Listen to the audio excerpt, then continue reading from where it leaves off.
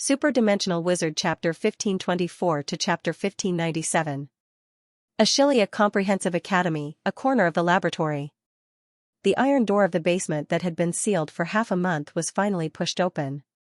The light from the outside world shone into the dark secret chamber and illuminated the pale faces. Danson looked at the center of the laboratory with shining eyes. There was a metal suspension tube that was filled with the mysteries of the reformists. The inside of the tube was dripping with a new batch of potion. When the dosage was enough, he could try the bloodline nurturing potion. Danson was sure that as long as the final potion was completed, its effect would be comparable to Celia's witch soup. Of course, that was not the most important thing. The reason why Celia's witch soup was one of the most important potions for bloodline apprentices was that Celia's potion had the lowest cost and the best effect. Danson was using the reformists' method to refine the bloodline nurturing potion. The materials used were cheaper than Celia's. To Vanerson, this was a huge success. As long as the potion was completed, it would be able to replace the bloodline nurturing potion. It was a slap in the face to those traditionalists. He felt happy just thinking about it. Danson hoped that the potion would be completed as soon as possible, but now that it was the last step, he could only wait. He estimated that it would take about 2 days. Danson wanted to take advantage of this time to see the Vice Dean. He wanted to start the class with the bloodline nurturing potion. He looked back at the assistants in the laboratory. He was fine after half a month of refining, but the faces of the assistants were pale. He shook his head. If you want to become an alchemist, you must have a good body. It's only been half a month and you're already like this. Next time, if you want to do a longer experiment, can you endure it? The assistants bowed their heads in silence.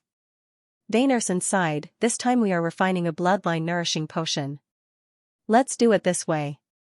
After refining it, except for the experimental ones, you can divide the rest among yourselves. At least, improve your physical fitness first. Danson said to the assistants, I'm going to see the Vice Dean. The potion will be completed in 2 days. Pay attention and don't make any mistakes. After that, Danson walked out of the underground laboratory. Danson frowned as he looked at the laboratory. Half a month of experiments, although it was not enough to make Vanson sigh. Why was the laboratory so quiet today? Except for the chirping of birds and insects, there was no sound of firecrackers. Danson walked out of the laboratory in confusion. He did not see anyone. When he left the experimental area, he saw 2 figures walking slowly in front of him. They seemed to be chatting about something. At first, he was stunned, but then he seemed to have thought of something. From his eyes to his expression, he was bursting with joy. Master Mitra? Master Kusiluo? Vanerson was pleasantly surprised, and quickly walked forward. Mitra turned around and looked at the handsome young man walking toward him. His lips curled into a smile. Mitra himself was leaning towards the reformists, so he appreciated Vanson very much. So it's you, Vanessa. Mitra smiled. Guxiluo also nodded to Vanson. Vanerson bowed to the 2 master alchemists respectfully. Mitra was his most respected senior alchemist, while Guxiluo, as the former Moonsilver Master, was one of the most important members of the R&D department. I heard that you've been making a new potion. Have you made any progress? Mitra asked. Danson nodded and quickly told Mitra about the potion he concocted. At the same time, he looked at Mitra expectantly, hoping to get some guidance and recognition from the potion master. The bloodline nourishing potion that replaces Killian's witch's soup? Mitra murmured after hearing Vanessa's explanation. A trace of hesitation appeared in Mitra's eyes as he looked at Kusiluo. Gushilua frowned, obviously doubting Van Erson's words. Why don't you tell me about your idea and process? Mitra asked after a moment of thought. Vanezan nodded and quickly explained some of the key points of the refining process. He especially emphasized that he used the cheapest materials to make the potion. After Vanerson finished speaking, Guxiluo shook his head. Wrong idea, wrong direction. Kusiluo turned to Mitra and said, I'm going to the lab now. I think my students are still doing their experiments. If they don't hurry up, I'm afraid they won't be able to get a spot. Then Guxiluo turned around and left. At first, Vanerson was a bit dissatisfied and confused about Gushilua's denial, but what Gu Shilua said before he left stunned him. Gu Shilua asked his apprentices to do something. Snatch classes? Whose class did Guxiliuo not only didn't reject it, but also asked his apprentices to do it? Guxiliuo is right. Mitra's words pulled Vanson back from his daydream. There must be a reason why Killian's witch's soup existed for so many years. Your idea for this nourishing potion was wrong from the very beginning. You shouldn't be thinking about replacing Killian's witch's soup. Instead, you should be thinking about how to improve it and maximize its effect. Mitra shook his head. I can understand the conflict between factions, but you can't ignore the other party's merits. You're just trying to compete with them. I don't see anything innovative. Vanson's face turned ugly, but he still didn't dare to refute Mitra's words. But, the materials are a lot cheaper. It's only the materials that are cheaper. Have you thought about the process of refining? Have you thought about the cost of the filtration equipment? Have you thought about the advanced techniques used during the refining process? Using advanced techniques to make a beginner potion. Sigh. Mitra, a replacement is just a replacement. Of course, if you have a simpler method, you can replace it. But that's not the purpose of alchemy. The meaning of innovation is to bring forth new ideas. The focus is on innovation. So, Guxiliuo's evaluation of you is correct. Your original intention was wrong, and you chose the wrong direction. Vanson's back was drenched in cold sweat after hearing Mitra's words. Indeed, the reason why he made this potion was to prove his innovation by replacing Killian's witch's soup. But when he was trapped in this vicious circle, he completely forgot that to prove his innovation, he had to innovate, not replace. If Mitra didn't point it out, he would still be stuck in this circle. Vanson was arrogant, but he wasn't a bigoted person, especially since the one who was talking to him was the master potion he respected the most. Vanson's face turned pale. After a while, he lowered his head and thanked Mitra. I understand now. The goal is not to replace. The goal is to innovate. Mitra actually thought highly of Vanson, so he didn't forget to give him a few more words of advice before he left. Since the blood-nourishing potion had to be taught from the beginning, Vanerson was not going to start the class. He planned to go back to the lab and start his closed-door training. But halfway through, he suddenly remembered something. He forgot to ask why Master Guxiliuo wanted his student to steal his class. Who was teaching it? Vanson wondered if he should go to the vice principal of the academy and ask. Suddenly, a Chinibu boy covered in skull ornaments ran past him. Vanson's eyes lit up. He turned around and grabbed the boy by the collar. Hey, who's there? Let go of me. The young man landed on the ground after swaying for a while. He looked back angrily and was a little surprised. Mr. Vanson? Gren, where are you going in such a hurry? Gren tidied up his messy collar. He wanted to get angry, but Vanson was not only a Shillian's alchemy instructor, but also a powerful wizard. In the end, he pinched his nose and answered, I'm going to steal a class. You don't like alchemy. Why? Vanson asked curiously. It doesn't matter if I like alchemy or not.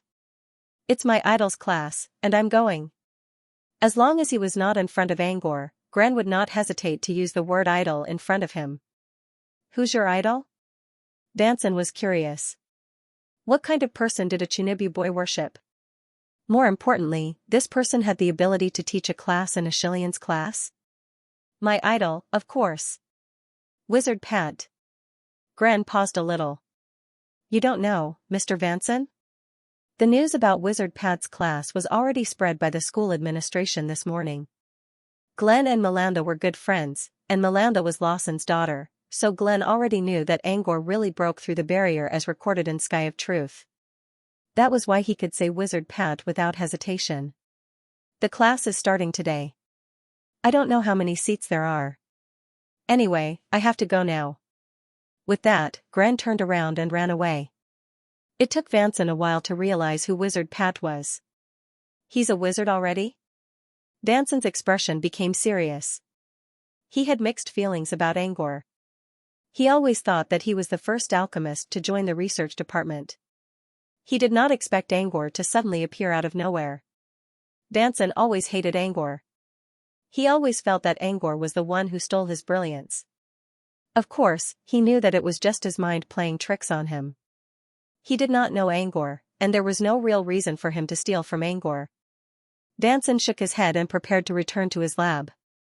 However, after taking half a step, he hesitated and turned around to follow Gren's direction. The lab area was almost empty now, which probably had something to do with Angor's class. Even an old master alchemist like Kusiluo decided to let his student attend Angor's class, which meant that Angor must have something special about him. Still, Danson decided to check it out. Please remember the domain name of this book.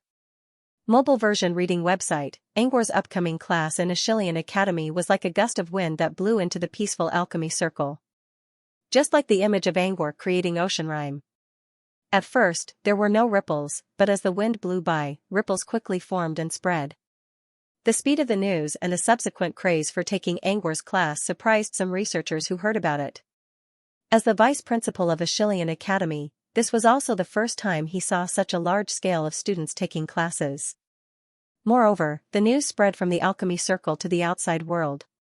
Most people were talking about the Rising Star competition, but Angor's name never disappeared. Many people were curious about whether Angor made it to the next round. Now that Ashilian Academy released the news about Angor's class, it meant that Angor had returned to Floating Mech City. People who were curious about Angor, admired him, or even hated him, all wanted to find out more about him. This was one of the reasons for the craze. There were too many people taking classes, but Angor only offered 50 slots, just like the Water Witch. The vice principal had no choice but to ask Antonio to contact Angor and ask him to increase the number of slots. However, he only asked another question: is 50 students a lot or a small number in a class held by researchers? 50 slots were not the most for a researcher's class, but it was not a small number either. It was only slightly less than Dean Muse and Mushroom Witch's classes. However, those two usually did not teach alchemy, so even if they did not limit the number of students, not many people would come. If it's not a lot, then I won't increase it, Angor said. He even wanted to reduce the number of people. Angor did not want to increase the number of slots, but there were too many people taking classes. Some of them were closely related to Ashilian, so the hostel had no choice but to do something behind the scenes. In the name of fairness, the hostel had already marked the price behind those who took classes. Angor didn't mind it at all. He still felt a little pressured to teach classes, but he was only doing it to earn points. It was not like he was officially taking in a student, so it did not matter who came. The chaos lasted for 2 days. The 50 slots were basically decided, but the chaos was still echoing in Floating Mech City. However, Angor did not care about it right now. The second round of the Rising Star competition was about to begin. Knock knock knock, someone knocked on the window of the balcony. He lifted his head from his desk and did not do anything. Instead, 2 phantom arms appeared behind him. One of them pulled open the curtains while the other pushed open the window. As the window was opened, a small shadow rushed in. The shadow gave off a pleasant scent and landed beside Angor's neck, where it rubbed its head against Angor's neck. Angor looked down at Toby, who was covered in dust. The Toby was crying in a pitiful manner, as if trying to arouse Angor's sympathy with its high-pitched voice. "You heartless brat, I'm training you for your own good." At this moment, an annoyed female voice came from the side. Angor turned around and saw Greya in her bright purple dress. She flew in through the window and landed on the chair across from Angor. This guy can control energy to keep the dust away, but he chose not to. He just wants you to see him like this. Greya pointed at Toby. Toby put on an innocent look and pretended that he did not understand Greya's words. I strongly suspect that Toby's behavior is also influenced by the will of utmost resentment. So, I've decided to increase Toby's training from today onwards. Toby was pretending that he did not understand the language of the two-legged beasts. But as soon as he heard Greya's words, he could not help but let out a series of roars. He was clearly protesting against Greya's decision. But Greya had already made up her mind, and Toby could not change her mind. It could only look at Angor and beg for mercy from the young master. Angor gave Toby a sympathetic look and gently patted Toby's feathers. "It's for your own good." Toby looked at him expectantly, and Angor comforted him. Toby cried again. Angor's words were the same as Grea's, but one was playing the good cop, while the other was playing the bad cop. In the end, Toby had no choice but to accept it. Anything else? Angor asked Grea with a puzzled look. Grea pointed at the clock on the wall. Don't tell me you forgot the time. Angor looked at the clock and saw that it was 8 in the morning. He pondered for a moment and put on a look of realization. Oh, I almost forgot. Today's the second round of the New Star competition. He accepted the job as a judge for the New Star competition. He only needed to attend 10 matches, and he could choose which ones he wanted to judge. However, there were 2 matches that he had to attend. They were today's preliminary round, and the final round at the end of the New Star competition. He had to attend both of them. Besides, there were still many rumors about whether Angor had made it to the next round. If he showed up in the preliminary round today, he would be able to put an end to all the questions. Angor put away the handbook on transfiguration and prepared to wash up before heading to the Tower of Infinity. With a wave of his hand, a water mirror appeared in the air. Angor looked at his reflection. He had been practicing transfiguration for many days, but thanks to the cleanse spell, he still looked clean and tidy. Although he didn't need to tidy himself up, Angor still decided to do it for personal etiquette. What he meant by tidying up was nothing more than an illusion ripple on his body. Under the cover of the illusion, his slightly wrinkled gentleman's robe looked brand new again. I'm done, Angor said confidently. Grea, who was watching the whole thing from the side, was speechless. This kind of tidying up is soulless. Furthermore, wasn't using illusions to cover it up the same as deceiving oneself and others? Grea clicked her tongue and shook her head. I always thought you were similar to your professor. But now I see that Sunders is more traditional than you when it comes to etiquette. At least, Sunders wouldn't use illusions to cover up his manners. With that, Grea took out a set of clothes. It was a black gentleman's suit with a pure white lining, a dark patterned bow tie, and a series of golden accessories, from a cane to a chest chain to a sleeve emblem. Is this, for me? Grea nodded. Yes. Angor didn't refuse. He already checked the clothes himself. They were made of good materials, but they weren't made from alchemy. After putting them on, Angor noticed that there were dark green patterns on the black clothes. It looked like a piece of jade under the night sky, which could only be seen from afar. Angor's gentle aura seemed to be covered by a veil because of the clothes, which gave him an air of arrogance and indifference. Grea watched as Angor put on the clothes. She couldn't help but feel nostalgic. I prepared this for Houston, but I didn't give it to him in the end. Please remember the domain name of this book. Mobile version reading website. Angor paused a little when he heard Houston's name. He was familiar with Houston's name.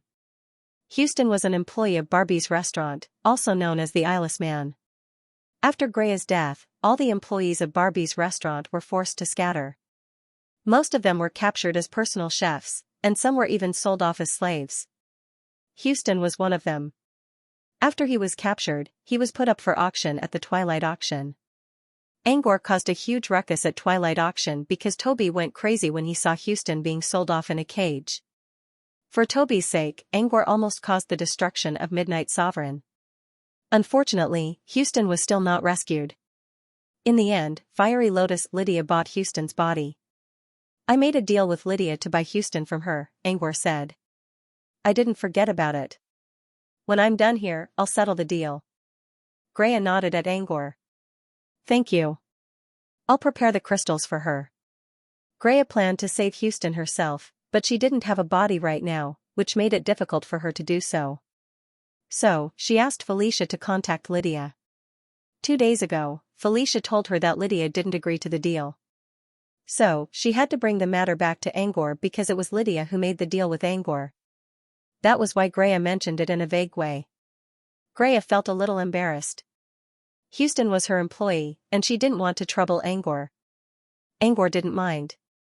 Since he was the one who started the deal, he should be the one to end it.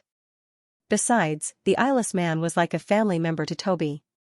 Speaking of Houston, it reminds me of Greasy Bird Neo, Tom Weaselue, and the others I saw at Barbie's restaurant. How are they doing now? Also, when are you going to reopen Barbie's restaurant? Angor asked while fixing his bow tie in front of the mirror. Neo and you have already returned to Candy House. As for the other employees, those who can be found have either returned, been captured like Houston, or are already dead. Grea's eyes dimmed. Barbie's restaurant can only be reopened after I find my body. Grea wasn't sure if she could find her body in the nightmare realm, which was surrounded by legendary monsters. Enough about me. Let's talk about you. Me? Angor glanced at Grea again. What's there to talk about? I heard from Mitra that you already have a nickname? Grea asked curiously. 2 days ago, the headmaster and Master Mitra came to Angor's manor. The headmaster asked Angor to increase the number of students attending his class, but Angor refused. Master Mitra didn't come here to listen to Angor's lecture. He was here to talk about the content of Angor's lesson. Before Master Mitra left, Grea had a private talk with Mitra because she needed a potion to help her body and soul fuse together. Grea and Mitra didn't just talk about potions. They also talked about other things, including Angor's appointment as a special judge. Mitra told Grea that Angor already went to Antonio and registered his new nickname on the entrance card of the research department. Grea was curious about the answer. Angor hesitated and nodded. Sort of. Although a nickname wasn't necessary for a magus, it wasn't necessary. However, Angor's popularity in Floating Mech City never died down. Strange nicknames such as Music Box Warlock could be heard everywhere. Last time, when Angor went to Fragrant Pavilion, he heard Sean telling her brother about the story of Baron Milk. She didn't mention his name, but Leon knew Angor's hobby too well. He often gave Angor strange looks. To avoid this embarrassing situation, Angor decided to use this chance to come up with a new nickname. So, what is it? Grea asked curiously. Angor didn't answer. He waved a hand to disperse the mirror and prepared to leave. Grea followed him and gave him a doubtful look. I heard from your professor that you have bad taste in naming. Are you too embarrassed to tell us? Angor stomped his foot. I think my nickname is better than King Kong Barbie. When Grea narrowed her eyes and gave him a dangerous look, Angor added, anyway, I'll show up on the screen when I become a special judge. You'll know then. Angor left the manor alone and headed to the Tower of Infinity. Before heading to the Tower of Infinity, he opened a door that led him to Munchi's Magic Material Street. Since the Rising Star competition was about to begin, Munchi's Magic Material Street was deserted. Angor opened a void portal right in the middle of the street without anyone noticing. Even the rune detectors that were always on alert above the street were nowhere to be seen. Angor entered Granny Fingernail's alchemy hut. The nail alchemy house was still empty. Due to Angor's classes, the students had all gone to Snatch's classes, so Nail Alchemy House was empty. But today, when the Rising Star competition was about to begin, Granny Fingernail's hut was still empty. There was no one on the first floor, but Angor could smell the fragrance of flower tea coming from the second floor. When he arrived at the hall on the second floor, he heard someone speaking to him in a soft voice. Wizard Pad, you're here. Angor followed the voice and saw Farina, the water witch, chatting with Granny Fingernail in front of a table. Sorry to keep you waiting. I had to take care of something. Angor apologized. Farina was one of the judges for the preliminaries, so they agreed to meet here so that they could go to the Tower of Infinity together. There's still an hour before the competition starts. It's not too late. Farina suddenly noticed Angor's outfit, and her eyes twinkled. Now I'm starting to wonder if the Phantom Island's recruitment criteria are based on appearance. I think Wizard Pad is going to charm a lot of young girls today. Angor smiled politely. If we're talking about looks, Miss Farina, I'm sure you'll have a higher status than me in Phantom Island. Angor wasn't trying to flatter Farina. Even though Farina always wore a thin veil over her face, her features were already stunning enough. Farina covered her mouth and giggled. You sure know how to talk better than your professor. Farina put down her teacup and stood up. Since you're already here, let's go. After bidding farewell to Granny Fingernail, Angor and Farina flew toward the Tower of Infinity together. As members of the research department, they had special privileges. Even if the rune eyes in the sky saw them, they wouldn't be noticed. Soon, they saw a tall tower that pierced through the clouds, the top of which could not be seen at all. The tower had a unique shape. From afar, the top and bottom of the tower were very narrow. However, the center of the tower, which was about the 100th floor, was the widest. Their final landing point was also the widest level. They stepped on the clouds and landed on the stage. Farina explained as she led Angor deeper into the tower, this level is also called the heart of the Tower of Infinity. The biggest arena in the tower, the Infinity Arena, is here.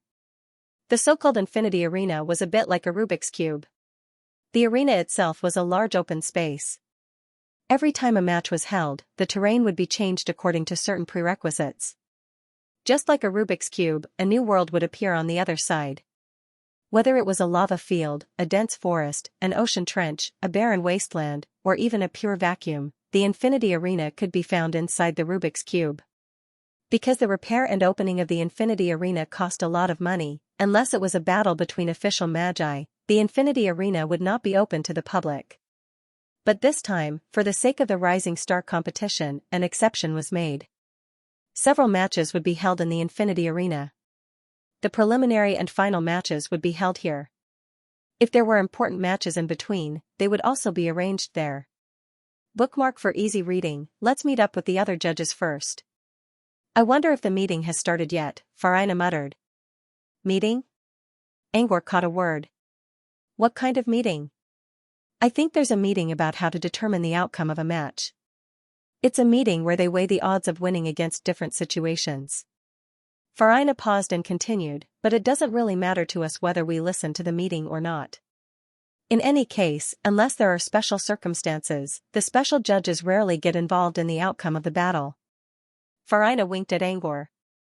All we need to do is sit on the side, drink some tea, and think about alchemy skills, and the match will be over. Angor didn't know what to say. So he wasn't the only one who wanted to earn points. As soon as Farina finished speaking, she contacted someone through her communicator. From the light projected on the communicator, one could see that the other party was a middle-aged woman with a mean face. Farina hung up the communicator and explained to Angor, that's Witch Patina, a close friend of mine. She's also a judge for the competition. But she's not a special judge. She's a permanent judge. I was wondering if I should go to the meeting about the standards. But I don't need to think about it anymore. Patina told me that the meeting ended half an hour ago. Angor gave her an apologetic look. I'm sorry I'm late. It's fine. I don't want to go anyway. But I'm still hesitating. Farina shrugged. You're late, but you've made an ideal choice for me. Since most of the audience had already gone to the Infinity Arena, there weren't many people outside the arena. There were a few people who saw Angor, and they all looked surprised when they saw him. No one dared to approach him, but they could still hear whispers in the wind. Truth Sky wasn't exaggerating this time. Angor really made it. Shoo, quiet down. Don't call him by his name. Wizard Pat might hear you. That's Water Witch next to Wizard Pat, right? I heard that the Water Witch is one of the judges for this competition. Does that mean Adept Pat is also one of the judges? Sigh. When I first came here, I was thinking about how Jeebra's archenemy would put up a good fight against Angor, but now I'm not sure. Jeebra is still a contestant, but he's already a judge. Although these whispers were soft, to an official magus, as long as they wanted to hear it, it would be like a clap of thunder in their ears. No matter how soft they were, it was useless. Farina naturally heard those voices as well. She smiled and said, with your current popularity, you'll probably steal the limelight of all the judges during the preliminaries. That's not what I want. Besides, do judges need the limelight? I thought that only the contestants cared about popularity.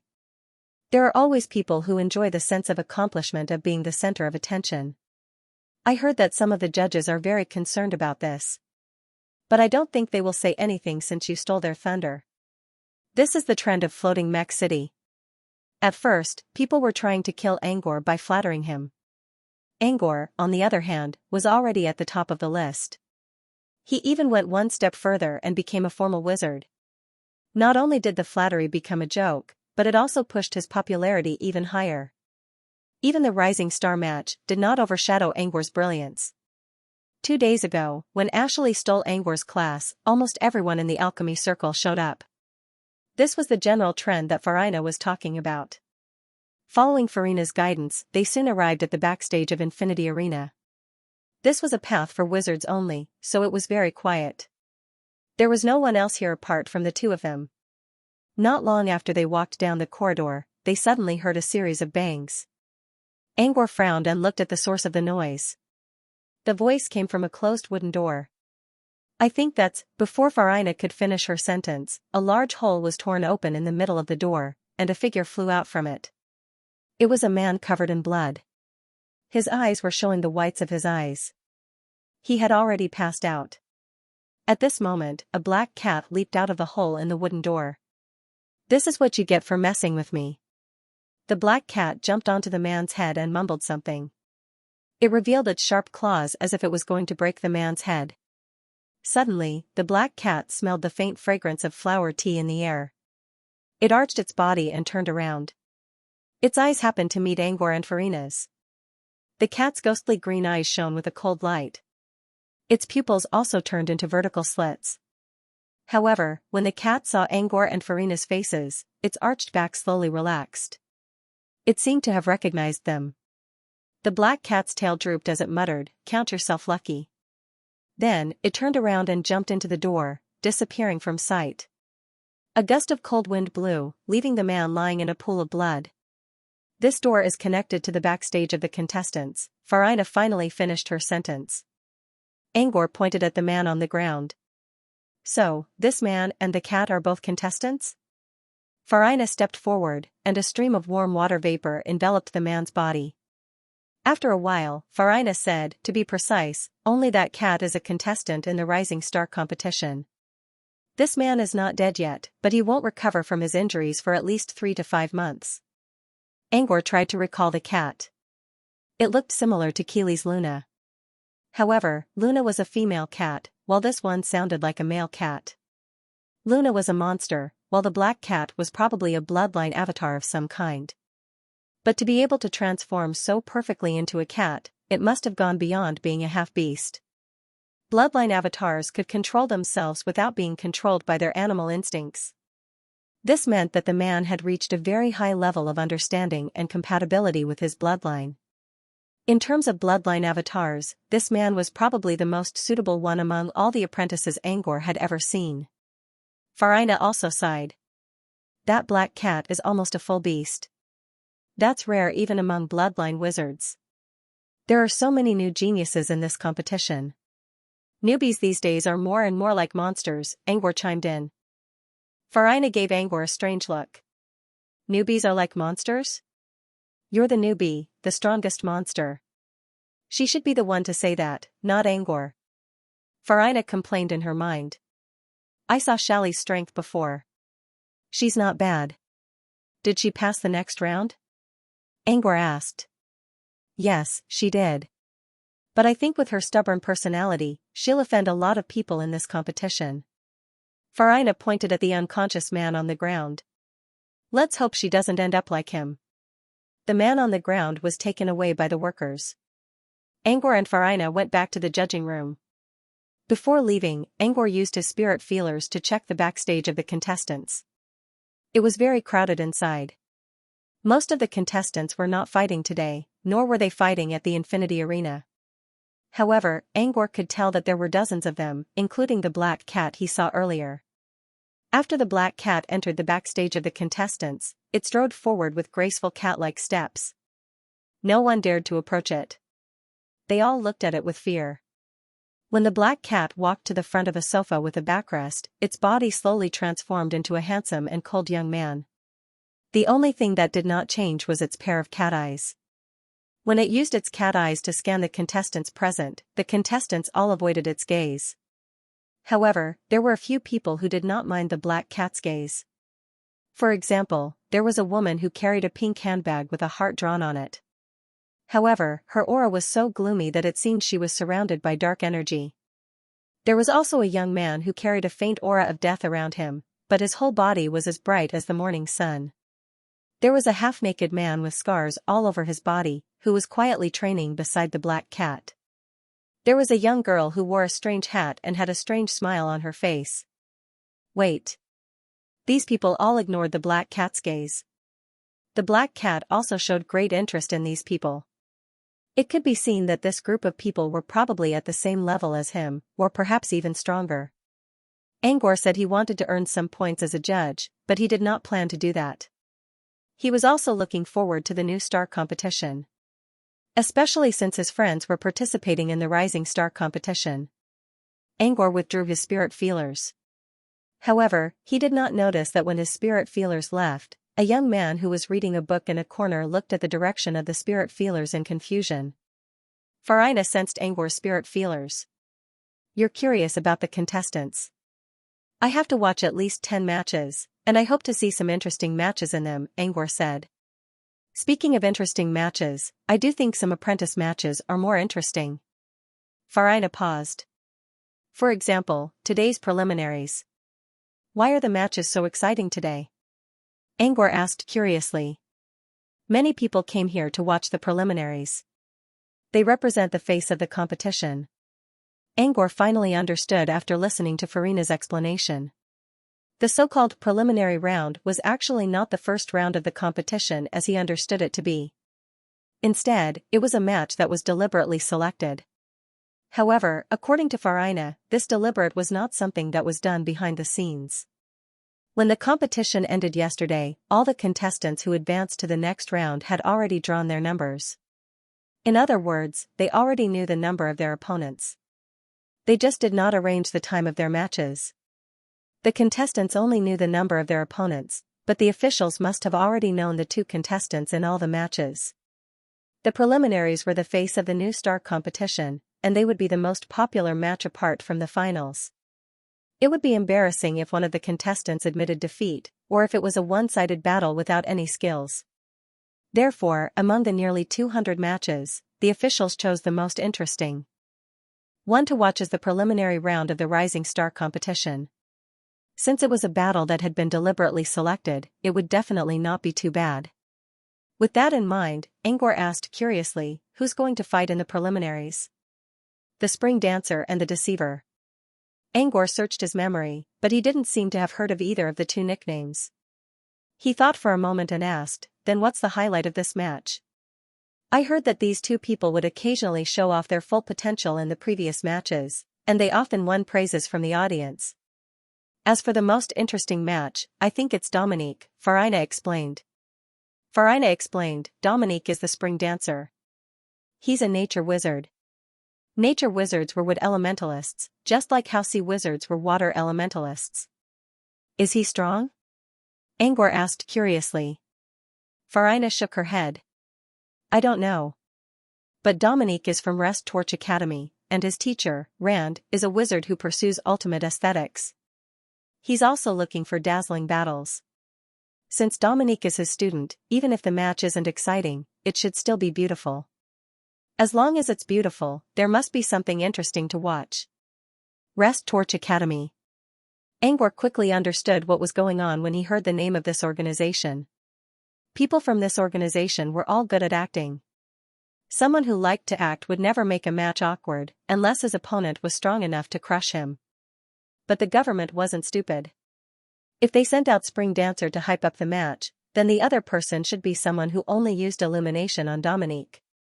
He shouldn't be weak, but definitely not as strong as Dominique. Speaking of which, that deceiver is from Brute Cavern, Farina suddenly said. Brute Cavern? Angor tried to recall the name, but he didn't remember hearing it before. When he participated in the Sky Tower matches, he did some research with Dave, and he didn't find anyone called Deceiver. Was it someone new? Or someone who already reached the top of Sky Tower? You don't know him either? Farina was confused. I heard he's a mysterious and cold person. He always wears a mask during matches, and no one knows his name yet. He also uses a strange long-range weapon, I think it's called a revolver. Angor was speechless. Why did this description sound so familiar? He came from Brute Cavern, mysterious, aloof, mysterious, and never revealed his real name. He wore a mask when fighting, and his weapon was a revolver. Plus, he had a bird-type monster with him. Wasn't that Baron Milk's persona? Was he thinking too much? Or was someone really imitating him? Imitation was not a big problem. Many apprentices liked to imitate wizards, such as Blackjack, who was his first opponent in the Sky Tower. Blackjack was a complete imitator, and his target was Saunders. Imitating him wasn't a big deal. However, the man wasn't imitating Angor's character. He was imitating Baron Milk. This was a little strange. How could someone imitate such a short-lived persona? Deceiver? Who could it be? Angor mumbled to himself. So you really don't know, Farina said. Well, he does live up to his nickname. Even people from Brute Cavern know nothing about him. He's really good at hiding his identity. But no matter how hard he tries, he'll show his true colors in the Infinite Arena. The Deceiver always wore a mask in the previous matches, so no one knew who he was. However, now that he was about to enter the Infinite Arena, even if he wore a mask, he would not be able to fool the eyes of the official Magi. An hour later, inside the Infinite Arena. The ground was covered in dried yellow soil, and the sky was gray. Apart from the light screen floating in the air, there was nothing else. Although the Infinite Arena was very quiet, it was very lively outside the Infinite Arena. The Infinite Arena was like a world inside a dome, which allowed the contestants to fight without being disturbed by the outside world. Outside the arena, however, was a 360-degree spectator area. Not only the usual circular seats, but even the top of the dome had places where the audience could hang upside down. Due to the special gravity effect, the audience did not feel like they were hanging upside down even if they were sitting at the top. At this moment, the spectator stands were already filled with people. In the past, the Infinite Arena was never open to apprentices. But now, many people were watching the Infinite Arena for the first time, so they were all talking about the new experience. There were also people chatting about the contestants in this competition. There were also people pushing food carts and yelling around, taking the opportunity to sell food to earn magic crystals. All kinds of voices mixed together and created a noise that almost deafened one's ears. The noise lasted for a long time until the light in the arena suddenly went out. The sudden darkness made the audience fall silent for a moment. At this moment, a clear and melodious female voice entered everyone's ears. Infinite Arena activated. Counting down from 5. Following the countdown, the dome of the Infinite Arena slowly lit up. It did not completely dispel the darkness, but it made the audience feel a little better. There were so many people in the arena, and the darkness made them feel uneasy. When the Infinite Arena lit up, everyone could clearly see what was going on inside. It was a barren world. At this moment, the voice from before came into everyone's ears again. The contestant backstage has activated the venue selection. Card guessing is currently underway. The so-called card guessing was actually a small game. A card would be covered in a special container and 2 contestants would guess whether it was up or down. Whoever guessed correctly would have the right to draw the venue. Congratulations to the cheater for winning the card guessing game. You have the right to draw the venue. After a few seconds, the crisp voice came again. Although the cheater's card luck is not bad, he has bad luck in the venue selection. The venue he has drawn is Velvet Needle Grass in the Strong Wind. Velvet Needle Grass was a kind of light green pasture that could grow to the height of a person. On the surface, there were 2 special attributes in this arena. One of them was the strong wind, which was definitely a bonus for the wind element. The other was Velvet Needle Grass, which meant that the venue was full of needle grass, which was definitely beneficial to a nature wizard. Dominique, the dancer of spring, was a nature wizard. Thinking up to this point, there was no doubt that the Deceiver was unlucky to have been chosen. The arena was obviously in Dominique's favor. Infinite Arena, Velvet Needle Grass and the Strong Wind, preparing. As the voice fell, a strange scene suddenly appeared in the Infinite Arena. It was as if a Rubik's Cube had been flipped over. The entire dome became pitch black, and when the light rose again, the arena under the dome had changed. The barren land had disappeared, and it had become a vast velvet needle grass. The whistling wind blew, causing the soft velvet needle grass to sway in the wind. However, no matter how strong the wind was, it still could not blow the light screen suspended in midair. Next, contestant, enter the arena. At this moment, the huge light screen suspended in the air above the velvet needle grass began to flicker, and a row of words appeared. Contestant, Spring Dancer. When the contestant's name appeared, a door appeared out of thin air in the infinite arena. A tall figure slowly walked out of the door. It was a man wearing an extremely exaggerated feathered gentleman's hat. He was also wearing an exaggerated and bright-colored tight-fitting aristocratic suit. Many aristocrats had thick legs and short bodies, so when they wore such tight-fitting aristocratic suits, they looked like dumb geese. However, the man in front of them was tall and thin. Not only were his long legs slender and beautiful, but they also had the strength of muscles. Even though he was wearing a tight-fitting suit, he did not look ugly at all. The man was also very handsome. He was about 20 years old, had beautiful long green hair, and had clear eyes that were as clear as a lake. So far, this man had left a very good impression on the audience.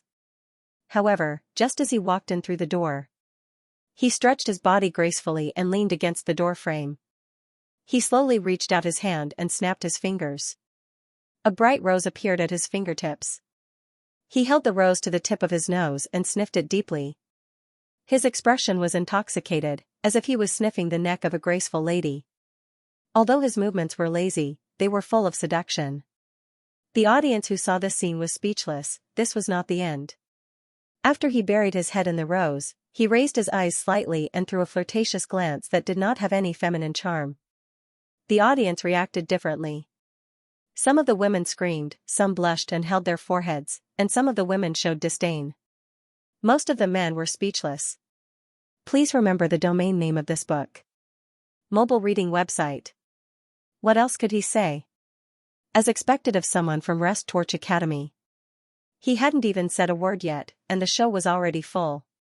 Also, why wasn't he greasy at all when doing such a flirtatious action? As expected, if a person was good-looking, could anything be forgiven? The only hope of the men present was that the door Dominique was leaning on would quickly disappear. Otherwise, who knew how long he would have to pretend for?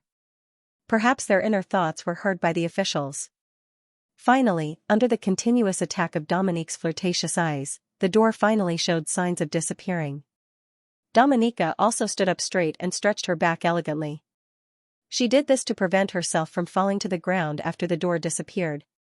Immediately after, he took 2 steps forward, sniffed the rose in his hand again, and then waved it forcefully. His emerald green hair fluttered in the air, and the illusion of flower petals fell one after another. The delicate red rose between his fingers instantly turned into a slender sword. The hilt of the slender sword had a rose carving, and it was matched with a pigeon's blood-red gem. It looked elegant and noble. Dominique danced with the slender sword, and the tip of the sword drew beautiful marks in the air. These marks all had red light and shadow. When he put the sword away and held his chest in a salute, the sword mark in front of him instantly exploded, forming a 3-dimensional rose pattern. A burst of crazy screams erupted from the audience, and some female fans held their chests as if they were about to faint. When the rose pattern in front of him dissipated, Dominique stretched out his finger, tapped his lips lightly, and threw a wet flying kiss. Not to mention the commotion in the audience, the pleasant voice of the narrator said at this time, "It seems that the contestant of the spring round dance is very passionate about his fans. To be able to complete this perfect performance alone in the infinite arena, it is very worthy of praise." Many people just listened to the narrator's words, but didn't think carefully about what she meant. Even if they really thought about it, probably not many people would understand because there weren't many people in the audience who had been to the infinite arena. Naturally, there weren't many who could understand the narrator's meaning. But there was one person who definitely understood the narrator's meaning, and this person was Dominique's opponent, Deceiver. At this time on the infinite arena, after Dominique threw the flying kiss, a cold and hard voice entered his ears. "Other than me, there is no one else here. So, this performance of yours, is it just for me? To celebrate my victory soon?" Dominique looked in the direction of the voice and saw a figure shrouded in black mist appear in front of him.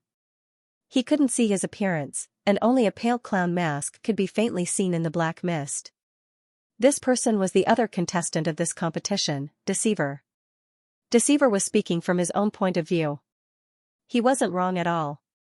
This was because in the infinite arena, the audience could see the contestants in the dome. However, the contestants on the field could only see their opponents. They could not see the audience outside the infinite arena. To them, there was only each other, and they would not be affected by the audience. Therefore, in the eyes of the deceiver, there was no audience for Dominique's coquettish performance. Dominique clutched her chest and used a dramatic aria to say, "Oh, you stupid clown. Don't you know that maintaining one's composure at all times and places is the self-cultivation of an actor? Oh, I understand. You're jealous." A clown hiding in the dark mud has never sensed the enthusiasm of the fans outside. Naturally, he's jealous of my cute female fans. They went crazy because of my appearance. Deceiver naturally knew that the situation inside could be seen from outside the arena. But even so, Dominique could perform such a one-man show without the support of an audience. Didn't he feel embarrassed? Deceiver didn't say anything, but Dominique seemed to understand his meaning. He smiled elegantly. "Also, I want to correct your choice of words. I'm not performing. I'm presenting my heartfelt gift to my million female fans." Deceiver? How many fans? Million? Is there one of your fans called Million? Deceiver's heart was filled with the desire to complain. But considering that the other party belonged to Rest Torch Academy, he finally restrained his impulse. After all, if the people from Rest Torch Academy didn't have much drama, they would be ashamed of their own organization. Just as Deceiver's mood was complicated, the huge light screen floating above the field of Mitchwood needles flickered again. Another row of words appeared. Contestant, Deceiver. After reading the words, Deceiver slowly walked out of the black mist, revealing his tall and slender body that was not inferior to Dominique's at all. He was wearing a bright red cloak with tattered edges. One could vaguely see a black wizard robe underneath. He had short black hair, and his face was covered by a clown mask. The clown mask's base was pale white, and there were red squares where his eyes should be. There were tear stains at the corners of his eyes, and his lips were an exaggerated blood red. It looked both strange and terrifying. After Deceiver officially appeared, he just stood there quietly without doing anything, which was a stark contrast to Dominique's exaggerated behavior. Meanwhile, the narrator's voice was heard both inside and outside the arena. Deceiver's identity is a mystery. We don't know his age or his real name. The only thing we know is where he came from. He's from the famous Brute Cavern. That's right. He's a member of Brute Cavern, just like the new members of the research department. But can Deceiver continue the former's glory and create a miracle in the Infinity Arena? Let's wait and see. Deceiver also heard the narrator's voice. He did not move, but when the narrator mentioned new members of the research department, his hand under the cloak trembled slightly. The audience stopped cheering for a moment. The narrator continued, "Now that the contestants have some time to prepare, let's introduce the judges for this match. First, we'll introduce the permanent judges. I'm sure you're all familiar with the first one." Following the narrator's voice, 13 seats suddenly appeared outside the dome. The seats were scattered around the dome in a circle. At this moment, a faint light flickered, and a figure appeared out of thin air in the first seat of the 13 seats. The figure was blurry at first, but it gradually became clearer and finally revealed its true appearance. It was a middle-aged woman wearing glasses and a tight black uniform. The narrator spoke, "That's right. She's one of the people in charge of the Tower of Infinity. Melantha." Melantha gently touched the frame of her glasses with her finger. It was only a slight movement, but it was enough to make her look seductive. The audience cheered again. Meanwhile, Angor, who was waiting for his turn in the judging room, pinched his nose as he looked at the overwhelming cheers outside. For some reason, he felt that this kind of entrance was somewhat shameful. Farina, the water pattern witch, was still explaining the rules of the match in a low voice. "There are 9 permanent judges for this match, and the other 4 are special judges." The so-called 9 judges did not mean that there were only 9 judges. In fact, there were close to 100 judges, but most of them were apprentices. There were only 9 official wizards, and they were the 9 that appeared in this competition. Basically, these 9 official magi would only appear in this preliminary round and the final round. The rest of the time, they would be separated. They would only watch the matches between potential seedlings and leave the normal matches to the apprentices. It was the same for the special judges. The 4 special judges would only show up in the preliminary and final matches. As for the other matches, they would choose their own judges. Speaking of the 4 special judges, Angor couldn't help but look at the other side. Apart from Farina, none of the special judges were from Floating Mech City. One of them was Guardian of the Dead Sea Hydra, one of the 18 observers from Starliege Church. Hydra did not look human. Its body was covered in dark green snake scales. It had 3 heads, but Angor had yet to see any of them with their eyes open. As for the other special judge, he was a young man who looked very gentle. "My name is Simone, from Edge of Night. My teacher was supposed to be the special judge for the Rising Star competition, but he was thinking about the location of his wizard tower, so he sent me here in his place." Simone introduced himself. Simone's teacher was Edge of Night Grisius, the leader of Edge of Night, who was said to be an indecisive man. Due to the turmoil in the Evernight Kingdom, Edge of Night left the Evernight Kingdom and was now rebuilding in a new place. Angor did not know much about Simone, but he seemed to be a friendly wizard.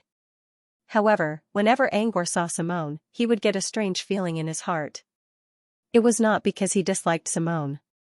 It was because he was Deceiver. Please remember the domain name of this book. Mobile version reading website. As soon as Deceiver stepped onto Infinity Arena, Angor was stunned. Even though Deceiver was wearing a clown mask and other disguises, Angor still recognized him right away. This Baron Milk impersonator did have something to do with Angor. Technically speaking, they were all from the same branch of Phantom Island.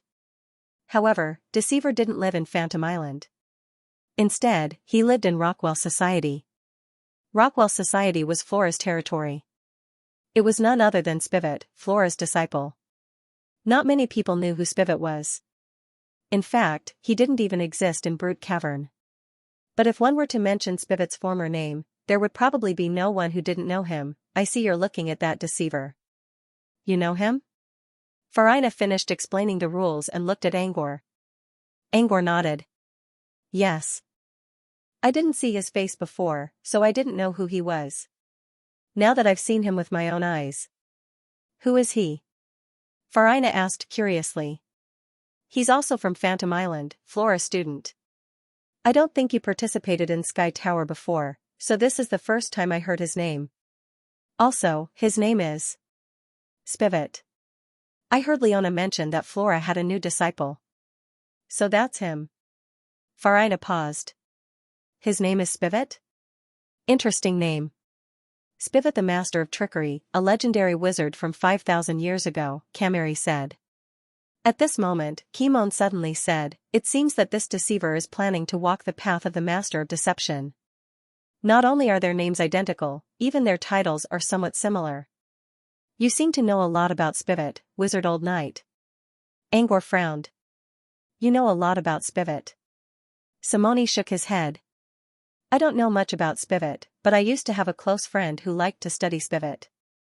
He even collected some of the things Spivet left behind." Cameri's eyes dimmed a little when he talked about his friend. "But he died in Sleepless City. I don't even know where his soul went." "Huh? He died in Sleepless City? Simone, are you talking about an imp?"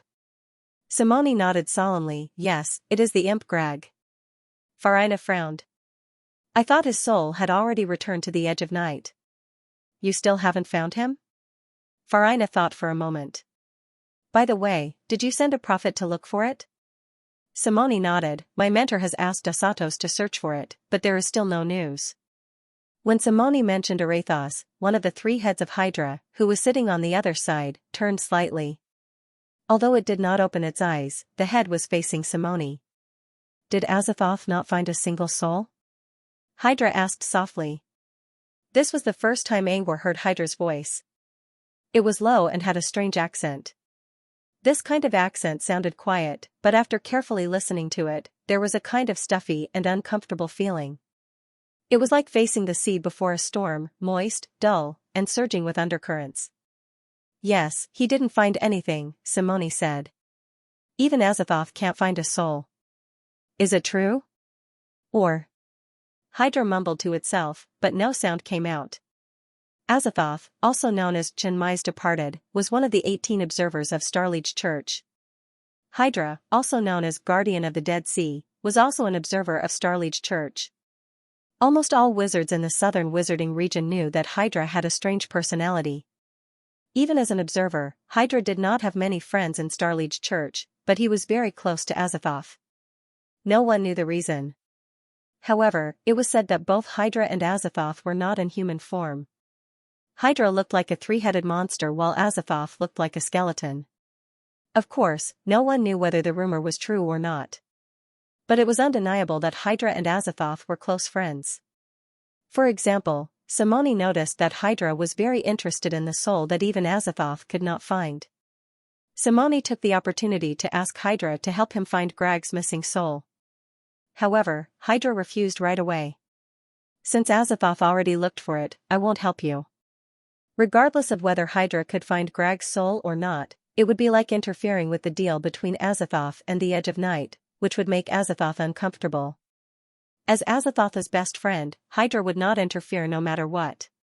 Besides, Azathoth was known as Chenmai's departed, which meant that he was much better at finding souls than Hydra.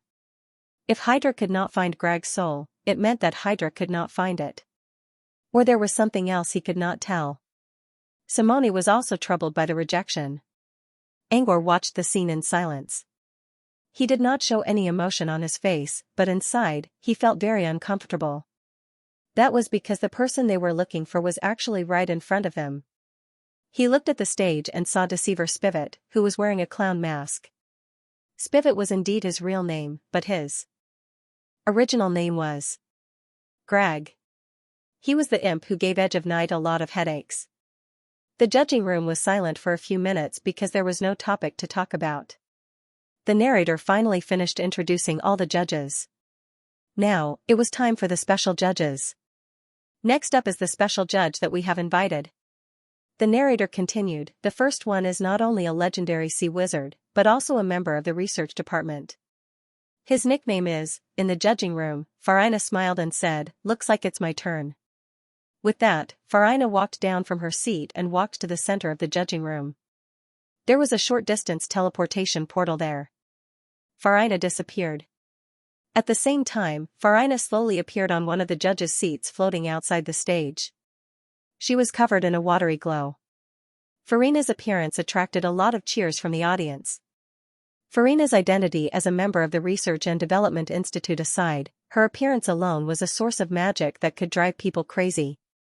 When the audience's emotions were at their peak, the narrator called out the second special judge to take the stage. Old Knight, Simone. Compared to Farina, Simone didn't get as many cheers. But it was normal since he was only here to replace his teacher, Grag. Inside the stage, Deceiver, who had been paying no attention to the outside world, twitched his eyes when he saw Simone's face projected on the screen above his head. When Spivet was Grag, Imp Grag, his best friend was Simone. Now that he saw Simone again, he felt like he was dreaming. Angor thought it was his turn to be the third judge, but the narrator didn't. This is an emissary from the mysterious waters, one of the observers of Starliege Temple. It was Hydra, no doubt. Angor frowned. Did this mean he was the last one? He already felt ashamed to show up one by one in front of so many people. Now that he was the last one, he felt even more ashamed. With Hydra's arrival, there was only one seat left floating in the air. The venue was very quiet. Almost everyone was looking at the empty seats, guessing who would be the special judge for the finale. Inside one of the VIP rooms inside Infinity Arena, Greya looked at the floating seats and whispered to Leona, the last one should be Angor's. They'll announce his title when they see it. What do you think his nickname will be? What? Didn't he tell you? Leona asked. I asked him, but he didn't tell me. Greya shook her head. I heard from Sunders that Angor doesn't have a good sense of aesthetics when it comes to naming. I'm guessing that he chose a bad name and was too embarrassed to tell me. Too embarrassed to give a nickname? Leona recalled what Dave told her about Angor's nickname during the Sky Tower competition. She shrugged. I think it's fine. It can't get any worse. Greya nodded. You're right. I like the nickname Music Box Sorcerer. His music box is really unique. I don't think anyone in the entire southern wizarding region can replicate his music box. Especially the music box that had been integrated with the mysterious manifestation. Speaking of which aspect will his nickname focus on? Leona asked, illusions or alchemy? Normally, a person's nickname usually focused on his or her talent. Of course, there were also nicknames that had nothing to do with his or her talent. For example, Mediocre Muse's nickname was often ridiculed by people. But he didn't think Angor would stray too far away from his own talent. Perhaps he was hesitating between illusions and alchemy. Which one would he prefer? Alchemy, I think. That's what he's most famous for right now, Greya said. But he's not bad at illusions either. Besides, Leona wanted to mention the nightmare form but decided against it since Greya was an outsider. Instead, she said, Mr. Phantom taught him to focus on illusions. I think his nickname will be more of an illusionary one. While they were guessing, the narrator, who had been silent for a long time, finally spoke again. Our next guest. I'm sure you're all familiar with him. He's the most frequently mentioned person in Floating Mech City in recent years. As the narrator spoke, the audience began to exclaim in surprise. That's right. That's the name you're thinking about right now. As soon as the narrator finished speaking, a blurry figure appeared on the last seat floating outside the dome. Hyperdimension. Angor Pat. As the narrator spoke, Angor's figure was fully revealed. Under Fei Linsui's gentlemanly suit, he looked tall and slender. At the same time, Angor's information was displayed on the screen. However, the audience was either shocked by Angor's appearance or surprised that Angor really became a wizard just like Sky of Truth said. Not many people paid attention to the information on the screen. However, Greya, who was in the VIP room, immediately looked at the screen. On the screen, Angor's name was clearly written in the column of his nickname, Superdimensional. Hyperdimension? Is that his nickname? Greya looked confused. Does it mean that he transcends dimensions? It sounds like a big name, but I don't think it has anything to do with illusions or alchemy, Leona added after Greya's words.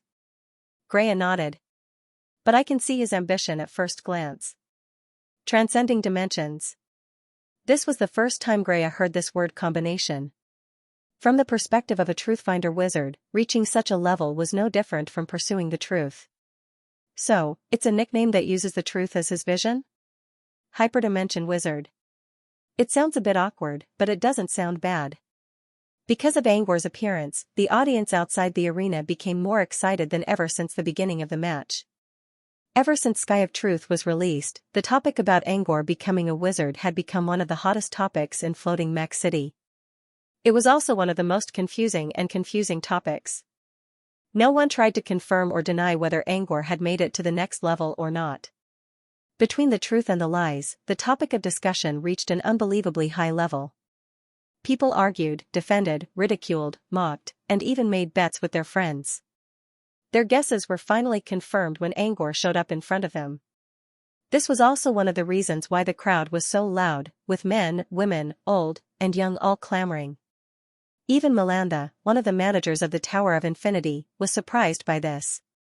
Before the match, the managers of the Tower of Infinity gathered together for a meeting. Someone suggested that Angor should be the last to appear so that the competition would become more popular. At that time, many people objected. Even Melanda felt that it was inappropriate. In the end, it was Lawson who made the decision. As it turned out, Lawson's decision was correct. The audience went wild like never before. Melanda couldn't help but look at the young man sitting in the center of the vortex. Angor didn't seem to be affected by the noise at all. Melanda couldn't help but admire Angor's temperament in front of so many people at such a young age. Melanda praised Angor, but at the same time, she was also feeling sad. Back in Brute Cavern, she witnessed Angor's growth from a low-leveled apprentice to this level. She clearly knew that Angor only used a few years to achieve what she took decades to achieve. The stark contrast made Melanda feel as if she had lived a dog's life in the past. While Melanda was mocking herself, those who knew Angor in the audience also showed different expressions. Son of Sijibra, a handsome man with a fish scale tattoo between his eyebrows, looked at Angor in disbelief. Keely, who was sitting on a broom with an oil lamp in her hand, stared at Angor with determination in her eyes. Alan, who was holding a piece of barbecued meat with greasy lips, was shocked. In the end, he was so happy that he wanted to hug Steinhaus, but Carveline quickly kicked him away. The woman whose body was half transformed into a shadow goose hugged her friend who was crying tears of joy and gave Angor a complicated look. A centaur standing at the back of the crowd also looked at Angor with joy. After a while, he lowered his head sincerely as if to express his gratitude. The hubbub lasted for a long time. Finally, as the countdown appeared on the screen, it began to slowly die down. However, the audience was still talking among themselves. Finally, someone noticed Angor's nickname on the screen. Hyperdimension? So that's Wizard Pat's nickname? Someone was surprised. Never heard of it before. Actually, I still think that Music Box Warlock sounds better. No matter the time, no matter the topic, there was no lack of dissent. I admit that Wizard Pat made a good music box. But do you really think Music Box Sorcerer sounds good? Why don't you use it next time you see Wizard Pat and see how he reacts? Someone sneered. What does hyperdimension mean by that? Who knows? But I feel like I'm seeing a grand and faraway picture in front of me. It's like an unreachable truth. Like you've seen the truth before. Angor heard Rufus's voice as well. Angor looked at the screen and saw the name Hyperdimension. That was the nickname he asked Antonio to give him. His nickname was not biased towards his talent, but towards his vision. Hyperdimension meant transcending dimensions. Only by reaching this step could he surpass the limit of the universe and fulfill his promise to John, which was to send him back to Earth. Of course, Angor did not choose this nickname just for John's sake. Transcending dimensions was also his goal. Only those who kept thinking about the future would have the chance to surpass the limit of dimensions and find their true self and the absolute truth. As Graham mentioned, transcending dimensions was also the vision of the truth. There were still 5 minutes left on the screen. Spiffy did not show any sign of wanting to fight. He kept his eyes on the screen. The image of the outside world and Angor's information on the screen made Spiffy feel complicated. Spivet had always felt that even if he threw away Grag's halo and started from scratch, with his experience and talent, it wouldn't be difficult for him to achieve what he had in the past. Even if he could not become a wizard in a short time, he was sure he would not be weaker than Angor. However, reality was just that cruel. His complacency and self-righteousness had always been like duckweed in the wind. Angor's rapid advancement was like a slap to his face. He could not describe how complicated this feeling was. Still, Spiffy used to be a wizard, so he knew how to control his emotions. After calming himself down, he cast away all unnecessary thoughts and looked at Angor with admiration. Regardless, he had sworn a silent oath to Sunders, so he was now a member of Phantom Island.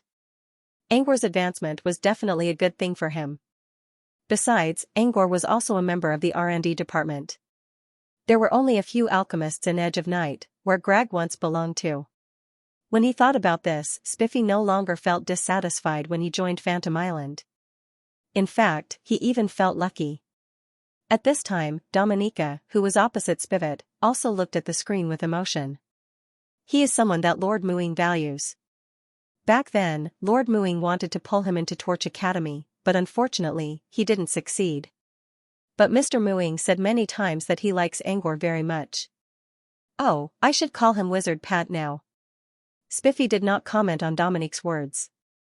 He simply said, his achievements are worthy of praise. Dominique was surprised by Spiffy's rare response. He quickly smiled and said, "Oh, I almost forgot. You're from Brute Cavern as well? Adept Pat is still so young, yet the gap between you and Adept Pat is already so big. Do you feel like there's a snowy mountain pressing down on you, making it hard to breathe?" The dramatic voice, coupled with the meaningless chanting, made Spivet's fist itch. Spiffy sneered. "I'm just saying that he's worthy of such praise. You're imagining too much. You're angry now? So I'm right?" Spiffy looked at Dominique helplessly. "Do you have some sort of imagining personality? Maybe you're imagining my entire life just by looking at me?" No. I'm just watching a play. It's about how I defeated you and how you're struggling at death's door." Spivet did not reply, but became silent. There was no need to argue with the people of Rest Torch Academy.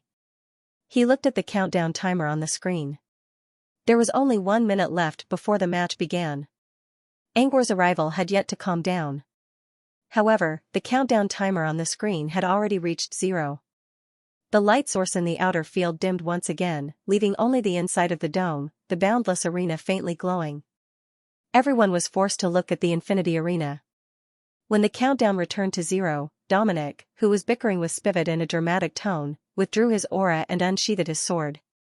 Rose phantoms were floating around him. "Are you ready to pull the curtain on this battle that will end with you losing and me winning? I don't know who will win yet." Spivot touched the red lips of his clown mask with his fingertip, and a dark, sticky mist immediately rushed toward him. Dominique slowly lowered the thin sword in a seemingly unintentional manner. Just as the tip of the sword touched the ground, a powerful burst of energy suddenly erupted from his body. The cantrip model he prepared was finally released. The channel of the spell was guided into the sword by his fingertip, which then slowly sank into the ground.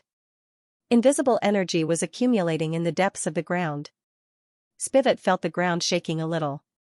At the same time, he sensed danger coming from under his feet. As a wizard, Spivot's sense of danger came into play.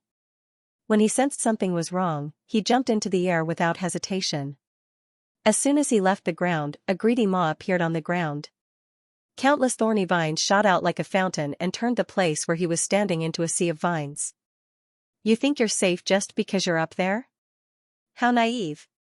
Spivot turned around abruptly, only to see that Dominique had stabbed his rapier into the ground.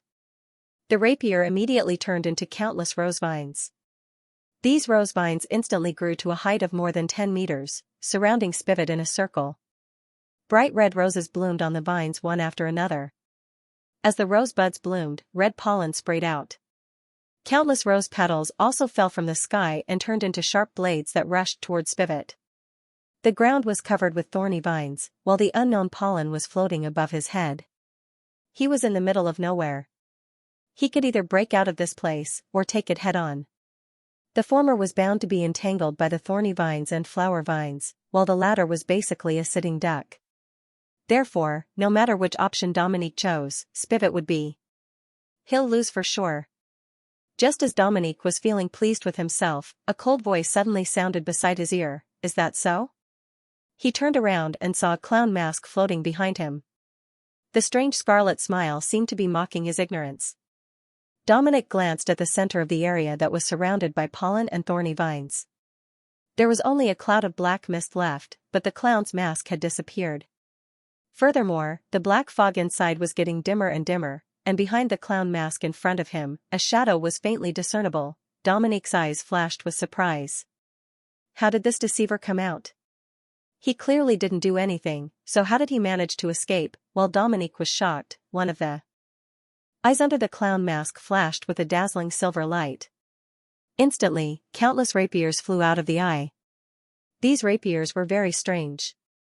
The handle was carved with a clown's head, and in the middle of the M-shaped clown's cap, there was a shiny silver blade. Hundreds of clown rapiers were aimed at Dominique. Dominique was caught off guard and was stabbed in the back of his hand by a clown rapier. The rapier went straight through the back of his hand, forming a bloody hole. Even though he had a defensive spell on his body, it still pierced through directly. It was obvious how powerful it was. Seeing that there were more rapiers coming, Dominique didn't dare to take them head-on. He immediately turned the flower vines into layers of protection around him, blocking these extremely sharp rapiers. However, when the clown rapiers touched the vines, there was no sound at all. Dominique reached out and grabbed them, only to discover that these clown rapiers were all illusions. He, it's all a lie. The clown's strange laughter reached Dominique's ears. He seemed to have thought of something, and he suddenly turned around to look at the flower vines from before. He originally thought that Spivot had escaped, but now, he was slowly walking out from inside. Because Dominique had recalled the flower vines as a defense, there was already a gap in the flower vines. Spivot seemed to be strolling out of a hopeless situation. "Your flower vine cage is perfect. Unfortunately, you were fooled." When Spivot passed by him, Dominique heard him whisper.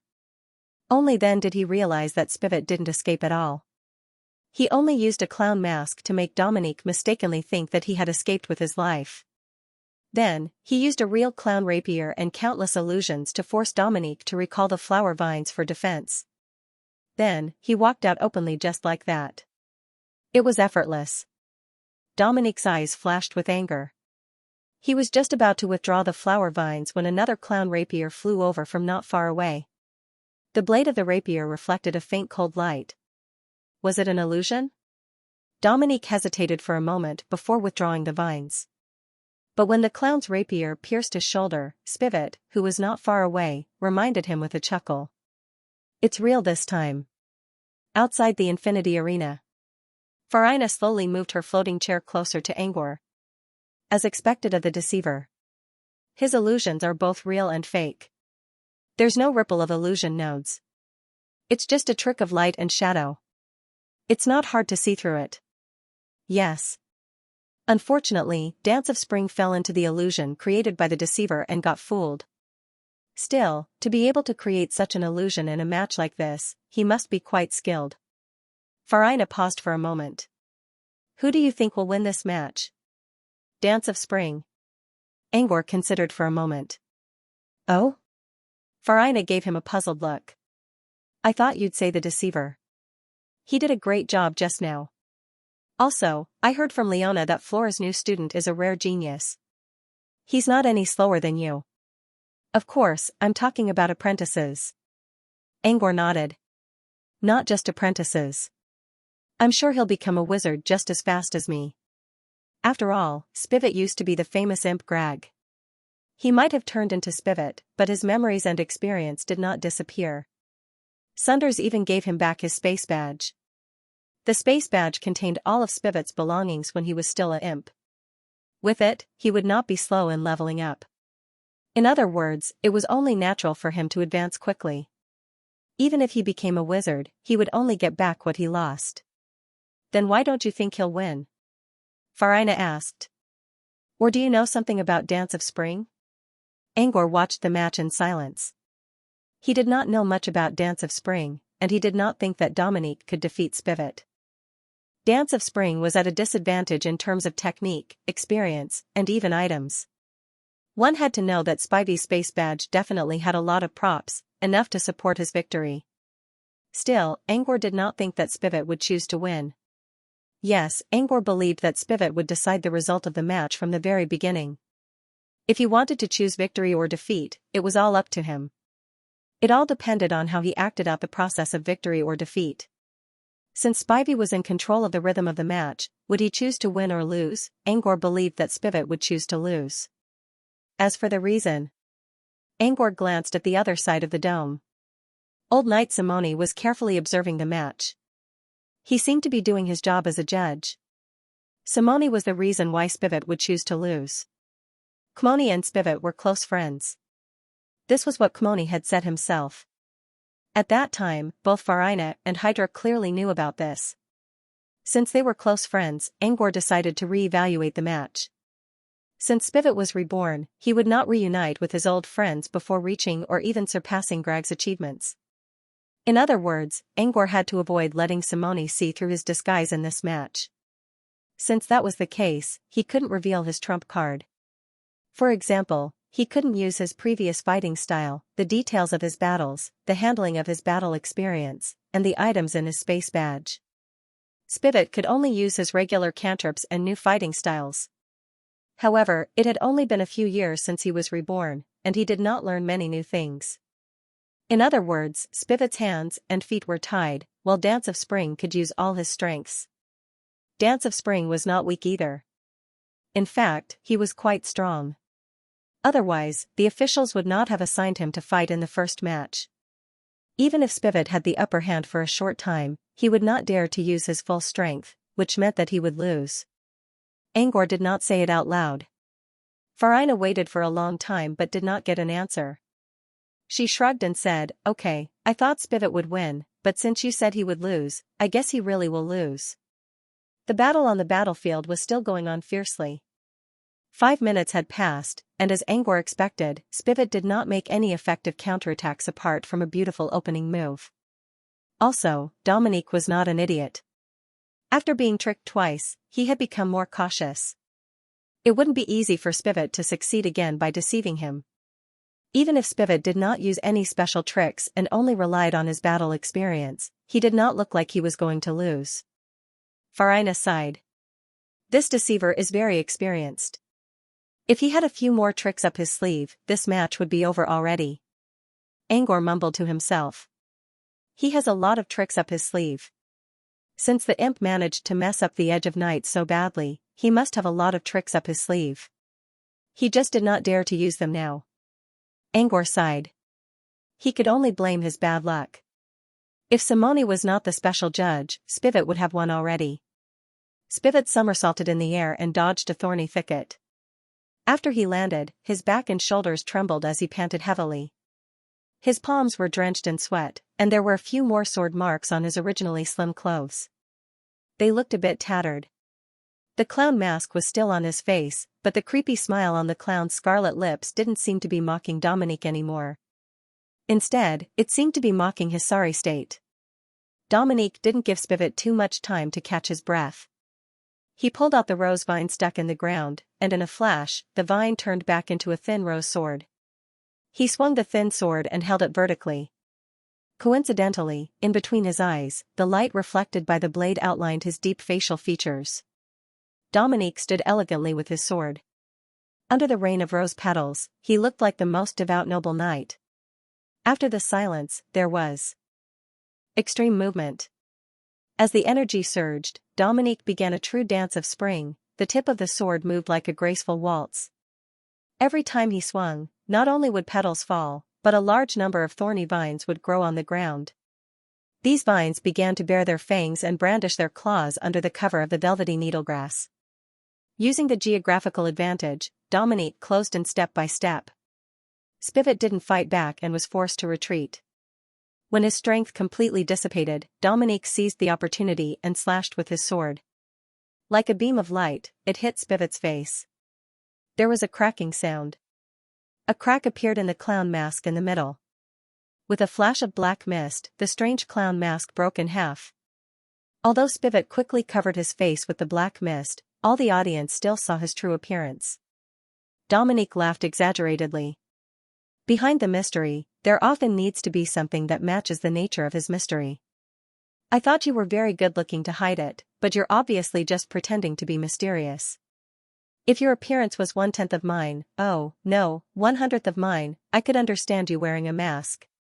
But now it seems that you're a clown whether you wear a mask or not. Dominique's words were exaggerated, but the truth was also exaggerated. Was Spivet ugly? He wasn't ugly. With the audience's understanding of Dominique, he probably said these words just to highlight his appearance. Do you think you can fool around in the new star competition with a little trick of deception? Dominique's sword tip pointed at Spivet's throat. It seems that what I said at the beginning was not wrong. This is a play that has long been foreseen, and you will be the loser. Admit defeat, or else. The tip of the sword tipped slightly, and a bloody spot appeared on Spivet's throat. Spivet's eyes were gloomy.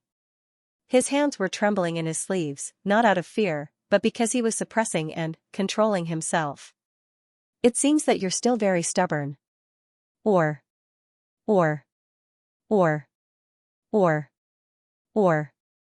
As. In Spivet's mind space, a cantrip model that he couldn't be more familiar with had taken shape. As long as he used it, he would be able to quickly turn the tables. Maybe Simone would see some clues. Spivet was struggling with whether to use it or not. When Dominique's thin sword was about to chop down, Spivet sighed. He lowered his head and removed the black fog around him, revealing his thin body. I admit defeat. As soon as he said that, Dominique's sword turned into drifting roses. That's right. Dominique gently picked a rose and elegantly sniffed it. Finally, he handed it to Spivet. This rose is the hope that the winner gives to the loser. Of course, it could also be despair. With a laugh, Dominique turned and walked to the open door. The screen also showed the results of the first match. Spring dance, victory. This match was not as intense as the officials had imagined. Fortunately, spring dance fully displayed the aesthetics of battle during the match. Petals flew everywhere as if they were free, causing the fans to scream. At least, in terms of visual effects, this match was barely enough to be a facade of the new star competition. This deceiver has a great battle sense and rich experience. Unfortunately, he was too weak and lost in the end. Farina looked at Angor. You're right. Spring Dance is the winner. Angor was looking at Simone and Hydra, who were whispering to each other in the distance. What are you looking at? Asked Farina. I'm just saying that Kmegni is the most serious one among all the judges. Farina nodded with a smile. You're right. He's been serious since the beginning of the match. I think I can suggest Lawson to add him to the list of permanent judges. Farina stood up. Since the match is over, why don't we go and have a look? Angor nodded. He wanted to know what Simone was talking about and whether the man had noticed anything. They were still floating in the air, but to them, it was no different from being on the ground. When they walked up to Kimon, he stopped talking with Hydra. Although she did not hear the whole thing, Farina heard a few key words that seemed to be related to the competition. She could not help but ask curiously, are you guys talking about the competition? Simone nodded. Yes. I think this deceiver is trying to hide his true strength. So, I'd like to ask the observer for advice. Hiding his true strength? Farina did not pay much attention to the match. She only watched the beginning and ending of the match, and spent the rest of her time thinking about alchemy problems. What do you think, Mr. Observer? Farina asked. The middle head of Hydra's 3 heads turned around and looked at Angor. Angor was wondering why Hydra was looking at him, but Hydra's closed eyes slowly opened. Hydra's pupils were vertical slits, which looked as cold as the eyes of a viper. They seemed to be resonating with the snake scales on his body. His vertical pupils seemed to be able to see through everything. When Hydra stared at him, Angor felt as if all his secrets were laid bare in front of him. Angor frowned. His right eye glowed green, and a strange green tattoo appeared around his body. Green tattoo, force field, using the power of the domain, he covered all the aura that leaked out of his body. Finally, the feeling of being watched was gone. Angor stared at Hydra coldly. What do you mean, Mr. Observer? Hydra looked at the faint green tattoo around Angor's body in confusion. This was the first time his talent eye was blocked. What kind of spell was this? Why didn't he see it before? My apologies. I can't control my eyes. I have to close them to hide my power. Angor did not know what Hydra's eyes were, but he could tell that Hydra was not lying. But if he could not control his eyes, he could just keep them closed. Why did he suddenly open his eyes? Hydra continued, I can't answer the water witch's question right now.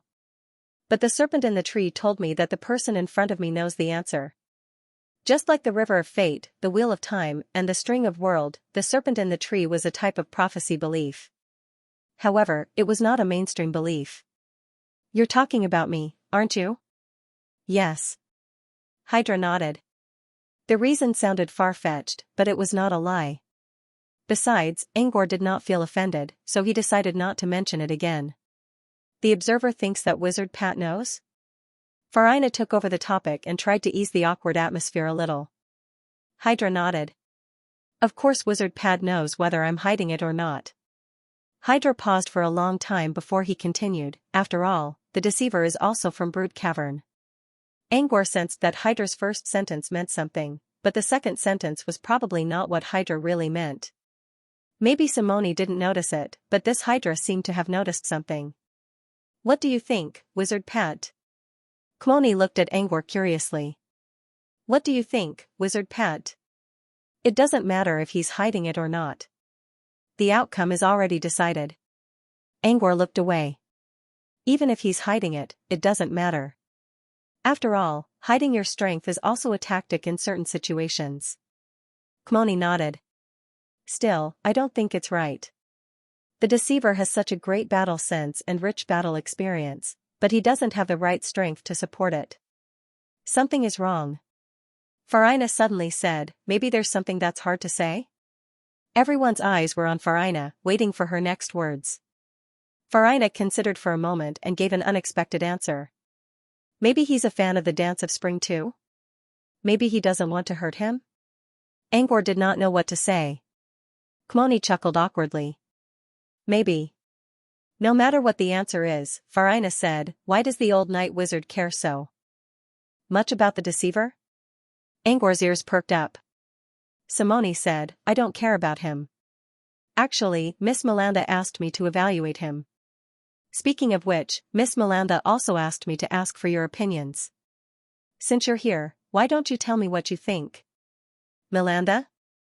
Our opinions. Angor looked at Farina with a puzzled look. Farina also shrugged to show that she didn't know. Melanda should be in the judging room. How about we go there and ask?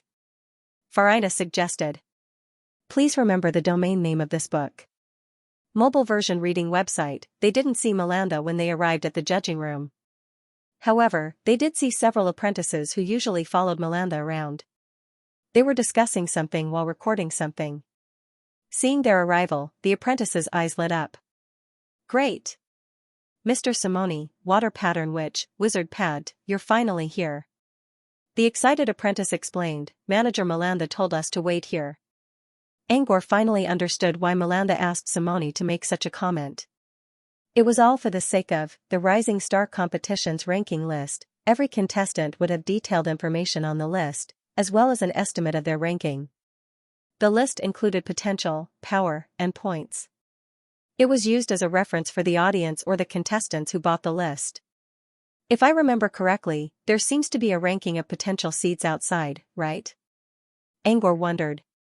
So the Tower of Infinity was going to let the government take over the job and do it themselves. The apprentices looked at each other and said with some embarrassment, although the list seems to be compiled by an independent person, it is actually made by us. In other words, there was no such thing as a random list. It was all done by the government. This time, they planned to create a more detailed list, which would be updated in real time after each match to earn more magic crystals from the audience and the contestants. We're not here to earn money. We're here to promote the competition, one of the apprentices explained with a straight face. Whether it was true or not, Angor didn't know. Both Angor and Farina lost their interest after knowing what they were up to. Simone was also speechless. However, since the apprentices were looking at him with eager eyes, Simone had no choice but to comment on Deceiver so that they could have something to write about. After that, the apprentices looked at Angor and Farina again. Water Witch, Wizard Pad, what do you think of Deceiver? Farina shrugged. I didn't watch the matches. But Simone is right. Deceiver hid his true strength. His strength should be much higher than what he has shown. Great potential, Angor commented. Angor did not know how strong they were since he did not know how strong they were compared to other apprentices of the same class. But compared to the players he knew, Spivot's strength should be at the top level. He estimated that he was on the same level as Shilyu and Keely, maybe even stronger. After giving a perfunctory greeting to the apprentice recording the rankings, they left the judging room. Kmogni looked at the schedule on his communicator and compared it carefully. He then said, there will be a match in 10 minutes. I heard that both sides are very strong. I plan to go and take a look. With that, Simone bid them farewell and left. After Simone left, Farina flipped through the schedule. Hey, Shirley has a match later too. During this period of time, I plan to randomly choose a few matches to judge. This way, I can rest for the next few days. What about you? Do you plan to stay? Angor shook his head. No, I won't watch the match today. Tomorrow is my first lesson, so I need to go back and prepare for it. Farina nodded. When she was teaching for the first time, she did the same thing. After she got used to it, she did not bother to do it anymore. After Farina left, Angor prepared to leave the Tower of Infinity and return to his manor. There were 2 reasons why he did not watch the matches today. First, he had to prepare for tomorrow's lesson. Second, he noticed that there was no match he was interested in on today's schedule. Yesterday, Shilyu and Dade both made it to the Rising Star competition at the last minute. Apart from Shan, Nausicaa, Xylem, and Keely, all of Angor's friends made it to the next round. Angor planned to put all his matches on them. Since none of them had a match today, he did not want to waste his time.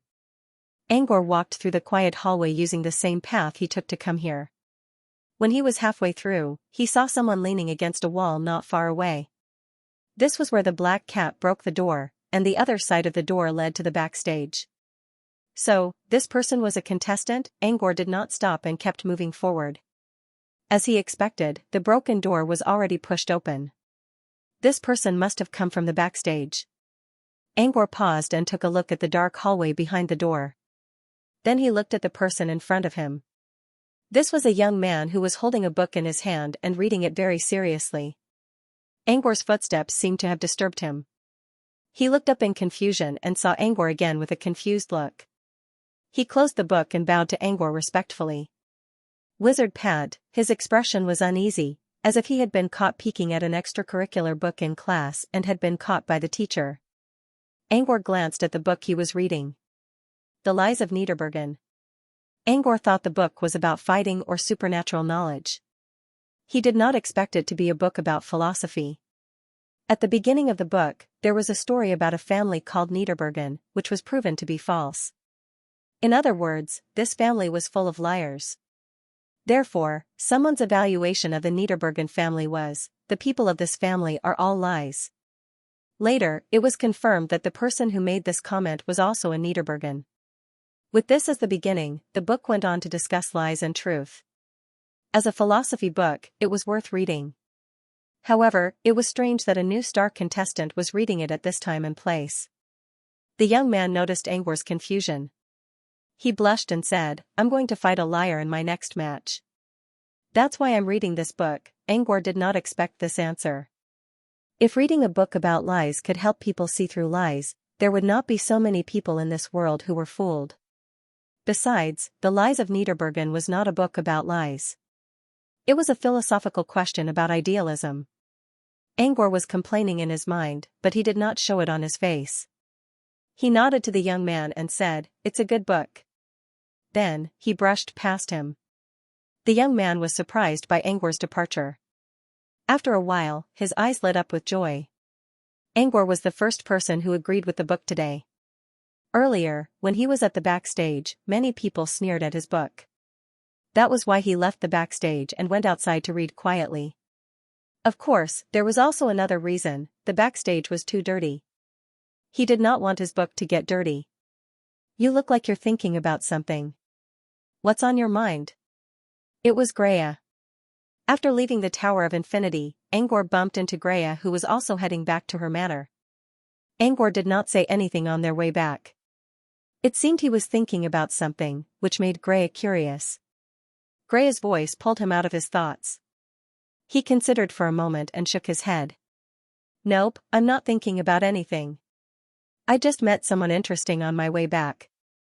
"Someone interesting?" Angor did not answer, but he could not help but think about the young man who was reading a philosophy book. Bashful and uneasy, she couldn't look more innocent. However, when Angor walked past the door of the backstage, he smelled blood.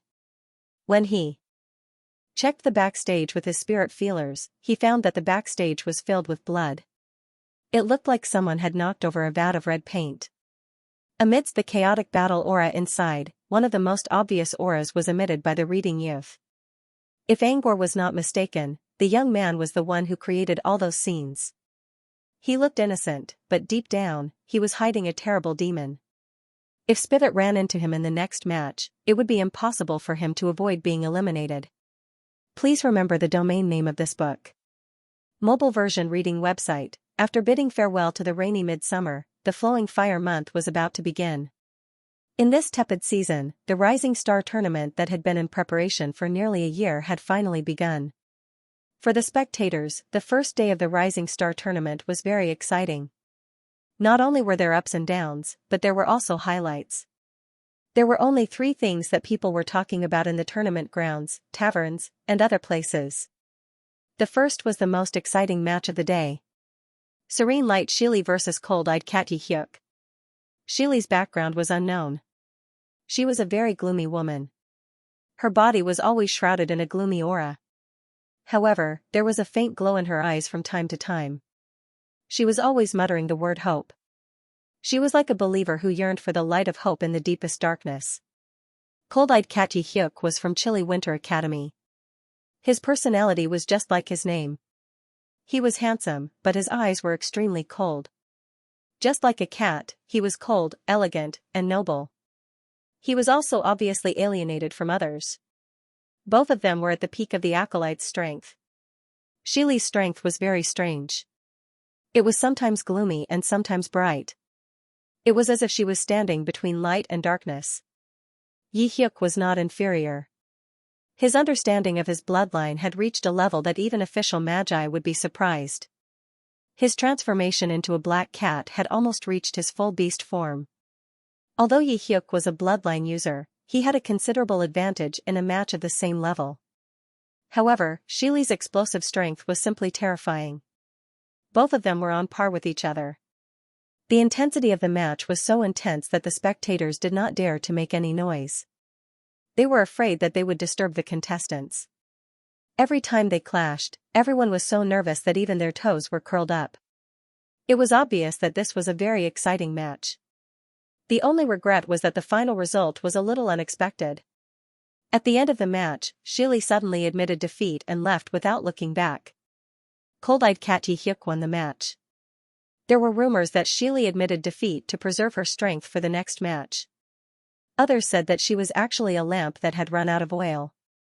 She knew that she would not be able to win the next match, so she admitted defeat to save her face. Of the two rumors, the latter one was more believable. This was because when Shili admitted defeat, the match had already been going on for close to an hour. In fact, both sides were almost exhausted. Yi Ko belonged to the bloodline faction, so he could obviously hold on for a longer time. Perhaps Shili had noticed this and admitted defeat on her own accord.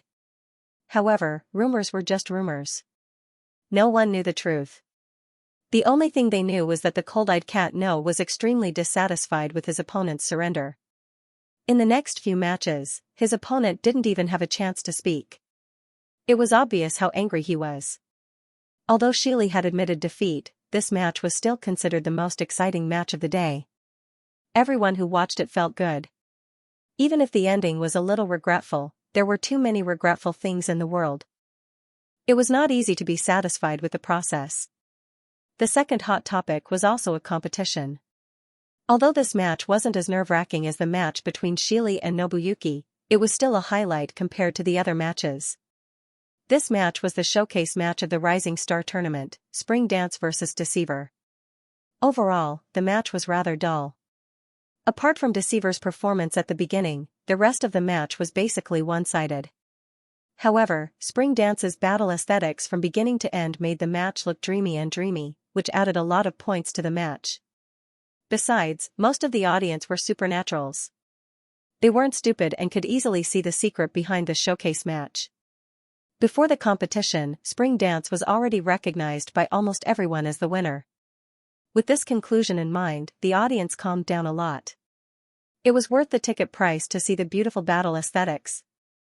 The third hot topic was also the biggest highlight of the day.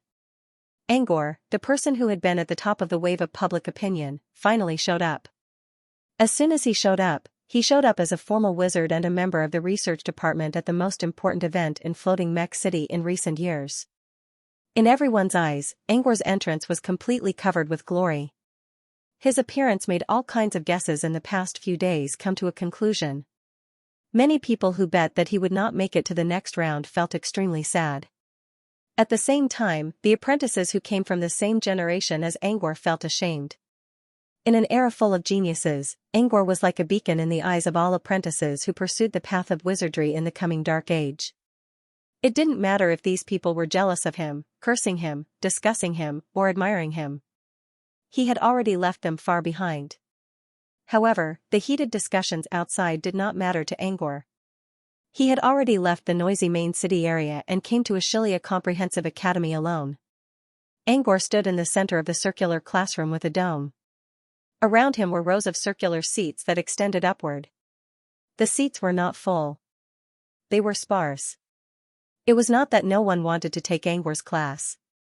It was just that Angor had set a strict limit on the number of people in the class. The circular classroom could hold nearly 500 people, and there were more than 300 seats. Of course, it was sparse when it was divided among 50 people. Angor looked around and saw many familiar faces among the 50 people. For example, Baroque student, Glenn, who was in his second year of middle school. Another example was a man who was waving at Angor from the front row of the seats. He looked a little sloppy. His gray hair was blown up, and his goggles had several halos. His wrinkled alchemy robe made him look like a sloppy alchemist. His name was Nelson, and Angor had met him once before. When Angor wanted to use Sunders to save John and return to Fey Continent, the Whis was the one who sent him to Parmagi Highlands. However, due to the impending plane fusion, the space around Parmagi Highlands was unstable, so the Whis only sent Angor to Yali Duchy, which was near Parmagi Highlands. Angor took Tulu and the other talents from Yali Duchy to Parmagi Highlands on gondola. Along the way, they ran into someone who controlled an alchemy puppet, who wanted to rob gondola. This man was Narasan. Nelson recognized Angor and gave up on the idea. Instead, he began to talk about alchemy with Angor. I was going to invite you to study in Ashley Highlands. But now you're teaching. Nelson sighed when he saw Angor looking at him. Angor nodded. He did not have time to greet Nelson right away since they were still in class.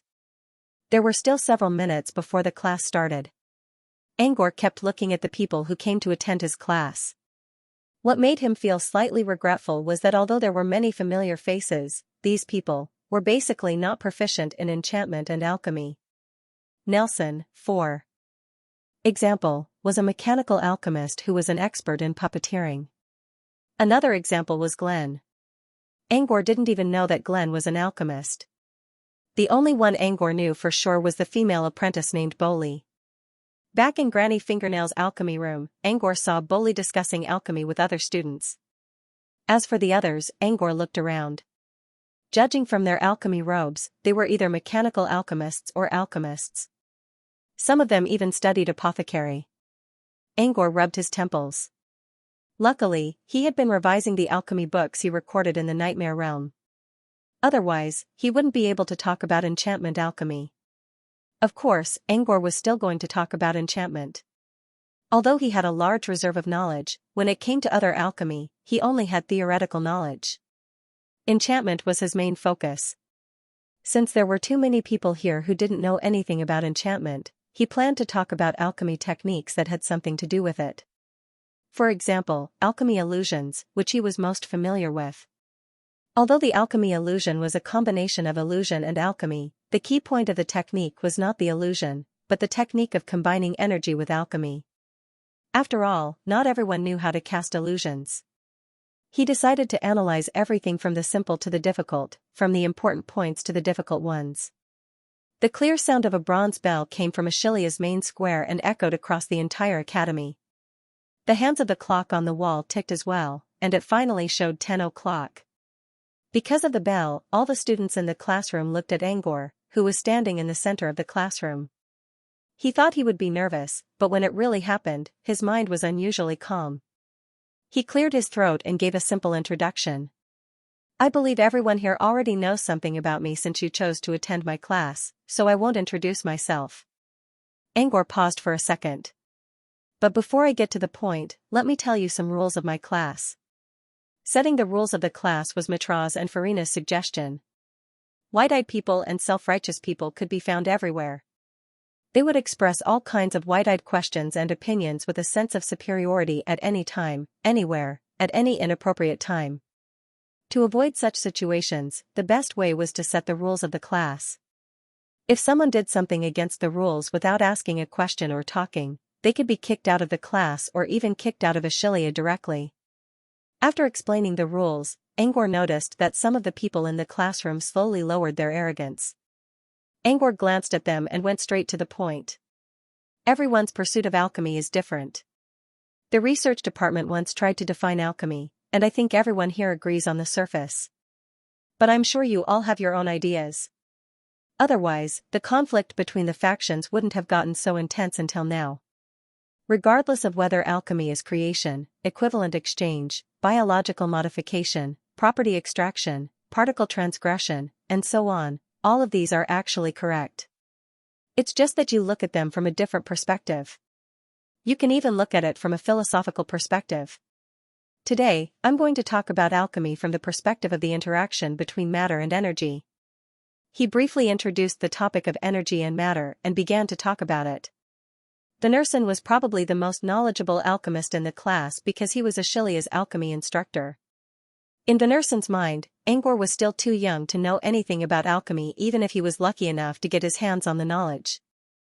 Vanurson assumed that Angor's class today would either be about some enchantments or how to break down some magic arrays. Vanurson was already prepared to listen to Angor's class about runes and magic arrays. However, Angor started from a major alchemy topic and dissected it layer by layer.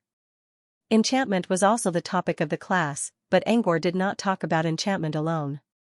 Instead, he used enchantment as an example to explain alchemy itself. This made Vanessa very surprised. It would be very difficult to dissect and analyze a major alchemy topic from all angles without a far-sighted perspective and understanding of alchemy as a whole. The difficulty was that the professor had to have dabbled in all alchemy knowledge. In other words, whether it was tooling, apothecary, or even life modification, one had to have a comprehensive understanding of everything. Those who could talk about such topics and were willing to talk about them in depth were usually the oldest alchemists, such as Mitra, Granny Fingernail, and Gandalf. Angor, an alchemist who was not even 20 years old, was going to dissect a major alchemy problem from such a high perspective in his first class? How was that possible? Vanurson was both surprised and amused at the same time. He did not think Angor could handle the topic well. Angor's explanation was not bad at all.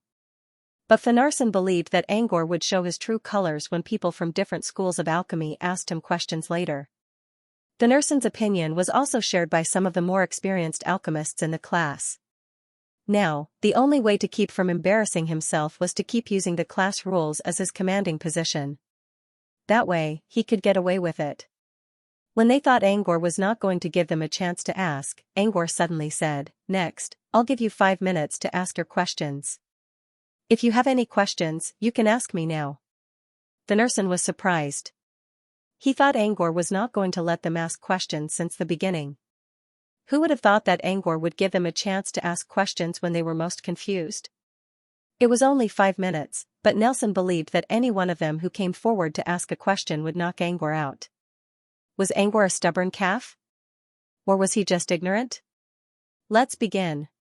Surprisingly, no one dared to challenge Angor right away. Maybe they don't want to be the bad guy? That was Vanurson's first thought. After a moment of silence, a chubby girl with a baby face stood up and spoke to Angor. "Wizard Pat, my name is Boli. I'm curious about some of the things you said." Boli's question was about the interaction between energy and matter mentioned by Angor, as well as how to deal with the connection of runes. Angor gave a short answer to Boli's question. Boli continued to ask a few more similar questions, from deep to shallow, as well as some of the more difficult points. Angor did not hesitate at all. He gave Boli the answers she was looking for in a concise manner.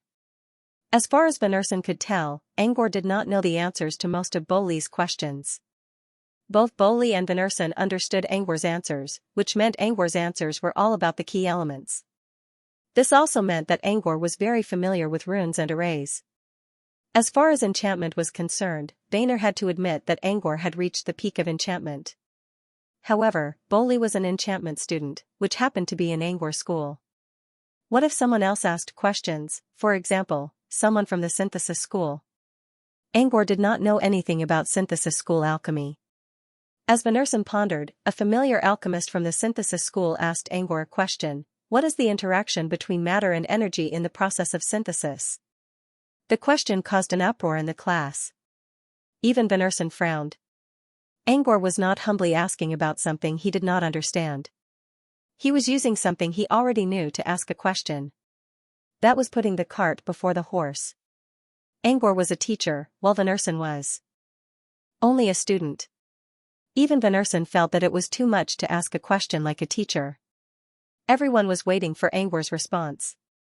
Some even thought that Angor was still young and hot-tempered. If he lost his temper, it would be hard for him to deal with it. To everyone's surprise, Angor did not seem to notice Vanurson's question at all. This is a basic question. Generally speaking, there are 4 ways to interact between matter and energy in the process of synthesis. The so-called synthesis was to draw out the uniqueness of a material. Through the combination of materials, the uniqueness of a certain material could be fully displayed. The process of energy interaction was usually divided into 3 stages: the first, the middle, and the last stage. Angor explained each stage briefly, and he still got straight to the point. The 4th stage was the most special case of energy interaction. When a material contained special energy, it could be guided to interact with the material itself and other materials. Not everyone in the class was an alchemist, but they still understood Angor's explanation, which meant the question was not difficult for Angor. However, the alchemist who asked the question couldn't wait any longer. What will happen if you use a bloodstone in the 4th scenario? Everyone frowned. It was normal to keep asking questions, but it was obvious that the alchemist was trying to lead Angor into a trap. Demon blood stones were very special. All ores that contained the energy of demon blood were called demon blood stones. There were all kinds of demon blood stones, from low-level demon blood to top-level demon blood. Therefore, demon blood energy was a general term, but it was very complicated. It was difficult to generalize all of them. He's obviously trying to pick a fight. Vanner frowned at Dufan. Like Vanner, Dufan was also Ashley's alchemist teacher, and he taught alchemy. Dufan was a good alchemist, but he was a bit arrogant. In Vanner's opinion, Dufan must be jealous of Angor's position in the research department, and he was trying to pick a fight with Angor. Vanner was also doubtful about Angor's alchemy skills, but he would never try to trick Angor like this. The question about demon blood energy was too complicated. Even gold collector Matthew, the best alchemist in the research department, would have to do a research project to answer the question systematically. Besides, Angor was an enchanter. After Dufan's question, everyone felt the air in the classroom became a bit tense. Dufan stroked his long black beard and looked quite pleased with himself. Half a minute later, Angor looked up at Dufan. "I've been thinking about this question for a long time. I'm wondering if I should answer it or not." Everyone looked at Angor doubtfully. "Did he already know the answer?" Angor continued. "I only have 5 minutes, and I don't want to interrupt the class. If I answer this question..." Angor considered for a few seconds. "Then there's only half a minute left, and I can only answer one more question from someone else." Everyone was speechless. Please remember the domain name of this book. Mobile version reading website. Everyone thought that Angor was just using this as an excuse. Maybe he could not answer the question, so he used the fact that 5 minutes was too short to cover it up. As it turned out, Angor was not considering whether he could answer the question or not. Instead, he was only considering one more question. In other words, he had to answer all of Dufan's questions in 3 minutes. How? Everyone thought Angor was joking. Even Dufan gave him a "you're kidding me" look. Angor simply shrugged and pointed at the air. A whiteboard for teaching appeared in front of everyone. Angor glanced at Dufan. "I'll show you as fast as I can, and only once. I hope you can understand." With that, twisted black lines began to appear on the whiteboard. The lines looked like dancing symbols. They changed, struggled, and piled up into rows of characters. No one in the room was an ordinary person, so they could easily tell that the whiteboard was created by illusions. The characters were also created by illusions. This was why Angor's thinking speed was not limited to his hand speed. He could rely on the illusionary characters to form the whiteboard in a flash. The characters moved so fast that the whiteboard was filled up in the blink of an eye. The first whiteboard floated up, and the second one appeared. Following the previous one, the characters danced like wild horses and filled up the second whiteboard at a speed faster than human eyes could see. The third whiteboard, the fourth. At first, most people could tell that Angor was enumerating special quantities in the process. However, Angor's mind moved too fast. Most of the sentences required a lot of knowledge and experience to understand them quickly.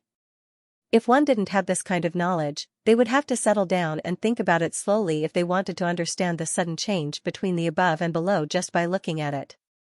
When the third whiteboard appeared, most of the apprentices in the room could not keep up. They could only try their best to understand the characters one by one. When the eighth whiteboard appeared, some wizards who were not proficient in alchemy also could not keep up with Angor's mind. When the 17th whiteboard appeared, there were only a few alchemists who could keep up with Angor's thoughts. Du Fan and Van Nathan were among them. The two of them had no time to think about anything else because all their attention was focused on the rows of papers. Once he did, he would be left far behind by Angor's speed. Even now, they already felt that they could not keep up with Angor's way of thinking. Angor's mind was not only unpredictable, but also varied in many ways. They could not put everything together. Like an unbridled horse, he galloped away, leaving a trail of dust behind him. The others either tried to keep up, but Angor would eventually leave them behind, or fell off their horses and lay on the ground, sighing. Or they started running on their own feet, so they could not even see Angor's back. When the 30th whiteboard appeared, Du Fan could no longer keep up. He tried his best to understand, but there were still many things he could not understand. However, after his previous experience, he had to admit that it was not his fault. It was probably because he did not have enough knowledge, and his imagination was deteriorating. Du Fan couldn't help but look at Angor when he couldn't figure it out. Angor ignored him and kept working on his illusions. Du Fan was sweating profusely, but Angor remained calm as if nothing had happened. Du Fan was already regretting his decision. Why did he ask that question in the first place? Du Fan already knew that Angor's knowledge was much deeper than his. He was asking for humiliation by asking such a question. Du Fan's face turned pale, but he still placed his hope on the tiniest possibility. Maybe it was not that he could not keep up with Angor, but that Angor had made some mistakes too. As Du Fan was thinking about this, he turned around and glanced at Vanson. Van Nathan was the best alchemist in Xianxia Comprehensive Academy, except for the research department members. Every time Van Nathan gave a class, people would have to fight for it. If Van Nathan was stuck on a problem like Du Fan, maybe Angor made a mistake in his calculations, but when Du Fan looked at Van Nathan again, he saw that Van Nathan was still concentrating on the new whiteboard. From the slight movement of his eyelids, Du Fan could tell that Van Nathan was still following Angor. In other words, Du Fan's problem was due to his lack of knowledge. Thinking of this, Du Fan felt his chest tighten. Du Fan also heard people whispering behind him, wondering what Angor was trying to prove. These were all people who failed to keep up with Angor's thoughts, so they had no idea what Angor was trying to prove. However, what angered Du Fan the most was that one of the wizards whispered to him, "Don't bother Vanner." Asked Du Fan. I think he stopped. I don't think he caught up with Wizard Pat's thoughts. Du Fan was so angry that his eyes turned red, but he couldn't get angry at the Magus question. First of all, he was still writing. If he interrupted someone's train of thought, he would become a laughingstock. Second, he could not afford to offend the person who asked him the question. Not only was the person stronger than him, but he was also a student of Master Moonlight Silver Kusilo, who had great talent. He only learned alchemy later than Kusilo, so his skills were not as good. Du Fan's face reddened, but he still answered in a low voice, "He's working on an alchemy formula." It was an alchemy formula that could be used as data to verify the formula. 3 minutes were up, and Angor stopped writing. There were a total of 37 whiteboards floating in front of him. The first 36 whiteboards were densely filled with records. Only the last whiteboard listed a complicated formula that made people feel dizzy just by looking at it. Du Fan fixed his eyes on the final formula. He didn't know whether this formula was right or wrong, but he felt that the characters on this formula were like an arrogant wise man who looked down at him from a high position and sneered at him, showing disdain for his performance. He let the 37 whiteboards stay for another 20 seconds because there were still people following his thoughts. It was Van Nathan. 20 seconds later, Vanson finished reading all the whiteboards in front of him. His face was filled with ecstasy, and then he began to reminisce. Finally, he showed an expression that he hadn't had enough. Everyone understood that Vanson was the only one who understood the entire proof process of this alchemy formula. Indeed, Van Nathan understood it. He could only rely on his own experience to judge whether Angor's formula was correct or not, but he was sure that Angor's proof was flawless. For Van Urson, it was as if he was witnessing how a tower was built from scratch in the alchemy wasteland that used to be a blank space. As a witness, he could not express his joy in words. He could only look at Angor in excitement. It was Angor who led him to reclaim the wasteland that used to be barren. Now, Van Nathan was convinced that Angor lived up to his reputation. Not only was the man at the top of enchantment, but he also knew a lot about alchemy. That was why Angor was able to use all kinds of methods to come up with an alchemy formula that had never been seen before. Van Nathan knew that the formula was not as useful as he thought, but the fact that Angor could come up with it in such a short time showed that he had a solid foundation. When Du Fan saw Vanner's excited expression and the respect he felt for Angor, he knew that Angor's alchemy formula was correct. Even a proud man like Van Nathan was willing to bow down to Angor. This was something that could not be faked. Du Fan sighed inwardly. Finally, he lowered his head and admitted defeat. Angor didn't show much emotion when he saw Vanner's expression. He removed all 36 white bards, leaving only the last one with the alchemy formula on it. He looked at Du Fan. So, this is the answer. Do you understand it? Angor's voice was calm without any sarcasm. However, Du Fan felt very uncomfortable. He quickly nodded and tried to ignore the question. It would be best if Angor did not pay attention to him anymore. He had lost enough face today. However, Angor didn't look away from Du Fan's prayer. Do you understand now? Good. I need you to use the formula anyway. Du Fan did not understand what Angor meant. Angor continued, since your question took up everyone's time, you'll have to pay for it. Huh? Du Fan looked at Angor in surprise. He did not know what Angor was thinking. Do you see this formula? Angor pointed at a section of the alchemy formula on the whiteboard. This is an embedded formula. You just need to calculate the Zwicky variable of the blood energy of different bloodstone and add it into the formula. Then, you can use the formula to calculate the energy change of a bloodstone. Use this formula to list the energy changes of commonly used bloodstone. You can share it with the other wizards in the class as compensation for taking up their time today. Angor paused a little before he added, you can think of him as an assignment for you. After Du Fan heard this, he only felt dizzy. Demonic bloodstone. As long as it was stained with the blood of demonic creatures, it would form a special ore that could be called a demonic bloodstone. Even the blood of a wizard could turn into a bloodstone. There were so many kinds of monsters in the world. Even if they did not count the ones that could not form a bloodstone, there were still countless of them.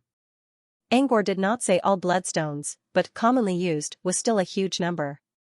If Angor wanted to use this formula to list the energy changes of commonly used bloodstone, it would take a long time. Du Fan wanted to refuse, but he could not. Angor was the instructor of the class, and he had the right to do whatever he wanted. Even if he did not follow the rules of the class, he still needed to pay something in return for listening to Angor's formula. It was just a time-consuming list. Du Fan gritted his teeth and agreed. Good. I'm looking forward to your list. Angor looked calm, but everyone knew that he was only responding to Du Fan's provocation. As for Du Fan, he could feel that the others were looking at him with obvious mockery in their eyes. Most likely, he had already become a laughingstock. But what could he do? Du Fan could only swallow his bitterness and anger, because he had asked for it himself. After giving Du Fan his homework, Angor turned to the other students. There's still a little time left before the 5-minute question period ends. Anyone else? Everyone looked at each other. After witnessing what happened to Du Fan, no one dared to ask any more questions. Maybe it was because of Angor's amazing proof, but no one dared to ask any more questions. Angor looked around and saw no one speaking. I see you're all going to give up. Very well, let's continue. Angor was about to continue when he saw someone standing up. Do you have a question? The one who stood up was Vayner Senator. He nodded seriously. Yes. I have a question about the interaction between energy and matter. Ever since he followed Angor's train of thought and witnessed the beautiful flower blooming in Alchemy Desert, he no longer doubted Angor's words. Right now, he really wanted to raise the doubts in his heart, and he longed for an answer. Angor considered for a moment and nodded. Denner's question was about how to control tranquility reaction. Tranquility reaction was an interaction between a potion and energy. However, it was difficult to observe. It didn't have much effect on the essence of the potion. It was a negligible reaction, but it still existed in the potion. If it could be used, it would also be a kind of improvement for alchemists who strived for perfection. Angor thought for a moment and gave an answer to Venner's question. Angor did not only explain alchemy itself, but also included reaction tools, magic materials, filtration techniques, and even some external factors related to spells. Angor gave a comprehensive summary of all of them. Vainer had thought about some of them before, but not as deeply as Angor. There were also some that Venner didn't think of, but Angor's words immediately enlightened him. Angor's answer also inspired the other alchemists who dabbled in apothecary. After Vainerson figured it out, he couldn't help but feel excited. He even wanted to go back and do a practice, but he didn't dare to act rashly in class. "May I ask one last question, Master Pat?" Vainer tried his best to hold back his excitement and asked Angor politely, "May I ask one last question, Master Pat?" Since Venner called Angor Master Pat, it was clear that he respected Angor's knowledge. The other students also began to discuss Venner's name. Angor heard them talking, but he didn't care about what they were talking about. Instead, he noticed how they addressed Venner. Angor looked at the pale man in front of him in surprise. "You're Venner? You know me, Master Pat?" Venner looked at Angor in surprise. "Of course.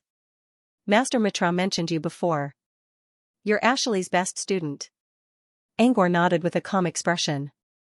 According to Mitra, Venner was an alchemist who had a bright future in apothecary alchemy research. Angor was already curious about Vainer's ability to keep up with his thoughts. Now that he knew Vainer was Mitra's follower, he had a better impression of the man. Because of this, Angor did not refuse Vainerson's question. He waited for Venner's next question. Angor expected Venner to ask more about apothecary knowledge, but he didn't. Venner asked in a serious tone, "Master Pat, the alchemy formula you proved to me just now. I think it's the first time something like this appeared in this world. How do you name it, Master Pat?" Alchemy formulas, magic formulas, and energy structures were all named by their creators. The formula wasn't very useful in practice, but it still needed a name if someone wanted to use it. Besides, Angor had Dufan to do his homework. He was sure the formula would appear in his homework as well. Angor considered for a moment. As a matter of fact, Angor had read a similar formula in an alchemy book in the Nightmare Realm. However, that formula was related to another common magic material, the Soul Diamond. Spirit Diamond was similar to Bloodstone in that it could also contain other types of energy, so the alchemy formulas were quite similar. However, the proof process and content of the formulas were different, so Angor couldn't use the same formula. Still, the fact that Angor was able to solve the problem so quickly was thanks to the formula. With that in mind, Angor had an idea. "It's not something important. I'll just give it a random name. How about Magic Blood Energy Formula?" Everyone fell silent after hearing Angor's words. Everyone was speechless. That was a bit too casual, wasn't it? Venner didn't know what to say. He heard a rumor that Angor had a terrible naming ability. He didn't believe it, but it was true. Still, Angor was the creator of the formula, so they couldn't say anything about it. They could only rub their noses and accept the fact. Angor didn't expect Venner to criticize his naming ability in his mind. Although he said he gave it a random name, there was still some logic behind it. He named it according to the formula that inspired him. The formula that inspired Angor was called Spirit Acceptance Formula for Spirit Diamond. Spirit Acceptance Formula for Spirit Diamond and Magic Blood Energy Formula were a good match. They were all named in a straightforward manner, allowing people to understand the contents of the formula at a glance. After confirming the name of the formula, he looked at Venner. "Any other questions?" Vennerson nodded and thanked Angor again. He then sat down. Angor continued with his lecture. He started from a major topic, the interaction of energy and matter, and he slowly dissected it into the main topic of the day, alchemy illusions. Thanks to Angor's amazing formula, no one doubted Angor's ability anymore. Now that they finally got rid of their prejudice and listened to Angor's lecture, they became more and more fascinated, even though they didn't know much about alchemy illusions.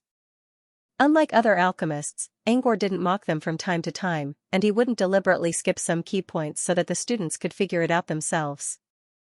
Apart from the important things, Angor used plain words to explain the main points and added his own opinions. Angor's way of teaching reminded them of Master Mitra, which somehow improved their impression of him. Mitra was one of the most respected figures in Ashilian Academy. He was even more respected than Principal Muse, who always told inspirational stories. Time ticked away. Angor suddenly stopped when everyone was still dancing with the language and exploring the unknown palace of knowledge. Everyone looked at Angor in confusion. That's all for today's lecture. While everyone was looking at him with disappointment, Angor was wondering if he had earned enough points after talking for almost half a day. According to Antonio, the points were calculated according to the duration of the lecture. Usually, one could get at least 2 or 3 points per lecture, or even 5 or more. Angor didn't think he could get too many points. 2 points should be enough. But he didn't know how the points were calculated. Did it mean the duration of the lecture? Angor checked the time. He didn't know if 2 hours were enough. Maybe he should buy some more time. With that in mind, Angor added, I've finished the main topic, but it's still hard for you to understand the theory. Let me show you how to use an alchemy illusion. As he spoke, he took out a strange-looking box. This box is called Cage Shadow. It's a special piece of equipment used for stage plays, Angor explained. A piece of equipment used for stage plays? This was the first time anyone heard of such a thing. They all looked at the box in confusion. The box was square, but it was decorated with something that looked like a trumpet. Most of the people present were alchemists. Judging from the materials used, the Cage of Shadow was not very good. They were basically unranked materials. However, the final product was tiered, which meant the craftsman must have been very skilled. From an aesthetic point of view, this box was not bad, but he did not know how effective it would be. Next, you will experience a very simple alchemy illusion. Do not resist. This time, the illusion will not affect your emotions and energy. You can observe this alchemy illusion and recall what I said before. With that, Angor rubbed the trumpet flower on the box. Next, they heard the strange sound of a musical instrument. It was a long, drawn-out sound, but it didn't sound elegant at all. Instead, it sent chills down their spines. It was like falling into a muddy puddle on a stormy night, hopelessly struggling to suffocate. It was also like fingernails scratching a smooth blackboard. The ear-piercing sound was depressing. As time went by, the sound reached its peak and began to fade away. However, it didn't mean that the sound was getting weaker. Instead, it felt like the sound was getting farther and farther away from them. When the sound completely disappeared, the circular classroom in front of them slowly disappeared as well. Everything around them became blurry shadows. When they realized what happened, they found themselves in a small, quiet town under the cover of night.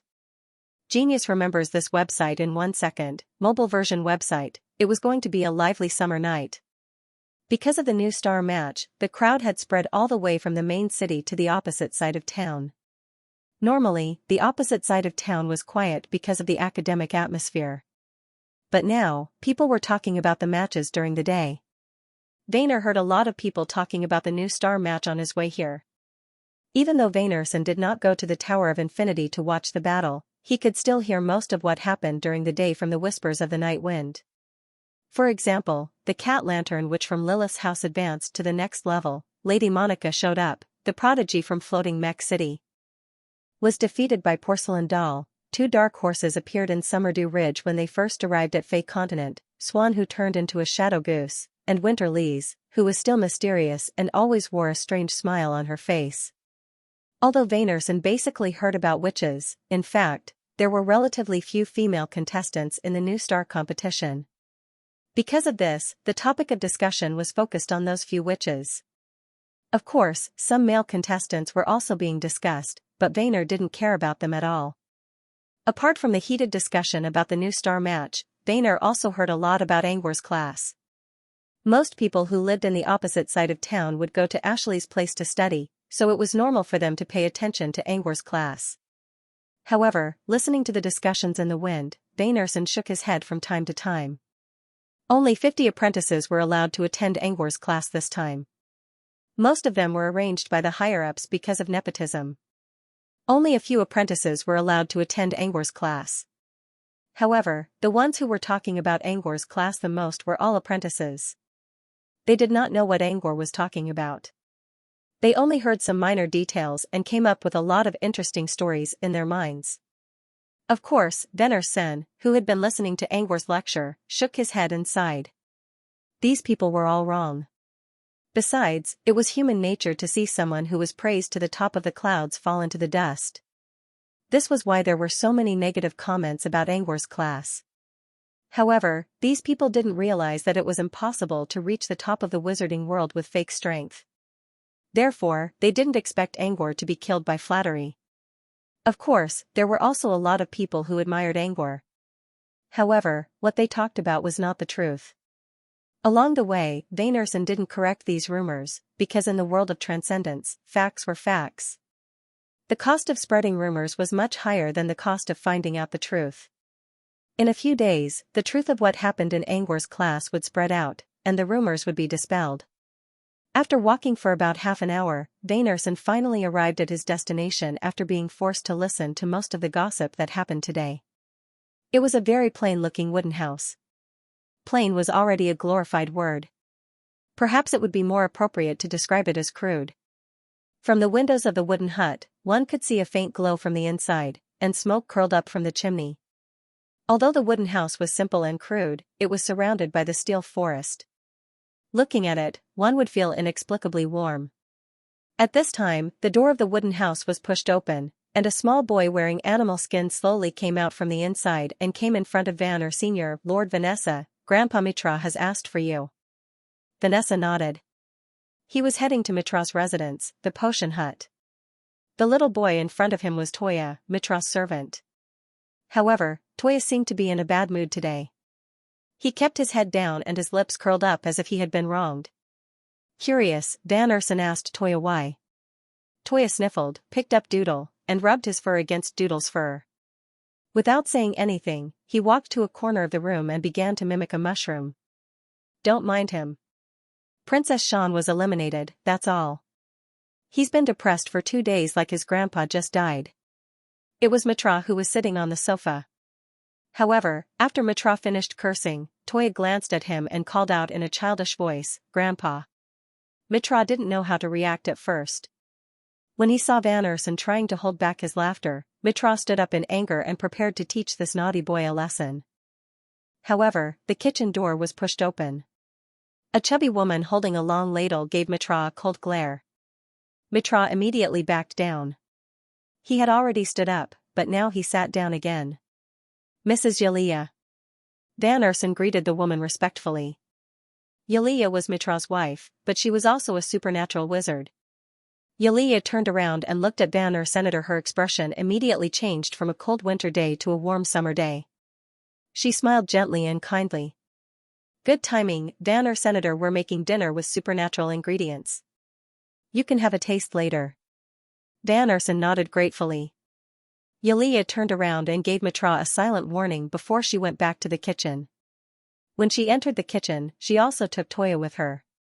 Soon, Vanerson heard Toya sobbing from the kitchen. Vanerson noticed that Mitra said we were making dinner, which meant that there was still someone in the elixir hut. When the kitchen door was opened, Vanerson also saw a figure busy in the kitchen. Who could it be? Vanerson was curious, but he didn't dare to act rashly in Mitra's house. He suppressed his curiosity and looked at Mitra, who was sitting in front of him. I called you here because I want to know how you're doing with the potion, Mitra said. Vanerson had just finished his training when Mitra and Vexilio bumped into him. Back then, Vanerson was excitedly trying to show off his potion theory, but he was rejected. He had been on the wrong path since the very beginning. Mitra had given Vanerson some suggestions, but Vanerson didn't know if he had taken them. I've started to improve it. Vanerson felt a little embarrassed when he talked about the bloodline tempering potion. It's not a good idea to replace Xianxia's witch soup. I'm trying to improve its effect. Vanerson began to talk about potions. Although many of his opinions were still too biased and focused too much on the reformists and neglected the advantages of other schools of pharmacy, overall, Mitra was quite satisfied with Lucien's answer. After all, Vanerson was a staunch reformist. It wouldn't be easy to change his mind in such a short time. Mitra wasn't stingy when it came to teaching Vanner Senator. He also gave his own opinion. After using the rainbow reed as the filter, you need to consider the tranquility reaction in the filtrate. If you want to improve the potion and use a thin filter, you must find a way to solve the problem. Do you have any ideas about the tranquility reaction? Mitra brought up a key issue when talking about the final step of improving the potion, the tranquility reaction. The tranquility reaction of other potions was negligible. However, in this new potion, which could fail, the tranquility reaction would be very important. Vanson nodded subconsciously. That's great. Master Pat is going to talk about it in his class today.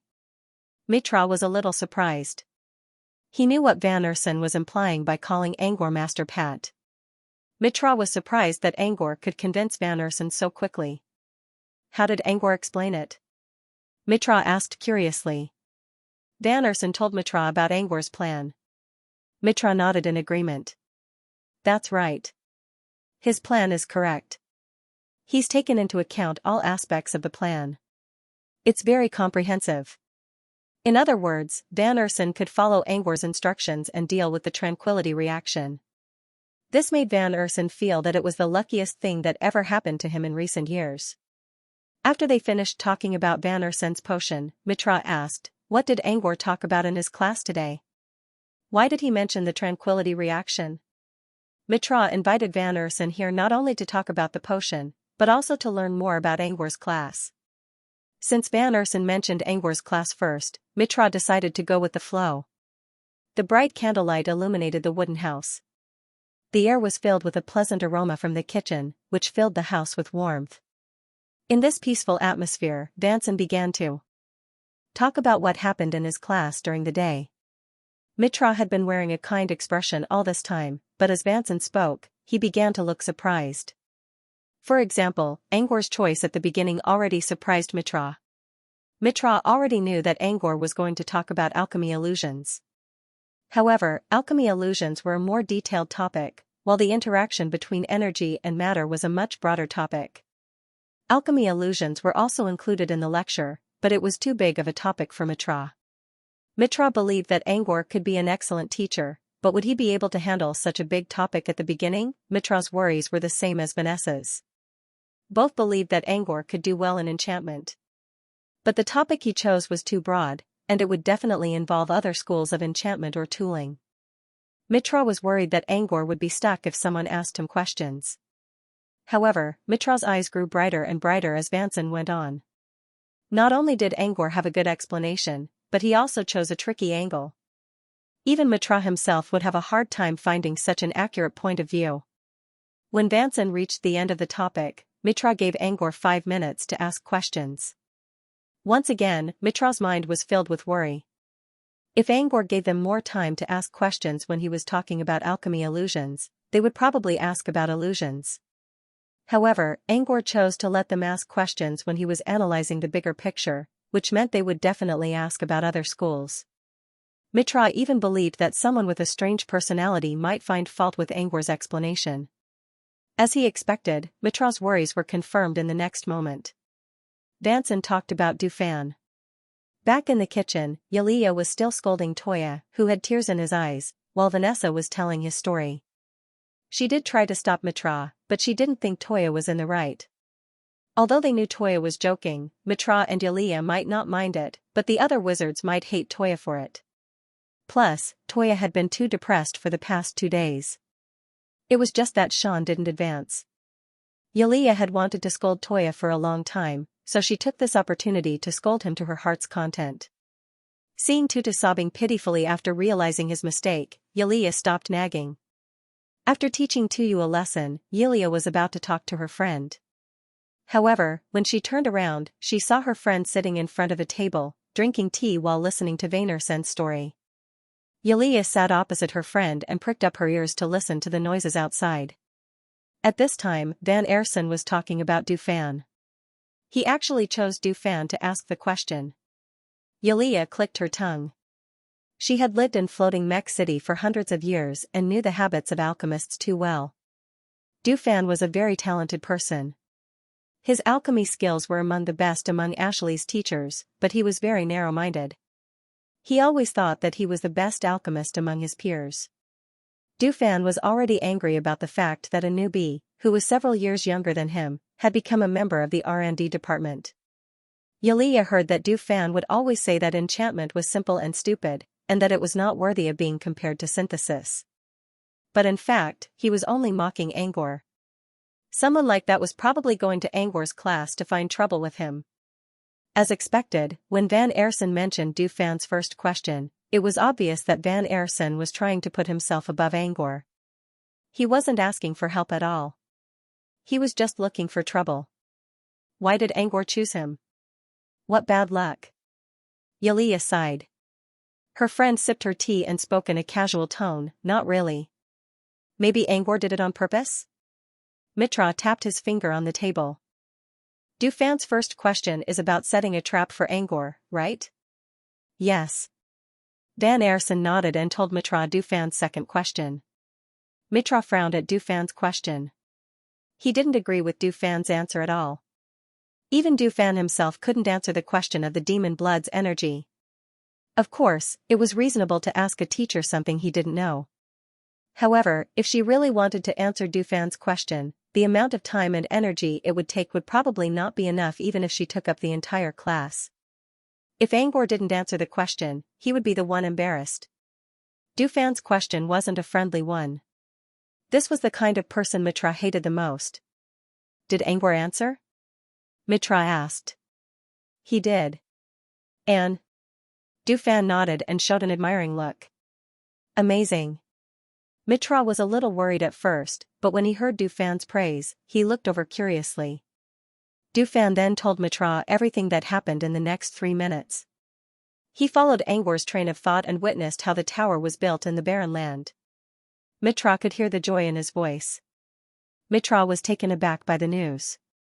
He did not expect Angor to solve the problem by creating a new alchemy formula in just 3 minutes.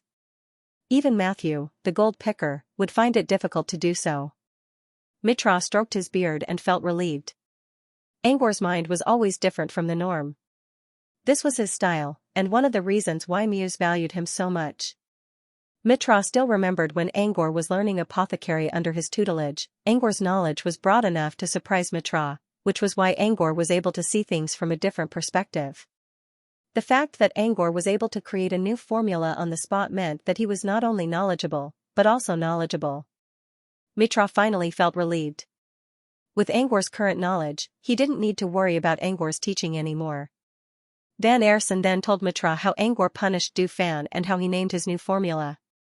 Mitra tried not to laugh out loud. 2 giggles came from the kitchen. Van Aersen recognized one of them. It was Xianxia. The other giggle was a bit faint. Van Aersen didn't know who it was, but he still felt like he knew it. Who could it be? Van Aersen kept his doubts to himself and continued to tell Mitra what happened next. Mitra nodded in agreement as well. When Angor mentioned the alchemy illusion, Van Aersen's eyes widened in amazement again. Master Pad took out an alchemy box called Cage Shadow. It's an alchemy item he crafted, and it contains a very interesting illusion. Van Aersen explained excitedly. Mitra thought Van Aersen learned something from the illusion. Why else would Van Aersen be so excited? However, after listening to Van Aersen's explanation, Mitra realized that Van Aersen wasn't excited about the technique. It's a completely new way of presenting a story. It's a stage play that uses an illusion to tell a complete story. It's a bit strange, but it's still perfect. Van Aersen continued, this is a new way of presenting art. I'm sure it'll become popular in the southern wizarding region in the near future. Mitra understood Van Aersen's excitement. Generally speaking, alchemists all had some artistic pursuits. Because of this, many alchemists would go to classes on sculpture, artistic expression, aesthetics, and so on in order to make their own works perfect. But they were talking about alchemy illusions. How did they end up talking about art? It'll be perfect if there's a better script. For example, an epic story with me as the main character. It'll be better if it's presented in this new way. After all, my life is much more magnificent than that Alex guy's. Van Aersen suddenly realized that he was in someone else's territory. He looked at Mitra and felt a little embarrassed. Of course, it'll be better if it's based on Master Mitra's experience. Just as Mitra was about to change the topic, the door to the kitchen was pushed open. Who did you say was the main character? A figure walked out of the kitchen and looked at Van Air. Senator Van Airson looked at the figure in confusion. He was wondering who else could be in the kitchen apart from Xianxia. Now, he finally got the answer. A short old lady was wearing a peacock feather ornament made from fingernails. The color of her fingernails was also very bright. It was Granny Fingernail from Fingernail Alchemy House. Van Airson heard that Granny Fingernail was Xianxia's best friend, so it wasn't strange for her to be here. Who's the main character? Granny Fingernail came closer and asked again with a strange expression. Van Airson hesitated. I'm the main character? Granny Fingernail rolled her eyes. I'm not talking about you. The other one. Danson thought for a while and said hesitantly, Alex? Please remember the domain name of this book. Mobile version reading website. It was already the next day when Angor came to Xianxia again. Thanks to yesterday's lesson, Angor felt much more relaxed today. More importantly, he realized that it was not that hard to earn extra points. This was because after yesterday's lesson, his points had increased by 5 points out of thin air. It was almost twice as high as the 2 points he expected. Normally, the average score of a student in the R&D department was only 2 to 3 points. He didn't know how the score worked, but he guessed that the 5 points must be because of the formula he created. Angor was planning to earn an average score of 20 points after 10 lessons. Now that he got a quarter of the score in one lesson, he felt a lot better. However, it didn't last long. When he arrived at the lecture hall again and was about to repeat yesterday's lesson, his attention was caught by someone sitting at the back of the classroom. Granny Fingernail also came to the classroom. She sat at the back of the classroom and watched Angor quietly. When the bell rang, Granny Fingernail didn't leave. This meant that she wanted to stay and listen to Angor's class. The members of the R&D department often attended each other's classes, but only if they didn't cause any trouble to the other members. Angor had just started his lesson, so he was still trying to figure out how to teach. Normally, the other members wouldn't come to his class so that they wouldn't disturb the quality of the class. Granny Fingernail's arrival was completely unexpected. Angor's relaxed mood became tense again. However, he only felt a little nervous. When it was time for the class, that sense of urgency slowly dissipated. On the other hand, everyone in the classroom felt their scalps going numb. They all sat up straight and still. There were quite a few R&D department members who came to Angor's class, but Granny Fingernail rarely came. Granny Fingernail was a member of the R&D department, but she didn't come to Xianxia during normal times. She usually stayed in her alchemy lab. For everyone in the classroom, this was the first time Granny Fingernail came to Angor's class. They didn't know what was going on, but the presence of Granny Fingernail was enough to suppress them from doing anything. Only a few people dared to speak during the question and answer session. Since there were not many questions, Angor finished his lecture half an hour earlier than yesterday. He wondered if he should end the class earlier today. However, at this moment, he received a voice transmission. Angor looked at Granny Fingernail in surprise. He nodded at her and spoke to the others who were still tense. Because a portion of us are newbies today, I will release the shadow of the box again for you to experience. For newcomers, you can use what I've taught you today to perceive the alchemy illusions. For those who have seen Shadow of the Box, you can choose to leave early, or you can go back and observe some details in the alchemy illusion. Other than Granny Fingernail, there were a dozen newcomers. Regardless of whether they were newcomers or those who had attended the class yesterday, they all chose to stay. Even if someone wanted to leave, they did not dare to do so in front of Granny Fingernail and Angor. He took out the shadow of the trunk and rubbed the trumpet petals. The light faded away. When Shadow of the Trunk began to play its strange melody, Angor placed it on the podium and sat down beside Granny Fingernail. You did a great job today, Granny Fingernail spoke to Angor as he sat down. Angor nodded in surprise and asked Granny Fingernail about his question. He did not understand why Granny Fingernail would come to his class today. Apart from your lecture, I have something else I need to confirm, Granny Fingernail spoke in a low voice. About Shadow of the Box? Angor asked because it was Granny Fingernail who sent him the voice transmission. She hoped that Angor could experience the alchemy illusion again like yesterday's class. Of course, Granny Fingernail was referring to Shadow of the Box. Granny Fingernail is silent for a while and nods in the strange background music of Shui Guqin.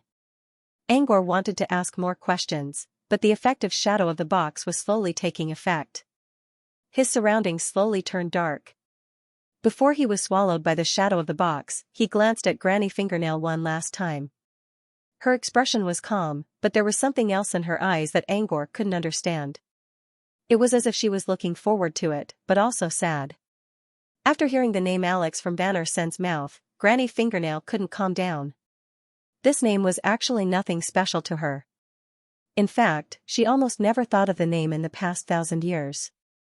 But the moment she heard this name, the fragments of time hidden in the depths of the memory box gushed out like a fountain from the deepest part of her heart. She saw this name in one of the very deeply hidden memory fragments. What a boring play. A figure whose face was a little blurry and covered by the soft light of memories led her out of an aqua-blue theater. I thought there would be something interesting in this world. But it's just the same as the southern wizarding region. Heh. A baroness having an affair with a servant? Why do I see such an old-fashioned plot everywhere? More importantly, the writer of this play is a noble. Is there something wrong with his mind? Granny Fingernail covered her mouth and giggled. It's old-fashioned, but I think the Baron's depiction is quite interesting. There are twists and turns in the plot. It's not that bad, is it? The man quickly refuted, what annoys me the most is this Baron. He's living a miserable life. More importantly, what's more important? The blurry figure muttered in a low voice, his name is actually the same as my name when I was a mortal. Hearing this, Granny Fingernail paused for a second and then smiled, I see. So that's why you criticized this play. Not entirely. The plot isn't interesting, but it's still an important part. The voice gradually became softer and softer, and the image gradually became blurry. Finally, it completely faded out. That was the end of the memory fragment. It was a very common scene. Granny Fingernail would occasionally think about it, but she never thought too much about it. Until he heard Vanessa call out that name. Alex. Granny Fingernail suddenly remembered this scene. She still remembered the name of the play that she kept complaining about. It was called The Red and Black of Alex. Alex was the name of the Baron in the play. According to the memory fragment, he used to share the same name as the Baron when he was immortal. This meant that he used to be called Alex. After he disappeared, Granny Fingernail had been looking for him for many years. She never thought that one day, she would use the name Alex to look for him. But when this name was mentioned by Vannerson, her heart, which had been silent for many years, suddenly started to beat faster. Although she knew that it was very likely that the Alex mentioned by Vannerson was just a coincidence, and his name just happened to be the same as his former self. However, this was the first time Granny Fingernail heard the name Alex in all these years. Perhaps it was nostalgia, perhaps it was excitement, or perhaps it was some kind of mysterious feeling. Granny Fingernail thought for a while and decided to check out the main character mentioned by Vannerson, Alex. Granny Fingernail knew that this was just a play created by Angor, and the name of the main character was probably fake. However, she still didn't want to let go of any clues.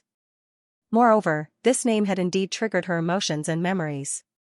Perhaps this was a sign of being a magus, subconsciously guiding her to this place. When the creepy sound was getting further and further away, Granny Fingernail felt as if she had entered a long and dark tunnel. She felt like she was being pushed into a dark and unknown space by a pair of invisible hands. This was a sign that she was about to enter an illusion. Granny Fingernail could easily break free, but she didn't. However, she did not do so.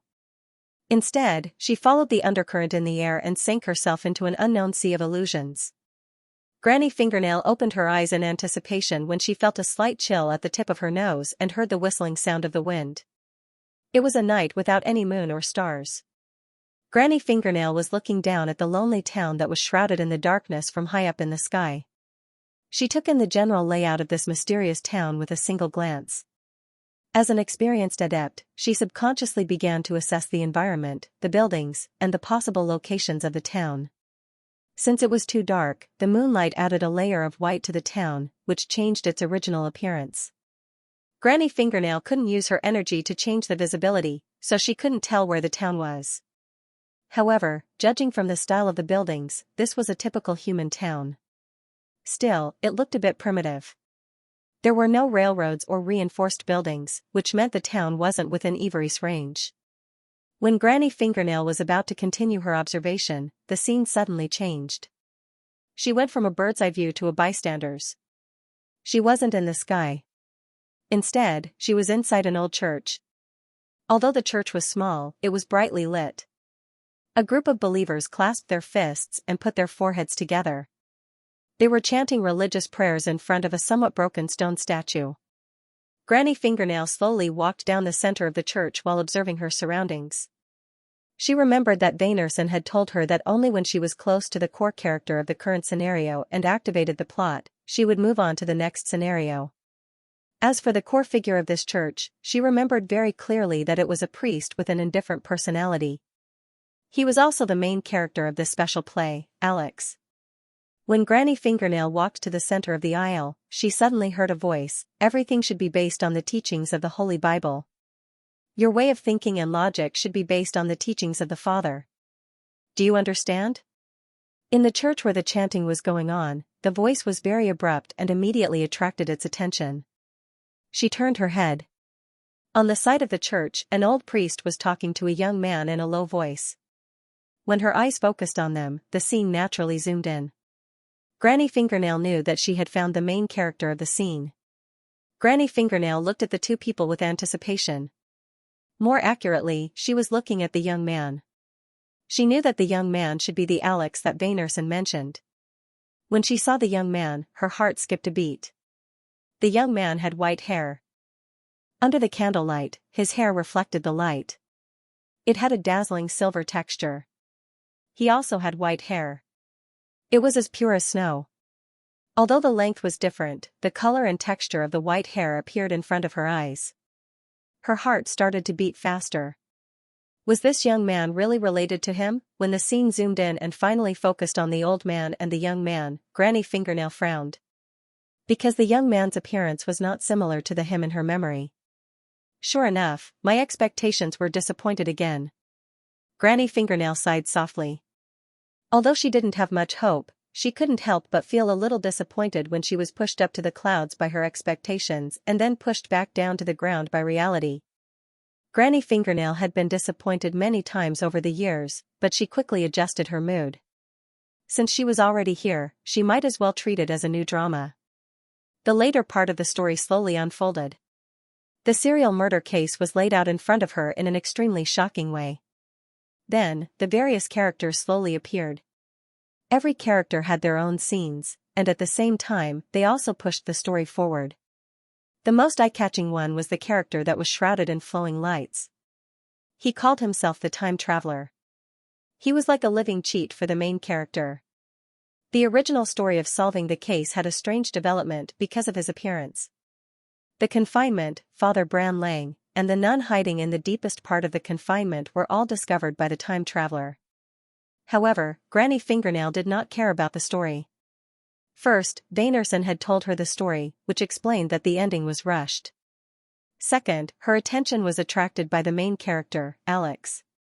She had already let it go and did not think too much about it. However, when the main character started to communicate with the Time Traveler, she became suspicious again. In this drama, everyone's accent was very strange. Granny Fingernail had been in the southern region for so many years, but she had never heard of such an accent. However, the accent of the main character, Alex, gave her a strange feeling of familiarity. Some of the onomatopoeia and the way he handled the ending sounds were very similar to the accent of the 13th Inanjo of the Xianxia dynasty. The reason why Granny Fingernail paid attention to Alex's accent was because, if she remembered correctly, he also came from the 13th Inanjo of the Xianxia dynasty. Although the main character Alex's accent was mixed with intonations from other places, the main accent was definitely from the 13th Inan continent. This made Granny Fingernail suspicious. The names were similar, the hair color was the same, and even the accent was similar. Really? Just a coincidence? Granny Fingernail did not want to give up hope right away. However, a seed of doubt was slowly growing in her mind. When the illusion ended, most of the students in the classroom were still immersed in the shocking experience. The ending was a bit too fast, but the story was still complete. They also appreciated the unique way in which alchemy illusions were presented. People had tried to use illusions to create stories before, but this was the first time they saw someone who could change the scene naturally to represent the progression of time and the depth of the story. Granny Fingernail, on the other hand, was staring at Angor in a daze. What's the origin of this story? The main character. Granny Fingernail looked at Angor and asked, does he have a prototype? Angor was a little surprised to hear this question. He created the Cage of Shadows to see if anyone knew where the Cage of Shadows was, so he could use it to determine the power of the Gate of Illusion. But so far, he did not get any other information apart from the fact that Alex's accent was similar to that of the Xianxia dynasty. Angor had already made up his mind. He would ask Dodoro for a prophecy when he got back, or he would try his luck at the 13th Seal Island of the Xianxia dynasty. However, Granny Fingernail's serious expression seemed to be telling him something. She seemed to know something. Angor did not answer right away. Instead, he sent a voice transmission to Granny Fingernail, I'll end the class first. I'll talk to you later. With that, he walked to the center of the circular classroom and gave a brief summary before ending the class. Half an hour later, inside Granny Fingernail's alchemy hut. Only Angor and Granny Fingernail sat opposite each other in the spacious hall on the second floor. Granny Fingernail remained silent as if she was immersed in her own world. She did not say anything even when they sat down. Granny Fingernail finally came back to her senses when the fragrance of time in the air changed from the fragrance of noon to the fragrance of the night. Granny Fingernail looked at Angor and slowly spoke. Her question was similar to what she asked in class. What is the origin of the story in the Cage of Shadow? Is there a prototype for the protagonist, Alex? Why do you ask, Granny Fingernail? Granny Fingernail considered and said, because I have something I want to confirm. Granny Fingernail already told Granny Fingernail this question before entering the Cage of Shadows. You mean Granny still can't tell you what you want to know? Angor asked curiously. Granny Fingernail nodded. Yes. I think it's just a coincidence. But there are so many coincidences that I'm starting to think that it might be true. He didn't know what Granny Fingernail was referring to, but he didn't ask. Instead, he answered her question with a simple sentence. I can't tell you the origin of the story in the Cage of Shadows. But what I can say is that although the illusion was made up by me, the story is real. The play was only an illusion, but the story itself was not made up. In other words, Alex was a real person. Although Granny Fingernail did not know who Alex was in the story, she had a hunch that even if Alex was not the same person, there must be some kind of connection between them. Can you tell me where the story took place then? And the main character Alex, where is he now? Granny Fingernail asked in a soft voice. She didn't sound too emotional, but Angor could tell that she was both anxious and cautious. Angor shook his head. I don't know. Granny Fingernail looked at him expectantly. This answer made Granny Fingernail disappointed. Then how do you know this story? And how do you know he's real? Angor stared at Granny Fingernail. As far as Angor could remember, Granny Fingernail was a calm, powerful, and mysterious witch who was always shrouded in layers of mist. Angor never saw Granny Fingernail showing so many emotions. Before I answer your questions, may I know why you care so much about Alex, Granny Fingernail? You know him, Granny? Angor asked in a low voice. Granny Fingernail remained silent as if she was considering whether she should tell Angor or not. When the second hand of the mechanical clock in the shape of a castle not far away ticked 3 times, she broke the stagnant air. However, her first words had nothing to do with Angor's question. Diffit already agreed to trade with you, right? Angor was stunned for a moment before he realized that Granny Fingernail was referring to the scroll of luck in Diffit's hand. Angor nodded. Sort of. Why do you ask, Granny Fingernail? Granny Fingernail said, do you still remember what I told you when you asked me about the scroll of luck? Indeed, Granny Fingernail did ask Angor about the scroll of luck. Granny Fingernail showed a serious expression for the first time and warned Angor seriously. Yes. You told me that luck isn't the real thing. It's just an infinite number of choices that can lead to bad outcomes. Even if it looks like a good opportunity, it might not be the right choice. A bad choice that gets abandoned might not be the right choice either. After all, good and bad cannot be lumped together. It's a chain reaction. Granny Fingernail lowered her eyebrows and whispered, "There's one more important thing. Especially when it's used in mystery alchemy." This was what Granny Fingernail warned him not to use Scroll of Luck on alchemy, especially mystery alchemy. Angor wondered why Granny Fingernail was warning him like this. Did something happen to him? Unfortunately, Granny Fingernail did not explain and only gave such a conclusion. Granny Fingernail said, "The reason why I mentioned the Scroll of Luck is because when it appears, it will be the beginning of his calamity." He noticed that Granny Fingernail mentioned him. Could this be Alex? Granny Fingernail sighed and continued, "Now that you are an official wizard and have joined the research department, you are qualified to know about this.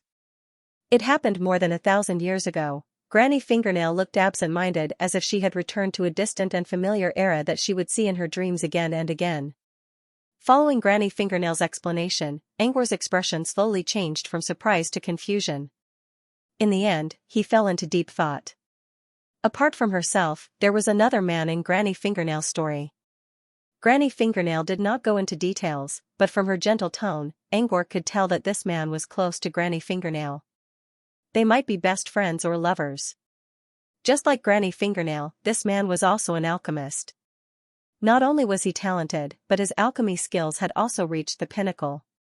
He was probably the strongest alchemist in the research department back in his days. When a person reached the pinnacle of his or her profession, he or she would seek something even higher. So was Angor. He wanted to break through his alchemy skills and pursue a higher level, mystery. However, there was no shortcut to the mystery realm, nor was there a door that led directly to it. After years of research, he gained some insights.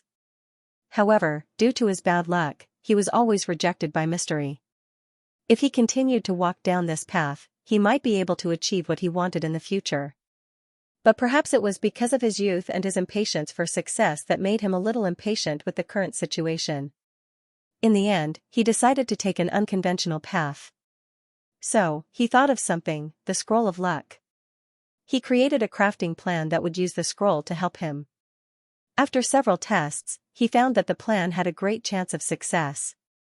After he came up with the plan, he excitedly shared the news with Granny Fingernail and invited her to be his alchemy assistant to help him make mystery items. Granny Fingernail was still young back then, so she did not think too much. She listened to Angor's description of the bright future and his promise that the final result would be perfect. In the end, she was convinced and agreed to help him. The result was just as he expected. He succeeded. However, as Granny Fingernail warned him, success was not always a good thing, especially when it came to crafting mystery items. Although he had succeeded, at the moment of his success, a nightmare had descended. The mystery item he created was different from other mystery items. As soon as it was born, it began to erode the world around it. It changed the laws, ignored the laws, and created new ones. Within a short time, the space around it began to collapse. Laws collapsed, all living things withered, and all life was gone forever. At that time, he couldn't believe it at all. He had clearly succeeded, so why would such a strange change occur? At the most critical moment, he used up all his power to send Granny Fingernail out of the collapsing world. As for himself, he fell into a sealed space and sank into endless oblivion. This was the story Granny Fingernail told him. It was also the reason why she warned Angor when she learned that he was looking for a mystery scroll. Angor was surprised because of the story he just heard. But later, his expression changed from surprise to confusion because Granny Fingernail finally revealed the answer to his question. In the story, the man who had a close relationship with Granny Fingernail was called Evosprit. Evosprit was a familiar name to Angor. Every time he went to Fantasy Mech City, he would see an empty display case. It was said that this display box contained a mysterious item. Unfortunately, the item was long gone, so they could only build a display case to show it to the public. Someone from Fantasy Mech City once created a mystery item. This mysterious item was temporarily named the Reincarnation Box, and the person who created it was none other than Evosprit. This was because the name Box of Reincarnation was too similar to the Box of Reincarnation of the Dead that Frost had told him about. Angor had always been curious about it. Last time, when he went to Floating Mech City, he asked the Water Witch to tell him more about the Box of Rebirth and its creator, Evo. Unfortunately, the woman didn't know much about it either. She still suggested that he should ask the person who made it. By person, Aqua Witch meant Granny Fingernail. Angor planned to ask Granny Fingernail about this when he had the chance, but somehow, Granny Fingernail ended up telling him the story first. After Granny Fingernail finished her story, Angor finally understood a lot of things. For example, why did Water Witch say that Granny Fingernail was involved in the creation of the Box of Rebirth, and why did Granny Fingernail warn him not to use the Scroll of Fortune? Because of what happened to Evo Sprit. According to what Portia said, Granny Fingernail rarely went to the R&D department, and it had been like this for 1,000 years. 1,000 years was too much of a coincidence. Perhaps it was the reason behind Granny Fingernail's change. However, there was one more thing that Angor couldn't figure out. What does Alex have to do with this story? Granny Fingernail sighed. Alex is the name Evo used when he was still immortal. Granny Fingernail also told Angor about the similarities between Evo and Alex in the Cage of Shadows. For example, they both had white hair and a similar voice. Angor fell into deep thought. Fragments of memories kept surging in his mind, from the things that happened after he went to Gust, the cruel serial murders, the young man who looked up at the moon, the undead who chased after him, the cage that imprisoned him, the priest who rebelled against the Creator, the nun who got rid of outsiders. Granny Fingernail also told him about Evo's former name, the creator of the Box of Rebirth, the nightmare when the mystery item came, and so on. Angor's mind was filled with these memories, and they seemed to be condensing into pearls. These pearls floated in his mind space, glowing faintly. Somehow, he felt that these memories were missing a piece of the map, which would eventually turn into a long chain that connected all the floating pearls together. Angor wanted to remove the last shroud of this mysterious event. Angor kept looking for the missing piece of information. Bit by bit, he opened up the box of memories, trying to find a clue that could connect these fragments. Granny Fingernail didn't disturb Angor. Instead, she sat quietly and recalled the scene when she parted ways with Evo. The mystery item had been successfully created, but the nightmare came right after. Evo was overjoyed just a moment ago, but now, he was completely stunned. Looking at the world that was collapsing before him, he stood still in a daze. After a while, he seemed to have understood something. He turned his head stiffly and looked at Granny Fingernail, who was in despair. Regret flashed in Evo's eyes. "I'm sorry." In order to break through to the occult realm, he had stubbornly chosen this path. Not only had he harmed himself, he had also brought the person he loved the most to such a desperate situation. Granny Fingernail was complaining in her heart, but when she saw the deep regret in Evo's eyes and the heartbroken apology, Granny Fingernail couldn't help herself. She choked on her sobs. Her throat was slightly dry, and she could no longer complain. Her lips trembled as she said, "At least you succeeded." Evo shook his head and didn't say anything else. Instead, he held Granny Fingernail's hand. He had never expressed his feelings before. This was the first time he held Granny Fingernail's hand, and it might be the last time. His eyes were sorrowful, as if he was feeling the warmth from his palm. The final temperature. Suddenly, Evo seemed to have made a decision. His sorrowful eyes slowly returned to normal. Granny Fingernail looked at Evo. Although Evo looked calm, Granny Fingernail could see his stubbornness and determination. Granny Fingernail suddenly panicked. She didn't know what Evo was going to do, so she could only hold his hand tightly. "What are you doing?" Granny Fingernail looked at Evo in panic. Evo let go of her hand. She wanted to hold his hand again, but she was stopped by a strong power of the will. At the same time, a transparent barrier appeared between her and Evo. Granny Fingernail would never forget this moment. The cold wind was whistling in her ears. The background was a collapsed world. The day was eroded by the darkness, and the invisible space vortex was tearing everything and creatures apart. Evo's white hair was shaking violently in the wind. He looked at the huge hole in front of him and the source of all this, the reincarnation box. Evo's eyes flashed, and his hands, which were hidden under his wizard robe, subconsciously clenched into fists because of the decision he made in his heart. Granny Fingernail kept knocking and calling through the transparent barrier. Her nails cracked when she knocked on the barrier, but she didn't feel anything. However, Evo didn't seem to hear her. He was still staring at the reincarnation box quietly. When Granny Fingernail laid on the barrier in despair, Evo slowly turned around and said, "This is not what I want. But since it has come to this, I will try to change it. Sorry, I can't stay with you anymore." Evo's voice was strangely gentle. It was the first time Granny Fingernail heard such a gentle voice from Evo. However, she wasn't happy at all. She couldn't see her dreams or reality. In the next second, Evo walked into the dark hole. Granny Fingernail wanted to follow, but she was stopped by the barrier. She could only watch Evo being swallowed by the endless darkness. The barrier in front of her completely separated her from Evo. It was like they were in two different dimensions. One was in the past, and the other was in the future. The collapse of the world and the collapse of the dimension meant that the energy could no longer be calm. She couldn't even use a plain passageway to escape under such circumstances. Originally, she was prepared to die, but for some reason, when Evo walked into the dark hole, the world froze for a moment. Then, a familiar and warm energy gushed out from the hole and pushed Granny Fingernail away. Granny Fingernail was saved. But after that, she never saw Evo again. While Granny Fingernail was trying to recall her past, Angor finally found the missing piece of his memory.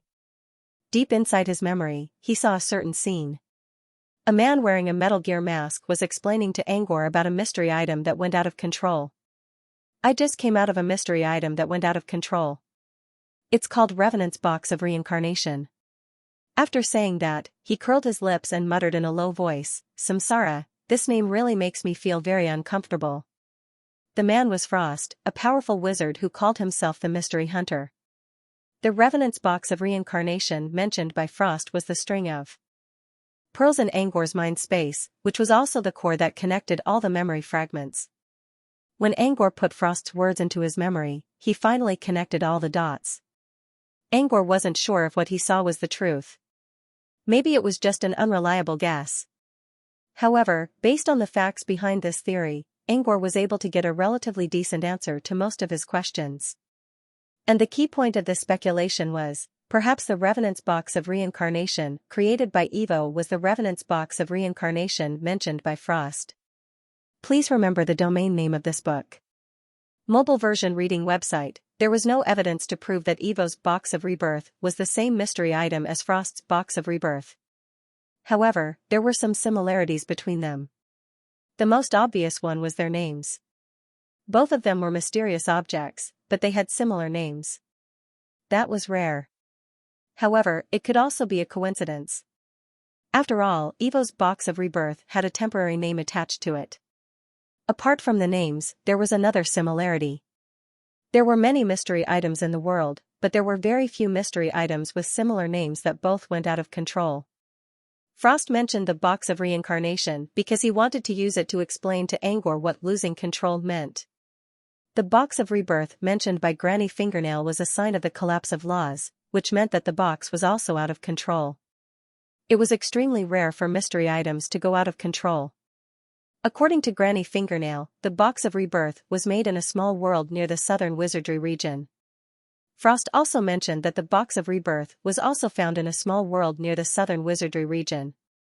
Both of them happened to be near the southern wizardry region, which meant something was wrong. Perhaps there was still a chance that this could be a coincidence. However, it would be more interesting if Angor used the Box of Rebirth theory to find more similarities. Assuming that both of them were the same mystery item, and that Alex and Evo were related to each other, they might even be the same person. If that was the case, many things would make sense. For example, Frost had once said that the reincarnation box was actually formed by many small dimensions. Each dimension was a scene, and each scene was a reincarnation. The participants from the outside world were the so-called reincarnators. They had to solve the puzzle of the current scene and kill the mastermind in order to leave the current scene and enter the next reincarnation. This was very similar to what happened in Ghost Town. Ghost Town was set up as a cage to trap the outsider, Alex. In order to leave the cage, the outsider had to solve the mystery of the box of rebirth, the serial murders. In terms of background and purpose, these two things were almost the same. Also, the box of rebirth mentioned by Frost had a key point, the word undead. In the town of Guster where Alex was staying, the undead had also appeared, and their goal was to kill the intruders. However, Alex was lucky that Father Bertram Lang had shielded him from Sister Tessa's sight at first. Therefore, he had reason to believe that Ghost Town was just one of the scenes in the box of reincarnation. Father Ballenlang also once said, outside the cage is an even bigger cage, one after another. It is a progressive fear that no one can break free from except for the high and mighty Father. This was actually similar to the mechanism of the undead reincarnation box. Frost experienced reincarnation after reincarnation, struggling in different situations. From the Monastery of Terror, to the Wraith Orphanage, to the Ghost City, to the Twilight Magic Palace, and finally, after 20 reincarnations, he escaped. It was also in line with what Braun Lang had said about the Cage of Fear being built one after another in a progressive manner. Since Braun Lang was one of the guards stationed in Ghost Town by the creator of the cage, his words could be trusted. Angor had reason to believe that the box of rebirth and the box of rebirth mentioned by Frost were the same mystery item. As for Alex's relationship with Evo, Angor couldn't tell for sure, but he believed Granny Fingernail's words. There were too many coincidences. Also, during his time in Ghost Town, he always stayed close to Alex because Alex's aura, personality, and way of doing things were all different from the others around him. He might be cold and indifferent, but he was not ungrateful. He didn't seem to be interested in anything, but that was because everyone else was focused on the sixpence on the ground, while he was looking at the bright moon in the sky. His way of thinking was similar to that of a wizard who spent many years in the supernatural world. But he was still a normal person. Angor had been wondering about Alex's identity until Granny Fingernail told him her story. Angor believed it almost immediately. He didn't know whether Alex was Evo or not, but he had a feeling that Alex was definitely not a normal person. Therefore, he trusted Granny Fingernail's judgment. Thanks to Granny Fingernail's words, Angor connected all the dots and came up with a reasonable conclusion. According to Frost, the box of rebirth had its own rules. Anyone who entered it would lose all their power except for a small part of their physical strength. When Evo fell into the box, something happened to him. He lost part of his memories, and his wizard powers were also hidden, so he turned into Alex. As Alex, he continued to experience reincarnation in the box of reincarnation until now. This was the truth Angor came up with. For example, Angor was able to use illusions inside the box of rebirth despite the fact that the box was supposed to hide power. However, this could also mean that the energy level of the gate of illusion was too high, which suppressed the rules of the box of rebirth. Or perhaps, Angor didn't really enter the box of rebirth. He was simply using an illusionary body to wander around. The physical power of the illusionary body was an illusion, so it was reasonable for him to be able to use his own power. Angor was quite surprised when he came up with this theory. Other than wanting to know if Alex had gotten rid of the nuns, he also wanted to confirm the power of the Gate of Illusion. He always thought that the confinement was somewhere in the southern wizarding region because he didn't spend too much time in the Gate of Illusion. However, he didn't think that the confinement was in the southern wizarding region. If the box of rebirth was the box of rebirth for undead, Frost said that it was somewhere near the southern wizarding region. He only spent a short time in the Gate of Illusion, yet he already crossed so many worlds and arrived at the box of rebirth.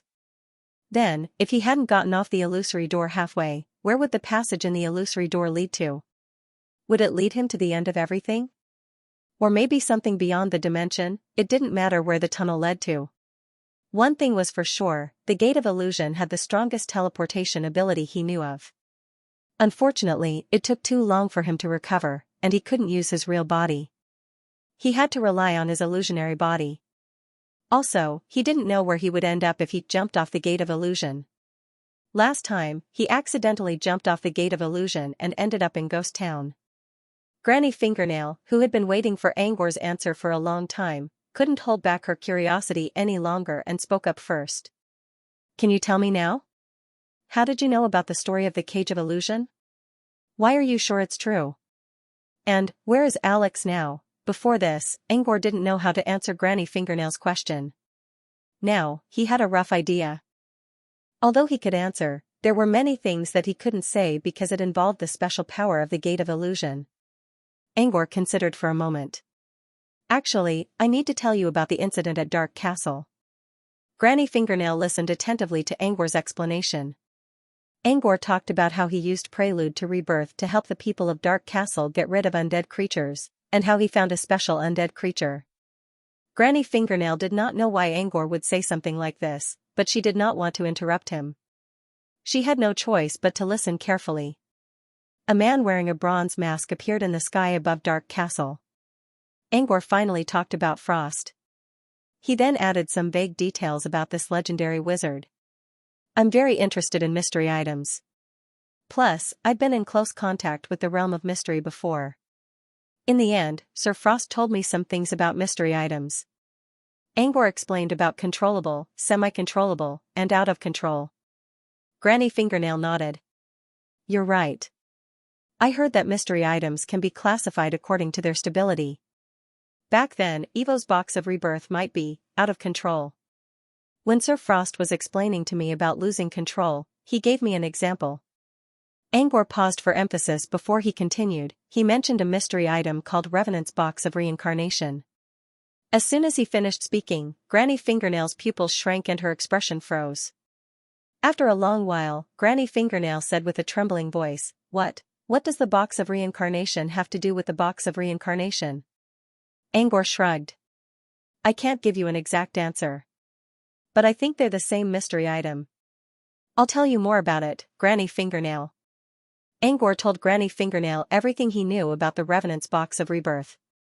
He also explained the reason for the existence of these small dimensions, as well as how to escape from the dimension and enter the next one. Mr. Frost went through many things. Horror Monastery, Wraith Orphanage, Ghost Town, Ghost City. Finally, he mentioned the town of Gust, which was also known as the Confinement. Angor wasn't sure if Frost went there or not, but it was highly likely that he didn't. He couldn't tell Granny Fingernail that he entered Ghost Town through the Illusion Gate. That would expose his secret, including his alien eye and Professor John. He did not dare to lie directly because Granny Fingernail might be able to detect his lies. Therefore, he used this method to let Granny Fingernail think of the possibility of Ghost Town. Perhaps Frost was the one who told Angor the story of the Cage Shadow, which was what happened in Gust. If Granny Fingernail insisted on asking more questions, Angor could just smile and not answer. After all, this was related to a legendary wizard. As expected, Granny Fingernail quickly came up with the rest of the story in her mind. That explains why Angor knows about this story, Granny Fingernail thought. Granny Fingernail thought to herself. She didn't ask further since it was related to Frost. Still, she was sure that Frost was the one who told Angor about it. Bookmark for easier reading. Angor told Granny about Frost's Box of Reincarnation and stopped there. He didn't mention what happened after that because it had nothing to do with the current situation.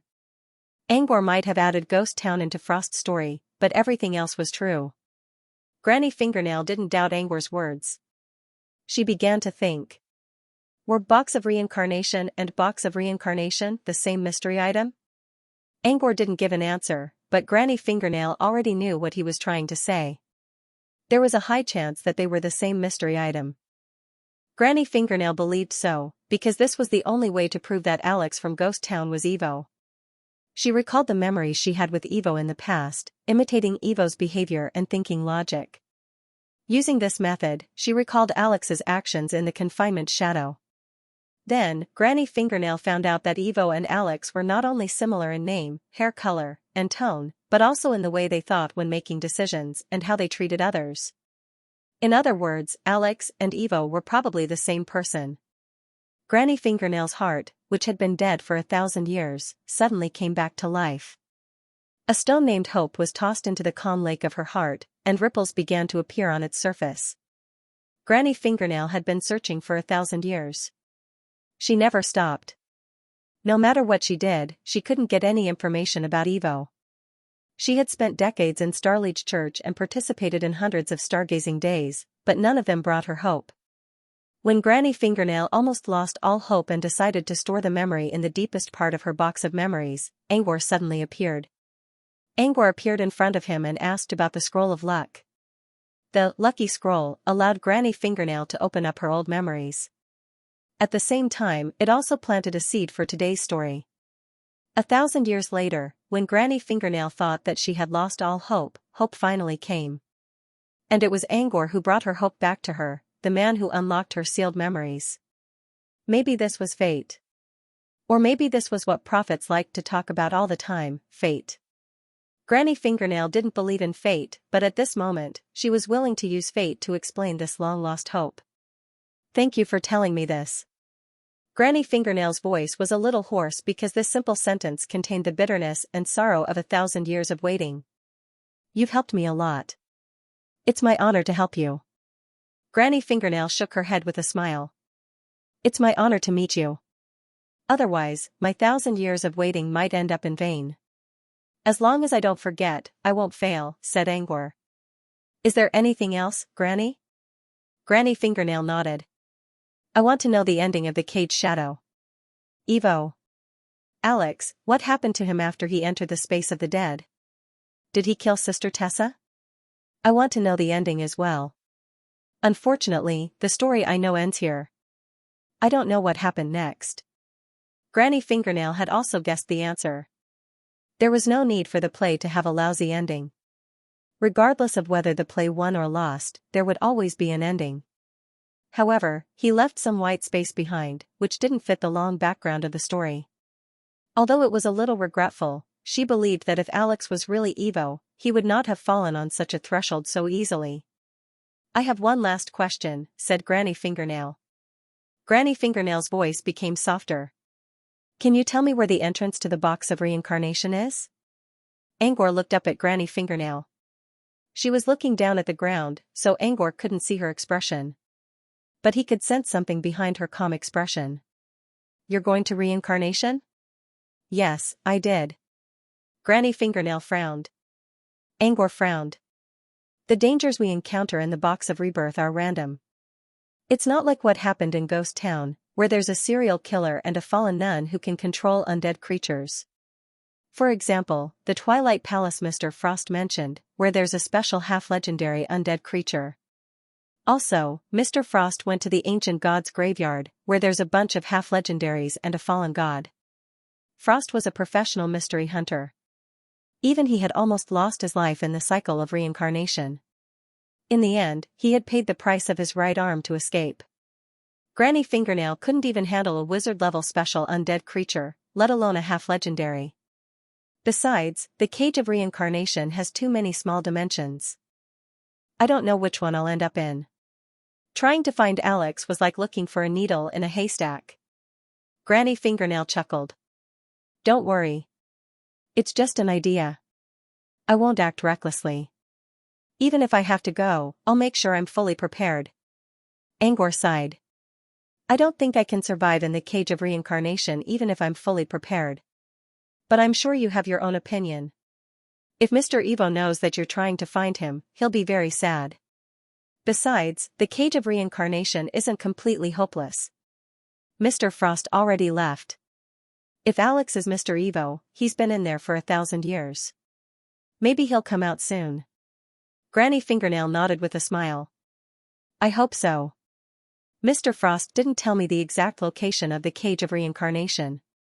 But he did mention that he received a message from the Order faction when he was in the ancient inferior world. They said they found a runaway object in a small world near the ancient inferior world. Angor didn't know where the ancient inferior world was. He also didn't know if there were any small worlds nearby. It would take him a lot of time to find the location of the cage of reincarnation. Thank you. That's good enough. You don't mind if I tell the others about this, right? I'm referring to the people from the Research and Development Institute and the Prophet Sorcerer. Sure. But try not to mention Mr. Frost's name. Angor was still in a daze when he left Fingernail's alchemy hut. Fate was a strange thing. Whenever he tried to look for Mr. Evo, he just couldn't find anything. When he was not in the mood to care and was purely focused on teaching, he used the Cage of Shadows as a tool to stall for time and played it. However, there was a glimmer of hope at the end of the tunnel. If he was right, not only did he find the Gate of Illusion, but he also found Mr. Evo, who had been missing for a long time.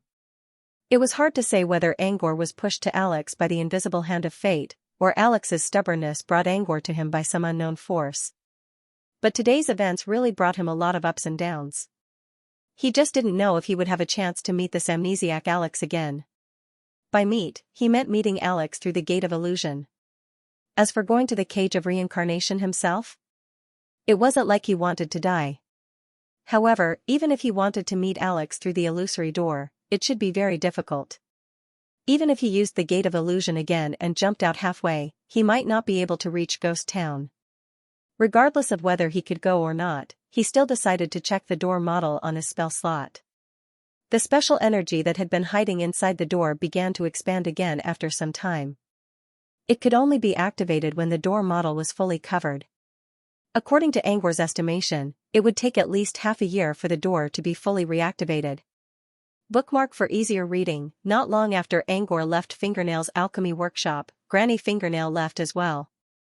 Her destination was the R&D department. This time, she went to the Research and Development Institute because of Evo. She even decided to use her authority to force Dean Muse out of his secluded training. Evo's whereabouts were not only related to her, but also to the entire R&D department. Back then, Evo was the most talented alchemist in the Research and Development Institute. There were even many alchemists who wanted him to take over the position of the dean. But in the end, he suddenly disappeared, causing the Research and Development Institute to lose a genius who could reach the mystical realm. The R&D department was known as the Holy Land of Alchemy in the southern wizarding region, but they always had one regret: they lacked a mystery alchemist to protect them. The department's goal was not limited to the southern wizarding region. They hoped to become the Holy Land of Alchemy in the 4 wizarding worlds, or even in the origin worlds. Only by having a mystery alchemist could the department truly become the Holy Land of Alchemy. Otherwise, they would only be playing house in the southern wizarding region. This was why Angor, who once touched mystery, was easily accepted by most of the department's members. Evo's creation of a mystery item was already confirmed. In the eyes of the department, Evo was also a mystery alchemist. Therefore, finding Evo had been the department's goal for many years. Now that Angor brought news about Evo, as long as they could confirm it, the department would do everything they could to find Evo. If Evo's news spread in the department, it would definitely cause a huge uproar. Meanwhile, Angor, the source of this storm, did not know that a great storm was brewing in the dark. He was now sitting outside the ring as a special judge, waiting for the match to begin. The arena Angor was in was just an ordinary one. It was also the least popular among the 18 arenas that were going on at the same time. Less than 1/6 of the audience seats were filled. It was said that one of the arenas that was going on at the same time was Ice Edge vs. Chui Ci. These 2 contestants were both seeds with great potential. Most importantly, both of them were witches, and each had their own unique features. It was rare for 2 supernovas to compete in a competition where most of the audience was male. Naturally, it attracted the attention of most of the audience. Because of this, no one paid attention to the other matches. Besides, this match was not only between 2 men, but also 2 completely unknown people who never made it to the ranking list. Most of the people who came to watch the match were here to support Evo, or those who could not get a ticket and had no choice. However, when they came to the arena, they were surprised to see Angor, who they only saw in the preliminaries of the match. Apart from the first match as a special judge, Angor had never shown up again since then. If they were not mistaken, this was his second match. Was there something important about this match? Or was there going to be a dark horse here? Thinking of this, the audience, who originally did not have any expectations for this match, suddenly became excited. Besides, even if there was nothing special about this match, Angor's presence here was enough to make people talk about it. Angor, who was the center of everyone's discussion, did not care about the audience's mood. He did not know if there would be a dark horse. His reason for coming here was simple. The lineup for this match was Gaze of Mystery vs. Zebra Piper. Gaze of Mystery was Dave's nickname. This was his first match after joining the Rising Star competition, so Angor had to come and watch it. He also wanted to get a chance to be a special judge. To his surprise, he managed to fool his way through this time. Because the match started very quickly, it also ended very quickly. While the audience was still trying to figure out why Angor came to this match, the match came to an abrupt end. Even the people on the judging panel were caught off guard and were discussing in low voices. They were not discussing the outcome of the match, because there was no dispute about the outcome. The winner was the Pied Piper. They were mainly discussing how to evaluate and rank these two contestants on the Rising Star contestant ranking list. In the end, they came to ask for Angor's opinion. Angor thought for a moment and answered, "There was a lot of chance in this match." Zebra Piper completely restrained Gaze of Mystery. It's hard to judge his strength from this match. Gaze of Mystery did not use his full strength, so it's hard to judge his performance. But Zebra Piper, he's quite strong, Angor agreed. As far as Angor was concerned, Zebra Piper could be called a dark horse. Angor recalled the match. As soon as Dave entered the stage, the audience began to curse him. The guy was fully equipped with alchemy items from head to toe. The items were of different colors, and Dave tried to keep a low profile. But in the eyes of the audience, they were all shining gold. It was rare to see such tiered alchemy items in a Rising Star competition. Many people automatically thought of Dave as someone who spent a lot of money. There were many people in the audience who hated the rich, which naturally caused a lot of disdain. Luckily, the host's introduction saved Dave's life. The host introduced David as an alchemist, which calmed the audience down. Generally speaking, alchemists were the weakest in terms of combat power among their peers. They used their own refined equipment to participate in the competition, which the audience approved. After all, it was a part of their own strength. As for the other contestant, he was much more shabby than David. Zebra Piper, Hamelin. He was wearing an old set of clothes and a cloak covered in patches. Even the flute in his hand had cracks on it. Comparing the two, the audience already believed that David would definitely win. But when the battle really started, a scene that shocked everyone appeared. As soon as the match began, David took out a modified revolver cannon and fired at the Pied Piper. A large amount of dust and smoke appeared in the ring. Zebra Piper easily dodged the attacks and even drifted in the air. Not only was he not injured, but his clothes were also intact. While Zebra Piper was dodging, he didn't stay idle. He took the bone flute and played a melodious tune. The tune didn't sound wrong because it didn't cause any energy waves. It was just like an ordinary tune. However, as the tune played, small black things suddenly came out of Zebra Piper's loose robe. Looking closely, these little things were all scarlet-eyed rats. The rats were huge, and no one knew where they were hiding. Zebra Piper's robe fluttered, and a large number of rats came out of his sleeves, under his cloak, and under his pants. There were at least 1,000 of them. Looking down from above, the stage looked like it was covered in black worms, and they all rushed at Dave like a swarm of bees. These rats weren't ordinary rats. They were extremely fierce. Their claws were sharp enough to leave white marks on Dave's armor. With a swing of their tails, Dave was almost thrown out by the huge force, and this was only the strength of one rat. With so many rats on the stage, it was even more terrifying. Every time the Piper's tune went up or down, the rats would respond to it. Everyone now understood that the tune did not have any energy properties, but it could control the rats. At first, Dave wanted to attack Zebra Piper and stop him from playing the flute. But later, he realized that Zebra Piper could control the rats with his voice and hand gestures even if he didn't play the flute. So, Dave decided to put the Piper aside and deal with the rats first. Dave came prepared for the Rising Star competition. Not only did he have alchemy equipment, but he also had a way to deal with summoners, such as a potion that could produce plague. However, while Dave was busy dealing with the rats, he did not notice the change in the Piper's tune.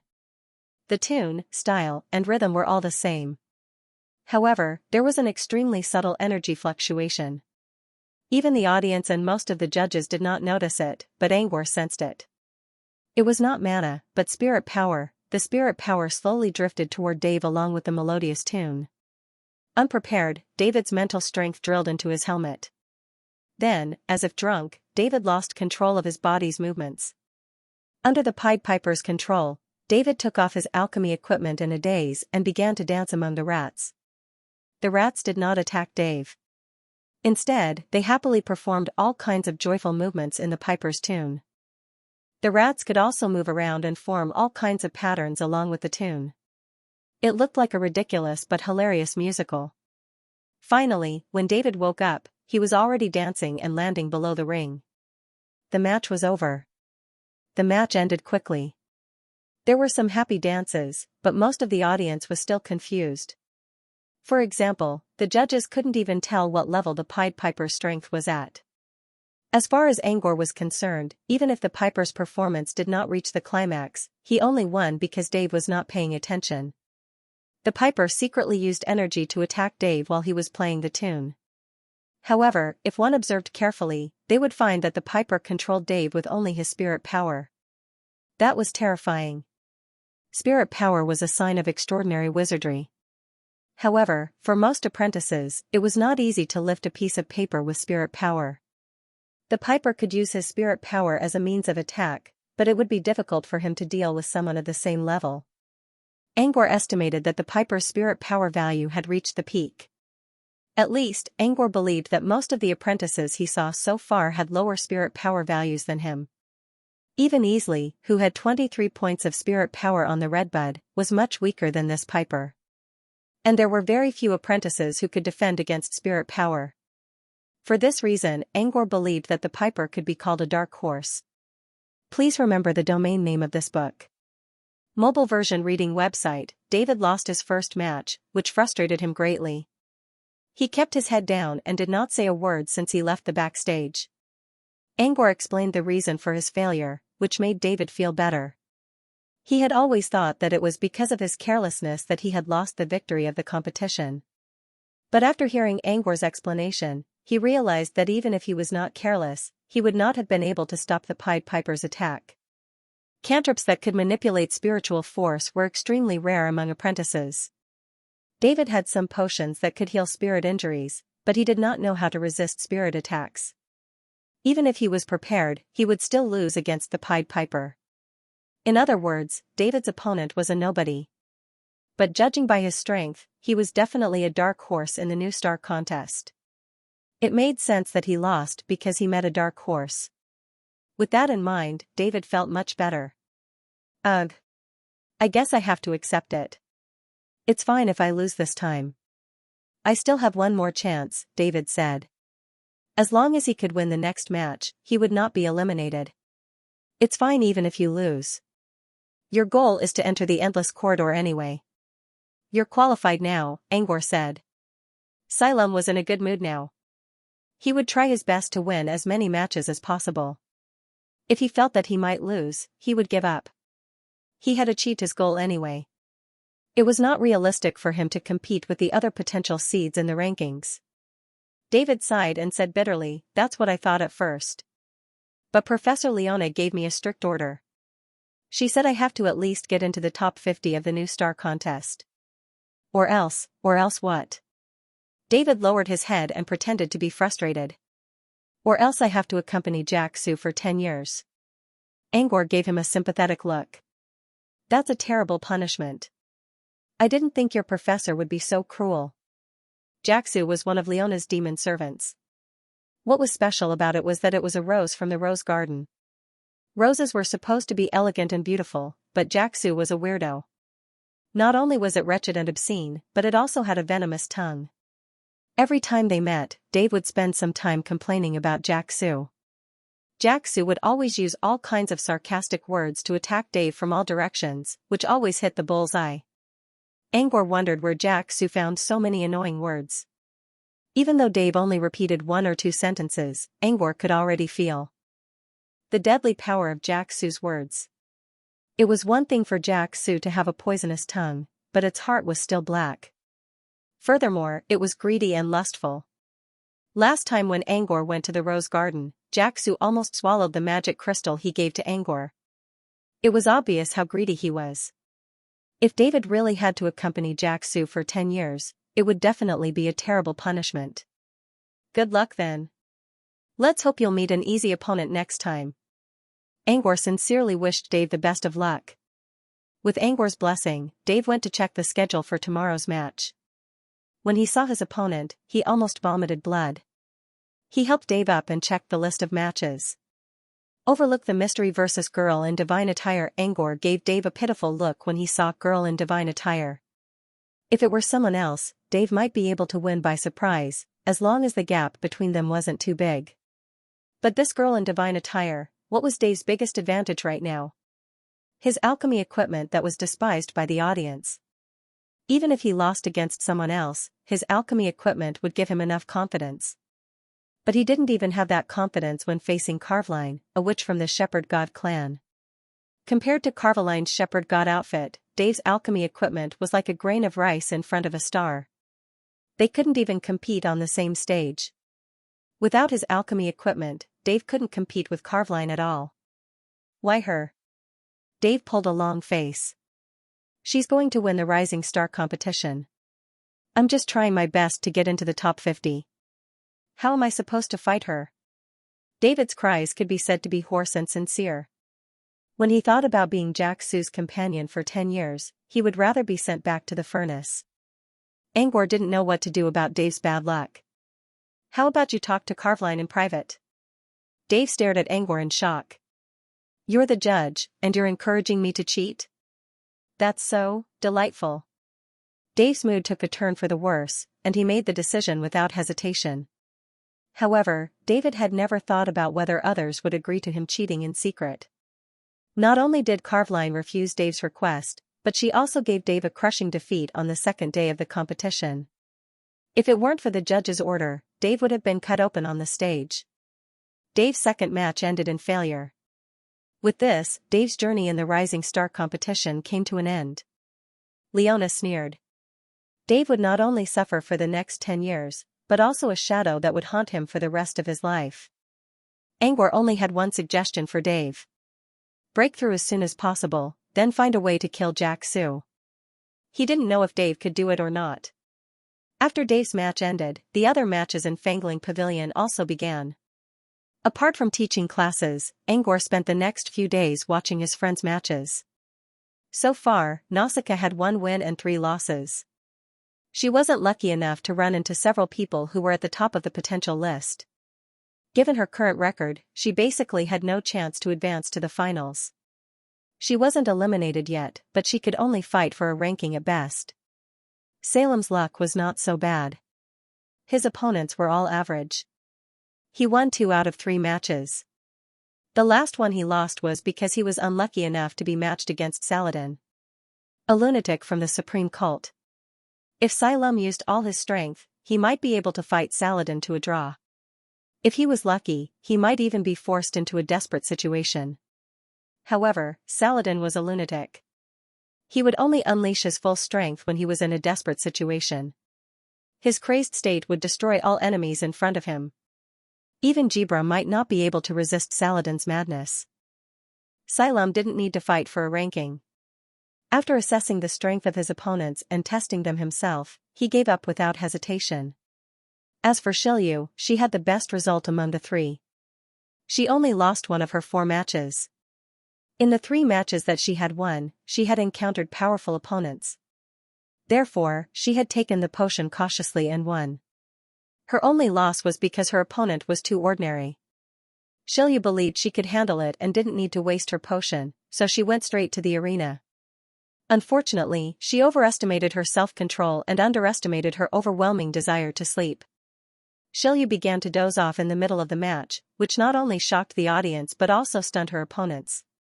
No one could do anything about it. Shilyu's weakness was obvious, and it couldn't be hidden. Besides, she didn't have many potions left. Losing some unimportant matches was not a big deal. Sean looked at Shilyu's sleeping face and felt a little worried. If only she's a dream manipulator. At least she can get something when she's asleep. She's just sleeping like this. She's wasting her life. Angor also noticed this. He planned to give one to Shilyu as soon as possible when the Dream Wasteland became popular. She was probably the one who needed it the most. All 3 of them were doing well. But Shilyu was the only exception. Nausicaa and Salem would have a hard time improving themselves. Shilyu, on the other hand, had a lot of problems. Apart from these 3, Angor also paid attention to one other person's record. It was Deathflame Witch Keeley. Keeley's record was outstanding. She had fought 5 matches and won all of them. She was almost certain that she would be one of the top students in the ranking list. She might even make it to the top 10. Angor didn't pay much attention to the other matches. Today, however, he came to a match. He wasn't here as a judge, but as a spectator. Beside him sat Xylem and his brother Lion, who looked very excited. Angor had never heard of either side of the match. He was here to help Xylem analyze the contestants. One of the contestants in this match was Salem's opponent tomorrow morning. Please remember the domain name of this book. Mobile version reading website, because the 2 contestants in this match were both seeded contestants with extremely high potential, the spectator stands were almost full. There was only one empty seat nearby. It was Angor's seat. Perhaps out of respect for Angor, all the seats within 10 meters of him were empty. Other than Xylem and Lion, no one dared to approach the area. The area was now empty. People kept talking about Angor, and they talked about Angor most of the time. The noise only died down when the contestants entered the arena. However, the audience still looked at Angor's direction from time to time. They were afraid of him, but they could not help but be curious about him. After the contestants went up on stage, the light screen floating above them displayed the names of both contestants. Shadow Swan vs. Gloomlight. Gloomlight's real name is Sheely. She's my opponent for the next match. This is her 3rd match. Her first match was against Cold-Eyed Catchy Co. She surrendered in the middle of the match. Her second match was against White Feather Bo Lin. Her opponent was weak, so she won easily. Xylem murmured, her previous match data is too low. I can't use her second match as a reference because White Feather Bo Lin is too weak. I can win easily too. Judging from her first match against Yi Ko, she seems to be a strong contestant. Cold-Eyed Catchy Co was from Winter Academy. Daikel, the editor of Firefly's Night Tale, spoke highly of him. Sheely was able to fight Yi Ko to a standstill, which means she's quite strong. But she didn't last long and surrendered. We don't know why yet. There are 2 theories. First, she wanted to hide her strength. Second, she looked fine but was already exhausted, so she surrendered. If it's the first one, I might not be able to win. But if it's the second one, I might have a chance. What do you think? Xylem did not get any response from Angor, so he turned around and saw Angor staring at the stage the whole time. However, Angor was not looking at Gloom Sheely. It was the other contestant on the stage, Shadow Swan from Summerdew Ridge. Xylem noticed that Angor was looking at him with a curious look. It seemed that he knew Shadow Swan. Before Xylem could ask, a weird female voice came from behind them. Mr. Pad, you seem to be interested in my uncute colleague. The reason why this voice was strange was because she had 2 different intonations at the same time. It was like a seductive voice coming from a bottomless abyss, as well as a languid tone under the abundant sunlight. Xylem turned around and saw a girl wearing a big hat sitting in the empty seat behind them. The girl's eyes flashed with cruelty and bloodthirstiness. Her cheeks were flushed red and the corners of her mouth curled up into a faint smile, as if she was mocking the world. She looked so sickly. Her hat was the most special. It was a very exaggerated Sinan hat. The top of the hat was conical, with an iron wire forming the inside. The brim of the hat was fixed by a golden ring, and the front was a circle of dark black velvet with a silver gauze hanging down. Door eyes. Salem's eyes flashed with vigilance. He called out the name softly. The sickly girl called Door Eyes looked at Xylem and giggled in a strange way. It's not polite to call a girl by her name, you uncute little brother. Xylem didn't know what to say. What can I do for you, Miss Black Hat? Door Eyes waved the ticket in front of Xylem with a smile as an answer. She bought a ticket and came here. Since no one was sitting here, she could just sit there. Next, Door Eyes looked at Angor with a strange glint in her eyes. Angor remained silent for a moment. You're from Summerdew Ridge too? Also meant Angor knew Shadow Swan girl on the stage. Door Eyes nodded. So you do know Swan, mister. Are you curious about her? I have some inside information about her that I can share with you. Angor looked at Dorais. Her face was hidden under the gauze, so he couldn't see it clearly. And? I'll charge you a small fee. Is that okay, mister? Angor narrowed his eyes. Fee? Dorais pointed at Angor's hat. I only want one of your hats, mister. If my sister were to wear your hat, she would definitely look very pretty. Hat? Sister? Angor didn't know what Dorais was talking about. The cruel look in Dorais' eyes disappeared when she mentioned her sister. Instead, she looked at Angor with admiration. My sister wants to open a museum of hats. Her wish is my wish as well. Dorais started talking about hats, sister, and museum without any sense of logic. The more she talked, the more obsessed she looked, as if she was experiencing the climax of her memories. In the end, she looked at Angor with a blushing face. Mister, I just want a small hat. Will you? Angor was going to ask Dorais some questions about Swan, but when he saw Dorais' strange look, he shook his head. I'm not interested in Swan. Dorais' expression froze for a second, but she quickly recovered. I guess I can't do anything about it. If you need my help, Mr. Pant, feel free to come to me. I'll pay you the same price. Your hat will do. With that, Dorais giggled and left the area. After Dorais left, Leon, who had been silent all this time, finally asked, What's wrong with her?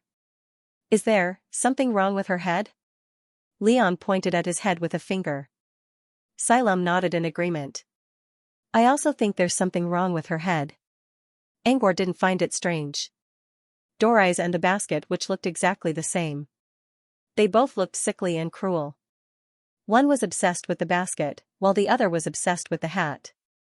It could only be said that as expected of the Summer Dew Ridge. Silam paused. Fear flashed in his eyes. But, she's really strong. Besides, all the opponents she defeated, except those who surrendered at the beginning, had their heads chopped off. She said she wanted to make a mold for her hat. Using human heads as molds for hats? So cruel? Leon frowned. What about those who defeated her? Why didn't they take the chance to kill her? Because, so far, no one has ever defeated her. Silam sighed. She's already known as the biggest dark horse in this year's Rising Star competition. Some people even say that she'll break Jebra's undefeated legend. Leon gasped in astonishment. He didn't expect the weak-looking girl to be so strong. Jebra's undefeated legend was broken long ago, wasn't it? Angor asked. It took Silam a moment to realize that Angor was talking about Shilyu. Jebra was indeed the strongest apprentice in the world, but he had a natural nemesis, Shilyu. Shilyu might not be as strong as Jebra's opponent. But if she fought against Jebra, she could easily crush him. I think Jebra is praying that he won't run into Shilyu. Silam chuckled. Angor shook his head. I don't think so. Shilyu's ability was the bane of Jebra's, but Jebra seemed to care about Shilyu a lot. Angor had seen Jebra many times, and every time Jebra mentioned Shilyu's name, it was not out of fear. Instead, it was out of expectation. When they talked about Jebra, the match had entered its final 2 minutes. Swan and Gloom Shili both stood still on the stage. Leon looked at Swan and asked Angor, by the way, you know Swan? Silam also looked at him curiously and waited for his answer. We've met a few times, but I don't know her well. Angor didn't seem to be hiding anything. Leon continued, then why do you seem to care about her? Don't tell me, Angor shook his head. She's not what I care about. She reminds me of someone else. A woman wearing a dark blue uniform with white edges appeared in his mind. She was slightly plump, but she had a pair of sharp eyes. When I first returned to the old Earth, I took the limpet back. The vice captain of the ship was called Helen. She was an excellent and responsible woman. After that, Swan brought her to Summerdew Ridge. She must be an extraordinary individual by now, right? As a matter of fact, Angor had a good impression of Helen. However, it was more than just a simple love.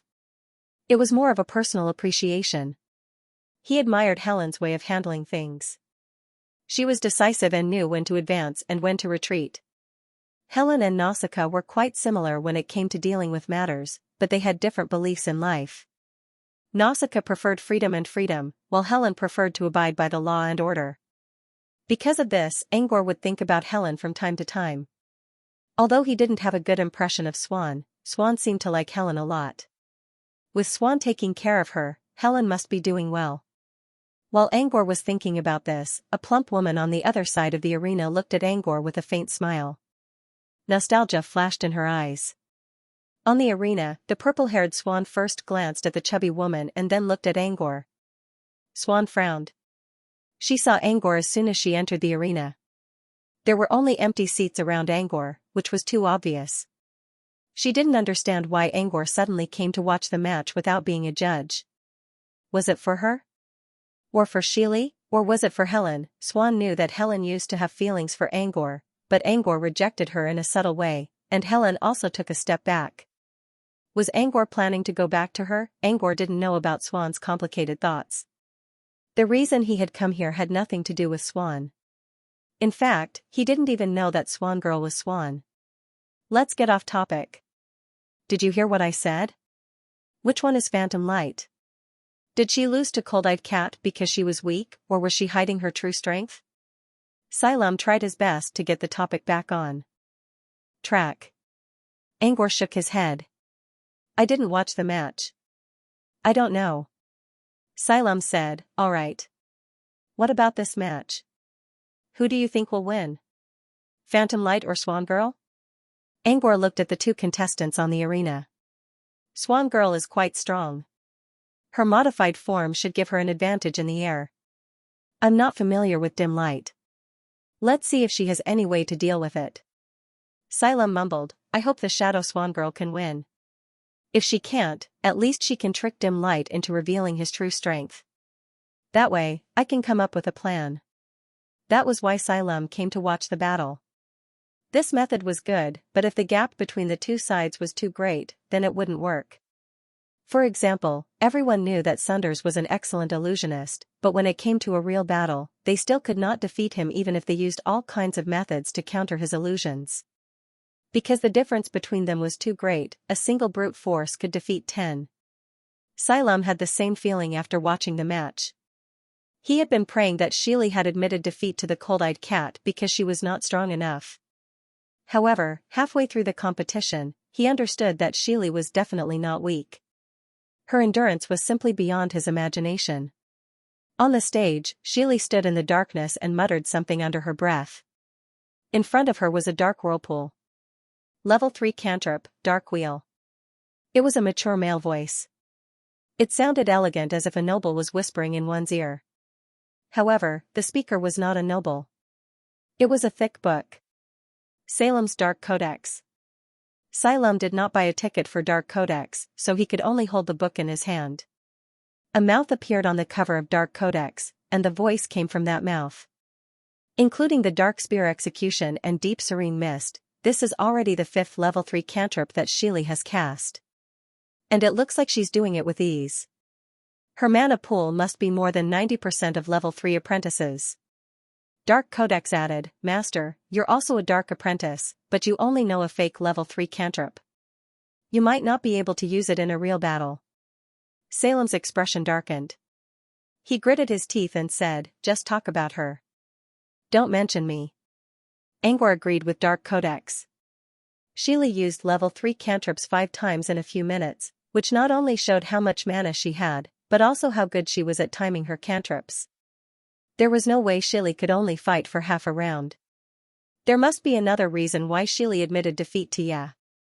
Sylvan's performance was outstanding as well. Level 3 cantrips were often the deciding factor in a match. Most of the time, it was already impressive for an apprentice to cast a level 3 cantrip once, let alone Sylvan who had cast it 5 times.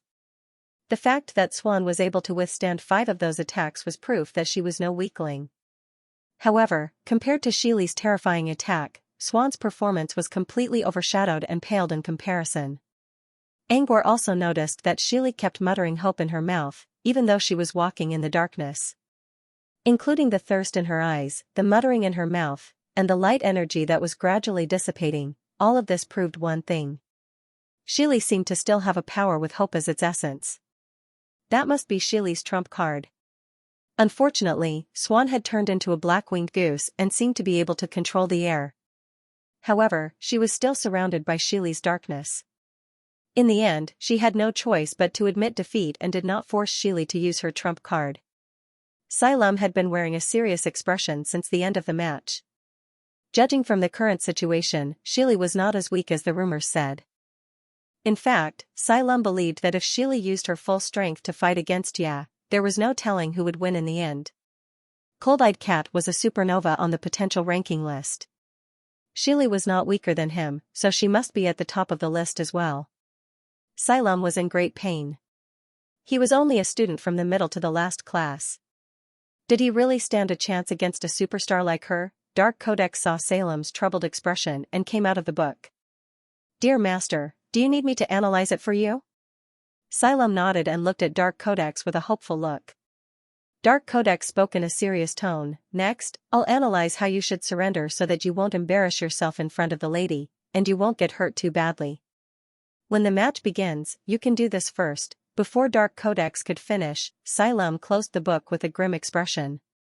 Dark Codex turned into smoke and disappeared before he could finish. Leon hesitated and asked, "Dark Codex, he'll be fine, right?"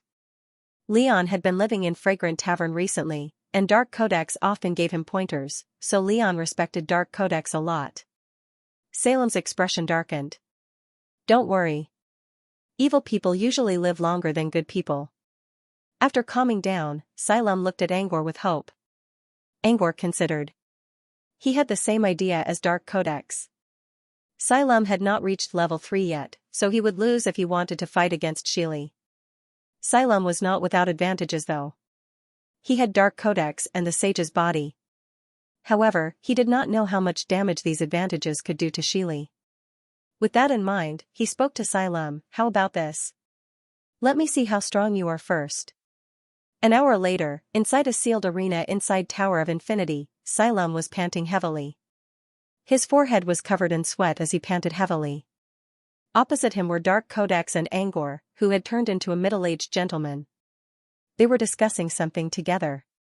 Not long ago, Xylem used all his skills to fight against an illusion created by Angor. The illusion was created by Angor after watching Shili's match today. After Xylem used up most of his moves, Angor finally stopped to discuss with Dark Codex what he called a countermeasure. A while later, when Salem's breathing calmed down, Angor and Dark Codex finished their discussion. Under Salem's expectant gaze, Angor said, "To be specific, you're still not as good as Shili." Xylem looked disappointed. Angor gave him a proviso. "But I've discussed it with Dark Codex. There's still a way to turn the tables." Under Salem's hopeful gaze, Angor continued slowly, "Dark Codex will control the scales and perform the reenactment of the law." Xylem looked up. "That's the only way?" Angor nodded. "Yes." Xylem remained silent. No one knew what he was thinking. Please remember the domain name of this book. Mobile version reading website. The Rising Star competition could be divided into 3 stages. The first stage was the promotion stage, in which all contestants had to climb the tower and reach level 30 and gain 100 points to advance. The second stage was now. It was the official start of the competition, which could also be called the semifinals or the elimination stage. The third stage was the final stage, which would determine the final ranking. The semifinals had reached its climax. There were more than 50 matches per day, and sometimes even more than 100 matches. Since there were so many matches, it was important for the audience to choose which matches to watch. Normally, contestants would watch the matches of their potential opponents. The audience, on the other hand, would choose the matches based on their preferences or the contestant's fame. But sometimes, there were exceptions, such as today's match. Gloomlight vs Philosopher's Book. When buying tickets, some people noticed that the number of people who bought tickets skyrocketed as soon as the match was shown on the screen. Among the 10 matches in the same stage, the number of people who watched the match instantly shot up to the second place. This was the most popular match in the same stage, where both contestants were potential seeds. Gloom Shili was strong and had performed well in recent matches. However, she was still a newcomer. Even if she had the strength of a potential seed, she was still not famous enough. As for Philosopher's Book, it was even more puzzling. It was almost unknown. Why did so many people want to watch a match like this? Although they didn't know why, there were many people who followed the trend. When they bought tickets and arrived at the arena, they realized the reason. At this time, on the judging panel, there was a wizard with blonde hair and blue eyes who attracted everyone's attention. It was Angor, who was known as Super Dimension. Angor's popularity kept rising, which was why people were buying tickets to watch the matches. Did you hear that? Your fans are crazy about you, so they came here to buy tickets. But those who followed the trend only realized that it's because of you. Now they're starting to doubt how good the match is, said a burly man. Aren't you worried? A stocky man moved closer to Angor and asked, Aren't you worried? What should I be worried about? Angor looked at the man in confusion. The man was Mad Bear Sabo, Mitra's student and the judge of this match. Apart from the special judges, Sabo was one of the rare wizard judges. For example, your popularity dropping? I thought it would be an exciting match, but it turned out to be a boring one. I'm not a wizard from Rest Torch Academy. I don't need applause and attention to create something. Actually, I hope that you don't come alone. Angor paused a little and continued, Besides, is this match really that boring? Not necessarily.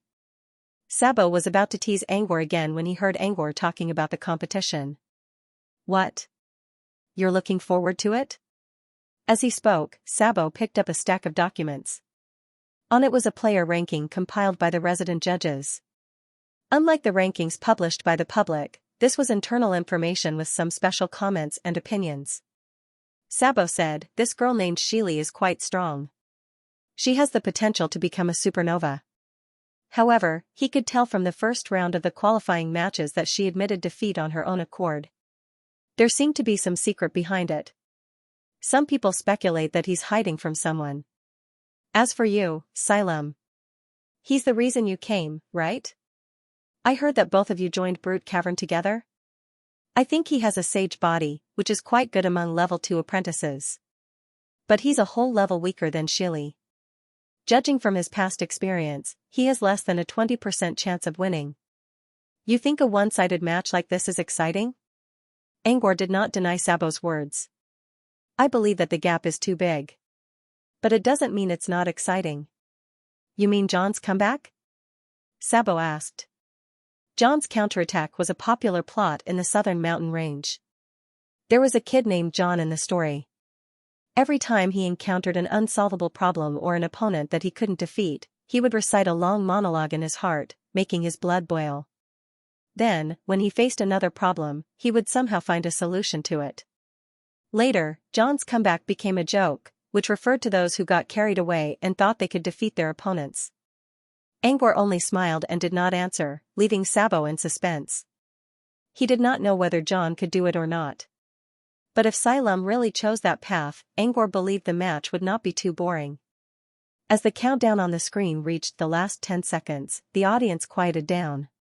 Both those who came for Angor and those who simply bought tickets had their eyes on the match, even though they did not think it was going to be interesting at all.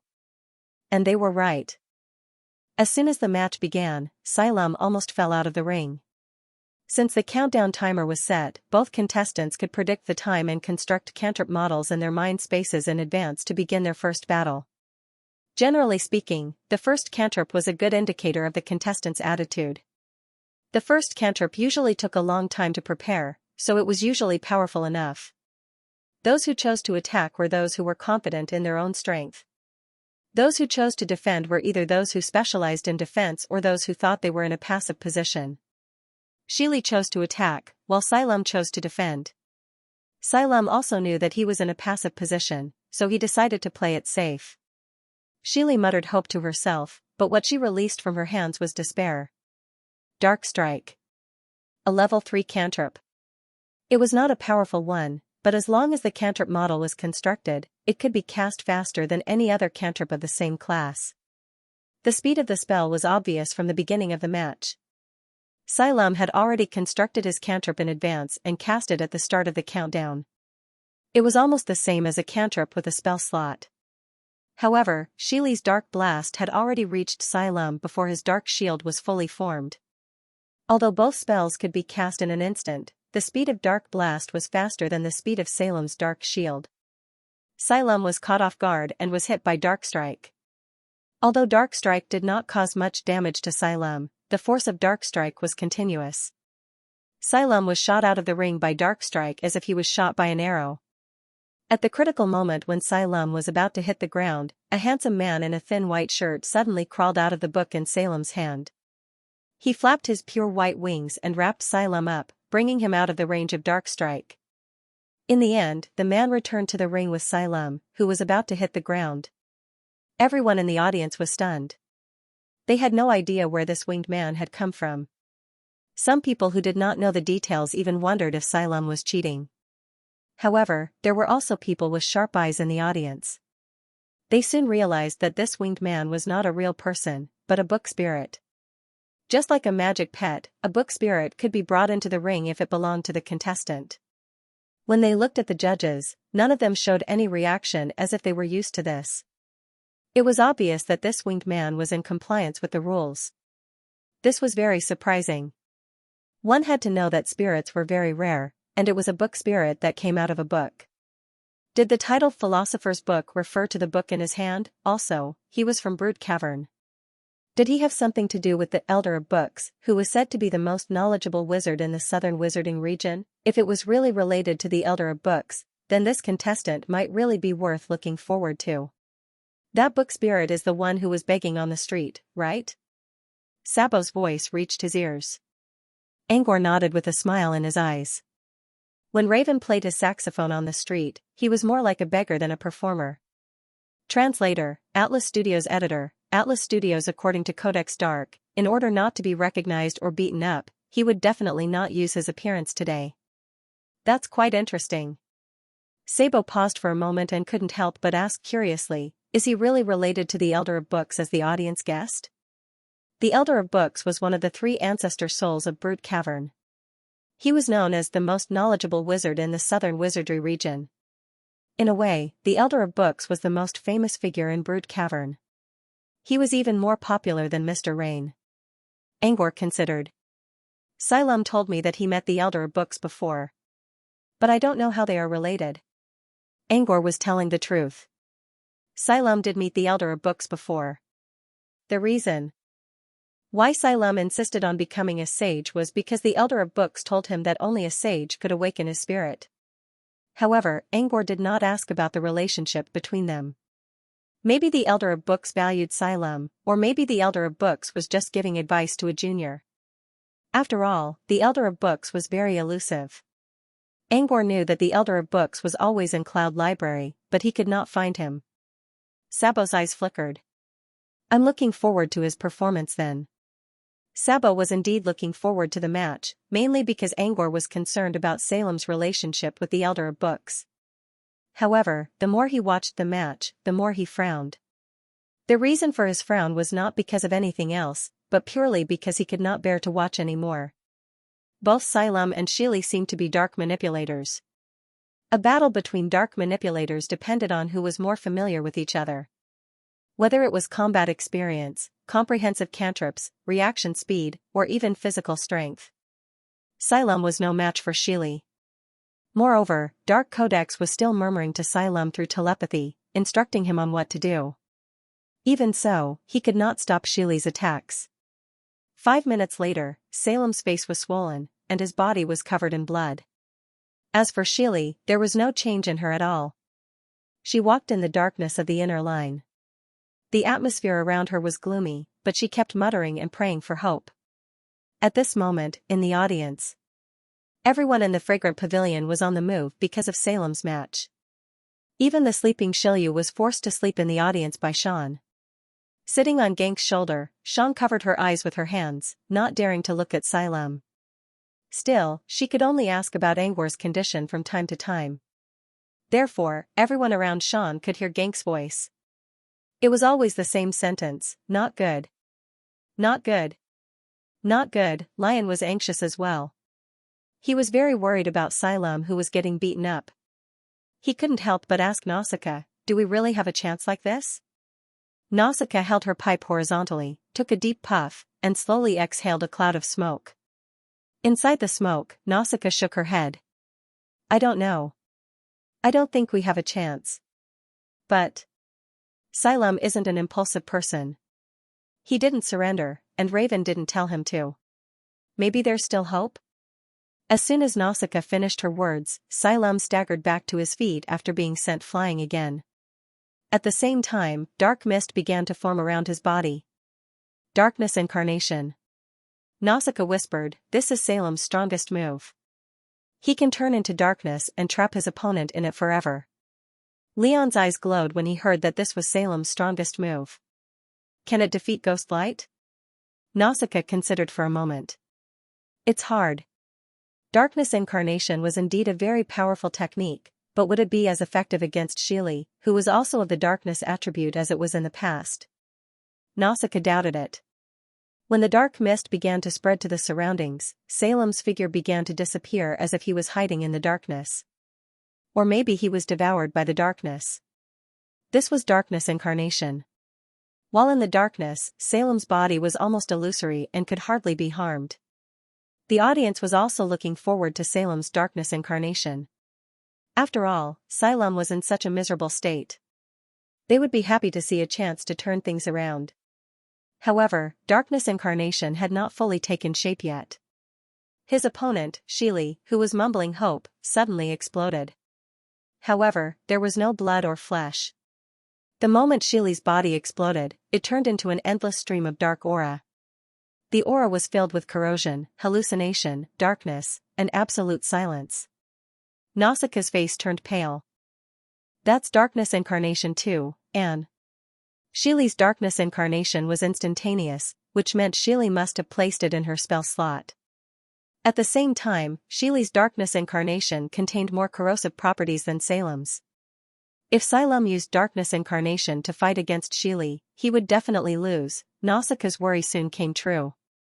Sheely's darkness incarnation covered Salem's body and turned into an even bigger mist that covered the entire arena. The center of the arena was now filled with a large amount of black mist. The audience could only see the rolling black mist and the occasional miserable screams coming from inside. After a long time, a figure walked out of the mist.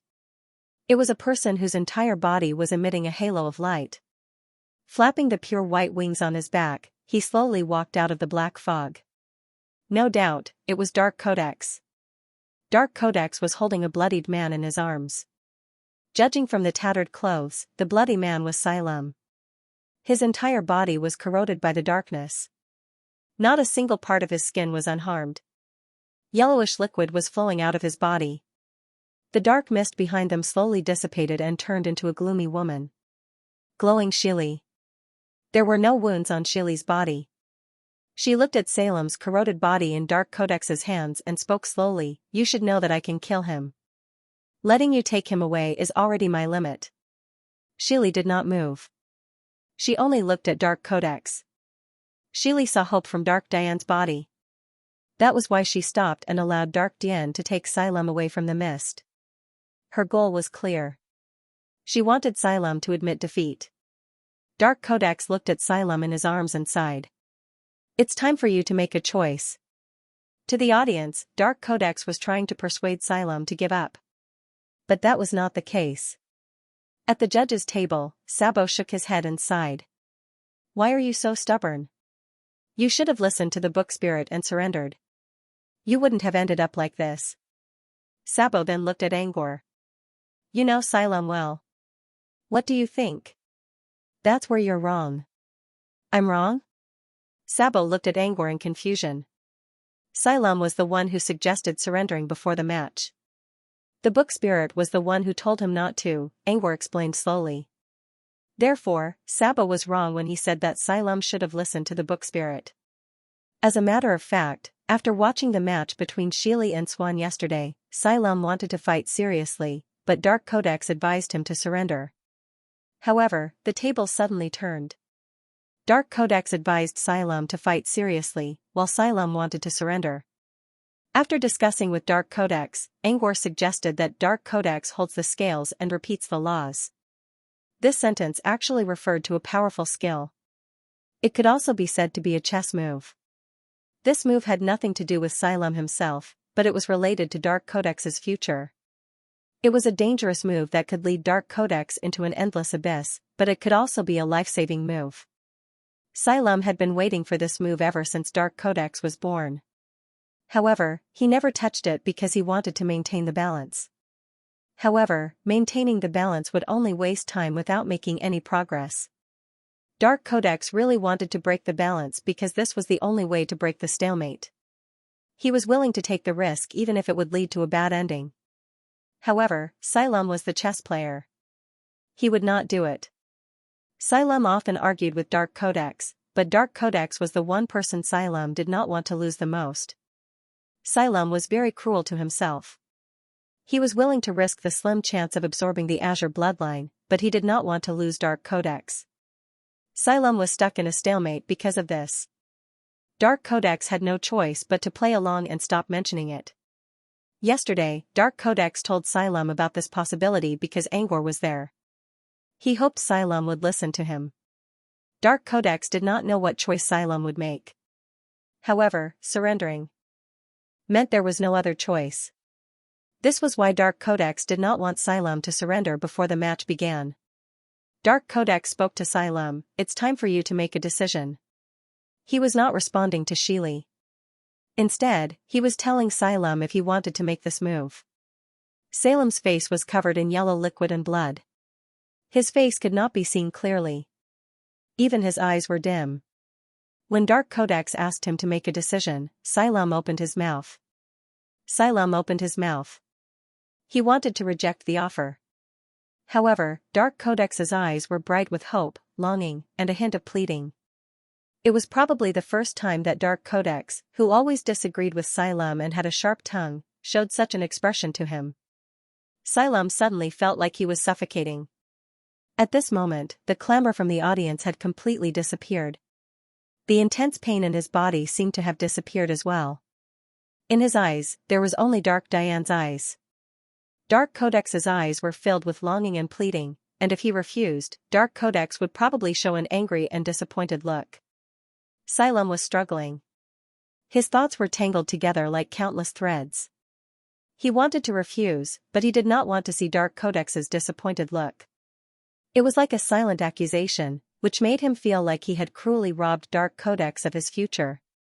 Salem's mind was in a daze. "Have you made your decision? Are you going to surrender or continue to seek death?" At this moment, Sheely's cold voice entered Salem's ears. He shuddered and came back to his senses. Xylem knew it was time for him to make a choice. Maybe it was the corrosion of the darkness that hurt his throat. Salem's voice was hoarse. He could not say anything for a long time. However, Dark Codex knew Xylem too well. When Xylem opened his mouth, Dark Codex knew that Xylem was going to surrender. Salem's eyes were filled with disappointment. He murmured, "Actually, it's a step forward or a step back. You have to try to know. Why don't you try and trust me?" Looking at Dark Codex's depressed face, Xylem clenched his fists. He was about to surrender, but he suddenly changed his mind. "I won't surrender. Please remember the domain name of this book." Mobile version reading website, "Looks like you have a death wish." Sheely's eerie voice came out of her mouth. At the same time, countless streaks of dark energy turned into sharp arrows and took shape behind her. Under Sheely's command, all the dark arrows were released from their bows. Xylem was their target. Xylem struggled to get up from the ground. He supported his body and half knelt in the arena. Dark energy spread out from his hands and formed a dark shield wall along the ground.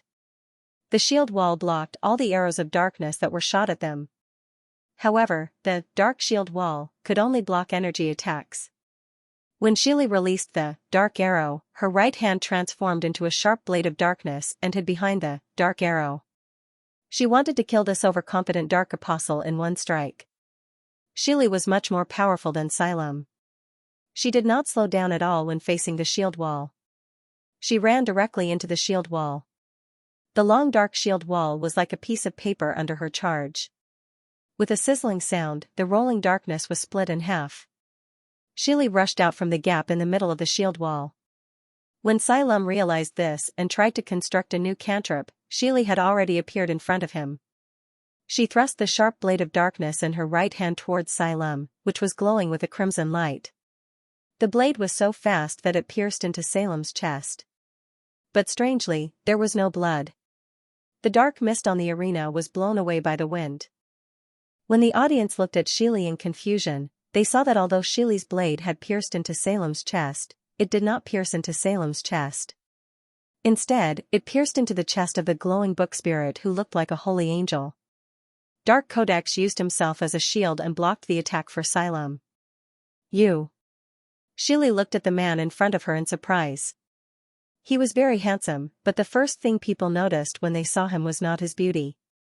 Instead, it was his holy temperament that made him look like a god of light worshipped by some churches. Even though he had a dark blade in his chest, his face was pale and his eyes were dimming, he still had a kind smile on his face. Lady Gloom, I might have to be more serious from now on. Please forgive me if I hurt you. A weak but elegant voice entered Shili's ears. While Shili was puzzled, a bright light was suddenly released from Dark Codex's body. The bright light even covered the darkness in the arena in the blink of an eye. For most people, the dark mist might block their vision, but they rarely felt that the light that corresponded to the dark mist would also block their vision. Now, the arena was covered by a dazzling light. Most people subconsciously avoided the light. Even if some people stubbornly looked at the arena, the intense light still covered everything in the arena. They couldn't see anything.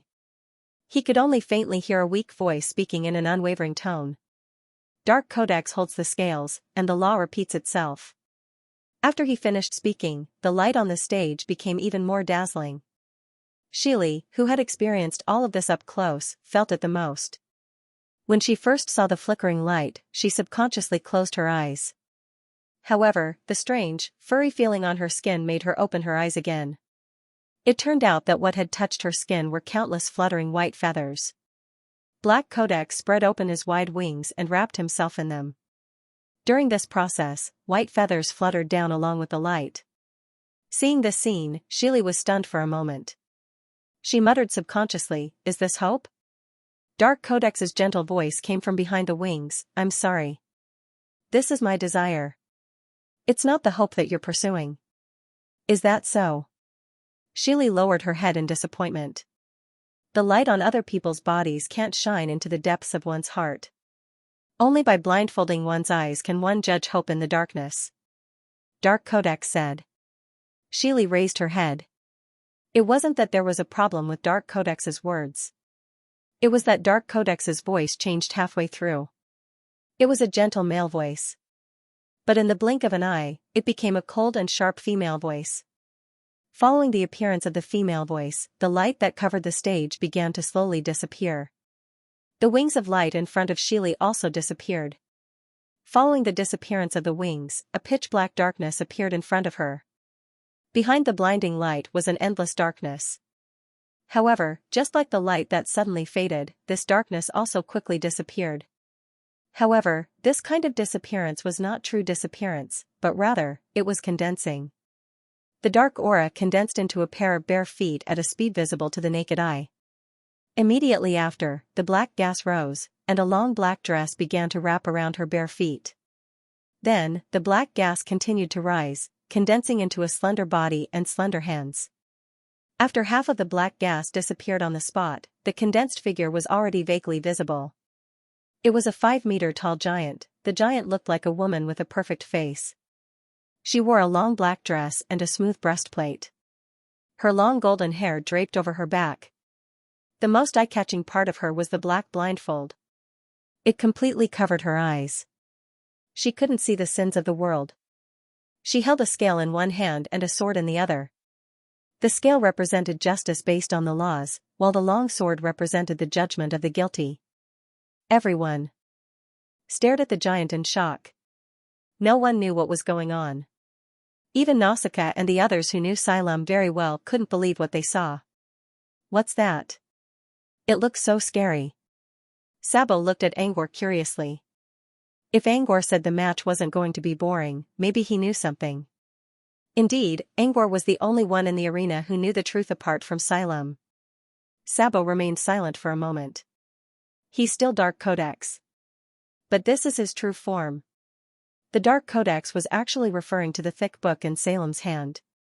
The full name of the book was Dark Codex. A book spirit was a special kind of spirit. Once successfully transformed, it would carry some of the book's characteristics. For example, the Elder of Books from Brute Cavern. Many people suspected that he was an encyclopedia that recorded everything because of his great knowledge.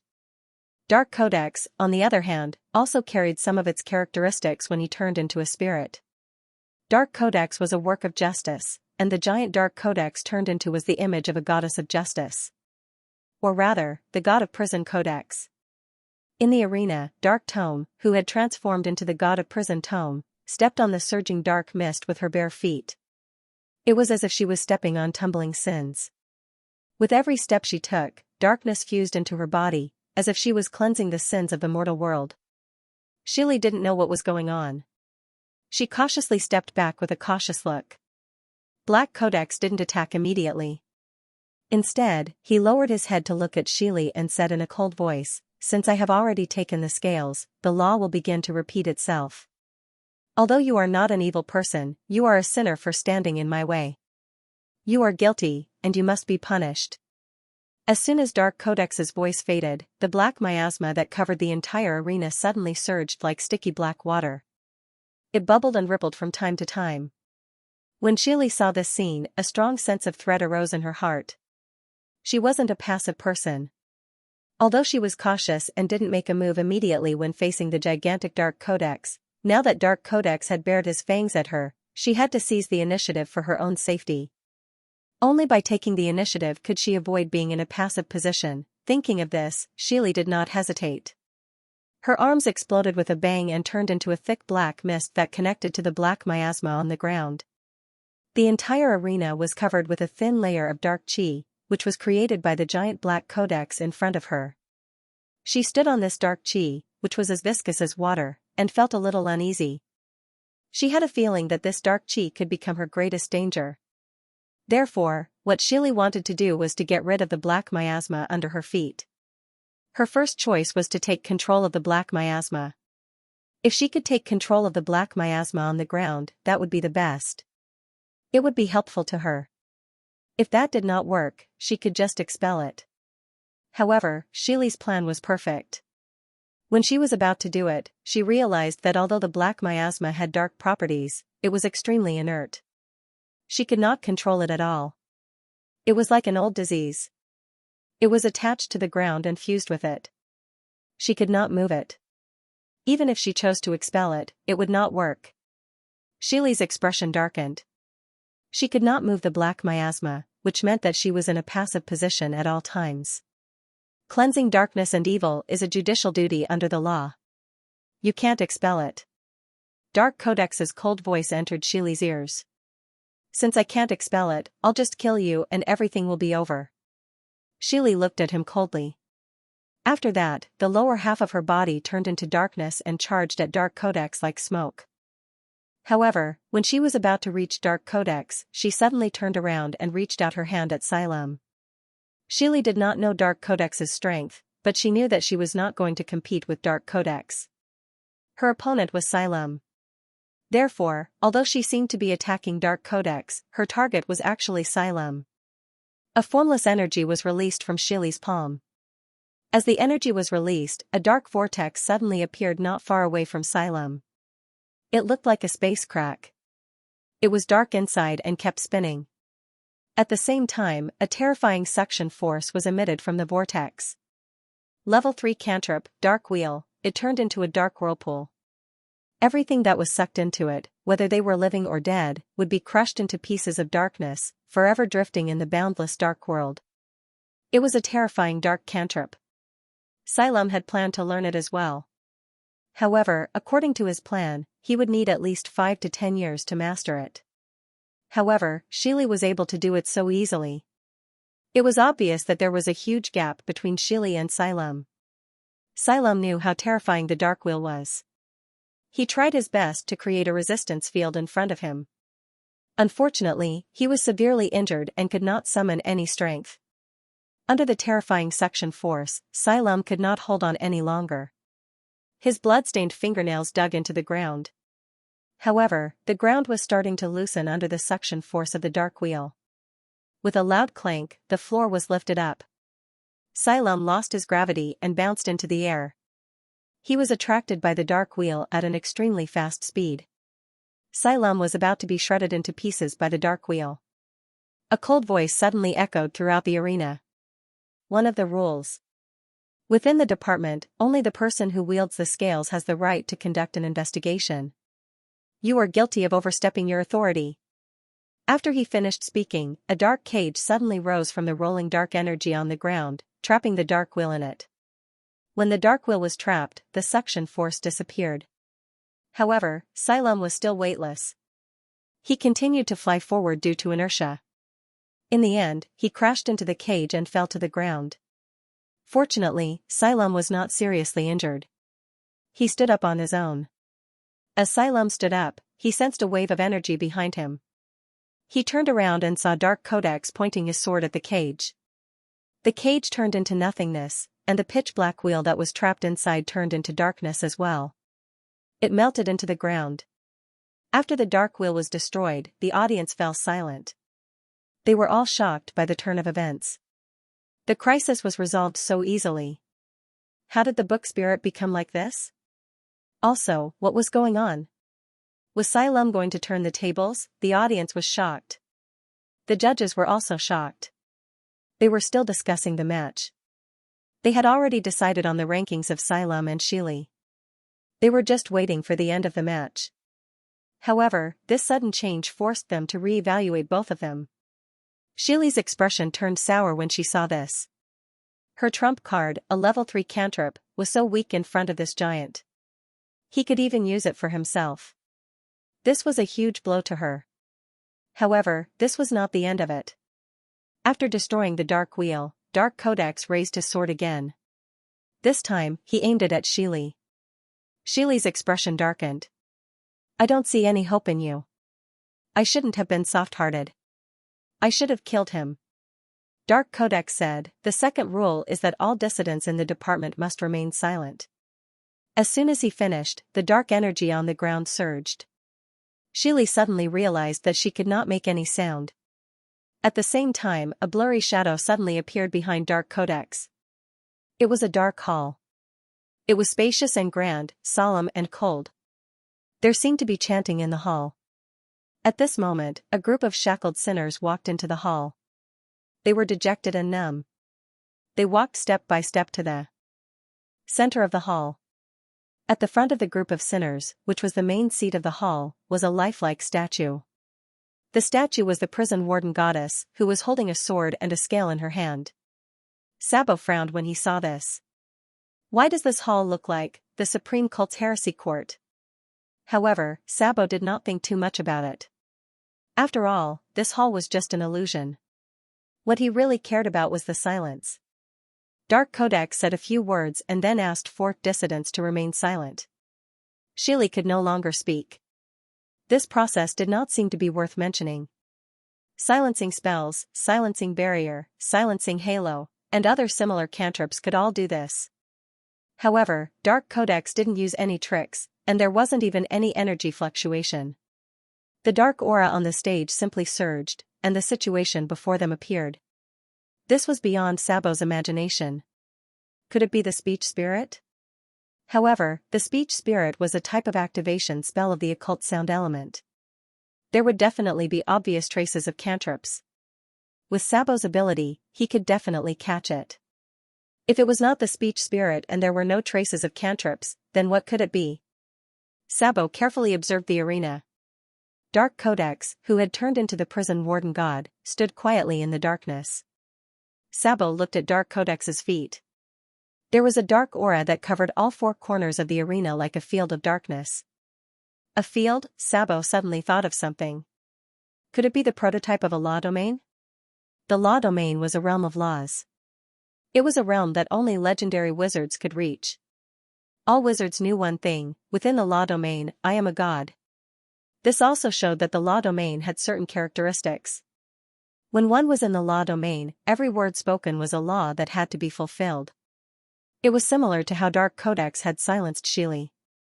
If it was really the prototype of a law domain, then this Xylem was not simple. There were prototypes of law domains in the southern region, but they were rare. If this was the prototype of a law domain, Xylem would definitely become a seed with great potential. Please remember the domain name of this book.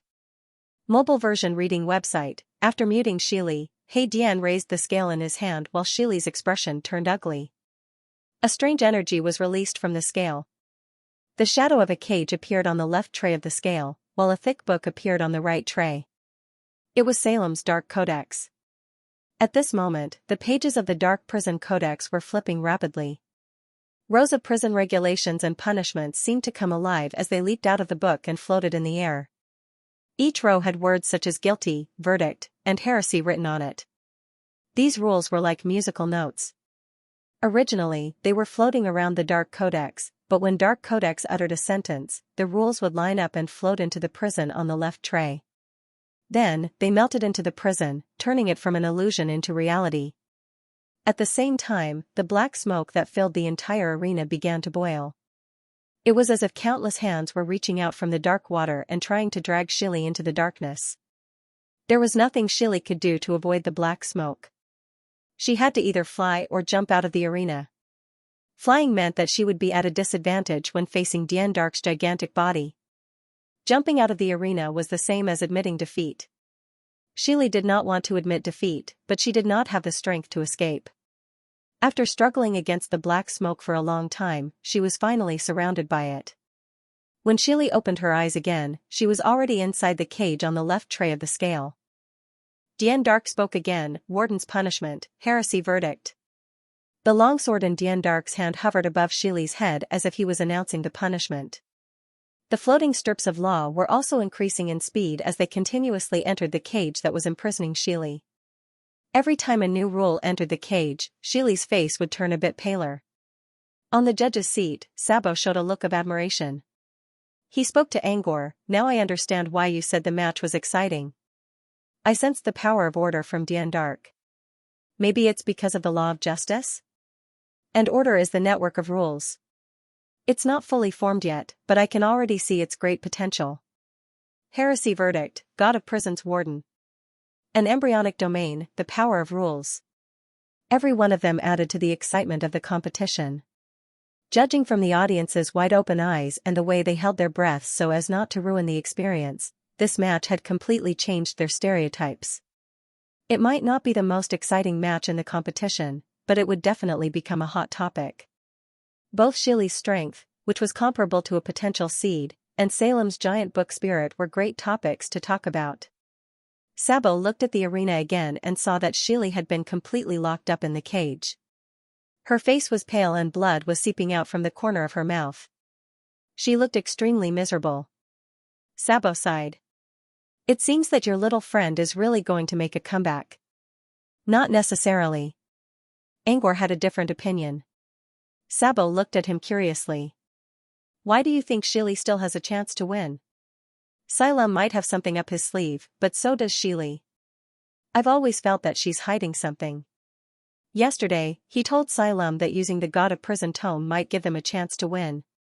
But it was only a possibility. That was if Shili didn't use any hidden power. Angor looked at Shili, who was still locked in the cage. Although she was being punished in the cage, she did not admit defeat. Instead, she bit her lips tightly and muttered. Since she had been mumbling since the beginning of the match, her behavior seemed normal. However, Angor noticed that every time Shili mumbled something, a hidden power was surging inside her body, as if it was trying to break through some kind of shackle. Would this power change the outcome of the match if it broke through the shackle? As soon as he spoke, the battle that everyone thought was going to end suddenly changed again. A few minutes ago, Shili had to force herself to stay standing in the cage. The laws that emerged from the Dark Prison Codex might not have hurt Shili, but to Shili, it was a mental torture. It was even more unbearable than the physical torture. Beside her ear, there was always a dignified voice that was passing judgment on her life. Her memory box seemed to have been opened by someone. Ever since she was born, everything that she felt guilty about turned into a scene that flashed before her eyes. Coupled with the dignified and fair whisper, Shili felt as if she was standing naked in the courtroom and being pointed at by everyone. Every flaw on her body had become the source of evil. The goddess of justice looked down on her from a high position and used the sword of justice to punish her past. Her scars, old illnesses, and secrets that she didn't want to be mentioned were all used by the goddess of justice to punish her. Even though Shili knew that it was all part of her opponent's plan, she still couldn't help but feel hurt when the things she wanted to hide the most were exposed. Especially when the image of a man appeared in front of her eyes. She couldn't even stand straight. The majestic voice was still whispering in her ears, "He is the one you love the most, but also the one you fear the most. Why are you hiding from him? Is it because you think you did something wrong to him? You used your own beliefs to destroy a person who loved you. The beliefs that you held on to were wrong in themselves. You killed his loved ones, which is an even worse crime. You must be punished." Shili shook her head. "No, I'm helping him, shut up. Shut up." However, no matter how much Shili shouted, the whisper of judgment kept reverberating in her mind. It was like a curse that imprisoned her thoughts, mocking her and shouting at her mercilessly. After being punished again and again, Shili finally hugged her head and squatted in the cage. She tore open her old scars and faced her past. The more afraid she was, the more shackled she felt. The more she couldn't look back, the more inferior she felt. At this moment, Shili faced her past self. She was as humble as the sand in the depths of a rotten swamp. Everyone thought that Xilum had won when they saw Shili in such a state. However, sometimes, the more one was forced to the extreme, the easier it was to see oneself clearly. Moreover, Shili's situation was special. Many years ago, Shili always whispered to herself, "Everything in front of me is the darkness that prevents me from pursuing hope. In order to see the brightest hope, I have to go through the deeper darkness first." She understood the logic, but she had never put it into practice. Even if she kept saying pursue hope, the power that was suppressed in her heart had never been released. She was afraid of facing herself like that. Xilum, for example, had never dared to take the step of Dark Codex holds the scales and the law repeats itself, because he was afraid that Dark Codex would face a terrible result. He was afraid that he would lose Dark Codex forever. Even though Xilum knew that Dark Codex had to take this step if he wanted to go further. He understood the principle, but he was shackled by various external factors. He did not dare to move forward. He was afraid to move forward. Shili was the same. She always said that she had to find hope and that she could only welcome the brightest hope after going through the deepest darkness. However, she still did not dare to face her past. Just like last time when she fought against the cold-eyed cat, Shili did not think that she would lose. However, halfway through the fight, she saw that person. She did not even have the courage to continue the fight. She surrendered and ran away. Both Shili and Xilum were not cowards. They were not afraid of death or wounds. However, when it came to the softest thing in their hearts that they cherished and dared not face, they would retreat. This match was actually an opportunity for them, an opportunity to reconcile with their past selves. Xilum finally let go of Xianxia. He believed in Dark Codex and took a step forward. Shili was the same. She was forced to face her past by Dark Codex's power. When she reached the lowest point, it was also the moment she recognized and carried out her true self. She whispered again, "In order to see the brightest hope, I have to go through the deeper darkness first." This time, she did not just say it. When she finished, the power that she had been suppressing in her heart was finally released. The darkness on Shili's body suddenly receded and an extremely bright and beautiful light scattered out from her chest. The darkness faded away, and the light came. The power hidden in the deepest part of Shili's body was finally released. It was pure light, the hope that Shili had been searching for. Just as Dark Codex said, the light of others cannot shine into the depths of one's heart. Hope should never be found outside. It had always been in one's body. When Shili faded away the power of darkness and revealed the pure power of light, the situation of the battle changed again. The god of prison Codex had mastered the law of justice. However, he was still born from the power of darkness. Light and darkness had always been intertwined and restrained each other. When Shili swung the sword of light filled with hope, even the strongest cage was shattered into pieces. Shili's power was already at the peak of the apprentice level. She was much stronger than Xylem. No matter how powerful Dark Codex was, his master was still Xylem. He would still be restrained by Xylem. When Shili used the power of light to restrain darkness, Dark Codex could not resist it. After a dazzling flash, Shili fell to the ground from the sky. Behind her, the sword in the huge god of prison Codex's hand was cut in half and fell off the arena. Shili did not attack again. On the other side, Xylem had already lost consciousness after being swallowed by the power of light. After Dark Codex's sword was cut in half, he finally lowered his head. With the judge's announcement, the match ended. Shili won. When the screen showed the result of the match, the audience erupted into an unprecedented round of applause that lasted for a long time. Before the match began, most of the applause was for Angor. But now, it was for the two contestants on the stage. It was for the contestants' efforts, and also for the audience's desire to vent after watching such a satisfying match. The match was over, but the audience never stopped cheering and discussing. The audience wasn't the busiest ones. Instead, it was the judges who were discussing the results and revising the rankings. Sabo wanted to ask Angor to do the same, but Angor didn't answer. Instead, he looked to the other side. Sabo followed Angor's gaze and saw Dark Codex slowly shrinking from the female giant to the size of a normal human. However, his appearance was still that of the god of Warden. It was a pity that the items in his hands were all damaged. Dark Codex put away the broken longsword and scale and slowly walked to the unconscious Xylem. He picked him up, and with a tap of his foot, he flew up to the judging platform. Dark Codex half knelt in front of Angor and handed Xylem, who was covered in blood, to Angor. "Please take care of the young master, Mr. Pat."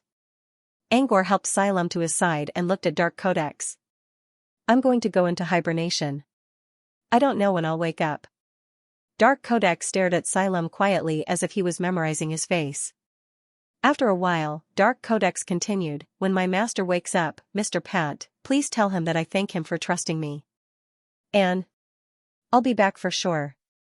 Angor gave Dark Codex a meaningful look and nodded. "All right." Dark Codex sighed in relief and showed a bright smile. "Thank you." As soon as he finished his sentence, Dark Codex started to blur like an old photo that had been soaked in water. The vivid colors were diluted and turned into basic black and white. In the end, he turned into countless tiny particles that merged into the Dark Codex and Salem's arms and disappeared. In the arena, Shili didn't go back to the backstage. Instead, she stood there quietly and looked at Dark Codex's disappearing figure. She wanted to say something, but in the end, she only sighed softly in the wind. Actually, Shili could feel that Dark Codex could use other methods to deal with her when she was trapped in the dark cage. Whether it was a slash or some other punishment, Shili would die instantly. But Dark Codex didn't do that. Instead, through complicated and meaningless trials, he forced her to face the past that she had always wanted to avoid. After experiencing the lowliest darkness, he had found the light of hope. She didn't know if He Dian did it unintentionally or on purpose. But no matter what, Shili was indebted to him. Therefore, when the light broke free from her body, Shili could have easily killed Xylem, but she did not do so. Shili took one last look at Xylem, who was standing beside Wizard Pat. She then covered the light on her chest and stepped back into the darkness. Behind the light was darkness, and there were shadows lurking in the depths of hope. Facing this was only the first step. What Shili needed to do now was to make it official. Since Xylem was seriously injured and in urgent need of treatment, Angor declined Sabo's invitation to join the discussion. No matter what the ranking was, Salem's journey in the Rising Star competition was over after he lost this match. Angor bid farewell to Sabo and prepared to take Xylem to the treatment room. Before leaving, Angor glanced at the audience seats. Nausicaa and the others were looking at him with worried eyes. Angor sent a voice transmission to tell them not to worry and looked away. However, as soon as Angor looked away, he sensed a pair of resentful eyes looking at him from the other side. The resentment was not real. It was more like a complaint. Out of instinct, he turned around and looked back. It was a young man wearing a deer antler hat. The boy was looking at Angor with a sad expression. But when Angor looked at him, the boy quickly stood up and waved his hands in the air as if he was afraid that Angor couldn't see him. Angor tried to recall. He didn't remember seeing this boy before.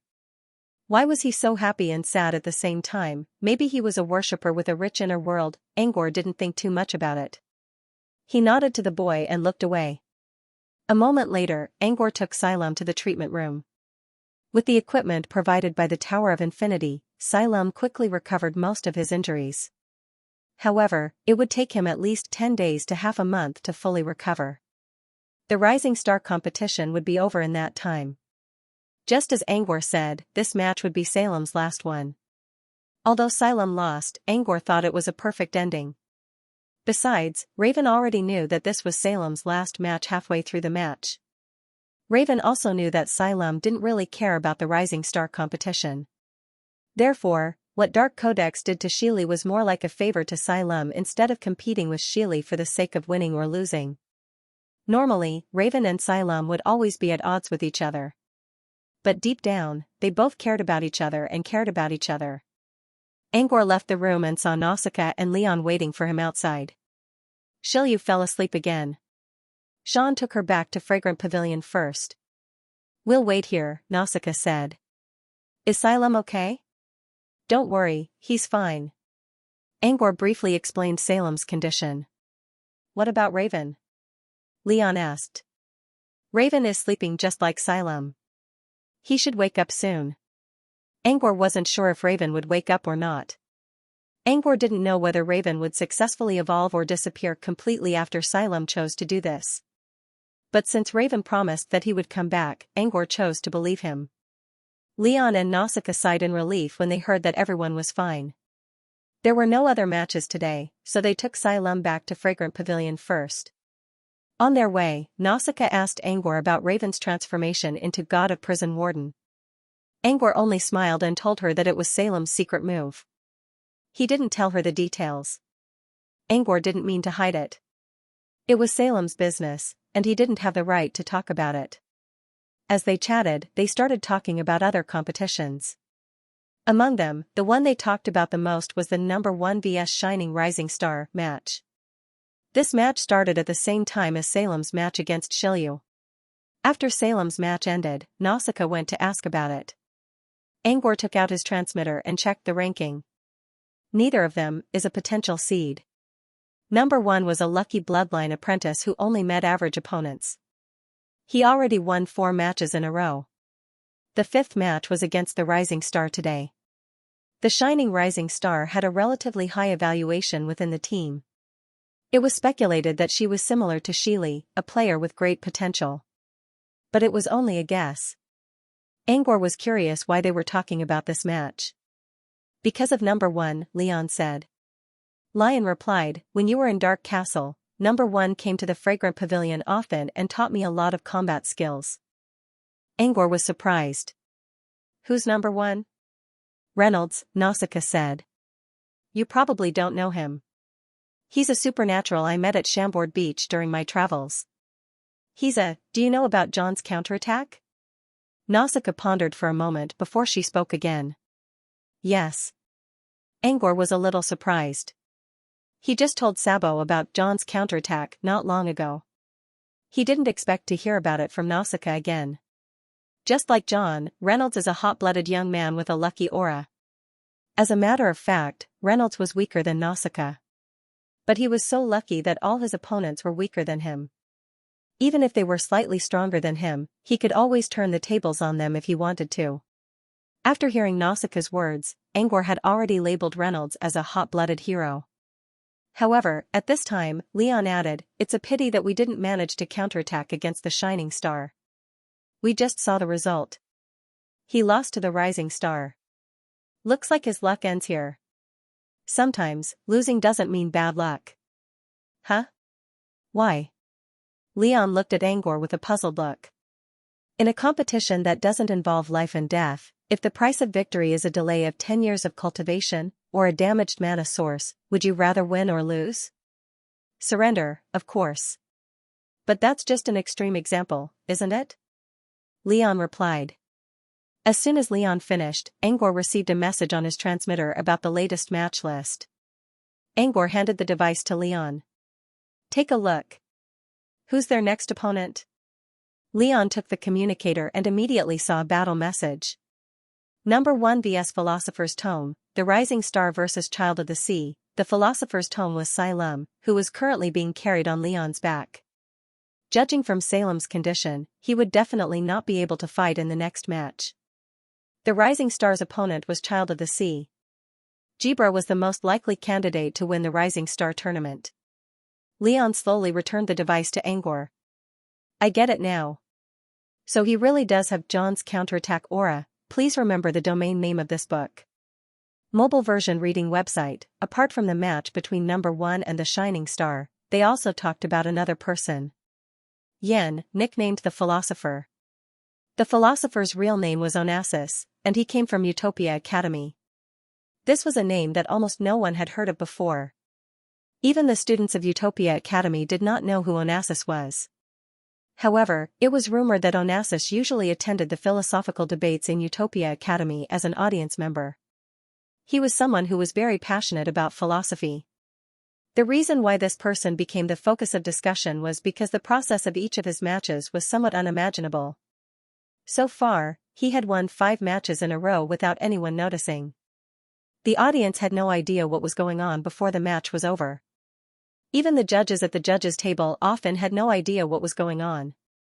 Later on, every time Onassis participated in a competition, there would be a Magus-level judge. This was to give him a comprehensive evaluation. Later on, even the special judges would come to watch him. Hydra, the observer from Starliege Church, and Water Pattern which were among them. Hydra only watched the 3rd match, but also the 4th and 5th. This showed how much Hydra valued Onassis. Angor did not know what kind of magic the philosopher had, but he could tell from these details that the man was not to be underestimated. Perhaps he was another hidden dark horse. After listening to their conversation, Angor took out his communicator and checked Yan's internal ranking. The philosopher was placed outside the top 200 not long ago. But in just a few days, Yan's ranking rose like a rocket. Every time he fought a match, Yan's ranking would increase by more than 40 places. Now, Yan was already at the 8th place. Those who were ranked above him were all popular candidates like Jibra, Suatutai, and Carveline. There was no doubt that this was a dark horse that had broken out of the encirclement. However, the nickname sounded familiar to Angor, as if Brain Monkey had the shadow of a certain person in it. Silum woke up on the 2nd day after he returned to Fangling Pavilion. When he woke up and learned that Dark Codex had gone into hibernation, he was shrouded in a gloomy atmosphere. In the past, no one would associate Silum with a dark apprentice. But now, they could clearly sense the dark energy radiating from Silum. 2 days after Silum shut himself off from the world, Angor went to talk to him. Silum did not regret the ulcer that day, but he blamed himself. That was because while he possessed the body of the sage, the fusion of the Azure bloodline did not conform to the complete specifications, resulting in his body of the sage being incomplete. Back when Silum was the Dark Warden, he couldn't transform into his true form, the God of Warden, because of his incomplete sage body. This led to a series of hesitation and entanglement. If Silum had a complete body of a sage, his soul touch would have turned Dark Codex into a complete form instead of going through a hibernation that he might not be able to wake up from. Silum blamed himself because he was worried about Dark Dian and did not trust him. The only thing Angor could do now was to tell Silum what Dark Dian told him. Dark Dian is a book spirit. He must know more than ordinary people. If he's willing to take this step, he already has an omen. If Dark Dian is willing to take this step himself, why don't you try to trust him? Dark Dian said he'll come back. You should firmly believe that he will come back. He wasn't sure if his words worked, but Silum did become more energetic in the next few days. It seemed that he had returned to his usual self. But there was still a slight difference. After Dark Dian turned into a spirit, Silum rarely held his beloved book in his hands. Now, he was back to the time when Angor first met Silum several years ago. Silum carried Dark Dian with him all the time, and his eyes never left the book. When the Rising Star competition was about to reach its final stage, Angor finally finished his last class in a Xianxia. His original plan was to teach 10 classes and get at least 2 marks in each class, which would give him 20 marks. But in fact, his average marks were above 4. Angor himself was surprised. He was new here, and he did not think his teaching was that good. Why did he get such a high score? Later, the water pattern which answered his question. The main reason why he could get so many points in each class was because of the way he taught. Similar to Master Mitra, Angor was willing to answer any question, even if it had nothing to do with the current knowledge he was about to teach. He was a typical academy student. Academician's teaching style always got the highest score in a Xianxia. Apart from this, Angor was also an enchanter, which was rarely seen in a Xianxia. All in all, Angor's score was much higher. In the end, Angor taught 6 classes and got 25 marks. Plus the 10 marks he got as a special judge. No, he only got 9 marks now. He could only get all 10 marks after participating in the Rising Star competition as a special judge. He did not get enough marks as a special judge, but he already accumulated 34 marks. Exchanging 4 white-cheeked realm fiends mid-forehead eye only required 30 points. After finishing his last class, he left Ada Baiha Academy and went to the city of Floating Mech without paying any attention to the students who were still reluctant to leave. Under Antonio's guidance, Angor once again arrived at the magic material vault. After a while, the light screen in front of the teleportation wall displayed a row of words, white-cheeked realm fiends mid-forehead eye. Cannot be inspected. Remaining quantity, 3 points, 30. The remaining quantity did not change. It seemed no one was exchanging for it recently.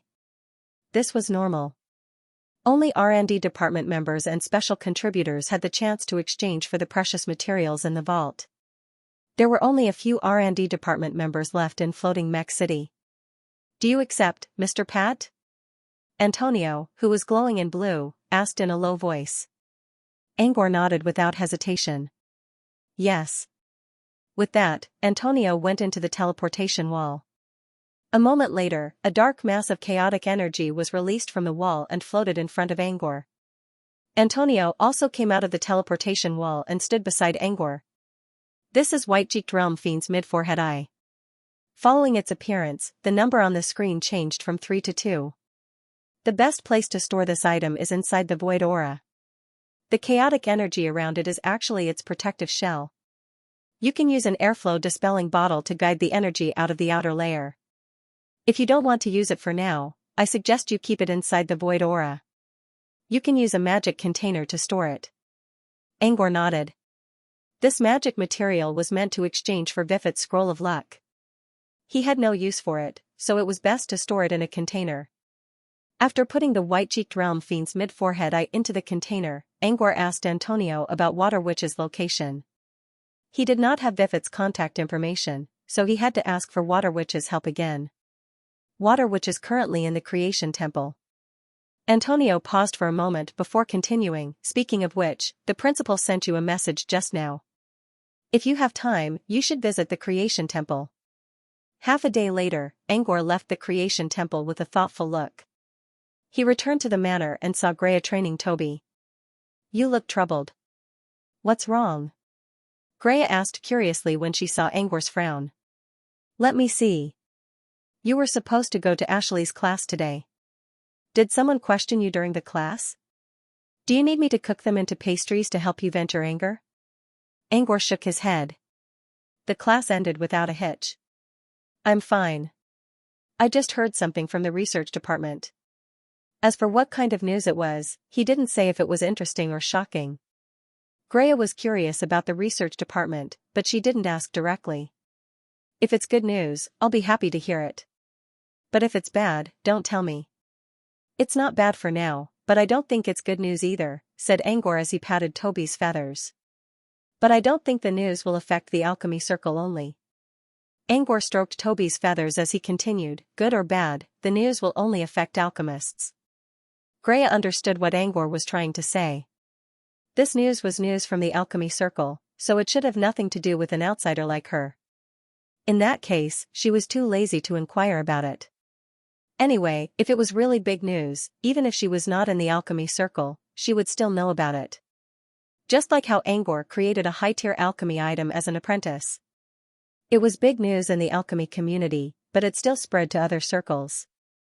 After chatting with Greya for a while, Angor returned to his room alone. He sat in front of the window and thought for a while. Then, he took out his notebook and began reading about the Gate of Illusion. Inside the notebook, he added Evo Spurt behind the name Alex. After hearing Granny Fingernail's story, Angor already had a hunch that Alex might be the missing Evo. But it was only a guess. Today, Angor finally got his answer. Not long ago, Antonio told Angor that Principal Muse invited him to the Creation Temple. Angor was surprised to hear that Mr. Muse had come out of his seclusion. According to Antonio, the principal should have been in seclusion for at least several months, or even years. But now, it was less than a month. When Angor arrived at the Creation Temple, he saw the other city lord of Floating Mech City, Lawson, as well as Granny Fingernail. Granny Fingernail was sitting in the second seat, so he guessed that it was probably because of Evo. As Angor expected, they were talking about Evo and the box of reincarnation. Muse called Angor over because he wanted to see the illusions inside the Shadow of Trunks and confirm some details with Angor. Later, Lawson asked Hydra to make a prophecy using some of the details in the shadow of the box. Although Hydra did not give him an accurate answer, he had obtained some answers from Snake in the Tree, and these answers were confirmed by Granny Fingernail. In other words, it was basically confirmed that Alex was either Evo himself or Evo's doppelganger. After receiving this answer, the Creation Temple immediately became noisy. Muse and Lawson began to discuss, or rather, argue about a few questions. Where is Evo? How do we find him? Also, how was he going to save Evo from the shackles of the reincarnation box? Since both sides refused to listen to each other, the Creation Temple became like a wet market. Water which told Angor that they had been arguing for several days, but they still couldn't come up with an answer. This would probably last for a while. Angor didn't want to stay and listen to their discussion since it involved the core interests of Floating Mech City. However, based on the information he received, Evo was indeed Alex.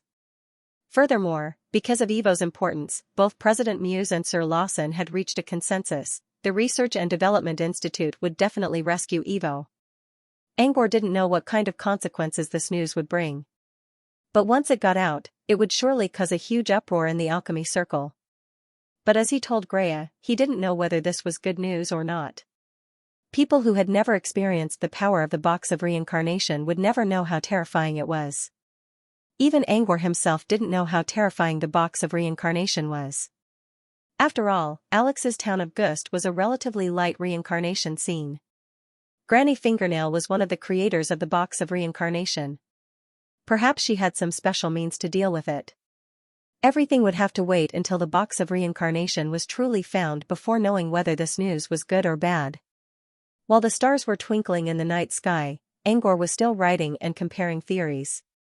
After 2 weeks of experiments, Angor had more or less figured out the details of the soft metamorphosis worm skin transplant. Now, it was time to put it into practice. But there was still something else he was worried about. Which part should he transplant? The soft metamorphosis worm's skin was only the size of a palm, so it would take a lot of energy to transform the whole body. Only a small part of the skin would cost less energy. Choosing a specific part of the skin would cost almost no energy at all. Based on the experience of his predecessors, he excluded the secret locations and came up with a list of 36 locations. After careful consideration, he finally chose the hand.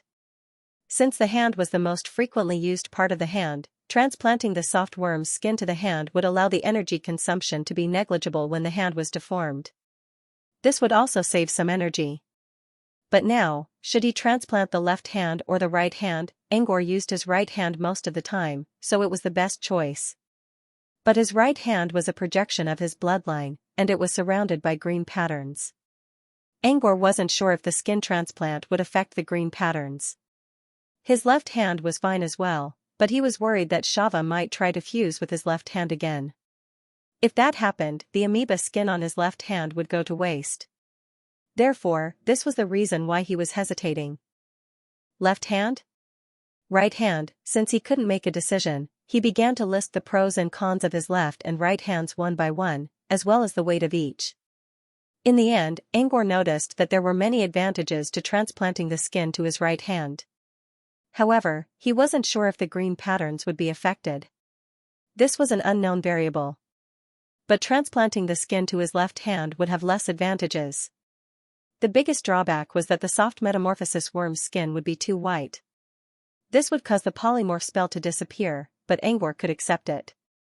There were other solutions, such as transplanting new soft metamorphosis worm's skin, or learning polymorph directly without using any external force. Learning polymorph would be much easier since he already had experience with it. Both Sunders and Granny Fingernail told Angor that he should try learning the traditional polymorph spell after transplanting the soft metamorphosis worm's skin. Angor had the same idea.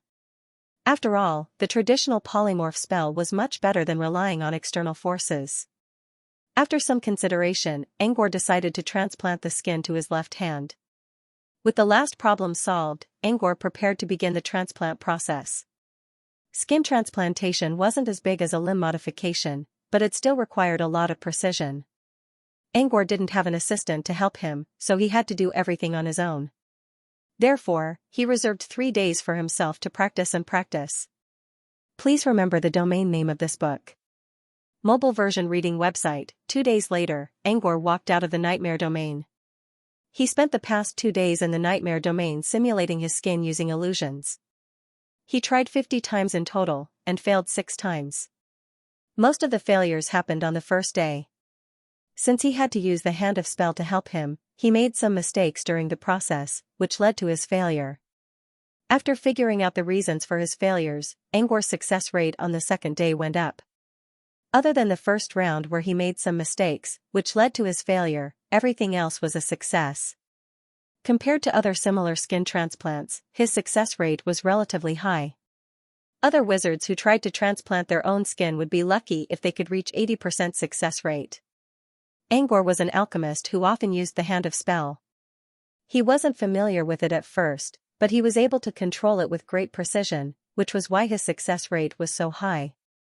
Angor was confident that he could proceed with the transplant, so he ended his illusions and left the nightmare domain. However, he didn't plan to do it right away after leaving the nightmare domain. This was because he had received a message from the Water Witch on his communicator in the morning. According to Water Witch, Biff had already told him that she wanted to meet Angor at Granny Fingernail's alchemy house in the afternoon. This was why Angor failed the transplant in the morning. It was almost time for the meeting, so Angor left the manor and headed to the main city. When he arrived at Granny Fingernail's alchemy house, he saw Water Witch Farina already there, chatting happily with a bulky man. "I'm sorry I'm late," Angor apologized. Farina waved a hand. "There's still half an hour left. You're early.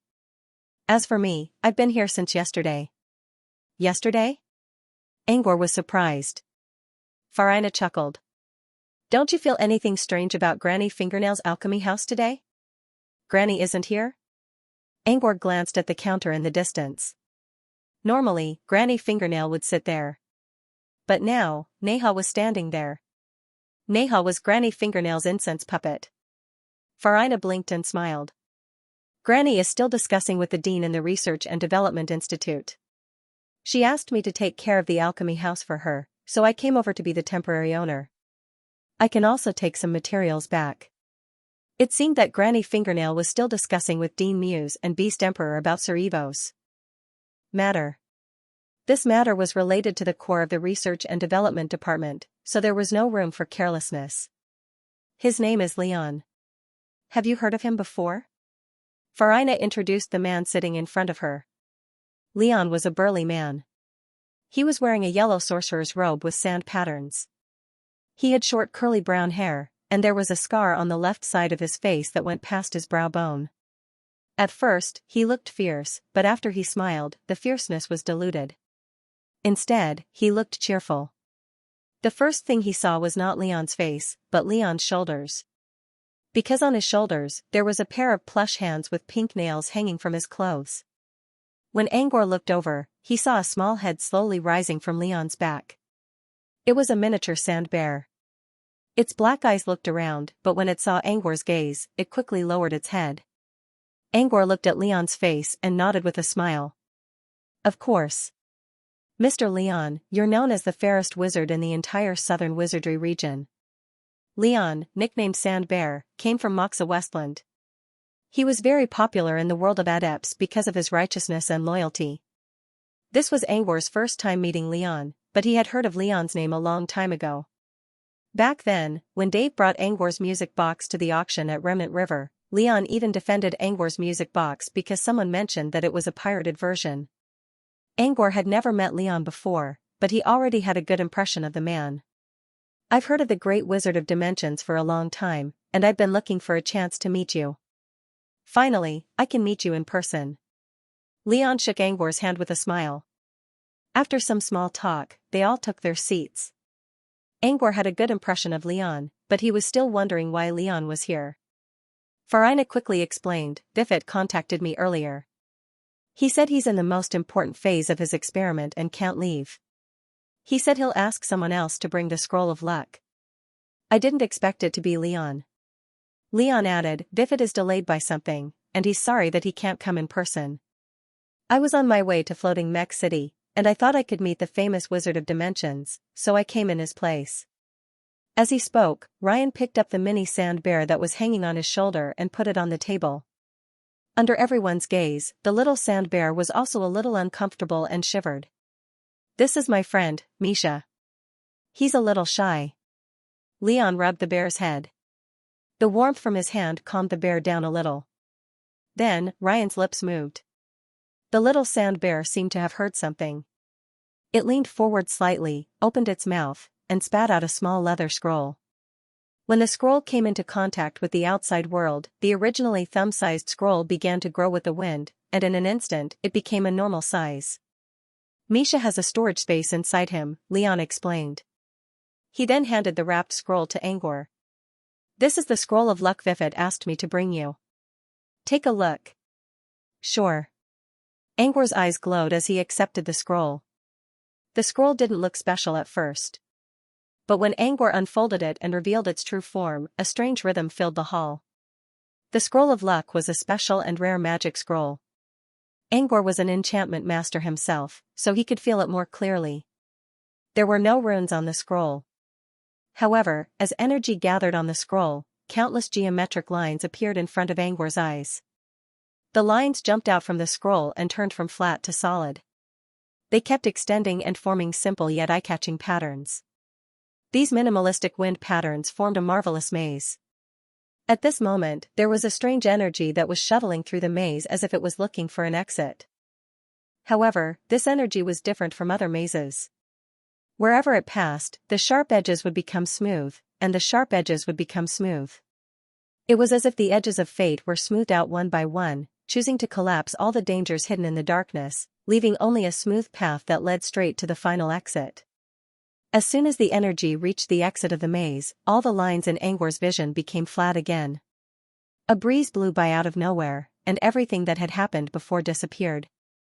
The scroll of luck was flat and unfolded. There was nothing on it except for a cluster of hidden energy, quiet and traceless. So this is the scroll of luck? Angor muttered to himself.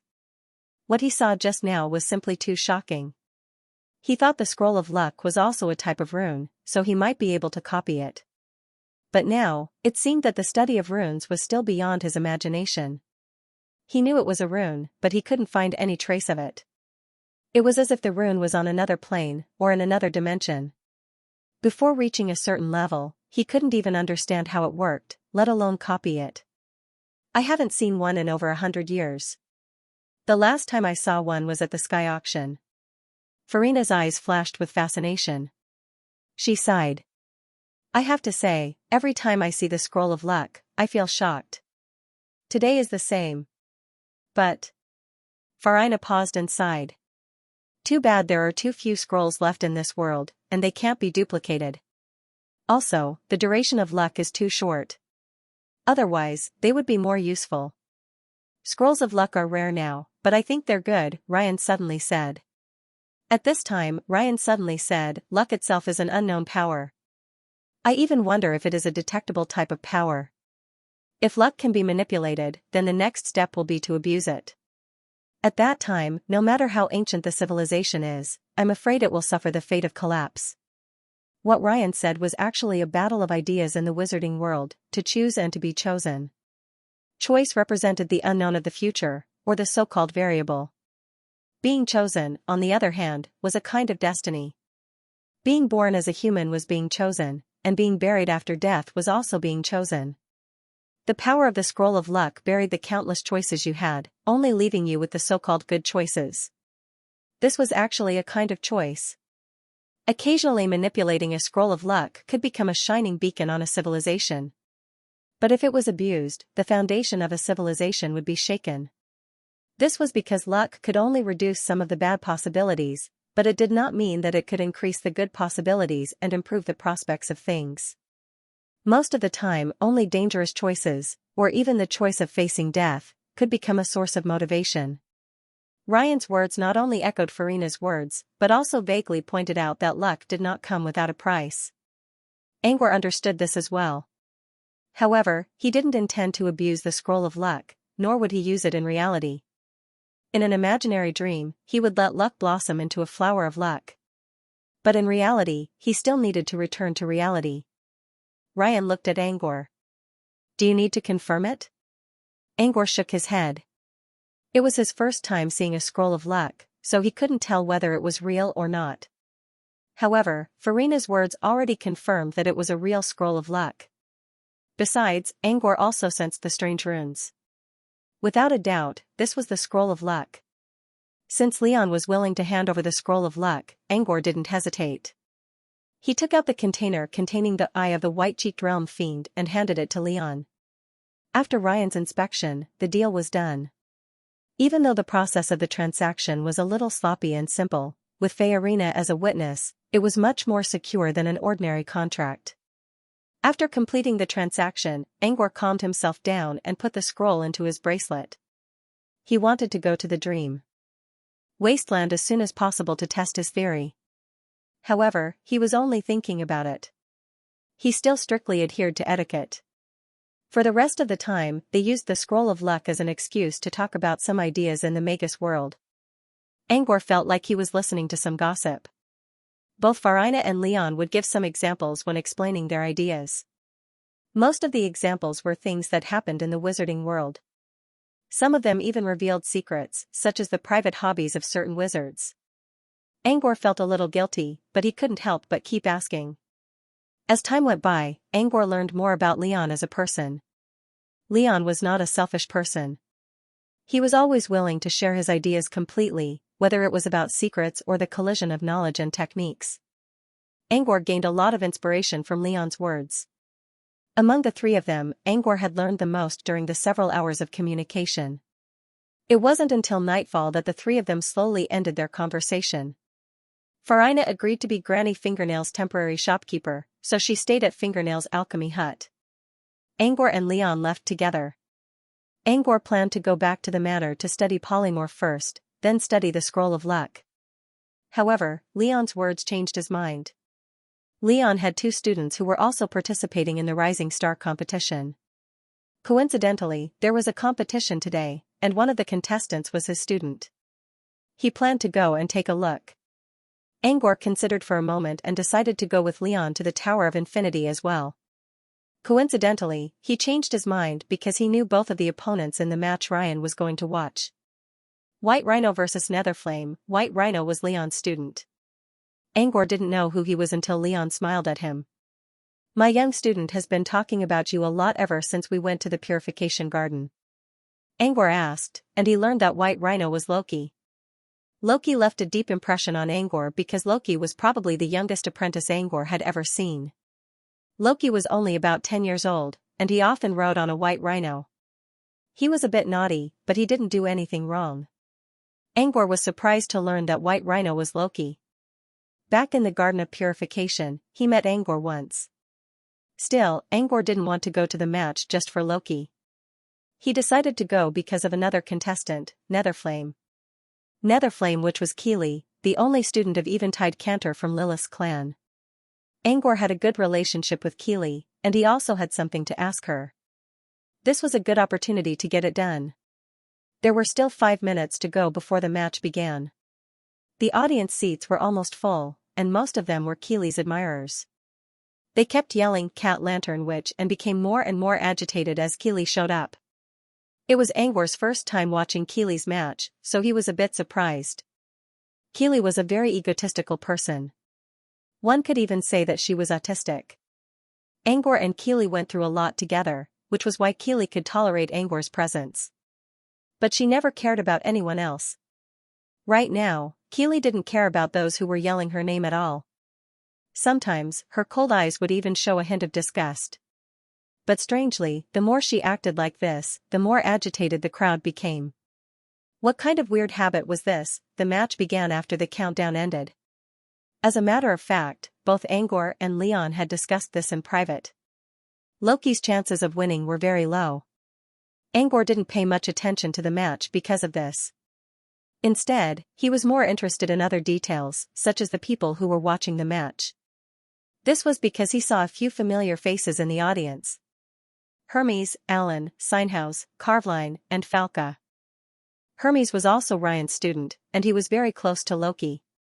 It was normal for him to be in the audience seats. Alan and Loki had gotten together in the Purification Garden, probably because they appreciated each other's aura. Alan, Xianxia, and Carveline seemed to be in contact with each other, so it was normal for them to be here. But since when did Falca get together with them?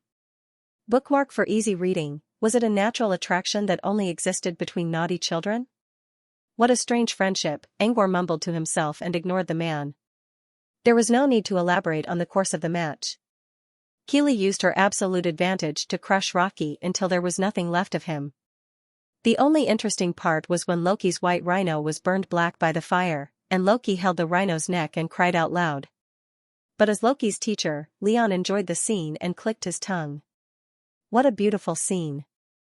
I must take a picture of it so I can watch it again and again. Leon clicked his tongue and said, "What a beautiful scene.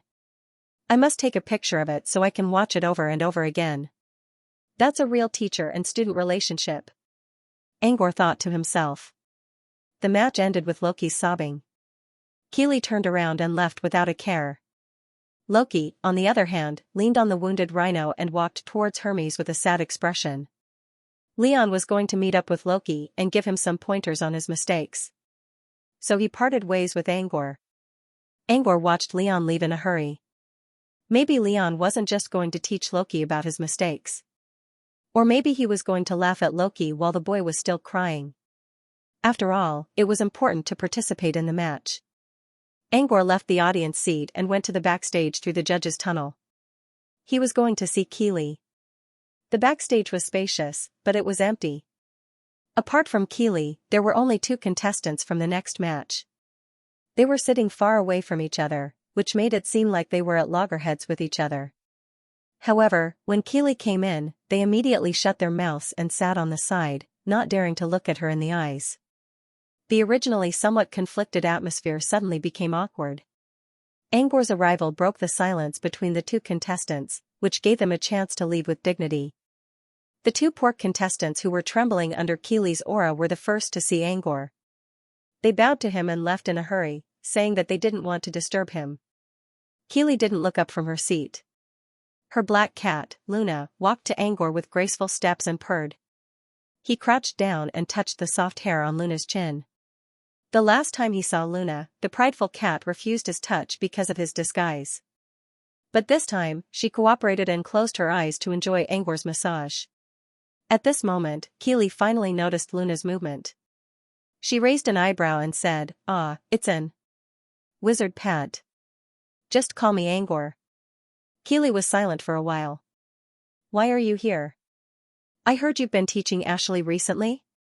He sat in front of her, and the black cat, Luna, obediently jumped onto his lap. It curled up its body elegantly and lowered its head to rest.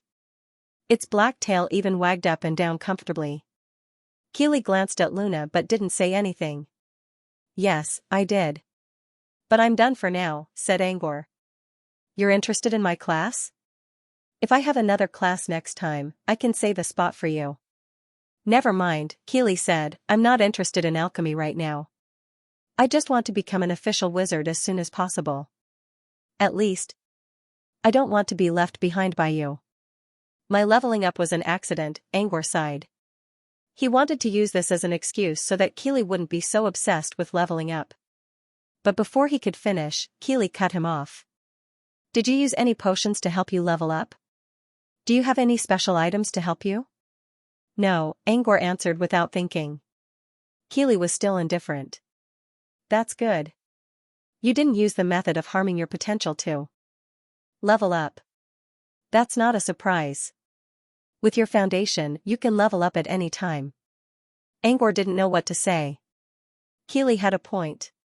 He considered and decided not to try to persuade her. Maybe it was because of her personality, but Keely could see through things more clearly than most wizards.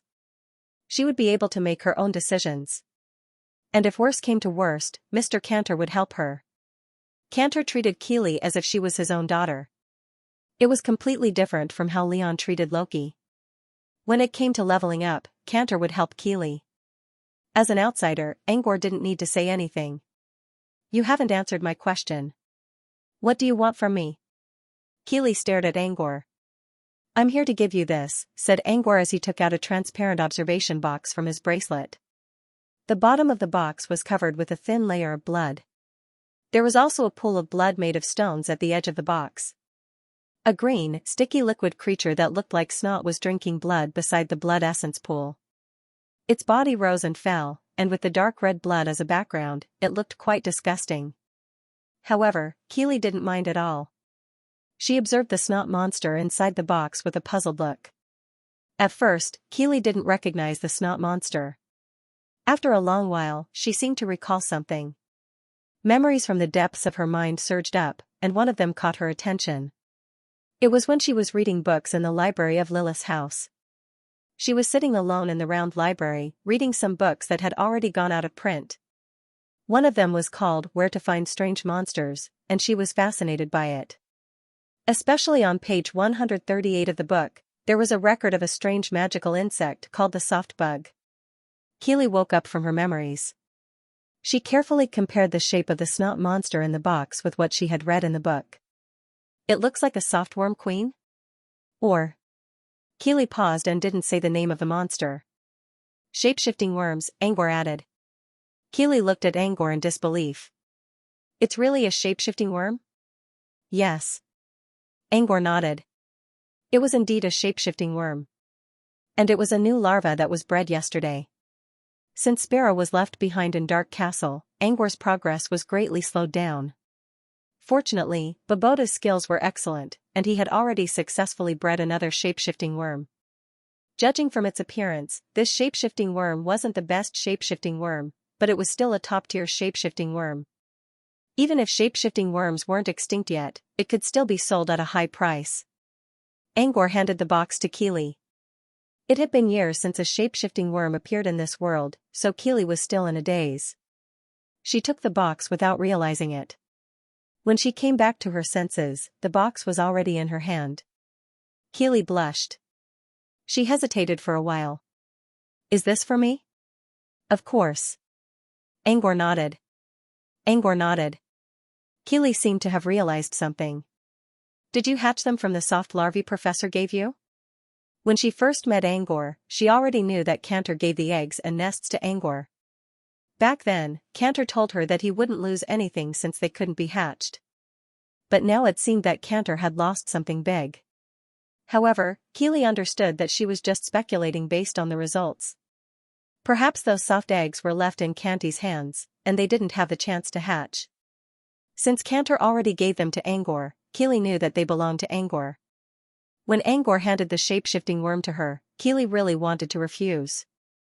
However, soft morphing worms were extinct in the outside world, and no one knew if she would have the chance to see them again in the future. Therefore, the words of rejection lingered in her throat for a long time, but she didn't say it out loud. Angor knew what Keely was thinking when he saw her hesitation. Since I'm giving it to you, it means I already have a shape-shifting worm of my own. Don't worry about it. Besides, I promised Mr. Eventide that I'll save one for you. I won't go back on my word. In the end, Keely reluctantly accepted the shape-shifting worm. Thank you. It wasn't easy to get a thank you from Keely's mouth because of her personality. Angor smiled. I'm just keeping my promise. I've been studying skin grafting recently, and I've learned a lot. Do you need me to do it for you? Angor really wanted to practice his skills in the real world. After all, he spent most of his time in the nightmare domain. But unfortunately, Keely refused. Angor was a little disappointed that he couldn't practice his skills in the real world, but he could understand why. Keely didn't mind Angor's approach, but she would never allow someone else to help her with something so personal. She was an independent, and even a little arrogant. I'll stay in my manor in the suburbs until the competition is over. Come find me if you change your mind. Angor did not give up. Keely didn't refuse this time. After giving the shape-shifting worm to Keely, Angor felt a lot more relaxed. He began to talk with Keely about recent events. Keely seemed to be a little soft-hearted. She was still a little indifferent due to her personality, but she was still willing to talk. While chatting with Keely, he could tell that she was still obsessed with Jibra. In fact, Keely came to the competition to defeat Jibra. Still, Angor didn't have high hopes for her. Jibra was the strongest apprentice right now. No one could defeat him. No, wait. Xianxia was one of them. But she was an exception. Still, Angor didn't want to hurt Keely's feelings. Instead, he changed the topic. Speaking of which, did you meet anyone you care about in the competition? Please remember the domain name of this book. Mobile version reading website. Apart from Jibra, Keely also mentioned a few other contestants she cared about. They were Philosopher Onassis, Phantom Deer Trom, and Cold-Eyed Cat Nohek. He had heard of two of them before. One was Onassis, and the other was Nohek. From Keely's words, she was confused about Onassis. She had gone to watch Onassis matches, but she couldn't understand every single one of them, so she was very concerned. Keely didn't say it out loud, but Angor could tell that Keely didn't like Kihechi. Moreover, Luna, who was sleeping on Angor's legs, reacted the most when Nohek was mentioned. This was the first time Angor saw Luna's hair standing on end outside of a battle. In his lazy eyes, there was a rare flash of anger. Seeing Luna's reaction, Angor could not help but wonder if he had did something to Luna. As for Phantom Deer Trom, Keely did not mention him much. She only mentioned that he was a strong opponent. Among the three contestants, Keely cared about the philosopher the most. According to Keely's description, none of the contestants had figured out how Onassis had defeated his opponent. If Onassis's methods were not properly deciphered, she would probably lose if she encountered Onassis. Seeing Keely's serious look, Angor felt a little interested in this philosopher. He checked the list and decided to check when the philosopher's next match would be. If he had time, he would go and check it out. However, when he found the philosopher, he saw that he had already won 7 matches in a row. He only had one last match left in the semi-finals, and it would be tomorrow at dawn. According to Primal, Angor still needed to work on the amoeba skin and the scroll of luck, so he would not be able to watch the philosopher's match. Angor felt a little disappointed. He would have to wait for the final match and the final match. After saying goodbye to Keely, Angor returned to his manor. He asked Greya to take care of Toby and entered a secret chamber alone to prepare for the skin transplant. There were no stars in the night sky.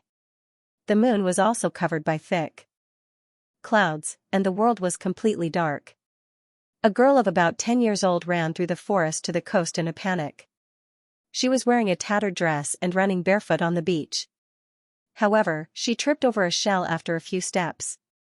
Not only did he fall to the ground, but there was also a cut on his calf. The girl gasped, and her expression showed obvious pain. Just then, a rustling sound came from the forest behind her. The girl turned around, her eyes wide open and her face full of panic. Oh no, they're coming. I have to leave this place. I have to find my mother. The girl slowly stood up on the blood-stained sand.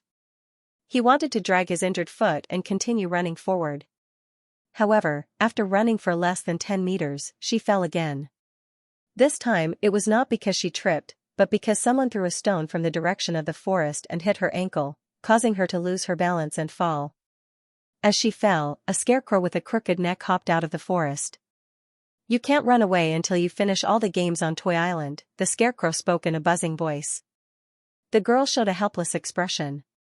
No, I have to go home. I have to find my mother. No, you have to come with me. Children should play with toys. Everything else should be put aside. The Scarecrow hopped toward the girl. The girl collapsed on the ground and kept backing away. The damp sea breeze messed up her hair, which made her look even more miserable. It's not like this. Didn't the book say that Toy Island is a paradise? Why is it like this? Of course it is. You'll understand if you keep experiencing it. I don't want to. I saw it. You dismembered those people. The puppets were crying. They shed tears of blood. They're not toys. They're people. The Scarecrow's seductive voice suddenly changed. So you already saw it. Then we have no choice but to take you back to the toy pool and make you one of us. Do you want to be an eyeless doll or a headless doll?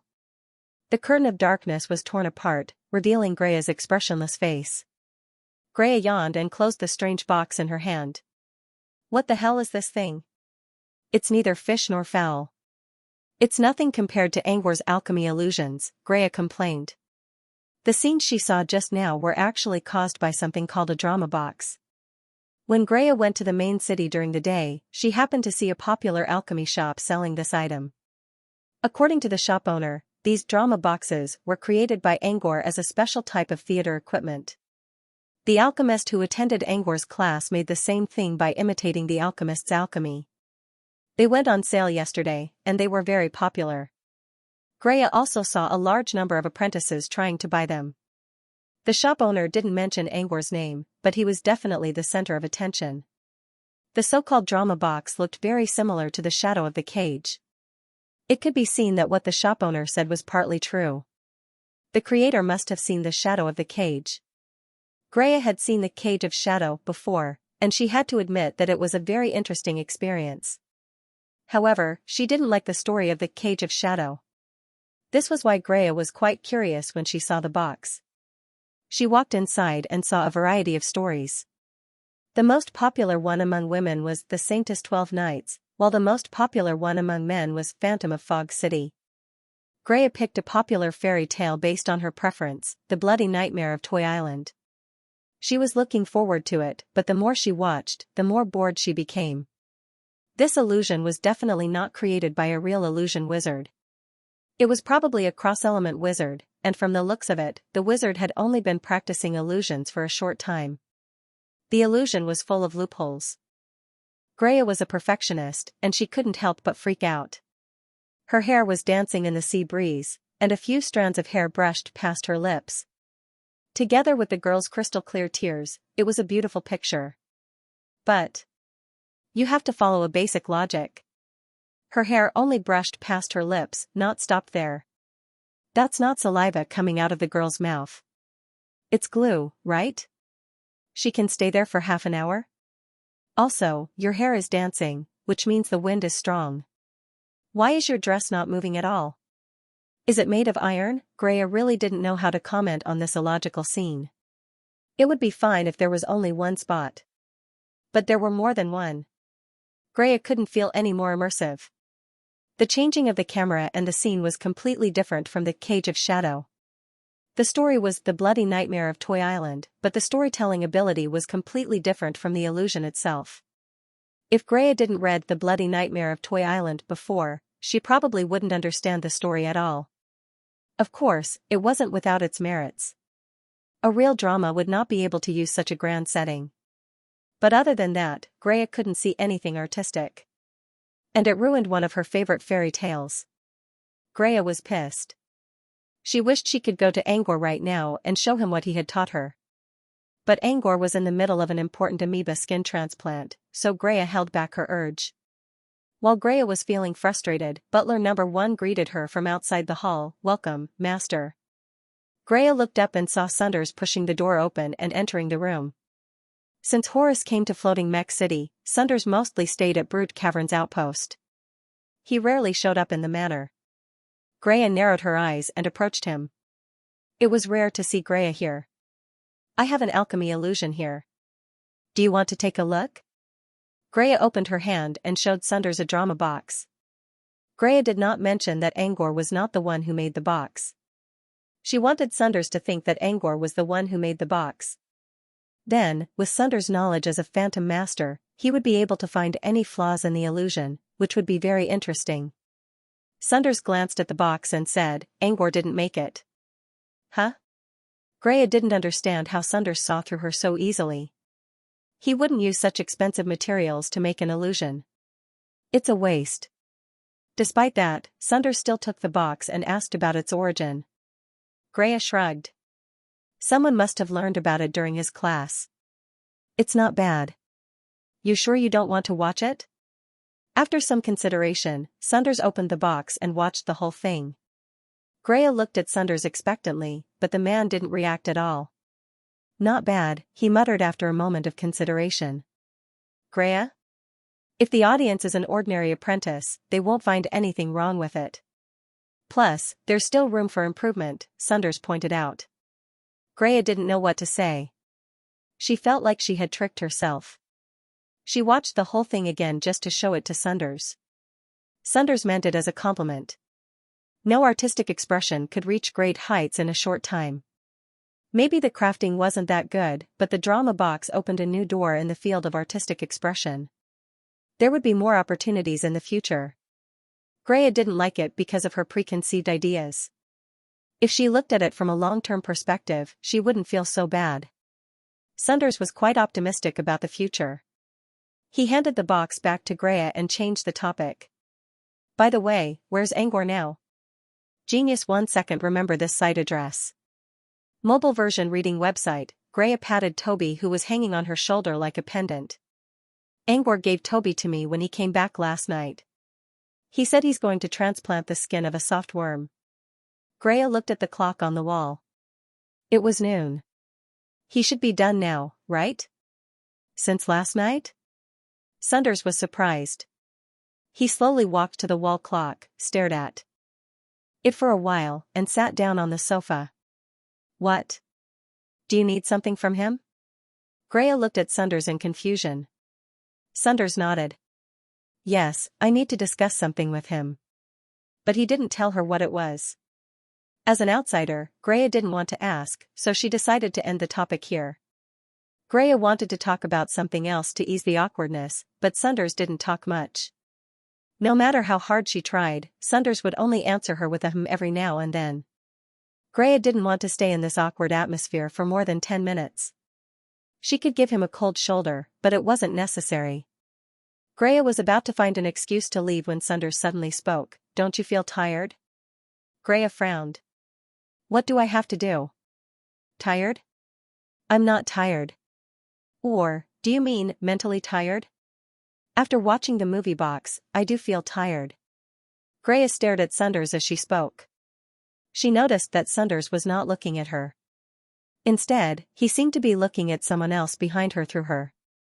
Greya looked at Angor with a puzzled expression. There was no one behind her. There was only a decorative iron platform and a mechanical wall clock with a bronze pendulum. Are you talking to me? Greya asked. Sunders was still looking behind her. 2 minutes later, Greya heard some rustling behind her. There's someone behind me? Greya was startled. She turned around and looked at Angor. In front of the mechanical wall clock on the wall, a group of ripples suddenly spread out like water waves. These ripples stirred up the silent air. Greya narrowed her eyes. An illusion, there was an illusion right in front of the clock. Since when was there an illusion behind her? And she didn't notice it at all? Greya's attention was attracted by the thing behind the illusion again. Behind the illusion, there was a mechanical wall clock. However, this time, there was no glass inside. Clearly, the illusion was to create a fake glass to hide the inside of the clock. But why would a clock need to be hidden? Greya looked at the clock's minute hand that suddenly stopped moving. She stared at it for a long time. The minute hand seemed to feel embarrassed and slowly changed its shape. The minute hand floated out of the dial and completed its first transformation in the air. It turned into a pure white feather, which floated in the air for a few times and landed on the platform. When its second time, it turned into a young man in a white suit. At first, the man was only the size of a palm. But in the blink of an eye, he grew several times bigger until he reached his normal size. The blond young man avoided Grea's inquisitive gaze and spoke to Sunders in a shy manner. "Good afternoon, Professor." I'm not tired after getting used to it." It was Angor. "So, you've been putting a hand there all along?" Greya narrowed her eyes. Angor chuckled. "I just wanted to test my polymorph spell." Greya gave Angor a cold glance. "You have plenty of ways to test your spell. Did you come here just to mess with me?" Angor quickly waved his hands. "No, I just got here." "Just got here?" Greya didn't believe him. Angor hesitated. "When you were watching the second half of the play, you were complaining about the scarecrows, so you didn't notice me." Greya tried to recall. She was so focused on her drama that she didn't notice anyone else's presence. Besides, even if someone did show up, the butler would have noticed. She did let her guard down. Greya scoffed. "Thank God I was only watching the play.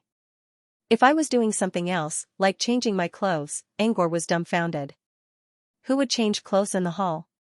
It's one thing for you to turn into a pointer, but I can still recognize your transformation technique. However, you even added a layer of illusion to cover your tracks. Who knows what you're planning to do?" Greya's tone suddenly changed. "Of course, I can overlook it. But first," Greya rubbed the box in her hand. It was a drama box. Greya's gesture was obvious enough, and Angor quickly understood what she meant. "I've read The Bloody Nightmare of Toy Island, and there's something wrong with it." "Alright, I'll make a new one according to the story." Greya nodded and gave Angor your smart look. She then turned around and headed outside. "Your teacher must be looking for you. I'll go train Toby now. But you can't forget what you've promised." Greya took advantage of the situation and left right away. When Greya left, Sunders spoke to Angor again. "So your polymorph spell worked." Polymorph spells could be as small as a mosquito or as large as a titan. But in reality, there weren't many people who could transform into something as small as a mosquito. Most of the shape-shifting spells used by wizards could only shrink to the size of a crocock. Angor's new skin had already reached the limit of most wizards' polymorph spells, which meant Angor's polymorph spell was a success. "Was the needles change just now your limit?" Angor nodded. "It's the limit for now. The limit of polymorph skin depended on one's energy level." Angor's answer was the limit for now, which meant that when his energy level increased, he would be able to reach the size of a grain of sand. Still, Angor didn't really care about the size of a grain of sand. As long as he could enter the tidal realm, he would be satisfied.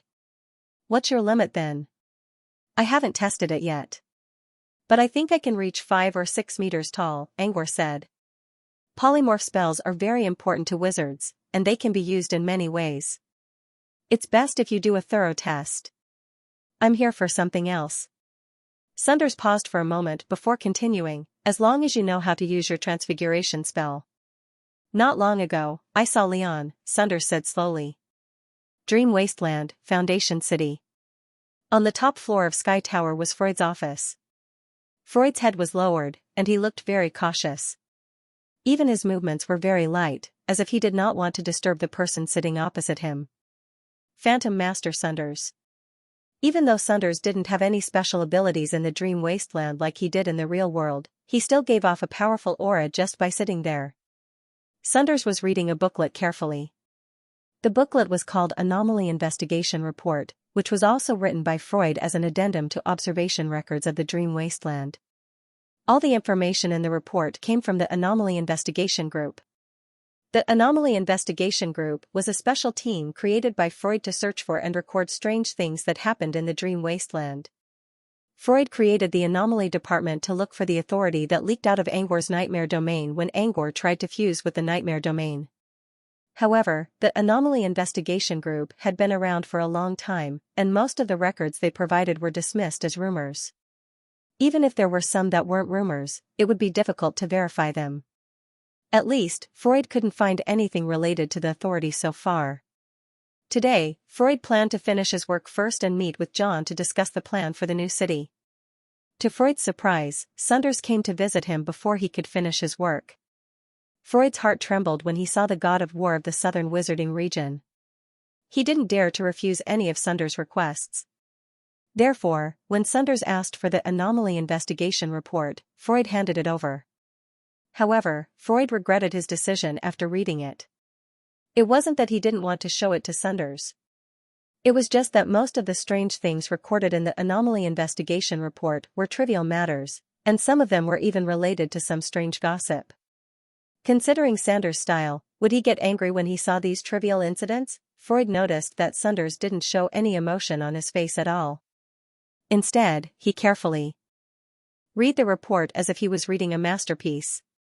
An hour passed in the blink of an eye. Sunders finally put down the anomaly investigation report and looked at Freud. "Are there any other reports?" Freud shook his head. "No. All the anomalies investigated by the Anomaly Division are here."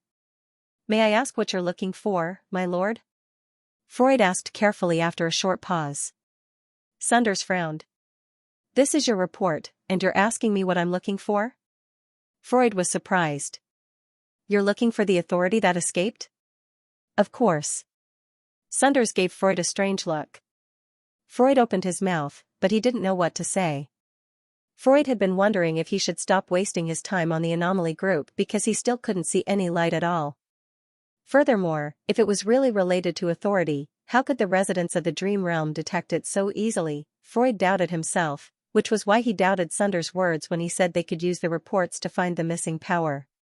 Sunders didn't have any power in the dream wasteland. Could he really find the power through a report that even he didn't think was reliable? If he couldn't find it, he would become a sinner. Freud wanted to speak his mind, but he did not want to offend Sunders, so he could only stay where he was and press his lips together. Sunders didn't pay any attention to Freud. He picked up the anomaly group report and flipped through it again, as if he was trying to reorganize the content. The only thing Freud could hear was his own heartbeat and the rustling of the pages as he flipped through the pages. The rustling felt like torture. A sword was hanging above his head, and every time he heard the rustling, the sword would lower a little bit. After enduring the mental pressure for a while, Freud finally broke the silence. Freud's voice trembled as he said, "Sir, this anomaly investigation report that I've compiled might not be of much use. It's filled with the ravings and rumors of the residents of the dream realm. There's not much reliable information in it, and it might not be enough to find the missing authority." Sanders looked into Freud's evasive eyes and seemed to understand something. He chuckled lightly. "I'm very clear about the specifics of the situation. This time, I'm only here to search for the dissipated authority for an experiment. It doesn't really matter if we can find it or not." "Test?" Freud looked at his professor with a puzzled look. "Yes. It's an experiment." Sunders nodded and was about to explain when he suddenly looked at the other side of the table. Freud followed Sunders' gaze and saw nothing on the wooden table. As Freud tried to figure it out, he saw a silhouette slowly appearing on the table. Soon, the silhouette was filled with color, revealing its true appearance. This was a leather scroll that appeared out of thin air. It was tied up with an ancient rope. If an ordinary person were to look at it, it would be difficult to tell what it was just from its appearance. However, the two people present weren't ordinary people. From the material and shape of this leather scroll, they recognized its true appearance at a glance. "Is this a scroll?" Freud asked. "That's right. You want to know what kind of experiment we're going to do, right? This is the one we're going to use." Sunders took the scroll, untied the rope, and slowly unrolled it. When the parchment was opened, some strange images appeared in front of their eyes, but in the blink of an eye, these images disappeared. This was because they were no different from ordinary people. Therefore, they couldn't see through the truth of the parchment without being able to control the energy. "What is this leather scroll?" Freud studied the scroll carefully but didn't see any patterns on it. It was completely different from the ones he used before. While Freud was still wondering, a clear voice came from behind him. "Freud, why don't you take a guess?" Freud looked back and saw Angor standing on the balcony. Angor pushed the door open and entered the house. Freud wasn't surprised to see Angor here. There was only one possibility for a magic scroll to appear out of thin air in the dream wasteland. Angor must have used the dream welk of Moonlight Coast to bring it here. Since Angor brought the scroll to the dream wasteland, Freud was sure to follow him. Let me guess? Freud checked the scroll again but still couldn't find anything. He then noticed that both Angor and Sunders were looking at the scroll with joy. Joy? An idea suddenly flashed through Freud's mind. Is it the scroll of luck? Freud was not sure if it was the scroll of luck. Freud's eyes were filled with eagerness. For some reason, Freud had been treating the dream wasteland as a real world, which was why he wanted to complete the many laws of the wasteland as soon as possible. In order to do that, he needed to acquire more authority. However, it was very difficult to obtain a core authority by chance. Only a scroll of luck could increase the chances. Freud was just as excited about the scroll of fortune as Angor. Angor nodded. That's right. It's a scroll of luck. Freud's eyes lit up with joy. We'll talk later. Let's get down to business, Angor said. Freud nodded. He had a lot of questions in his mind, but he decided to keep them to himself. This scroll of luck is indeed used to acquire authority. But before that, I've discussed it with my professor. We're going to test it out first. The power of luck was too elusive. No one knew if it could be used in the dream wasteland. This was why they decided to do an experiment. Besides, the dream wasteland was a special place. Even if they used the scroll here, they could still use the dream welk to create another one. Freud nodded. Angor and Sunders were planning to use the scroll of luck to find the lost power. Of course, the premise was that the supernatural entity investigation report really had information related to the dissipation authority. Whether or not there is any information related to the dissipation authority, we'll know once we try. Angor looked at the scroll and then at Freud. I'll let you do the experiment. You're the one who set up the anomaly investigation group, so you should be the most familiar with these reports. Angor handed the scroll to Freud. Actually, it was better for him to use it himself so that he could experience the power of luck first. However, as all wizards who mentioned the scroll of luck said, it was more dangerous than one could imagine because it was easy to get addicted to it. Angor planned to avoid using the scroll as much as possible and only use it when he was about to acquire a new authority. Freud took the scroll with great excitement and took a deep breath under the watchful eyes of the other two students. Since Freud didn't have enough energy to activate the scroll, he had to use the most primitive method, tearing it open. First, he cleared his mind, thinking of only one thing, the authority that was dissipating. Then, he stared at the supernatural entity investigation report, and his hands began to move. As soon as the scroll was torn open, Freud only saw a series of strange geometric lines in front of his eyes. He looked at the supernatural entity investigation report in his hand suspiciously. He did not feel anything special, nor did he have a flash of inspiration. Did the scroll of luck not work, or did the things recorded in the supernatural entity investigation report have nothing to do with the dissipated authority? Freud couldn't tell. He looked up at Angor to ask for confirmation, but he didn't notice that a page of a book was caught in his sleeve. It didn't work? Freud whispered. Maybe the missing authority wasn't recorded in the book. Freud noticed that Angor and Sunders weren't looking at him at all. Instead, they were looking at the report on the table. Freud lowered his head and noticed that his sleeve had scratched the pages of the book, and the pages had been flipped by a slight movement. Finally, the page stopped on one of the pages. Freud looked at the page and saw a name, Lisa. Lisa was the one who submitted the report, and she was also a member of the anomaly investigation group. While Freud tried to recall the content of Lisa's report, Angor and Sunders had already turned their attention to the content of the page. Sunders had already finished reading the anomaly investigation report, so he knew what it was about as soon as he saw the title. However, because of this, Sunders had a strange expression on his face. Please remember the domain name of the book. Mobile version reading website. After reading the report, Angor shared the same expression as Sunders. There was a red label at the bottom of the report that read rumor. Judging from the handwriting, it seemed that Freud had written it himself.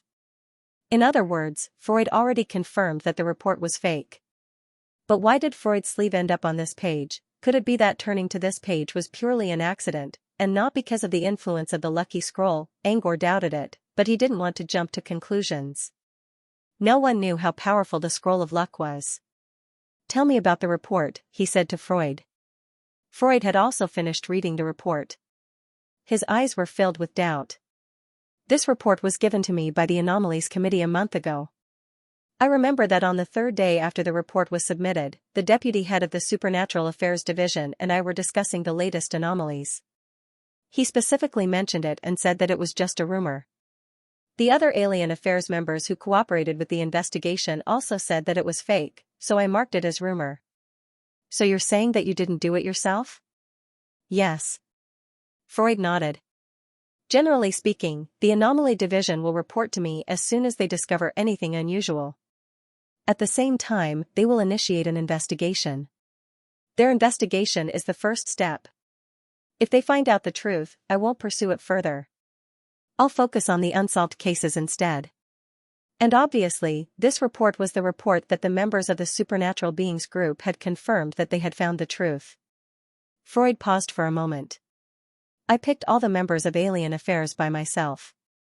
They should be loyal. Therefore, their investigation should be correct. Moreover, Freud lowered his head and looked at the report again. Besides, the members of Alien Affairs provided enough evidence to support the rumor. They don't have to lie about it. Freud was right. Based on the evidence in the report, it was hard to lie about something like this. Angor looked at Sunders. Maybe it's just a coincidence that I turned to this page, and the scroll of luck didn't do anything? After all, Freud only collected a small number of strange incidents. There was a good chance that nothing related to the Dissipation Authority was mentioned. How about we do another experiment? Angor suggested. They only wanted to see if luck worked, and they didn't need to limit it to the energy dissipation. A lucky draw event could be used to prove it. Sunders pondered for a moment. I don't know if it worked or not. But as far as I know, the scroll of luck will last for about 2 to 3 seconds, and the pages did turn during those 2 seconds. If nothing happened during those 2 seconds, Angor wouldn't think too much about it. But since the pages of the book had been flipped, creating an unknown quantity, it was difficult to determine. It could have been an accident, or it could have been the result of luck. How about this? Let's find all the people involved in the report and compare it again. If there's nothing wrong, we'll do another experiment. Angor nodded. They didn't need to waste time anyway. While arranging the search, Angor picked up the Anomaly Investigation Report and read it again, hoping to find something related to the Authority. But no matter how hard he tried, he couldn't find anything related to the Authority. The content was actually very simple. It was about an investigator from the Supernatural Affairs Unit who heard a strange thing from some people during a secret investigation. According to the report, they heard a ghostly song occasionally when they were walking through a dark alley. The song sounded gloomy and eerie, as if a female ghost was whispering in their ears. Everyone who heard the song felt their scalps going numb. The investigator immediately reported it to the Anomaly Division, who recorded it and reported it to Freud. They also began an investigation. 2 days later, the investigation was completed. The truth was that the song came from a former opera singer. It wasn't easy to lie about this. As long as they could find the opera singer and let the civilians hear it again, they would know who was singing. Since the evidence was solid, the Anomaly Division didn't need to lie for the sake of an opera singer, which was why Freud made a comment right away. Let's assume that there was something wrong with the report. However, Angor still couldn't find anything related to the Authority in the report.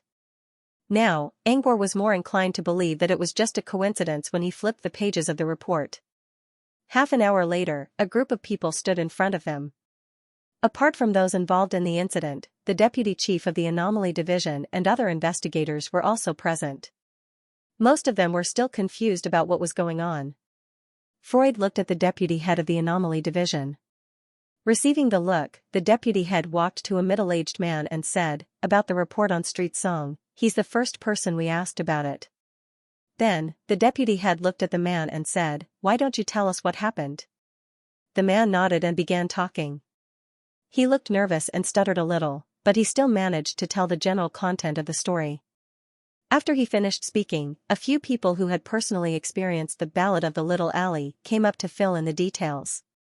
Judging from their expressions, they didn't lie. They did hear the song in the street. At this time, the deputy team leader brought a woman in her 30s to the front of the crowd. She's the singer. She's an opera singer. The woman acted gracefully. She kept her back straight despite being stared at by everyone.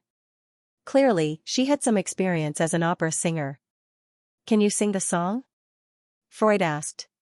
The woman nodded without any stage fright. She closed her eyes, took a deep breath, and began to sing.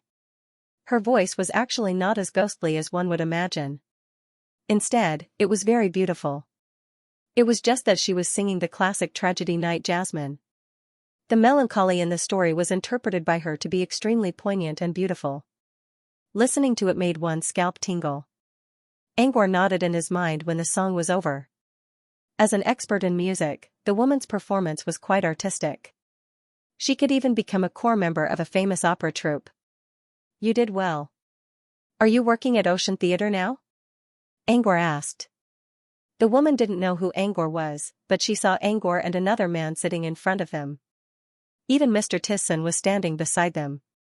She used to be an opera singer, so she naturally had the ability to observe people's expressions. Without the slightest neglect, she replied, "No, my current job is to design statues. My previous husband was a stone carver, so I also know a little. If you want to keep singing, you can try working at Ocean Theatre. I think it's a good place for you." Can I? The woman looked at Angor with longing. Of course. You can work at the Ocean Theatre as long as you want. Freud answered. The woman nodded happily. With the conversation over, they returned to the topic at hand. Freud looked at the crowd who spoke with confidence earlier. Was this the song you heard back then? They nodded. Yes. The voice is the same.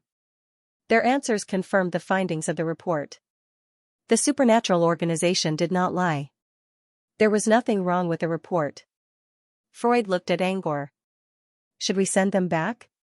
He considered for a moment. Judging from the current situation, there was nothing wrong with the report. He even wondered if the problem lay in that alley.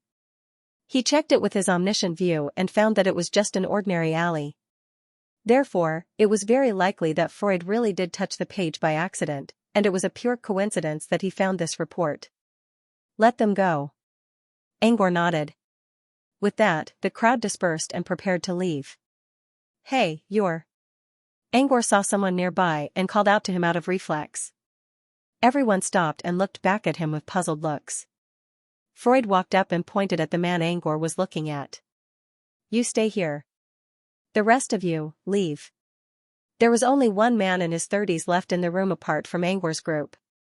The man didn't look like much, but he looked smart and experienced. Angor didn't know what was going on, but he was clearly worried about something. Did you find anything, sir? Freud whispered to Angor. Sunders also looked at the man curiously. The man looked just like an ordinary man. There was nothing special about him. Angor shook his head. Nothing. But he looks familiar. Freud turned his head and looked at the man. After a while, he seemed to remember something. I remember now. He's the one who dared to block your way the last time you came to the Firmament Tower. Angor also remembered something that happened when he first came to Firmament Tower. A worker suddenly stopped him and knelt on the ground. You're the master of the new world, aren't you? Please forgive me. Angor didn't think too much about it since it wasn't a big deal. Now that he thought about it, this man was the one who stopped him. Freud continued, because he's still very capable at his job. After I punished him, I gave him a new job as an investigator in the Anomaly Division. His name is Lisa. He's the one who wrote the report today. Freud's voice trailed off. His eyes were filled with confusion. What's wrong? Angor noticed Freud's sudden silence. A memory flashed across Freud's mind. It was the scene of him using the Scroll of Fortune not long ago. He was wondering if the Scroll of Luck was not working when he noticed that both Angor and Sunders were staring at the anomaly investigation report on the table. He looked down and saw that his sleeve had accidentally touched the report, which was now flipping through the pages. Finally, the report stopped at the Anomaly Division page. Freud remembered that the first thing he noticed wasn't the content of the report. Instead, it was a line of inconspicuous words, which belonged to the author of the report. Freud mumbled to himself, "I didn't notice the content of the report. I saw the name." Yes, the name. That's the main point. Freud raised his head and stared at the man in front of him. He raised his voice and said, "What I noticed was his name, Lisa." Freud didn't say anything further, so Angor and Sunders didn't understand what he was trying to say. It was very likely that the effect of using the scroll of luck wasn't related to the report itself. It was related to the author of the report, Reza. Did that mean Reza had something to do with the scattered power? He knew what Freud was trying to say, but he couldn't find anything special about Reza after careful observation. No matter how one looked at it, Lisa was just an ordinary person. Moreover, Lisa had always lived in First Heart City.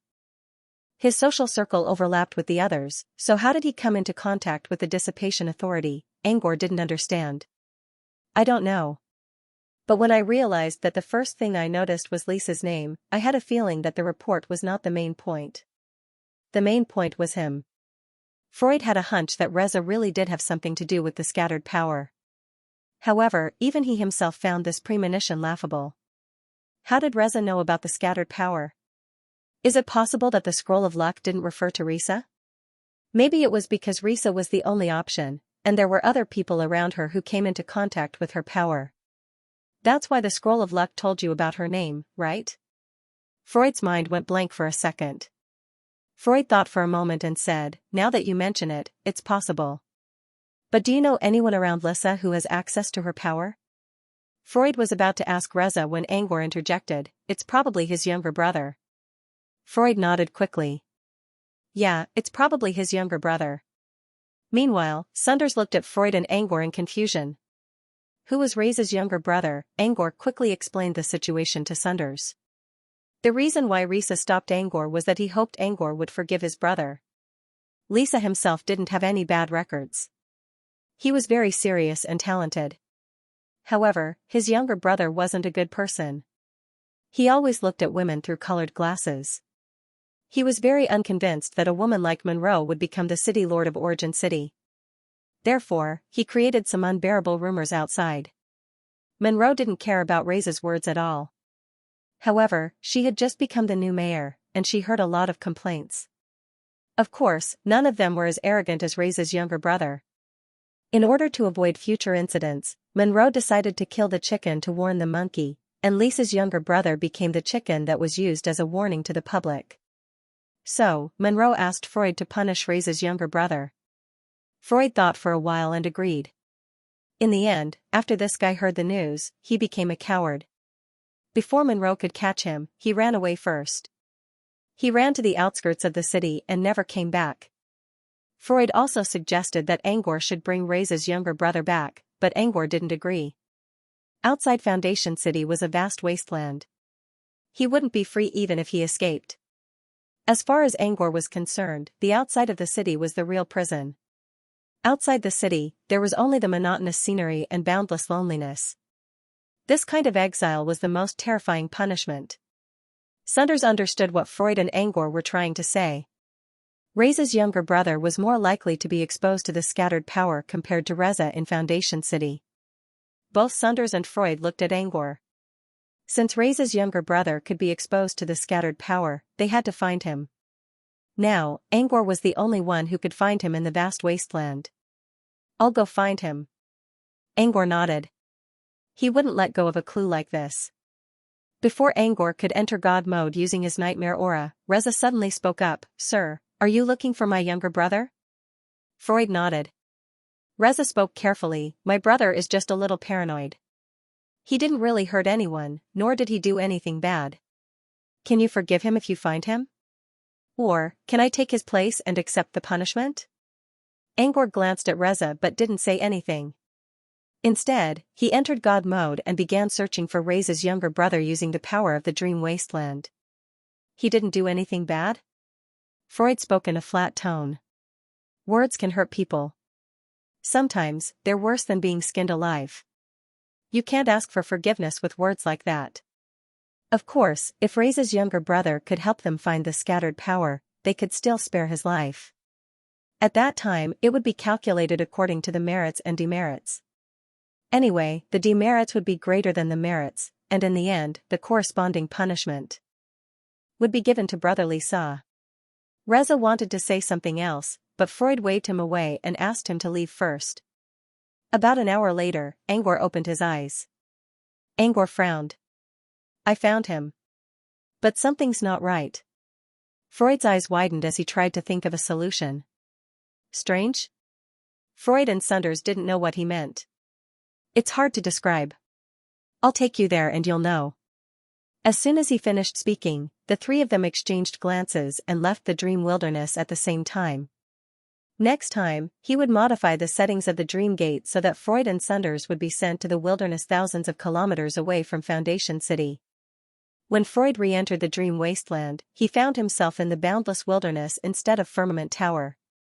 There was nothing around him but a boundless wilderness. So this is where Reisa's brother is? Freud looked around curiously, trying to find Reisa's brother. But he didn't see Reisa's brother anywhere. Instead, he focused his attention on a patch of black mist. It was a black mist that appeared at the edge of Freud's vision. The mist was rolling around as if some kind of creature was moving inside. The black mist covered an area of about 1 kilometer, which wasn't too big. However, the edge of the mist was slowly expanding. Sunders and Angor arrived at Freud's side one after another. What's that black mist? Freud asked. Angor considered for a moment. I don't know what it is. But I have a feeling that it's a manifestation of the scattered power. The black mist was related to the scattered power? Both Sunders and Freud were taken aback. Authority was a virtual concept, and the black mist was not the authority itself. Instead, it was a product of the authority's rules. But what kind of power could create such a black mist? And what was the purpose of the black mist? These were all questions that were on their minds. Where's Reisa's brother? Angor pointed at the black mist in the distance. He's right there. Genius memorized the address of this website. Mobile version, since he's inside the black fog, what's his situation now? Did the black mist affect him? Freud asked. If they could confirm that the mist was affecting Reisa's brother, they might be able to figure out what it was. This was Freud's idea. Angor considered. Something's wrong with him. From what I can see, his eyes are lifeless, and he seems to have lost his mind. He's wandering around like a zombie. But no matter how hard he tries, he won't leave the mist. Angor's explanation was based on his observations. If he wanted to use this excuse to determine the general use of the black fog, it was not possible at the moment. In other words, you can see what's going on inside the black mist? Apart from Reisa's brother, are there any other anomalies in there? Can you tell where the mist is coming from? I don't think there's anything else in the mist apart from Reisa's brother. As for where the mist is coming from, I can't find it either. So far, there were only two things he could think of. First of all, they didn't know what the mist was for. But judging from Reisa's brother's lifeless appearance, the mist must be doing something. Second, the mist wasn't under Angor's control. If it wasn't an intruder, the mist might have something to do with the escaping authority. Let's put that aside for now. What we need to know now is whether or not the mist has anything to do with the power of authority. If they could confirm that the mist had something to do with the authority, their experiment on the scroll of luck would be considered a success. But how could they confirm that? Freud suggested, how about we take some people inside the mist to see what's going on? Reisa's brother's condition wasn't good enough for them to figure out the exact effect of the mist. It would be easier if they had a control group. However, they could only find out what kind of danger the mist posed to them. They couldn't tell whether it was an authority or not. Still, Angor decided to follow Freud's suggestion. In order to figure out whether the mist was an authority or not, Angor had to check it himself. He could use all kinds of defensive scrolls to protect himself, but it was better to check what kind of effect the mist would have on the intruder just in case. An hour later, two blindfolded men were standing beside Angor. Both of them were criminals who had escaped from Origin City during this period of time. In other words, they were people who had exiled themselves. It took him quite a bit of effort to find them and bring them to this place using gondola. Since Angor was going to use them for his experiments, he would choose those who disobeyed the rules and committed serious crimes first. Although there were people who committed crimes in Initial Heart City, it was only a small matter. The laws of Initial Heart City were enough to punish them. After being exiled in the wilderness for so long, the two of them finally understood that Origin City was perhaps the only paradise in this world. There was no freedom outside the city, and the boundless wilderness was an even bigger cage. Right now, they really wanted to return to Origin City. Freud knew what they were thinking and used the bait of giving them a chance to return to Foundation City to get them to cooperate with the experiment. The two men entered the mist one after another. The first one had no defensive measures, while the second one was given a defensive scroll by Angor. As the two of them entered the black fog one after another, the experiment officially began. Since neither Sunders nor Freud could see what was going on inside the mist, they both looked at Angor. Freud noticed that Angor's expression was normal at first. But all of a sudden, he noticed something and frowned. The frown didn't go away even after the experiment was over. According to Freud's observation, neither of them came out of the black mist. "What's going on inside?" Freud asked. "Something's wrong." Angor pinched his eyebrows and frowned. "Something's wrong? You're saying there's something dangerous inside the black mist?" Sunders asked. "Yes, there is." Angor nodded. He took a moment to organize his thoughts. "It's very complicated. I thought there was nothing inside except for Brother Risa. But I was wrong. There's something inside." Angor briefly explained what happened to the control group after they entered the mist. It seemed that the mist was very aggressive toward Dream Realm residents. At first, the mist looked peaceful. However, something changed after the two men entered. The mist began to rise, roll, and gather. In the end, all kinds of strange creatures appeared and attacked the Dream Realm residents. These creatures all had different ways of attacking. Some were ranged, while others were melee. The two Dream Realm residents tried their best to fight back, but they still failed. In the end, they were invaded by these creatures. "Invaded? What do you mean?" Freud was confused. Literally, it means that these creatures eventually invaded the bodies of the Dream Realm residents. It's like being possessed. The people who are possessed by them will become like Brotherly Saw, losing their minds and wandering around like zombies. Can't the scroll protect us from their attacks? Freud recalled that one of the Dream Realm residents gave Angor a scroll. It can be defended, but the strange creatures inside are constantly spawning. Under their siege, the frequency and strength of the attacks have exceeded the upper limit of the defensive leather scroll. After the defensive leather scroll lost its effect, that person was also possessed. Angor considered for a moment. "But since he managed to hold on for a while, I noticed something. First, the man who didn't have a scroll was possessed first." Angor noticed that he began to attack the man who had a scroll after he was possessed. He only started to wander around after both of them were possessed. In other words, the three Dream Realm residents, including Brother Risa, weren't harmless. They would actively attack other Dream Realm residents. Second, Angor still had absolute control over the Dream Realm residents once they entered the mist. He could use his gatekeeper to expel them from the wasteland at any time. This was very important. Angor planned to stay close to the mist so that he could leave the wasteland at any time if something went wrong. It was a safety measure. Freud grew anxious after listening to Angor's explanation. Is this really related to the power of the gatekeeper? Is it possible that other Dream Realm creatures have invaded the wasteland? Freud used to be a dream manipulator apprentice. He didn't know much about Dream Realm creatures due to his limited strength. However, he had read a lot of books about dream manipulators. Sometimes, the power of Dream Realm creatures was unreasonable. Dreams were always unreasonable. For example, when someone had a lucid dream, he or she could become an invincible being in his or her dream. The same was true for Dream Realm creatures. Sometimes, they could be unreasonably powerful. Freud was worried that Angor's dream wasteland would be in big trouble if Dream Realm creatures invaded it. It was possible that the wasteland would be destroyed. Angor closed his eyes and used his feelers to scan the entire wasteland. The wasteland was now in the middle of darkness. There was nothing around it. A moment later, Angor opened his eyes and shook his head. I didn't sense anything. I think it has something to do with the power of the gatekeeper. I'm going to check it out. If it has something to do with the power of the gatekeeper, I should be able to tell. Angor could use his green rune to protect himself, but he still prepared several defensive scrolls just in case. Unlike the ones given to the control group, Angor used higher-level scrolls. These scrolls were all taken from Sunder's collection.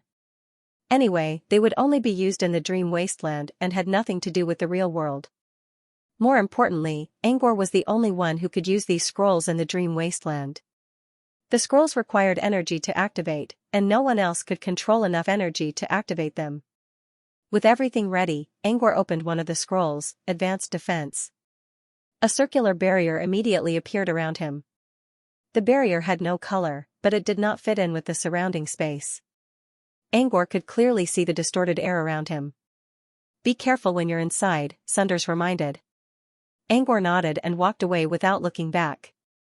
In the end, he was completely swallowed by the dark mist. As soon as he entered the mist, he felt as if he had fallen into a black pond. The pond was not filled with water. Instead, it was filled with a strange power. Angor reached out his hand and tried to capture the strange power, but he failed. While doing so, he could feel that the power was everywhere. It was like air, filling up the dark mist. Angor calmed down and carefully sensed the power. He could not tell what kind of power it was, but he could feel something negative.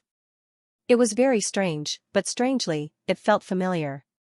As Angor carefully sensed the power, the dark mist around him began to change.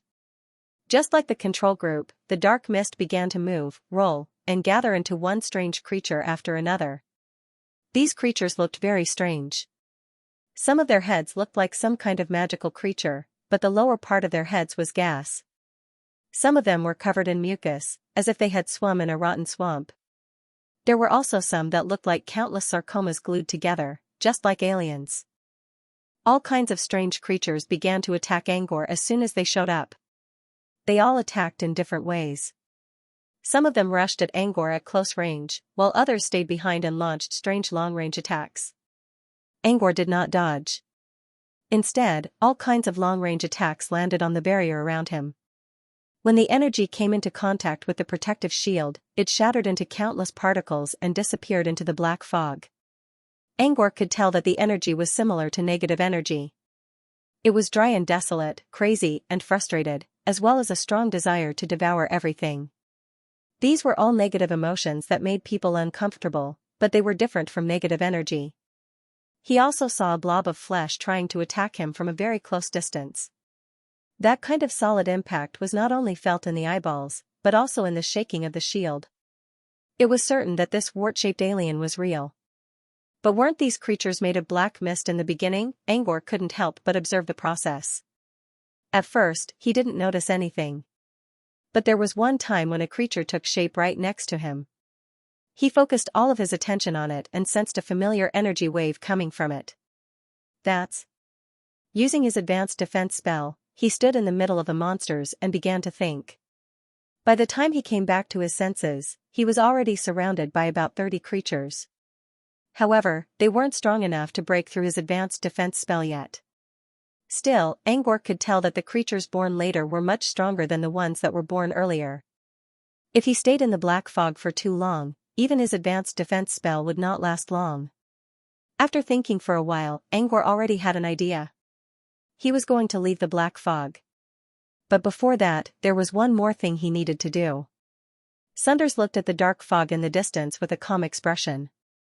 He seemed to be thinking about something. Freud, who was standing beside him, wasn't as calm as he was. Freud was pacing back and forth anxiously outside the black fog. Angor was sure that these creatures weren't invaders, but Freud still believed that they could be dream realm creatures. The dream wasteland wasn't a real dream realm, but it was still created by the dream realm. If the creatures inside were really dream realm creatures, Angor would have to be extra careful. While Freud was getting restless, something was thrown out of the black mist in the distance. With a muffled groan, a figure landed in front of Freud. Freud took a closer look and saw that it was one of the two people who went into the black fog as part of the control group. When Freud bent down to check the man's condition, he saw the man's mouth open wide and a shadow run out of it. Before Freud could react, he lost his balance and his vision blurred. When he came back to his senses, he saw Sunders standing behind him. When the shadow came out of the man's mouth, Sunders pulled Freud to the side so that he wouldn't get hit by the shadow. Freud thanked Sunders for saving his life, but Sunders didn't say anything. Instead, he looked into the distance. Freud followed Sunders' gaze and saw that the shadow that came out of the man's mouth had already disappeared into the black fog. What was that? Freud asked. Maybe it was something that possessed him. Sunders paused and considered his words carefully. A mist creature? While they were talking, the second person was thrown out of the black fog. It was another member of the control group. This time, Freud learned his lesson and didn't approach. He observed from afar. Not long after the man left the black fog, he opened his mouth again and let out a dark shadow that melted into the black fog. Freud noticed that the shadow had the shape of a living creature. Or maybe it was the mist creature that possessed them. The two men fell unconscious after the shadow left. Freud and Sunders didn't pay attention to them and kept looking into the black fog. A moment later, Angor stepped out of the black mist. He was carrying an unconscious man in his hand. Without a doubt, the man in Angor's hand was Reese's younger brother. Angor dropped Reese's brother on the ground and was about to tell them about his discovery when he noticed that both Sunders and Freud were staring at Reese's brother quietly as if they were waiting for something. What's wrong? Angor asked. Freud briefly explained what happened, which surprised Angor. The creature inside them escaped? Freud nodded. Yes. Angor frowned. He brought them here to study the creatures that possessed them. But they all ran away. What was the point of studying them? Something's not right. Reese's brother didn't spit out any mist creatures. Sunders suddenly spoke up. Half an hour later, they arrived at the top of Firmament Tower in Foundation City. The two people in the control group are imprisoned in the dungeon. One of them has regained consciousness, but he seems to have some memory problems. He forgot what happened after he was possessed. The other one is still unconscious, but I'm guessing the result is the same, Freud explained. Reese's brother is the only exception. The mist creature inside him didn't leave. With that, Freud looked at the glass chamber on the other side of the room. This glass capsule was actually an experimental tool. It was used to repair human tissue or preserve the body. But now, it was being used to imprison Cell. Cell was Reese's brother. Cell woke up once before, but he didn't seem to be conscious at all. Instead, he kept roaring like a wild beast. Not only that, but Cell's body also changed. His back grew spikes, and his limbs changed to different degrees.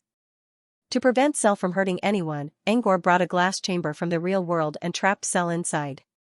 Cell is different from the other two.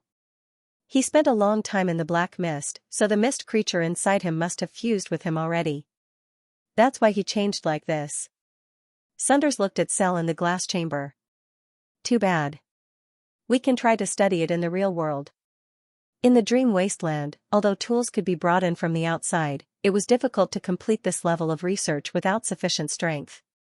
If they could learn how to control energy in the dream wasteland, they might be able to study it.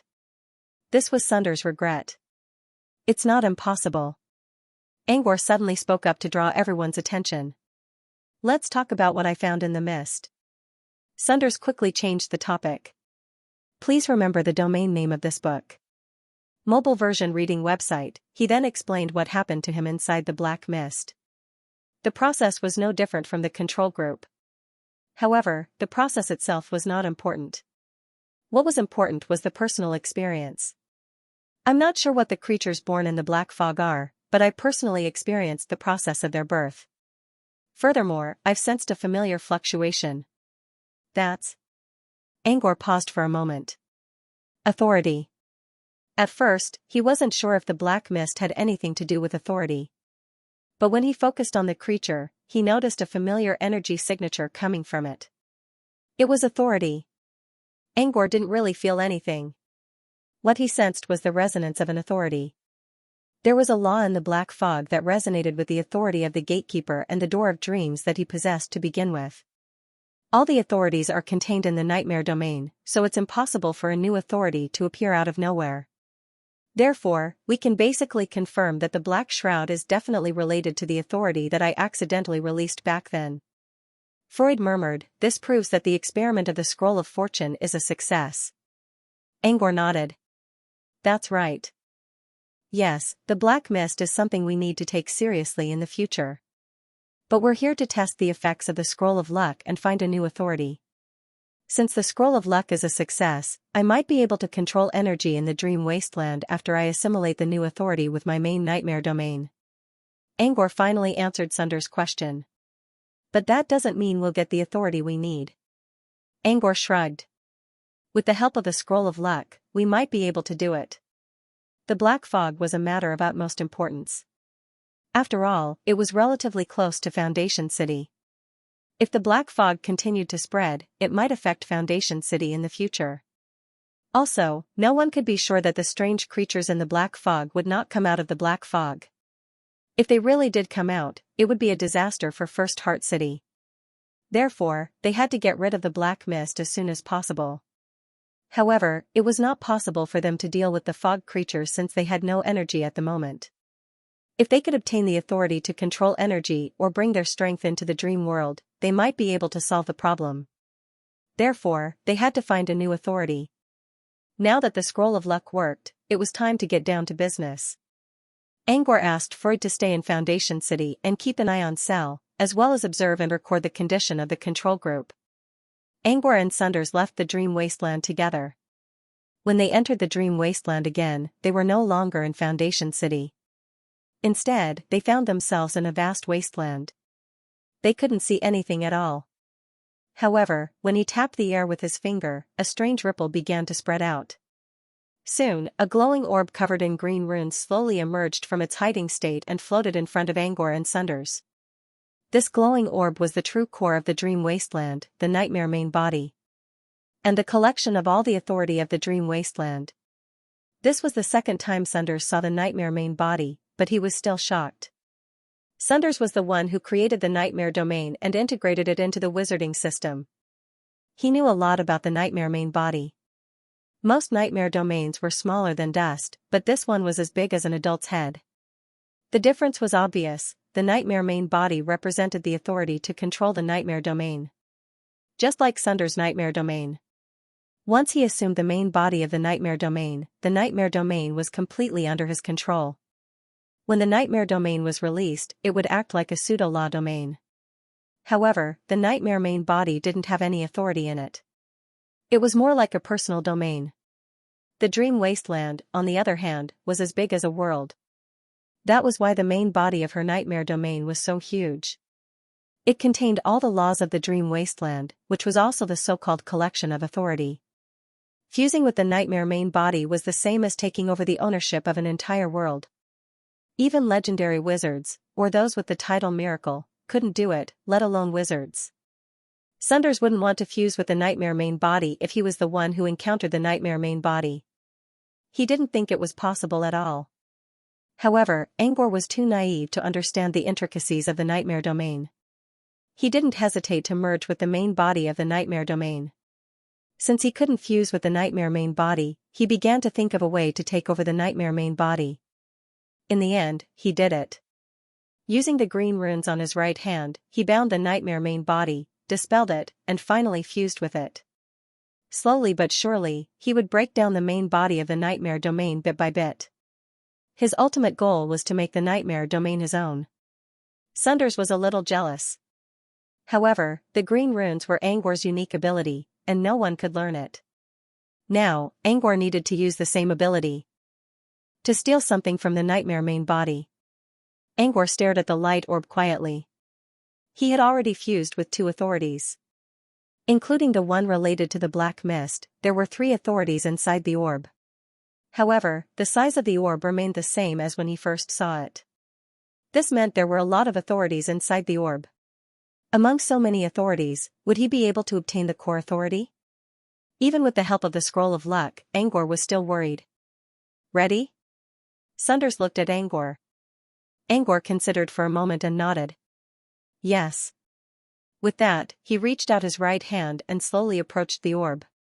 The moment his finger touched the ball of light, the green patterns that were originally bound around the ball of light instantly emitted a faint green light and began to revolve around the ball of light. At the same time, the green rune floating above his right hand also came to life. It looked like a new sprout breaking out of the ground and spreading its branches and leaves. It also looked like a lively musical note, which was playing a beautiful song with a light frequency. The green runes on his right hand and the ones around the orb began to shine together. When they reached the same frequency, Angor began to control the green runes around the orb. Angor had analyzed the runes many times before, so he was very familiar with them. They represented a series of data: bind, dispel, fuse, tunnel, and gate. What Angor needed to do now was to use the green runes to dispel the orb's authority and fuse with it. But before that, there was one more thing he needed to do. Activate the Scroll of Luck. The familiar geometric lines appeared in front of his eyes after the Lucky Scroll was activated. The moment all the edges and corners of the geometric lines were smoothed out by the strange energy. He felt as if he had entered a wonderful and comfortable environment. All his worries and uneasiness disappeared without a trace. It was as if he was under the tranquility magic pattern, comfortable and comfortable. Perhaps this was the so-called lucky moment. With this in mind, he did not let himself indulge in it.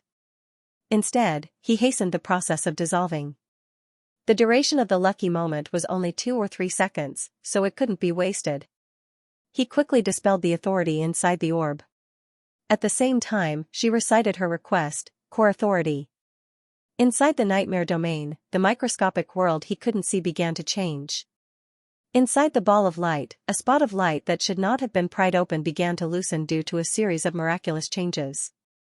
When the dissolving power of the green pattern entered the final stage, the green pattern disappeared.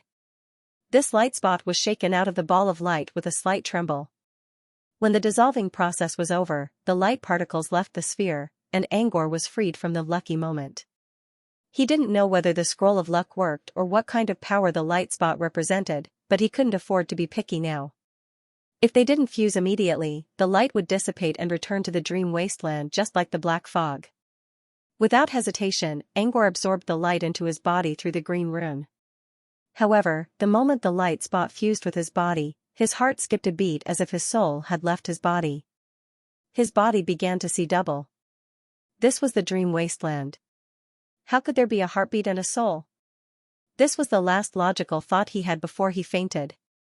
While he was still trying to figure out what was going on, an illusion appeared in front of his eyes. It was as if he was standing on the tracks of a train. Clang, clang, clang. The rumbling sounds came from afar. He looked up and saw a speeding train coming out of a dark cave in the distance. The speed of the train was very fast, and at this moment, the surrounding background was blurred. Angor stood on the tracks of the train and couldn't move at all. He could only watch as the train approached him. However, the train didn't crush him. Instead, it rushed into Angor's body with a deafening whistle and went straight for his mind and mind. At this moment, his mind was filled with the endless train ramming into his mind. Angor had used 2 authorities before. The first one was Dream Gate, which almost drove him insane. The second one was Gatekeeper, which made him dizzy for 10 hours. But this time, the discomfort he felt was as if the Devil Sea had encountered the worst weather. Waves rolled dozens of meters, lightning and thunder roared, and a terrifying sea beast as huge as a mountain revealed its ferocious face. This kind of pain, compared to the previous 2 times added together, might not even be enough. Sunders was a little surprised by this. Angor had already become a wizard and was about to enter the path of truth. According to their predictions, the fusion shouldn't cause such a big reaction. At most, he would feel a little dizzy. What's going on? Sunders frowned and felt a little uneasy. He was the first to create his nightmare domain, but he didn't have enough knowledge and experience to deal with the dream wasteland. He didn't know what to do now. After thinking for a moment, Sunders left the dream wasteland. Angor told him that the first time he used the authority, he didn't just lose consciousness in the dream wasteland. He also fell into a weakened state in the real world. If Toby didn't give him a potion, he would have died. When Sunders came back to the real world, he immediately smelled blood in the air. Drip. Drip. He looked back and saw Angor slumped on the sofa with his head lowered. Blood was dripping from his hair. His clothes, the sofa, and the floor were all soaked in blood. And this happened in less than 2 minutes after Angor fused his powers. Sunders checked Angor's condition and found that he couldn't be any worse. Besides, Angor was too confident that the authority would be fine today, so he didn't take any measures to protect himself. Luckily, he was with Angor today. If he was alone, he would probably get into trouble again. Sunders sighed and went to treat Angor's wounds. Not long after his wounds were healed, new ones popped up all over his body. Furthermore, his body was still weakening. Looks like the authority fusion this time is more difficult than before. Sunders frowned and took Angor to a special repair pod. Sunders rubbed his forehead as he looked at Angor's pale face. He didn't know what authority Angor fused with, but it seemed to be beyond Angor's limit. Sunders had an idea. Maybe the scroll of luck really worked. The new authority was indeed the most important one. However, they didn't consider whether Angor could handle such a core authority in the dream wasteland.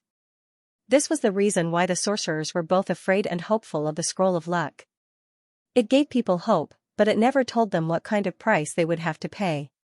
The only thing Sunders could do right now was to protect Angor's body. Meanwhile, inside the dream wasteland, Angor was lying on the ground. He would lose consciousness from time to time, but he would be awakened by the endless pain. He couldn't tell what was real and what was not. All of his thoughts began to become fragmented. There was no complete logical chain. He was shuttling back and forth between different fragments of images. Sometimes he fell into the lava, sometimes he fell into the ice valley. The only thing that was complete and connected to his thoughts was the feeling of pain. The pain was beyond what he could bear. His brain was being steamed, his skull was being boiled, and even his flesh felt like it had been injected with mercury. Every inch of his body was screaming in pain and despair. Angor couldn't figure out what was going on with this authority. Apart from the pain, there was only one thought in his mind: I can't give up. I have to live. This torture lasted for a full 2 hours. If it were anyone else, they might have already thought in despair that they might as well be annihilated. But Angor had too many unfinished business. No matter how painful his mind was, he couldn't let go of the thought of not giving up. When the pain reached its peak, a variable finally appeared in the unchanging disaster. All the green runes on Angor's body suddenly glowed brightly. Angor's back also began to itch as a beautiful, curly green rune slowly appeared on his back. At the same time, the untamed light spots inside his body slowly lost their strength to resist the fusion. In the end, they slowly calmed down. After several hours of torment, Angor's pain finally subsided. He slowly closed his eyes and entered the dark sweet land. As he fell asleep, the green runes on his back slowly disappeared. Sunders had already returned to the real world, but he didn't see this. However, he did notice that Angor's body was slowly recovering. His condition was getting better and better. The blood in his ears and eyes did not seep out anymore. After the wounds on his body were healed, they did not open again. Thanks to the recovery pods, Angor's injuries were finally healed. Seeing this, Sunders sighed in relief. Angor must have found something already. Did he give up halfway because he couldn't bear the pain? Or did he successfully fuse with the authority? If so, what exactly was the authority that could cause such a great disturbance to a truth-finder wizard? Genius memorized the address of this website. Mobile version of this website.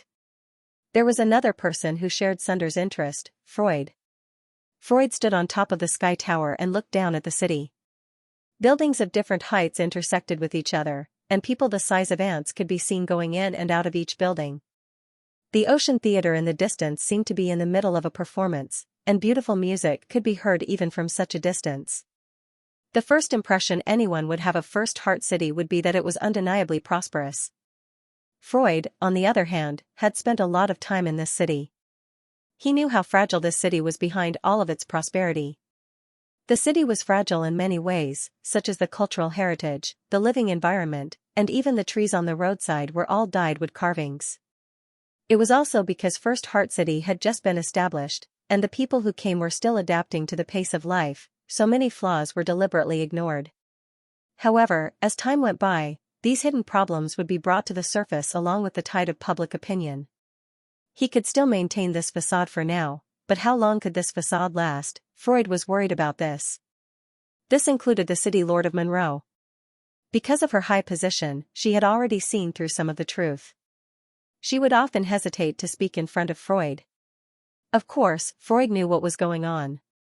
However, Freud didn't have a way to solve the problems that needed to be solved in the first place. Let's hope this can change today. Freud looked into the distance. If Angor could acquire the core authority today, he might be able to solve the problem. After all, the problem in Foundation City was the root of the problem. It was the incomplete law of the dream wasteland. Would Angor be able to acquire the core authority by using the scroll of luck? What would be the core authority that he would obtain? While both Sunders and Freud were trying to figure out what authority was, the person they were looking at was currently unconscious. In other words, he was unconscious. His coma lasted for 2 days. Originally, his good friend had a few matches in the next 2 days, and he was prepared to watch them. However, because of this sudden incident, his plans were put on hold. When he woke up, it was already the morning of the 3rd day. The first person Angor saw after opening his eyes was Sunders. Sunders was standing beside the main nightmare domain, trying to figure out how it worked. "You're awake?" Sunders looked at Angor and asked, "You're awake?" Angor's head was still dizzy. He felt like he was floating in the clouds. Everything was floating in the air without a fixed position. Sunders called his name, and Angor's eyes finally regained their focus. "I'm awake." Angor supported himself with both hands and tried to sit up. "How do you feel now?" Angor rubbed his forehead. "A little dizzy. My mind feels like glue. I can't focus." "Your body in the real world is bleeding from your eyes, ears, mouth, and nose. Maybe it's affecting your condition in the dream wasteland." "My eyes, ears, mouth, and nose?"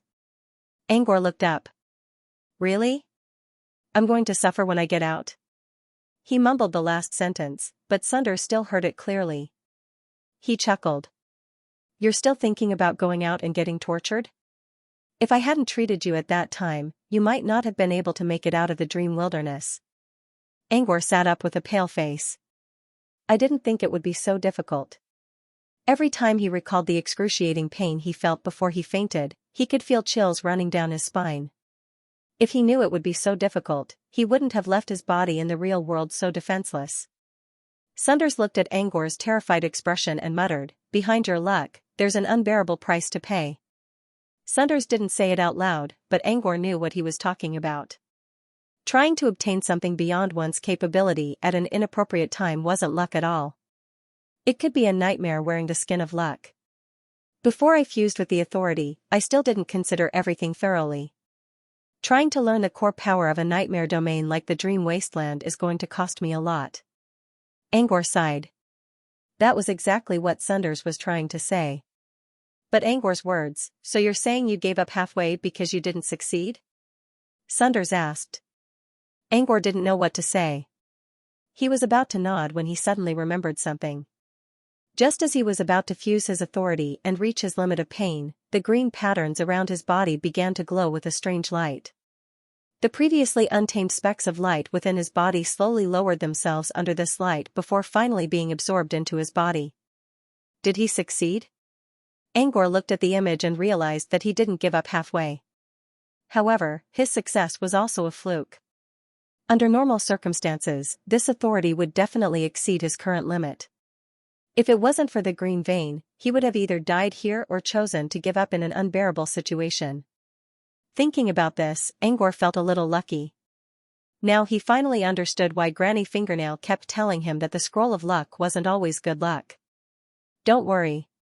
Such a large nightmare domain must have more than one core authority. Giving one back to the dream wasteland isn't a big deal. Sunders tried to comfort Angor when he saw Angor's expression. He thought Angor had really failed. Angor shook his head. "I've suffered so much. Why would I give up halfway?" Sunders raised an eyebrow. "You mean you did it?" Angor nodded. "Yes, I did." Sunders sighed in relief.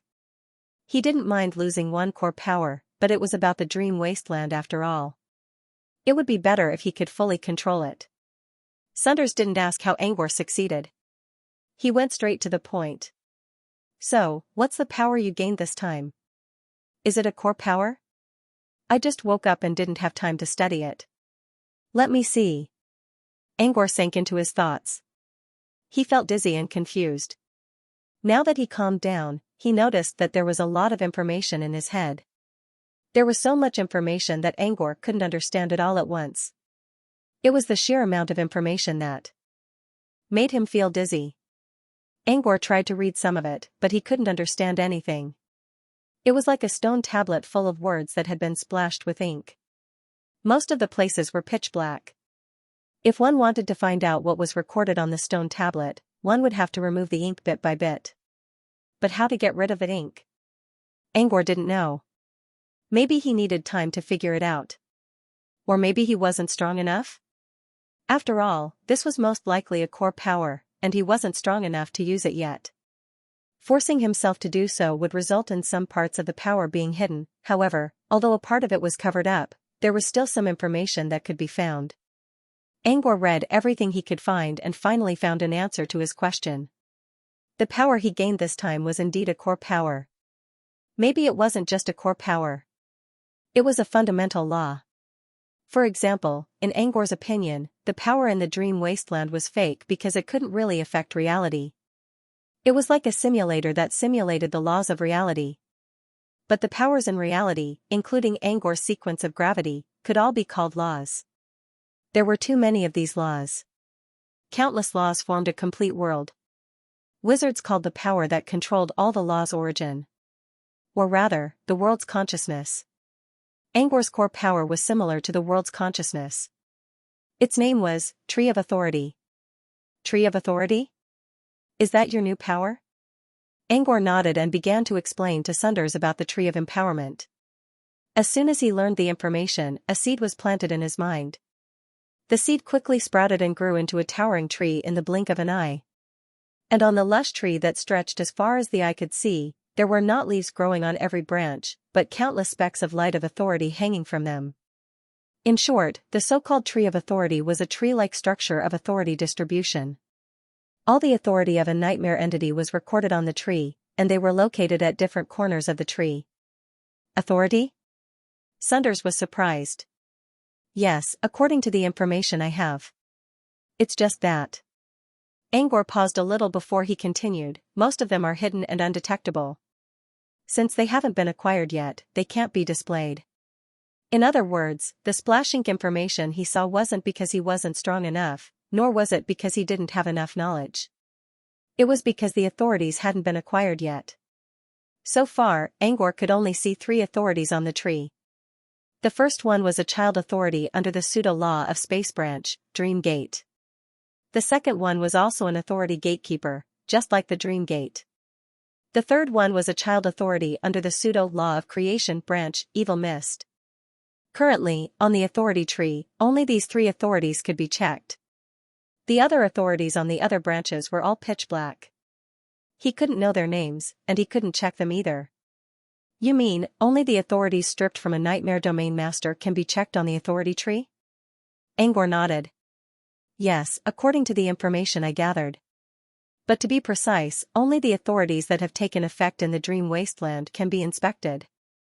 By inspection, Angor meant that he could control the authorities on the tree. For example, Dream Gate. Angor could check the Dream Gate from the tree. As soon as he sent his thoughts into the light, he immediately received the relevant information. The authority allowed him to control the location of objects entering the Dream Wasteland. According to the tree settings, Angor could use the tree to control the authorities to a certain extent. However, Dream Gate was obtained by Angor himself, so he didn't need to use the tree to control it. If you can control the authorities here, what about the Evil Mist? This should be the authority that had dissipated earlier. What's up with it? Can you control it? Sunders was curious. Angor also looked at the Evil Mist.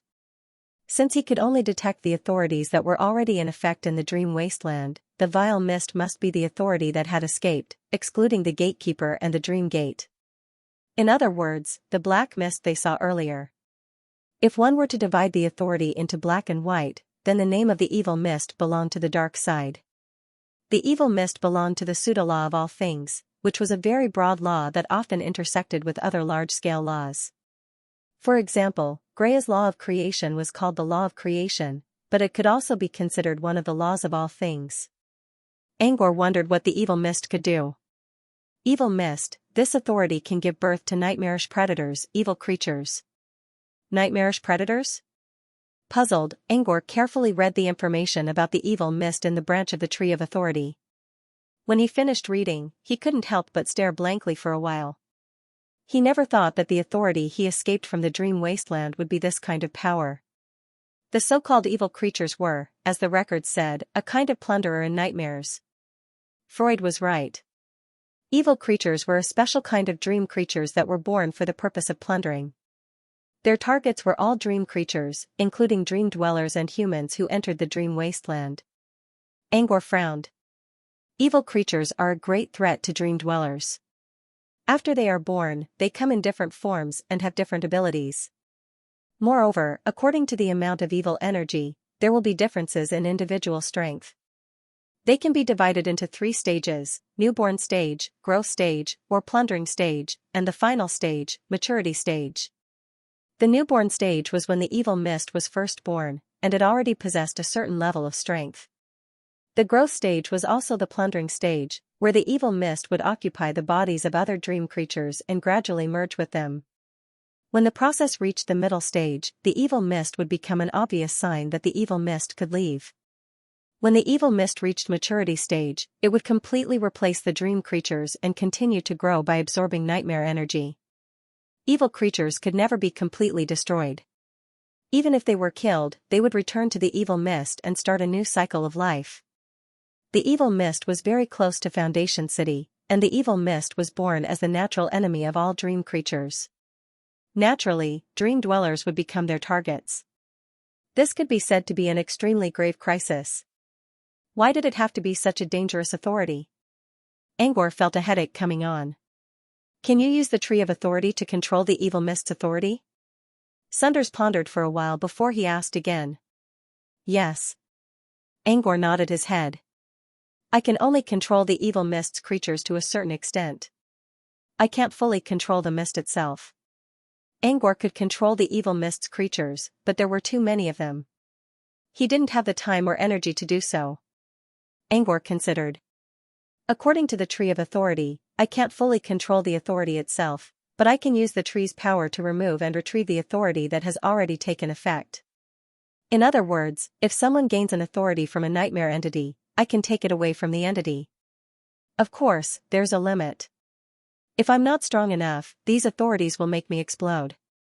Just like how Angor could only acquire 2 authorities during his apprenticeship period, no more than that.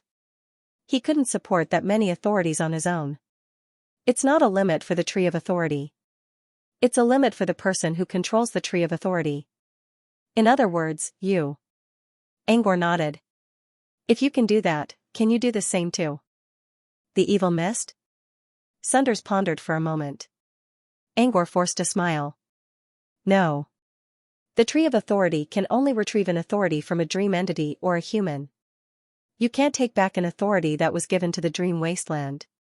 Sin Mist was a part of his authority, which had been returned to the dream wasteland. In other words, the evil mist had become a part of the dream wasteland. The Tree of Authority was born from the dream wasteland. According to the Lord, the dream wasteland was the Lord, and the Tree of Authority was the servant. How could the Tree of Authority take away an authority that was already given to the dream wasteland? This was why Angor found it troublesome. The evil mist would bring great danger to the dream wastelanders. However, Angor couldn't do anything about it.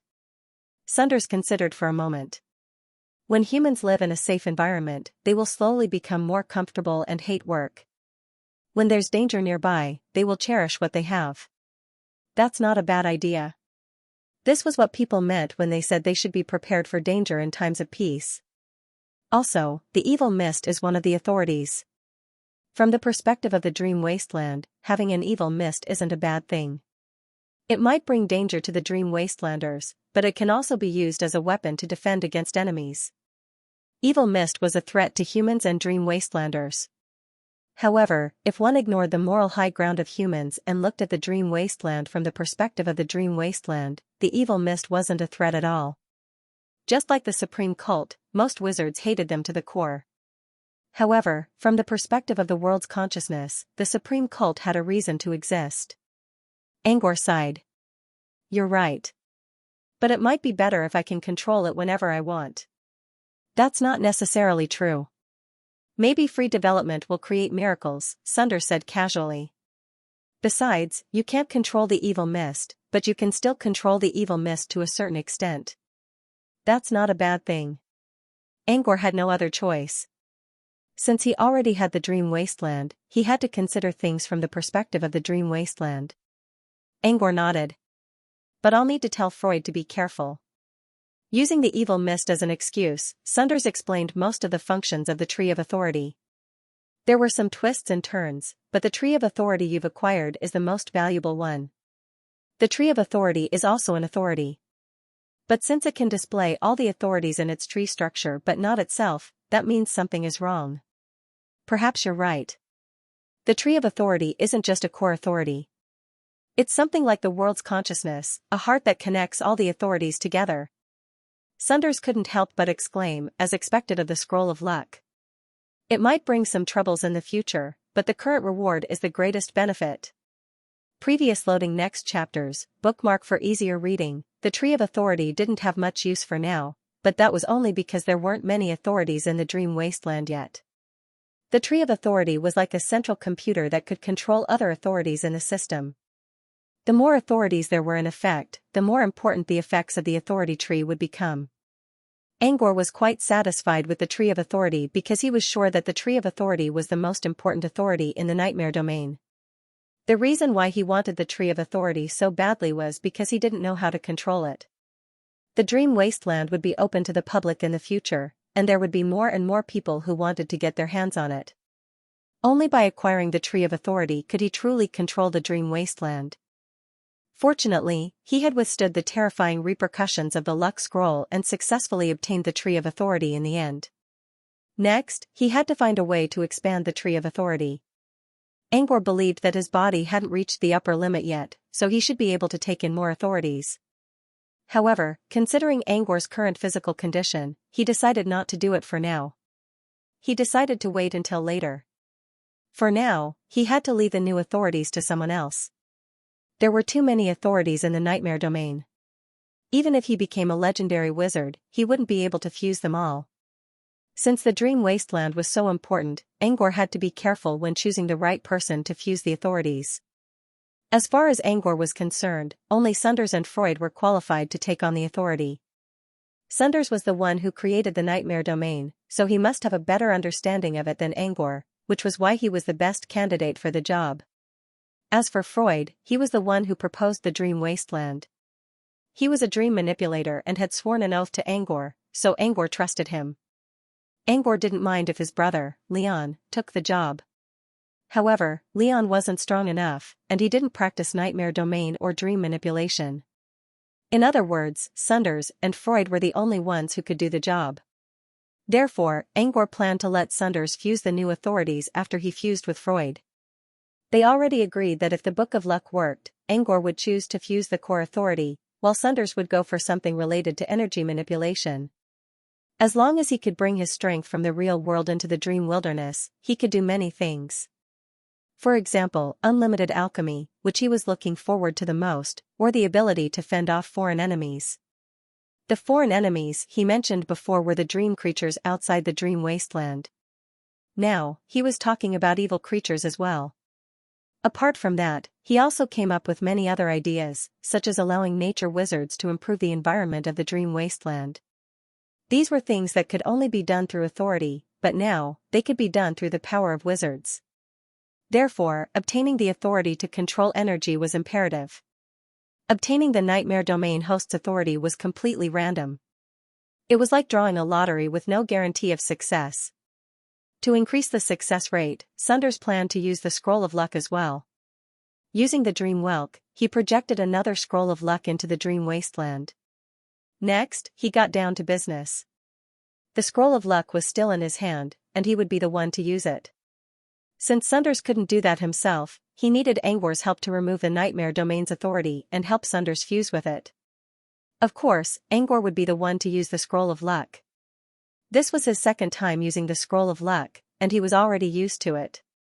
When he sensed that he had entered the lucky moment, he quickly thought about what he needed to do and used the green energy to remove the Nightmare Domain host.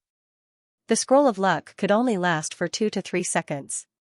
When the lucky moment receded from his body, a spot of light also fell from the sparkling ball of light. This dot of light represented the new authority that he had obtained from this lottery. Angor quickly captured the light spot to prevent it from returning to the dream wasteland. Without hesitation, he used fusion to send the light spot and the green energy into Sunders' body. Angor told Sunders that the process would make him dizzy, but he was prepared for it. He had already made the necessary preparations, but when the light entered his body, he still couldn't hold it in. A large amount of information rushed into his mind, causing him to stagger unconsciously. Luckily, Sunders was already sitting on the ground, so he didn't fall. Sunders still felt dizzy, but it wasn't as bad as Angor's.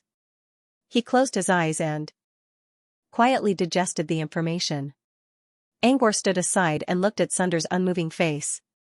Imagining himself rolling on the ground and screaming in pain, Angor felt like covering his face with his hands. Maybe Sunders was just trying his best to hold it in, and his body was already breaking down. Angor decided to go back to the real world with this evil thought in mind. However, when Angor came to reality, he realized that he had forgotten something.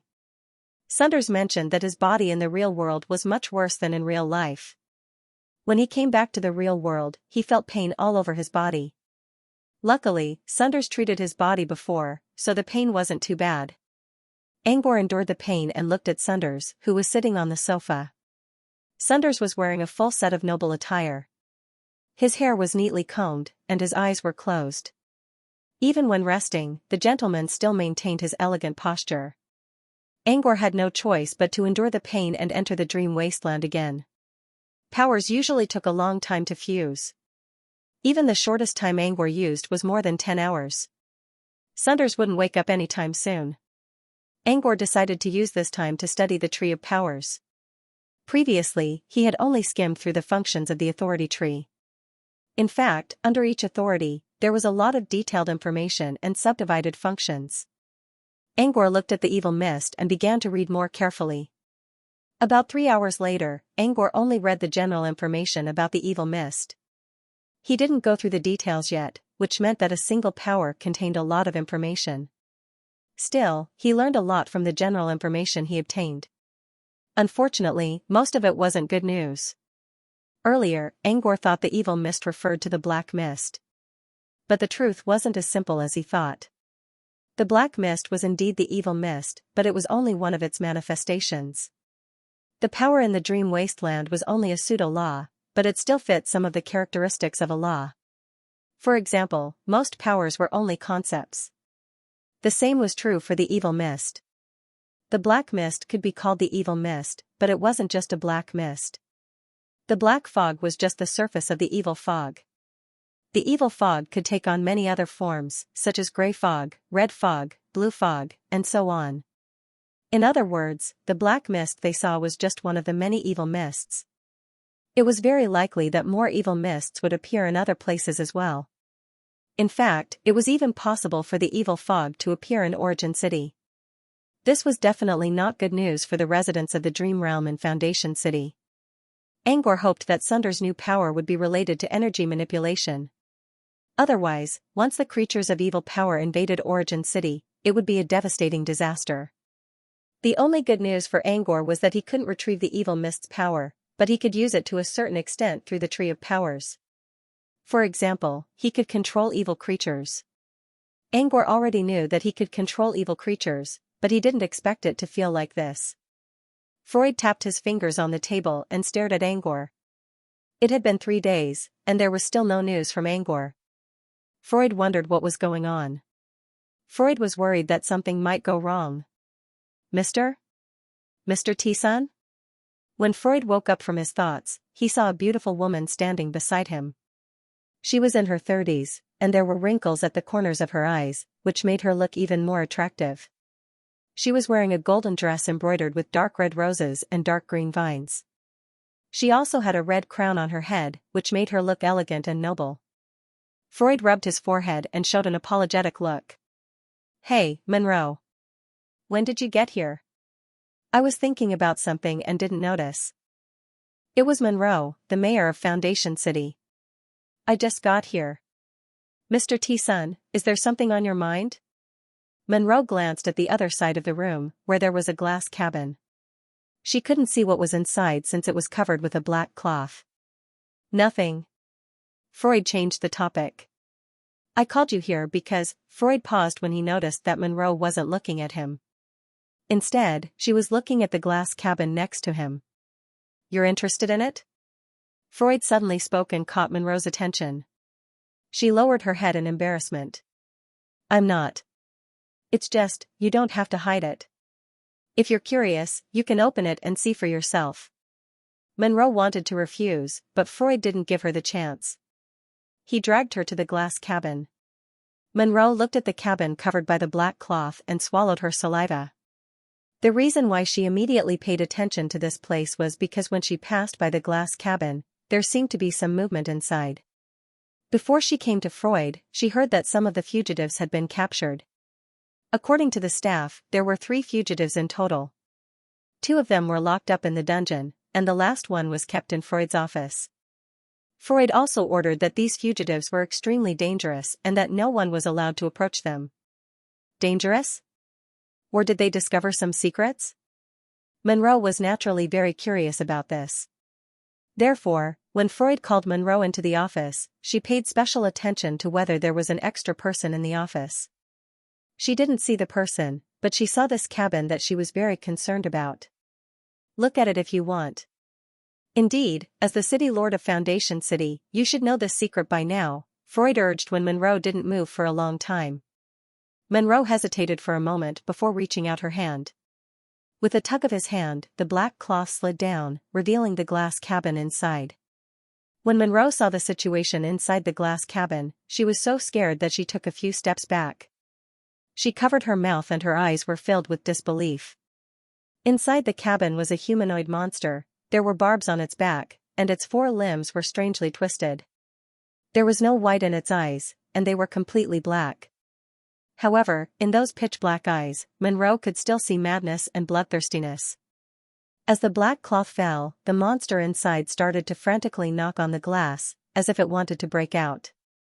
After the initial shock, Monroe finally regained her composure. She trembled as she looked at the monster in the glass cabin. Soon, she noticed that something was wrong. "He looks like..." Monroe looked at the person in the glass cabin and then at Freud. She didn't dare to say the name out loud. Freud, however, didn't seem to mind. "He's Cell, Liza's younger brother." Monroe didn't say anything else, but all kinds of thoughts were running through her mind. Cell had fled the city a long time ago. How did he end up like this? Monroe couldn't help but recall a fairy tale she read when she was still alive. A twisted wizard separated a pair of lovers and turned the handsome prince into a toad through an evil experiment. Only a kiss from the princess could restore the prince's true body. Although the story didn't end well, the princess cheated on the king, and the prince was taken back to the tower by the twisted wizard and turned into a slave. Monroe had never forgotten the story. Thinking about the plot of the story, Monroe's mind was filled with thoughts. Could it be that First Heart City was just a cover for a bunch of evil supernaturals to conduct experiments on human bodies? Why didn't the supernaturals chase after Cell when he ran out of the city? Was it because they wanted to turn him into a test subject? The more Monroe thought about it, the paler her face became. Just as Monroe was about to figure out which side she should take and which side she should choose to take, or pretend that she didn't know, she suddenly felt a knock on her head. Freud was the one who knocked her head. When Freud saw Monroe's expression, he knew what she was imagining. Monroe was really good at dealing with things, but it was a pity that she had a heavy heart and often used the worst methods to make guesses. "What the hell are you thinking about?" Freud scolded. "Come back to your senses." Freud briefly explained Cell's situation to Monroe. Of course, he didn't tell her about the dream wasteland. Instead, he described the creature in the black mist as a terrifying nightmare that would transform into Cell after it was possessed by Freud. Currently, no one can deal with those creatures, including me. They're still far away from First Heart City, but there's no telling when they'll become a threat. Make sure you don't let your guard down when you plan for the city, Freud said in a serious tone. At first, Monroe wondered if Freud was lying. But when she saw the serious look on Freud's face, she nodded. I understand. Monroe paused for a moment. So, Mr. Disson called me here to tell me about this? It's still some time before it happens, so I'm just reminding you. I'm here to tell you something else. Have someone keep an eye on Leon. If he shows up in First Heart City, tell him to come here. Freud wanted to see how Leon was doing in Floating Mech City, so he could ask Leon about Angor's condition. He didn't know if something bad had happened to Angor. After Monroe left, Freud picked up a piece of black cloth and prepared to cover the glass cabin. Just as he was about to close the door, a hoarse male voice came from inside the cabin. You're wrong. Freud jerked his head up and saw that it was Cell who was talking. Cell's appearance didn't change, but his expression was much calmer than before. It was as if he had become someone else. Cell? Freud hesitated for a second and called out. Cell sighed. It's me, Freud. Freud was surprised. Not many people in First Heart City knew his real name. Most people called him Mr. Disson or Mr. Disson. Even if they knew his real name, the number of people who dared to call him that could be counted on one hand. Only Sunders, Angor, and John. From Cell's expression, Freud could vaguely see the shadow of a person. Is that you, my lord? Yes. I'm Angor. Cell nodded. Freud was still trying to figure out what was going on. Cell explained, I'm still near the main body of the nightmare domain. I'm using this evil creature to talk to you. Freud was still doubting Angor's identity, but when he heard about the main body of the nightmare domain, he was sure that it was Angor. Mr. Disson? How are you doing? Are you able to possess Cell because of your new authority? Freud sighed in relief after making sure Angor was fine. But he quickly followed up with another question. I'll explain it to you later. Right now, I need to tell you that you're wrong. What's wrong? Freud asked. You told Monroe that the evil creatures, the ones in the black mist, won't be able to threaten First Heart City for the time being. That's not right. Since Freud was using Cell's body, his voice was Cell's as well. Cell didn't speak for a long time. His voice was hoarse. The black mist we saw earlier won't be able to threaten First Heart City for the time being. But what if the black mist appeared near First Heart City? The black mist appeared near First Heart City? Freud couldn't even begin to imagine what kind of disaster it would be. Will the black fog really appear near Beginning City? I don't know. I can't control the mist, so I don't know where it'll appear. It's just a guess, but we still have to be careful. Angor considered for a moment before explaining the mist to Freud. I didn't expect that the authority I accidentally leaked out back then would be such an authority. The mist won't do any harm to the dream wasteland, but it's definitely a threat to the people who live here. Freud's eyebrows knitted together after hearing Sin Mist's explanation. This was the first time Freud heard of such a thing.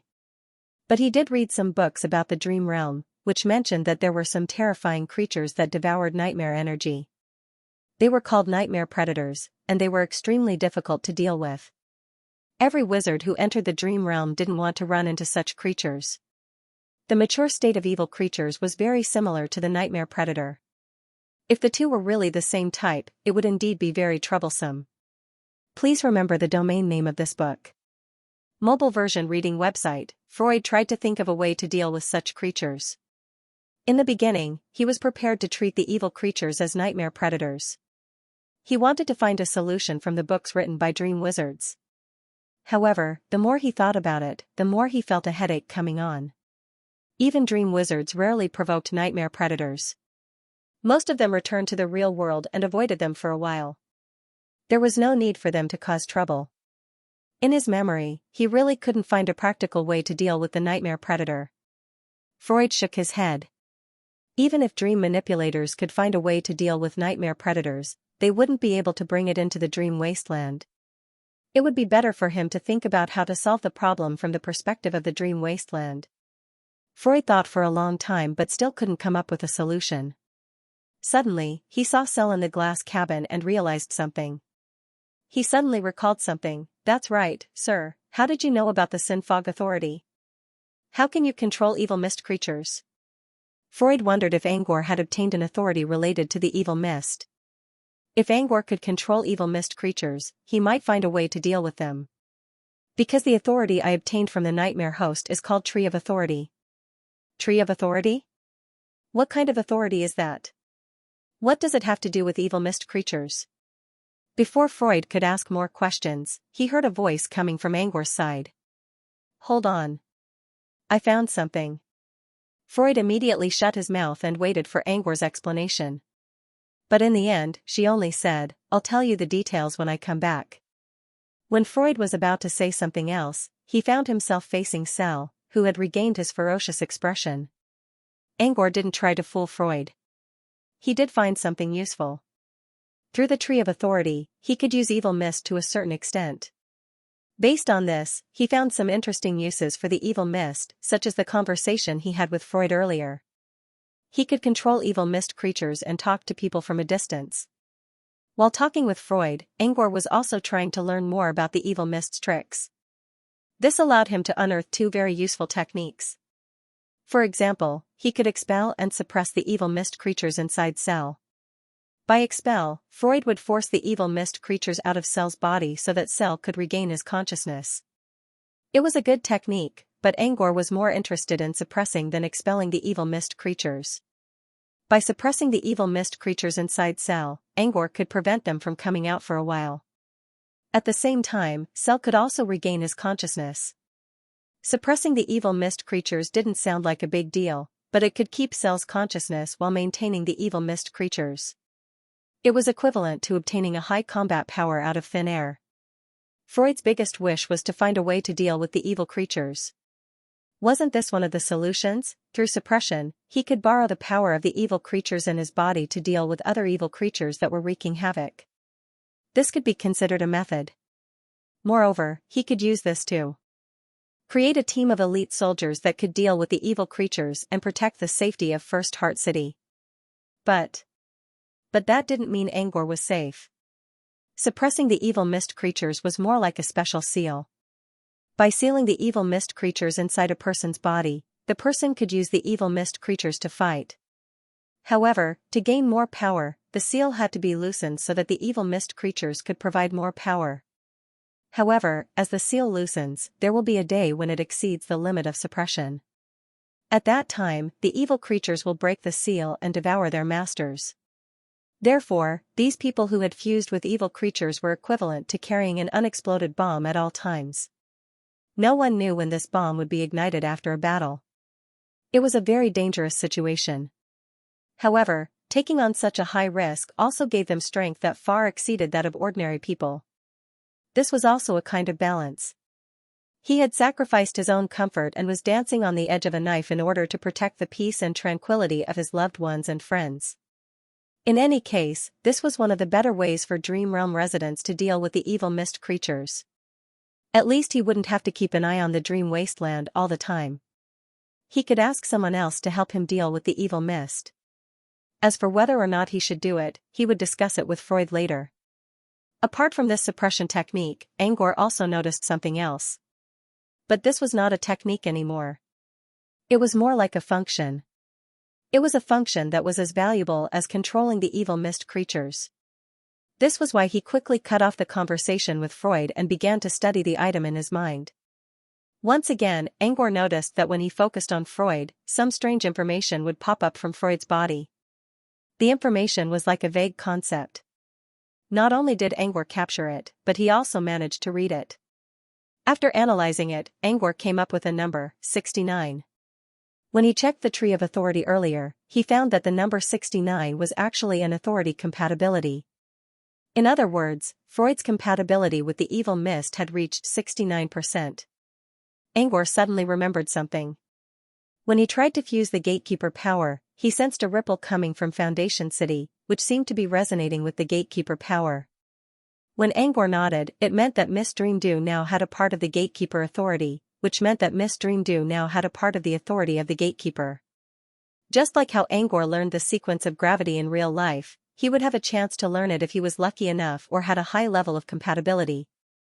City Lord Monroe was obviously the kind of person who had a high degree of compatibility. When Angor thought about this, he wondered if he could give a part of the evil mist power to someone who was also compatible with it. With this question in mind, Angor searched the Tree of Authority for an answer. In the end, he found something useful. The answer was, yes.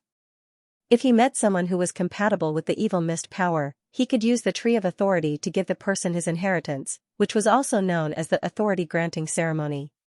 When facing evil creatures, the person who learned the evil mist power could take Angor's place to suppress and expel the evil creatures. In that case, the safety of First Heart City would be increased by another point. At the same time, it would free up Angor's time. The granting of authority was exactly what Angor wanted. The only problem was how to find someone who was compatible with the evil mist power. Last time, when Angor tried to fuse the gatekeeper power, the mayor of Monroe was the only one who managed to do so. She was already lucky enough. Foundation City might be a busy city, but it only had about 10,000 residents. Could Angor really find someone among them? Anyway, authority granting was a very useful function of the Tree of Authority. Angor also noticed that both the evil mist power and the authority-granting function were new power systems that could grant residents of the dream realm a certain degree of power. Angor wondered how Sunder's power was doing. After all, it was very likely that Sunder's power had something to do with energy manipulation. As he thought about this, the giant tree in the dark suddenly swayed its branches as if a gust of wind blew past. In Angor's mind, the dream wasteland looked like a glowing box floating in the dark void. The Gate of Dreams and the Gatekeeper's powers turned into the sand table in the box courtyard, while the Tree of Power grew into a towering tree, taking root in the box courtyard and covering the entire sand table with its green shade. A gust of wind came out of nowhere and caused the tree branches to sway. Angor's attention was attracted by the tree branches. The Tree of Authority didn't have any leaves on it. Instead, its branches were filled with different powers. Originally, there were only 3 glowing authority powers on the branches. They were Dream Gate, Gatekeeper, and Evil Mist. These 3 powers represented the 3 powers that were currently in effect in the Dream Wasteland. However, at this moment, on a new branch, an authority that was originally covered in darkness began to shine dimly. At first, it looked like a firefly in the middle of a dark night. But as time passed, it slowly grew brighter and brighter. At the same time, this authority information that had been previously obscured had officially become a point of light on the authority tree, intertwining with the other 3 points of light. Instead of reading the information, he opened his eyes and looked at Sunders, who was standing not far away from him. The Tree of Authority lit up a new authority. Without a doubt, Sunders succeeded in the process. As expected, Sunders opened his eyes not long after. The moment he opened his eyes, the entire dream wilderness suddenly underwent a strange change. It was as if a drop of water had fallen into a calm lake. Ripples immediately spread out until they covered the entire dream wilderness. Only then did the ripples slowly stop. When the ripples reached Angor's body, he immediately realized that it was a phenomenon. The powers in the dream wasteland were fake, but they were still similar to the real world. In the real world, such phenomena would also occur when someone was learning a law. The dream wasteland was the same. However, the phenomenon in the dream wasteland wasn't just a symbol. He could also find someone who was compatible with the power. Is there anyone who is compatible with the power? Sunders shook his head. Unfortunately, there isn't. That's normal. There aren't enough people in the dream wasteland. Angor sighed. What about the Scroll of Luck? Does it have anything to do with energy manipulation? Angor could check it through the Tree of Authority, but having Sunders tell him about it in person was more appropriate. Sunders didn't keep Angor in suspense. Yes, it does. Based on what I know, it should allow you to bring your power into the dream wasteland. Angor couldn't hold back his joy.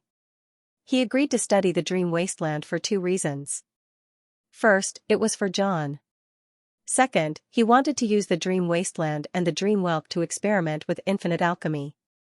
Unfortunately, he couldn't bring his power into the dream wasteland. Infinite alchemy was only a distant dream.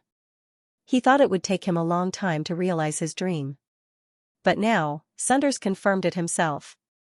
Of course he was happy. Besides, as long as he could bring his power into the dream wasteland, he would be able to do a lot of things. Angor didn't care about the ceremony anymore. He took out the Tree of Authority and read the information. Power level restriction, the owner of. This power can control the power of any object brought into the dream wasteland. He was right, the scroll of luck worked again, and it didn't seem to have any tricks up its sleeves this time. The first thing they did after their initial excitement was to try out the new power. But a moment later, Angor stood in the middle of the wasteland with a blank look on his face. Why didn't it work? They couldn't control energy? The so-called ability to bring their power into the dream wasteland didn't work at all. Let me see if I missed anything. Sunders pondered for a moment before replying, let me see if I missed anything. Angor nodded. He also immersed his mind into the Tree of Authority and carefully read the information. As he went deeper, he began to understand some of the characteristics of the new power. The power level restriction allowed the owner to control the power of any object brought into the dream wasteland. However, there was a condition: the object couldn't be stronger than the owner of the power.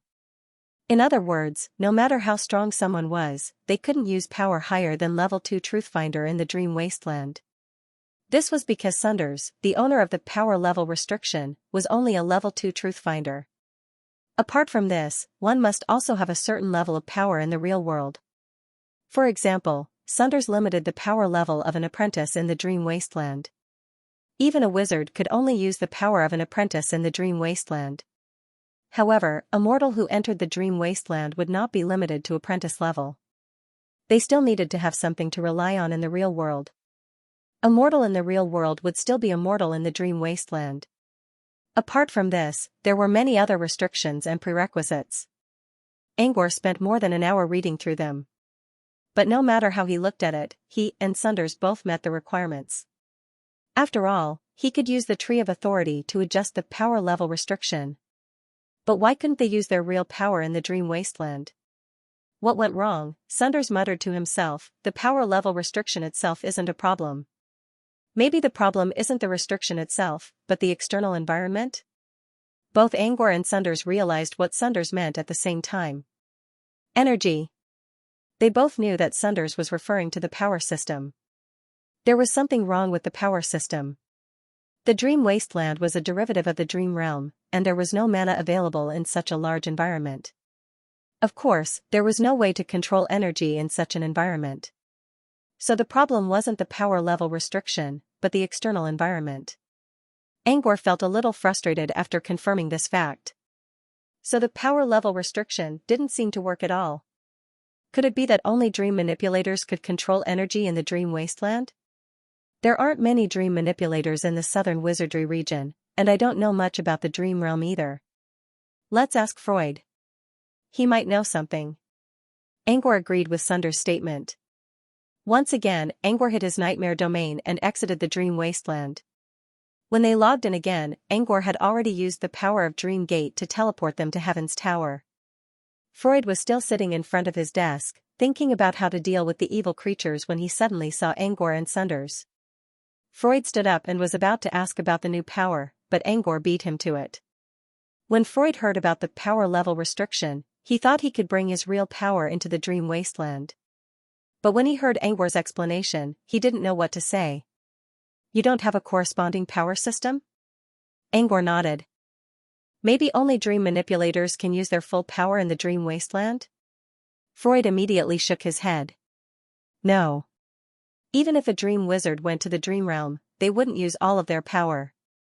They would still use their own power to deal with the dream realm creatures. Freud paused for a moment. I think you've misunderstood something. The problem of power system is not a problem in the dream realm. There's a popular saying among dream manipulators, using dreams as horses, there will be no boundaries in the distance. This meant that dreams were much more flexible than they could imagine. Otherwise, how could a person become the creator of all things in a dream, or turn into a speck of dust, because there were no limits in dreams? If there are no limits in dreams, then there's no such thing as a power system. In the dream realm, if you think of it as Han's telekinesis system, then it's telekinesis that can be controlled. If you think of it as Loft's evil god's energy, then it's evil god's energy. So, the same goes for primal mana. So our inability to control energy has nothing to do with the power system? Angor asked. Freud shook his head and said, "That's not it. I think you're right, sir. It might have something to do with the power system." "But why did you say something like unlimited dreams just now?" Freud explained. "Most of what I'm talking about is the dream realm. But the dream wasteland is not the dream realm. The dream wasteland is a derivative of the dream realm, but it has its own rules, which are stricter than the ones in the dream realm. I think it's more like the real world. In the dream wasteland, you can't change your size at will, and you can't do whatever you want. The wasteland has its own rules, which are more than 90% similar to the real world. Otherwise, the new residents of First Heart City wouldn't have treated themselves as humans. So, sir, you can't control energy. Based on the strict rules of the dream wasteland, it's very likely that the problem is related to the power system. Now that we know where the problem lies, it's easy to solve." Both Angor and Sunders understood what Freud was trying to say. The problem was that there was a missing corner in a closed loop. To fix the missing corner, they had to create a corresponding power system in the dream wasteland. But how should they appear? Without a doubt, it had something to do with an unknown authority. Genius memorized the address of this website. Mobile version reading website. In other words, he still needed to obtain an authority that could construct the power system of the dream wasteland and fill in the missing corner of the closed loop. Only then could he truly complete the transformation of the energy level limitation. But what exactly was this authority? He didn't know yet. "Professor, you can take in another authority, right?" Angor asked. Back when he was still an apprentice, he already took in 2 authorities. Now, Sunders only had 1, which meant he had yet to reach the upper limit. "Yes, I think so. Should we try again?" Angor suggested. He wanted to see if he could fix the missing part. Angor believed that he could take in another authority, but his body was still half-crippled in the real world, so he had to rely on Sunders for now. Sunders nodded in agreement. He also hoped that he could use the limit as soon as possible. With that settled, they returned to the nightmare domain's main body. This time Angor and Freud came with them. Apart from himself and Sunders, Freud was the only one who was qualified to accept such a thing. This time, he brought Freud with him so that he could fuse an authority as well. "You first, Professor?" Angor asked. Sunders pressed his forehead. "I just took in 1 authority, and there's still a lot of information flowing in my mind. Freud will go first." Even if the power of the dream wasteland was only a pseudo-power, this power was compatible with such a vast world. The violent flow of information into the mind was not something that could be processed in a short time. Angor understood Sunders' intention. "You're coming?" Angor looked at Freud. Freud nodded nervously and took a step forward. He stared at the floating orb in front of him. "So this is the nightmare domain's main body," Angor mentioned many times. The orb didn't look special at all. Instead, it was the green vines that wrapped around the orb that gave it a strange look. There seemed to be some kind of green liquid flowing inside the vines. "Have you thought about what kind of authority you want?" Angor looked at Freud. Angor already knew the most important authority, and the one that could grant him unlimited alchemy was already reserved by Sunders. Angor didn't really want any authority right now, so he decided to let Freud choose. Freud used to be a dream manipulator apprentice, and he spent a lot more time in the dream wasteland than Angor did. His books were filled with books about the dream wasteland, and they were all about it.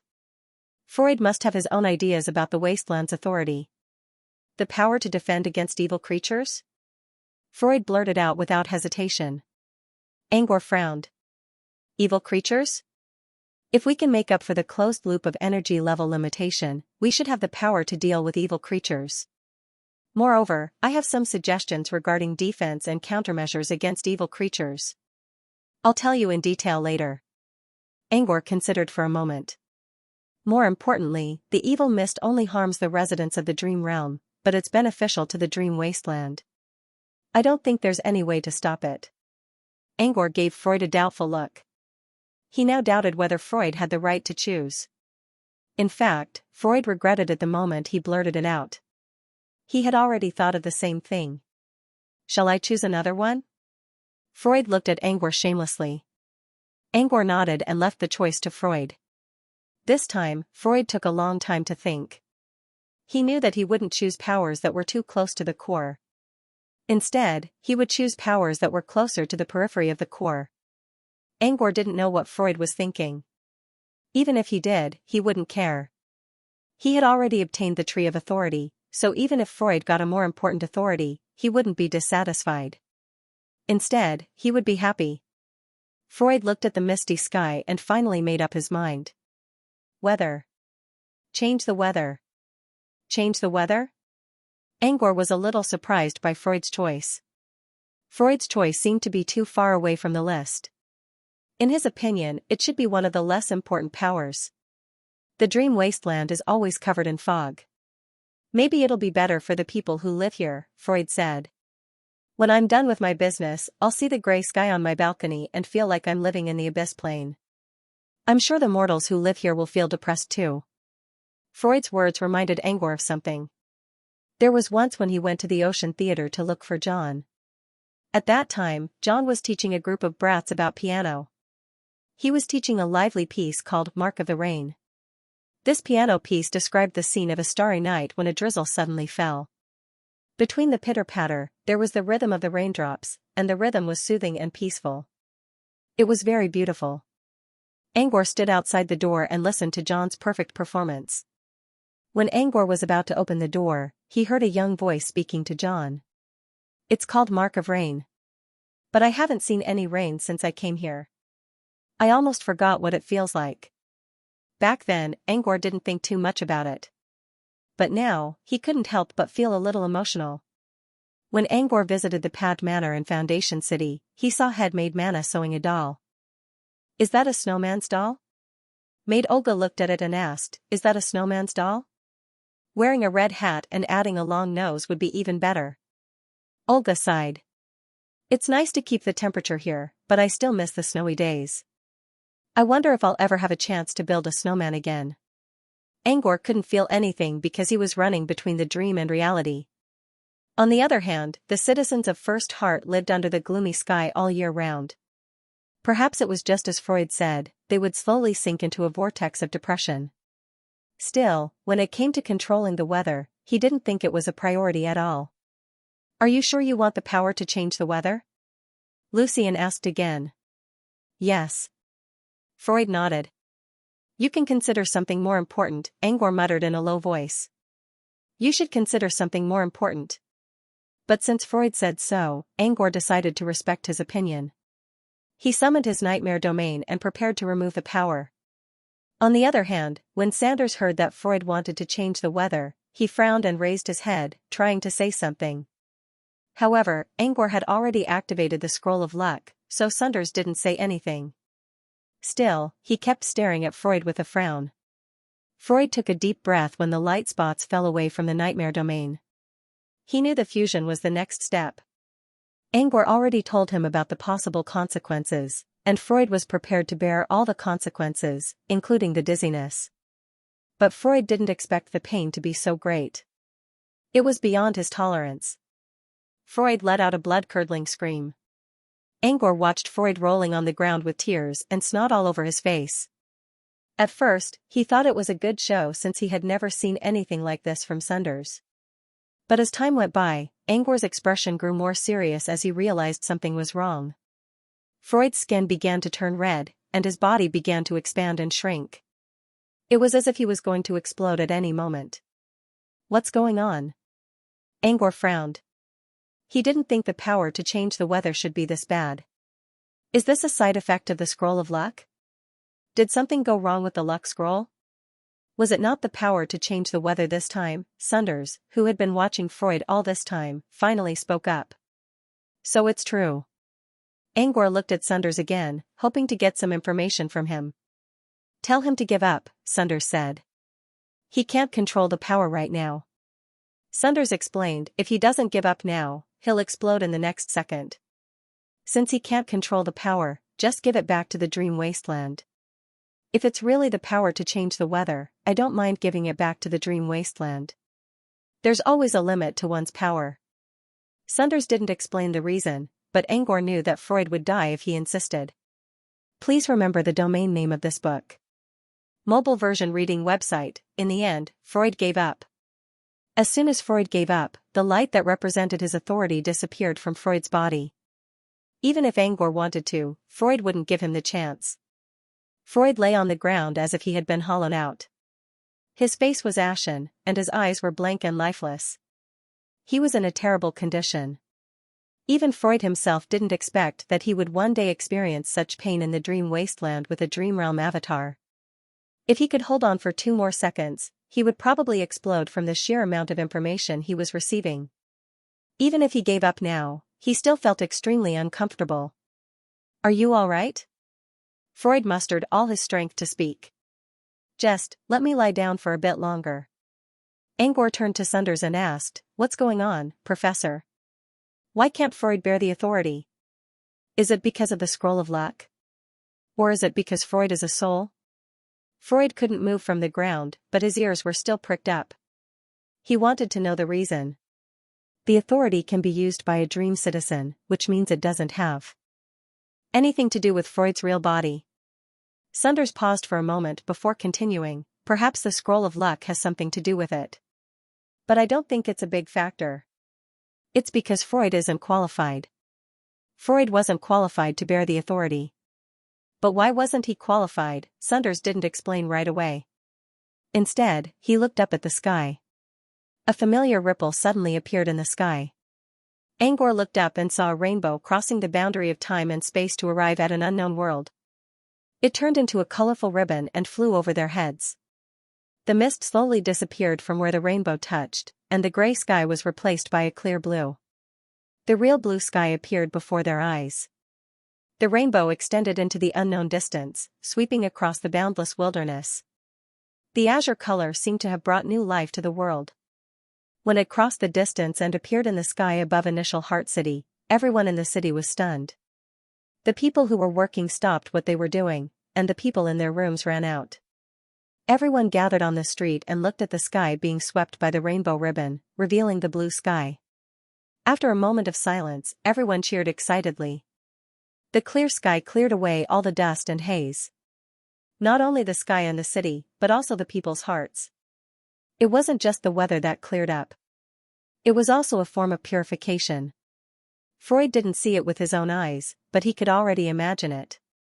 Freud looked at the blue sky and raised his trembling hand, as if he wanted to touch the blue sky. Half of the depression that had been weighing down on his heart after the failure of the fusion had disappeared at this moment. He did not succeed, but as Sunders said, it was not a big deal to return the authority to the world. After a moment of silence, Angor spoke again, I can feel that the rainbow in the sky contains power of authority. Looks like the volume of luck is working again. It must be something to do with changing the weather. He paused for a moment and focused his mind on the giant tree in the darkness. It's called Celestial Shift, which allows me to control the weather of the dream wasteland. Sunders looked at Angor. Now you know why Freud isn't qualified, right? Angor considered for a moment and nodded. He always thought that changing the weather was a minor ability. However, after reading the content of weather manipulation, he realized that it was not a minor ability at all. It was one of the most important and core abilities among all the active powers, excluding the Tree of Powers. Weather shift didn't just involve the weather. It also involved the laws of all things, the changing of seasons, and elements such as wind, thunder, rain, and lightning. It was a core authority that was extraordinarily inclusive and extended to all aspects. Even Sunders wouldn't be able to fuse such a complex and complicated power. If Green Rune didn't help Angor, the only thing he could do would be to return the power to the dream wasteland. It was only natural that Freud couldn't do it. Freud wasn't the only one who couldn't do it. The only one who could do it was the world itself. When Angor tried to fuse an authority, it took him 2 or 3 days to do so. But now, The dream wasteland was showing signs of weather shift, and the weather was already changing. Angor could clearly feel that the temperature of the wasteland was slowly rising. It was getting closer to the temperature of the flowing fire moon in the real world. I only thought about what's in front of me. I didn't expect the weather to be so complicated. The only good thing is that the power this time isn't as threatening to the residents of the dream realm like the evil mist did last time. Even if extreme weather did happen, Angor could still temporarily control the weather shift with the help of the Tree of Authority. In Angor's opinion, this was a good outcome. While Angor was feeling relieved, Freud was blaming himself.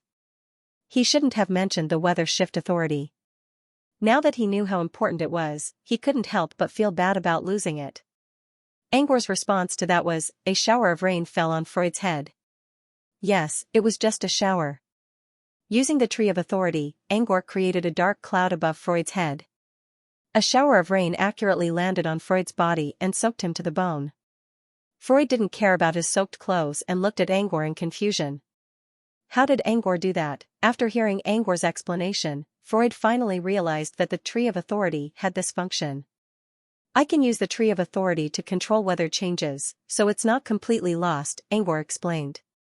Freud finally realized why Angor was able to control the evil creatures so easily. It was probably because of the Tree of Authority that Angor used to control the evil mist. Freud let out a sigh of relief. You lost an authority this time, but it's not like you didn't gain anything. For example, you don't need to keep all the authorities in your hand. Some of them can be given back to the Dream Wasteland. Angor agreed. The Dream Wasteland's goal was to improve itself as well. In this regard, Angor and the Dream Wasteland were on the same page. However, he still needed to think carefully about what kind of authority he should give back. Also, there's one more thing. The Scroll of Luck can make the authorities less random, but we have to consider the price we have to pay for it. For example, the Tree of Authority and Weather Shift were the authorities they were looking for. However, they might not be as lucky when fusing them together.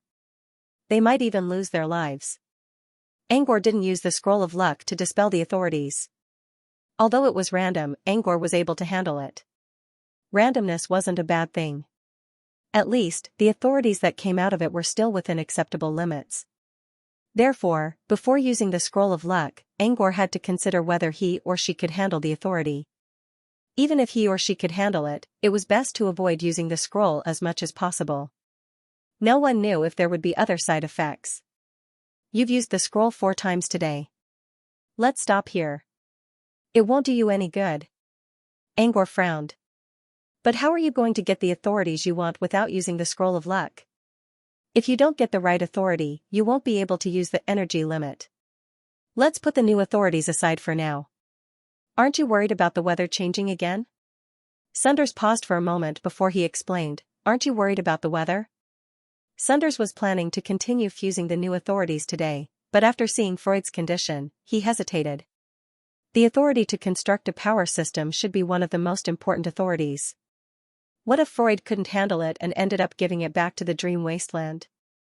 Weather Shift could be used to give back to the Wasteland because it wasn't very useful in a strategic sense. However, the authority to construct a power system was very important in a strategic sense. Besides, it involved energy limit, Angor's dream of infinite alchemy, as well as other issues that might arise after the Dream Wasteland was opened. It was better for Sunders to know about them. I'm going to do some research on how to construct a power system and compare it with the authorities such as energy limit and weather shift. I hope I can figure out how important these authorities are so that I can figure out whether I can fuse them successfully. Sunders paused for a moment before continuing, it will take some time to study the data. Angor agreed with Sunders' explanation. They were still too confident about fusing the new authorities.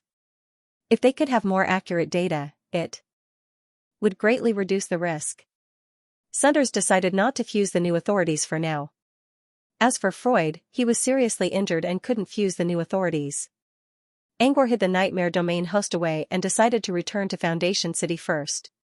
They quickly exited the Dream Wasteland. Using his authority, Angor changed the entry point to Firmament Tower before logging in again. Angor and Sunders logged in first. They had to wait for a long time before Freud finally showed up. Freud collapsed on a chair after entering the dream wasteland and gasped for air. I can't believe that fusing with a new authority damaged my soul in the real world. Most importantly, the authority fusion had failed. It's a good thing that I got a lot of soul-nourishing items from the orphanage. Otherwise, I would have been dead by now. Freud shook his head and said, "That's right." Whenever he recalled the pain of fusing with his authority, Freud wouldn't dare to touch it again for the time being. When Freud finally felt better, Angor said, "Now, let's talk about the evil creatures." Before Angor could continue, someone knocked on his door. Please remember the domain name of this book. Mobile version reading website. When Freud opened the door, the first thing he saw was the mayor, Monroe. Monroe was obviously not in her usual state. She looked anxious, as if she had something to say. However, it took her a lot of effort to run from the bottom to the top of the firmament tower. Even though she kept patting her chest, her words were still intermittent. "Master Disson, bad news. Outside, outside, outside, outside, something happened." The more anxious she was, the harder it was for her to finish her sentence. But when Monroe mentioned outside, Freud realized that she was probably surprised by the change in the weather. "Of course I know. What's there to be surprised about? Haven't you seen a sunny day before?" Freud scolded. Monroe hurriedly shook her head and calmed down a lot. "It's not like that. The weather outside isn't sunny. It's very strange. And someone's gone missing." Freud was stunned. Why would strange weather and "someone's gone missing" be put together? What's the logic behind it? Don't tell me it was a lightning strike that killed someone? Freud walked back to the balcony. Just as he was about to go out, a bolt of lightning fell from the sky and landed right in front of him. Freud, who was mumbling something, froze when he saw the big hole in the ground and the charred ground. Did he jinx it? Could it be that the heavens had really sent down lightning punishment and struck him into pieces? But that wasn't the case. The person was indeed gone, but not because of the lightning strike. Instead, the wind blew them away. Freud stood at the top of Sky Tower and looked around the city. There was only one word he could use to describe the current situation: a complete mess. Now he finally understood why Monroe had said that the weather outside was very strange. It was sunny in the east and raining in the west. There was thunder here and wind there. The only thing missing was snow and frost. How could it not be strange? The firmament tower was the center of First Heart City. Drawing a line with this location was like drawing a line between the sun and the moon. On one side of the line was the dark clouds and strong winds, while on the other side was the hallucinatory sky where the sun was blazing and lightning bolts were dancing. What the hell is going on? Freud stared blankly at the scene before him. His voice was slow and sluggish as if he was sleep-talking. Not long ago, a rainbow streaked across the sky, and then everyone noticed that the cloudy sky had cleared up. At that time, everyone was very excited. Almost everyone in the city ran to the streets to celebrate. At that time, I was also very surprised. I was worried that the sunny weather was just a small probability event that might not happen again in the future, so I didn't ask the city guards to stop the revelers. When Monroe said this, she blamed herself. In the end, something happened. The weather suddenly became chaotic and became like this. Because the change came too suddenly, many people didn't have time to avoid it. There were even people who were blown away by the wind and disappeared. This was the first major event that Monroe encountered after becoming the city lord. Although it was a natural disaster, it was still a mass carnival after all. She did not handle it properly, resulting in such a consequence, which made her feel both guilty and depressed. You don't have to blame yourself. The strange changes in the weather have nothing to do with you. A deep and pleasant voice reached Monroe's ears. She turned around and saw the owner of the voice was the legendary Master of the New World. Monroe also noticed Angor and Sunders when she came in. However, she did not greet them immediately because of what happened outside. She was about to bow when Angor stopped her. Who was blown away? How are the others? Monroe didn't dare delay and immediately replied, the others have all returned to the building with the help of the city defense team. The one who was blown away by the wind was a child named Rado. Sheriff Torres and Knight Saber have been searching the entire area, but they haven't found any traces yet. Rado? Angor was surprised to hear the name. Rab and Rado were a pair of brothers. Rab was the older brother, while Rado was the younger one. According to Freud, Rab was very close to Sunny, and Rado was Alda's first friend in the dream wasteland, so it was natural that they were very close as well. Angor also saw the two brothers at the Ocean Theater when he went looking for John. Since he already knew Rado's face, Angor used his omniscient view to check the surroundings of Foundation City. Very quickly, the search of Origin City ended, but Rado was not found. Angor looked outside the city and finally found Rado curled up on the ground about 1 kilometer away from the city. However, Rado seemed to have fainted and was not moving at all. Got him. Angor's voice attracted everyone's attention. He's outside the city. I think he passed out. Monroe did not know how Angor found Rado, but she knew that as the master of the new world, Angor must have supernatural powers. I'll notify the sheriff and have him go get him. The area outside Foundation City was a restricted area, and Torres was the only one allowed to go out. Therefore, Monroe's first thought was Torres. Angor shook his head. No need. I've already brought him here. Tell his brother, Rab, and he'll come get him. Monroe didn't know how Angor was going to bring Rado here. Still, she walked to the door and asked one of her men to inform Rab of the news. When Monroe returned to the balcony, she found a gust of wind blowing in her face. Monroe was wearing a skirt today, and the wind came at an untimely time, causing her skirt to sway. In order not to expose herself, Monroe had no choice but to press down on her skirt with both hands, gnashing her teeth and waiting for the wind to stop. When the wind finally stopped, Monroe tried to tidy up her messy hair. But before she could do anything, she froze on the spot. Not far away, a child wearing a red tie was carried by the wind and landed on the balcony. Monroe didn't care about her image anymore.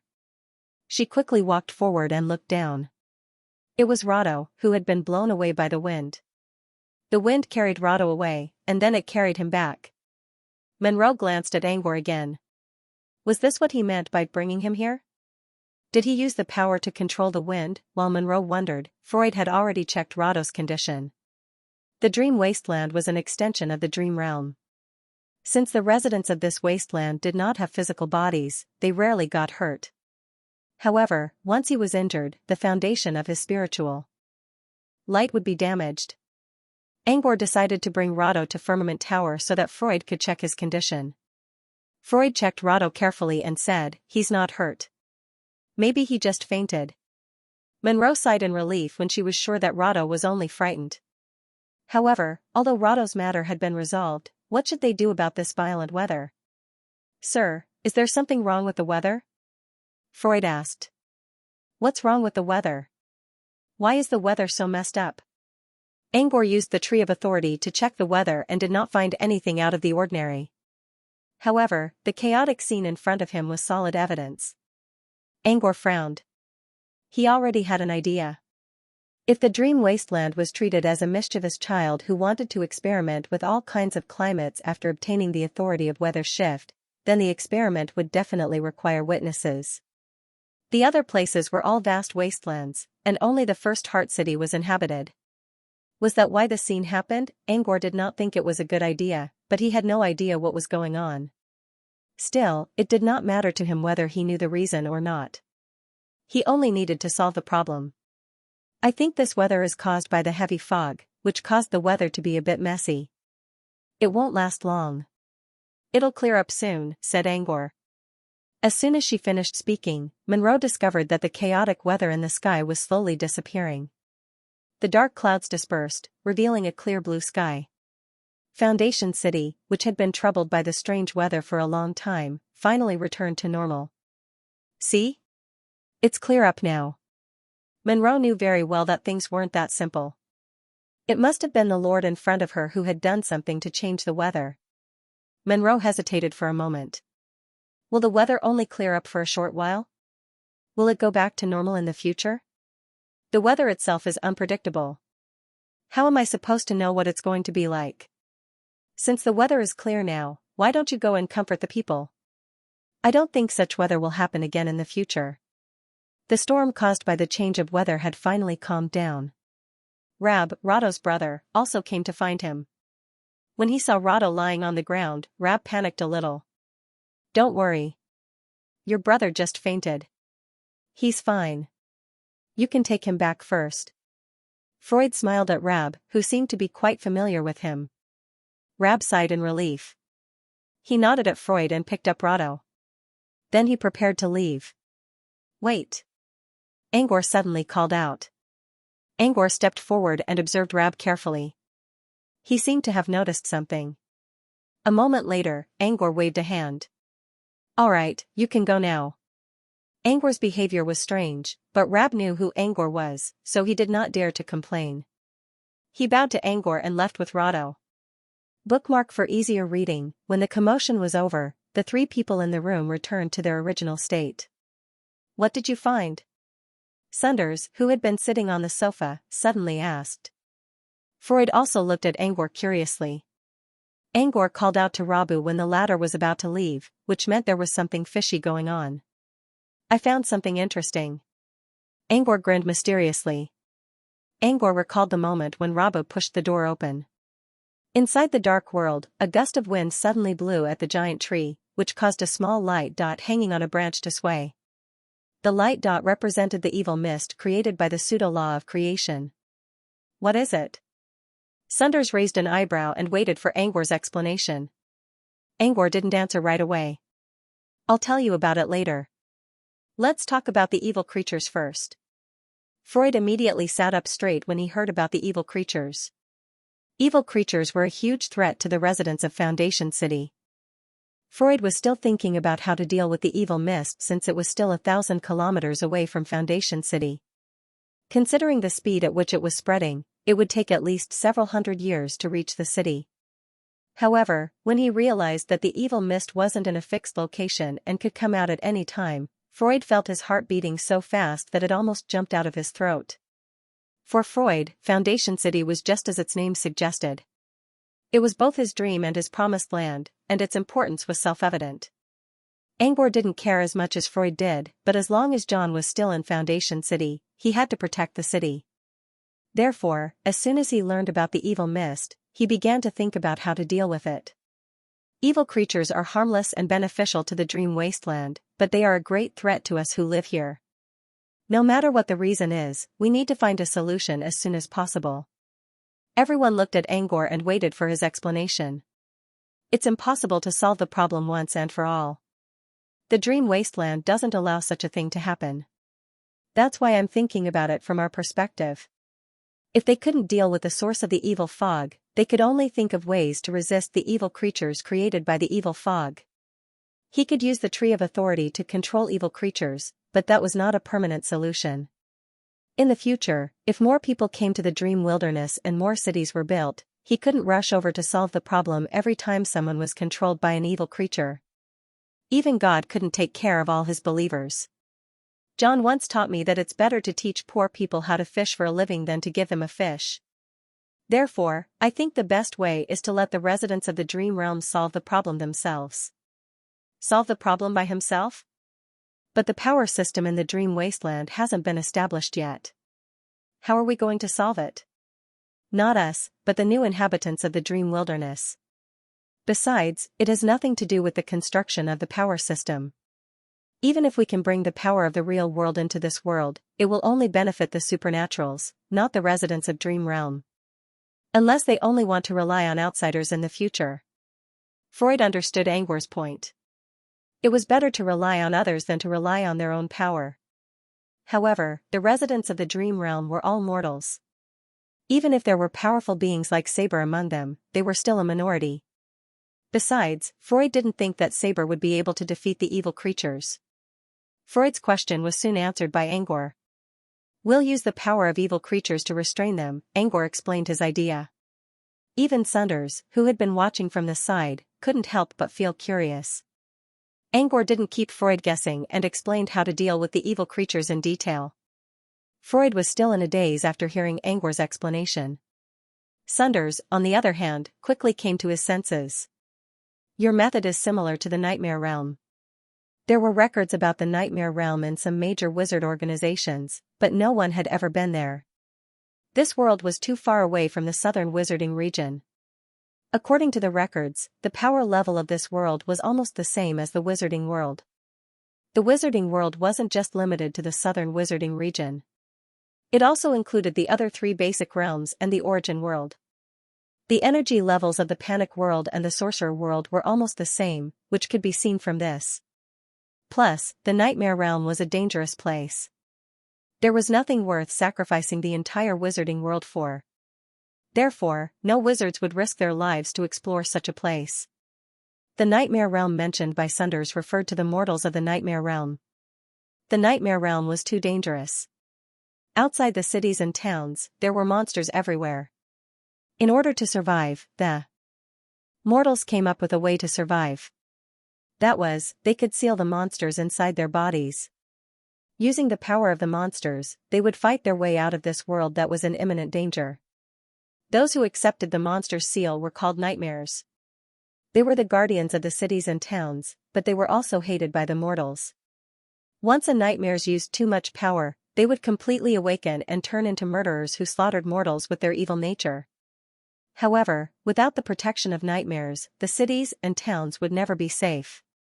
For this reason, nightmares enjoyed a high status in society, but they might awaken and cause people to hate them at the same time. Freud quickly realized what Sunders was trying to say by using the demon as a comparison. That's a good idea, isn't it? Freud muttered. But it's still dangerous, sir. Everything has its risks. If we live a peaceful life, the mortals will soon lose their ambition, Freud said. Freud nodded in agreement. He considered Angor's suggestion and agreed with it. It was a good idea to use their own power to deal with the dangers that threatened them. The only regret was that Angor was the only one who could suppress the evil creatures. There weren't many people in Foundation City right now, so Angor might have the time and energy to help. However, if more cities appeared in the Dream Wasteland in the future, he wouldn't be able to take care of everyone. Before Freud could say anything, Angor suddenly spoke up. As for suppressing the evil creatures, I don't have to do it myself. Freud looked up at Angor. If he could solve this problem, he would have a perfect closed-loop plan. I can't fully control the evil mist, but I can use the Tree of Authority to grant the power of controlling evil creatures to others. Freud's eyes lit up. If he could grant the power to a few more people, they would be able to deal with the evil creatures easily. However, Angor quickly put an end to Freud's dream. I can grant them the power, but they must have a certain compatibility with the evil mist, Angor said. Otherwise, I can't grant them the power. Freud remembered that when Angor fused with the Gatekeeper, Monroe was already compatible with the power of the Gatekeeper. Similarly, if someone wanted to control and suppress evil creatures, they would need someone with a high compatibility with the evil mist to grant them the power. It wasn't easy to find someone who could do that. Therefore, Freud's plan of giving more people authority to restrain the evil creatures wasn't feasible at the moment. So, is there anyone who meets the requirements? Freud asked without much hope. Yes. There wasn't one before. But now, there is. Freud paused for a moment before he suddenly remembered something. Sir, this person you're talking about. Could it be? Freud mouthed a name silently. Rab, Angor nodded without hesitation. That's him. Earlier, when he saw Rab's name, the evil mist spot on the Tree of Authority flickered. Puzzled, Angor looked at it and saw that it was an authority grant. So, he decided to check Rab's compatibility with the evil mist. Rab's compatibility with the evil mist was as high as 98%. According to Angor's information, as long as the compatibility was higher than 90%, he would be granted an authority.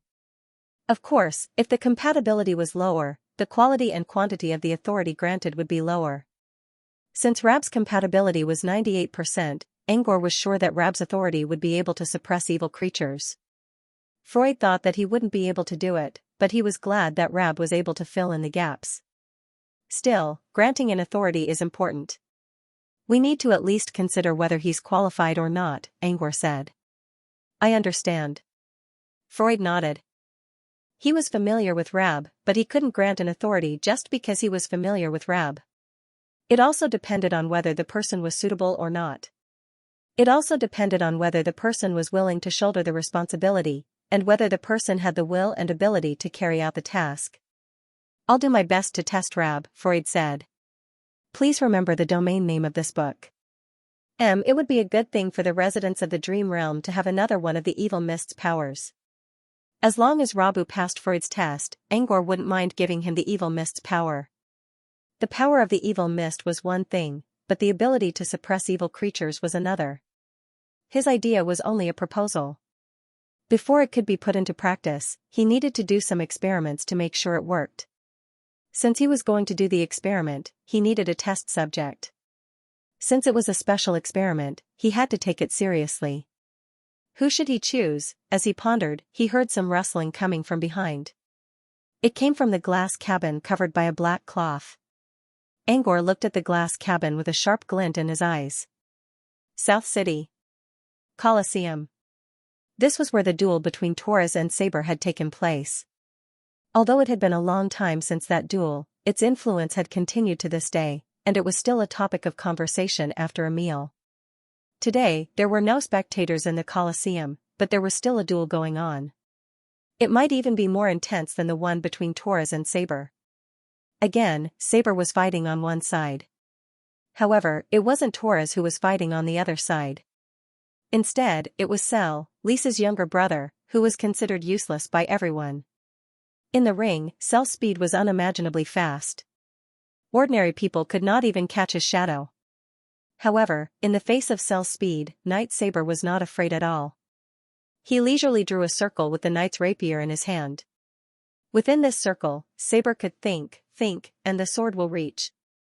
It could be said that this circle was Saber's rapier domain. No matter how fast Cell was, no matter what angle he came from, if he wanted to rush into the circle, he would be instantly cut off. Even if he tried to attack Cell from Saber's blind spot, the sword would still attack him as if it had eyes of its own. For example, Cell moved so fast that he almost turned into a blur. When Saber wasn't paying attention, he appeared behind him. Seeing Saber's defenseless back, Cell's face lit up. He tilted his body and stomped his left foot on the ground. Like a cannonball, he charged towards Sibel. With a loud rumble, Cell's speed was so fast that even the air exploded with a loud sound. Even if Sibel reacted in time, Cell believed that it would be too late. Cell was very proud of his current speed. He dared to guarantee that other than those few lords in Origin City, no one would be able to catch his figure, including Sibel. However, just as Cell entered Saber's rapier domain and thought that he could break through the defensive line, a rapier appeared in front of him without any warning.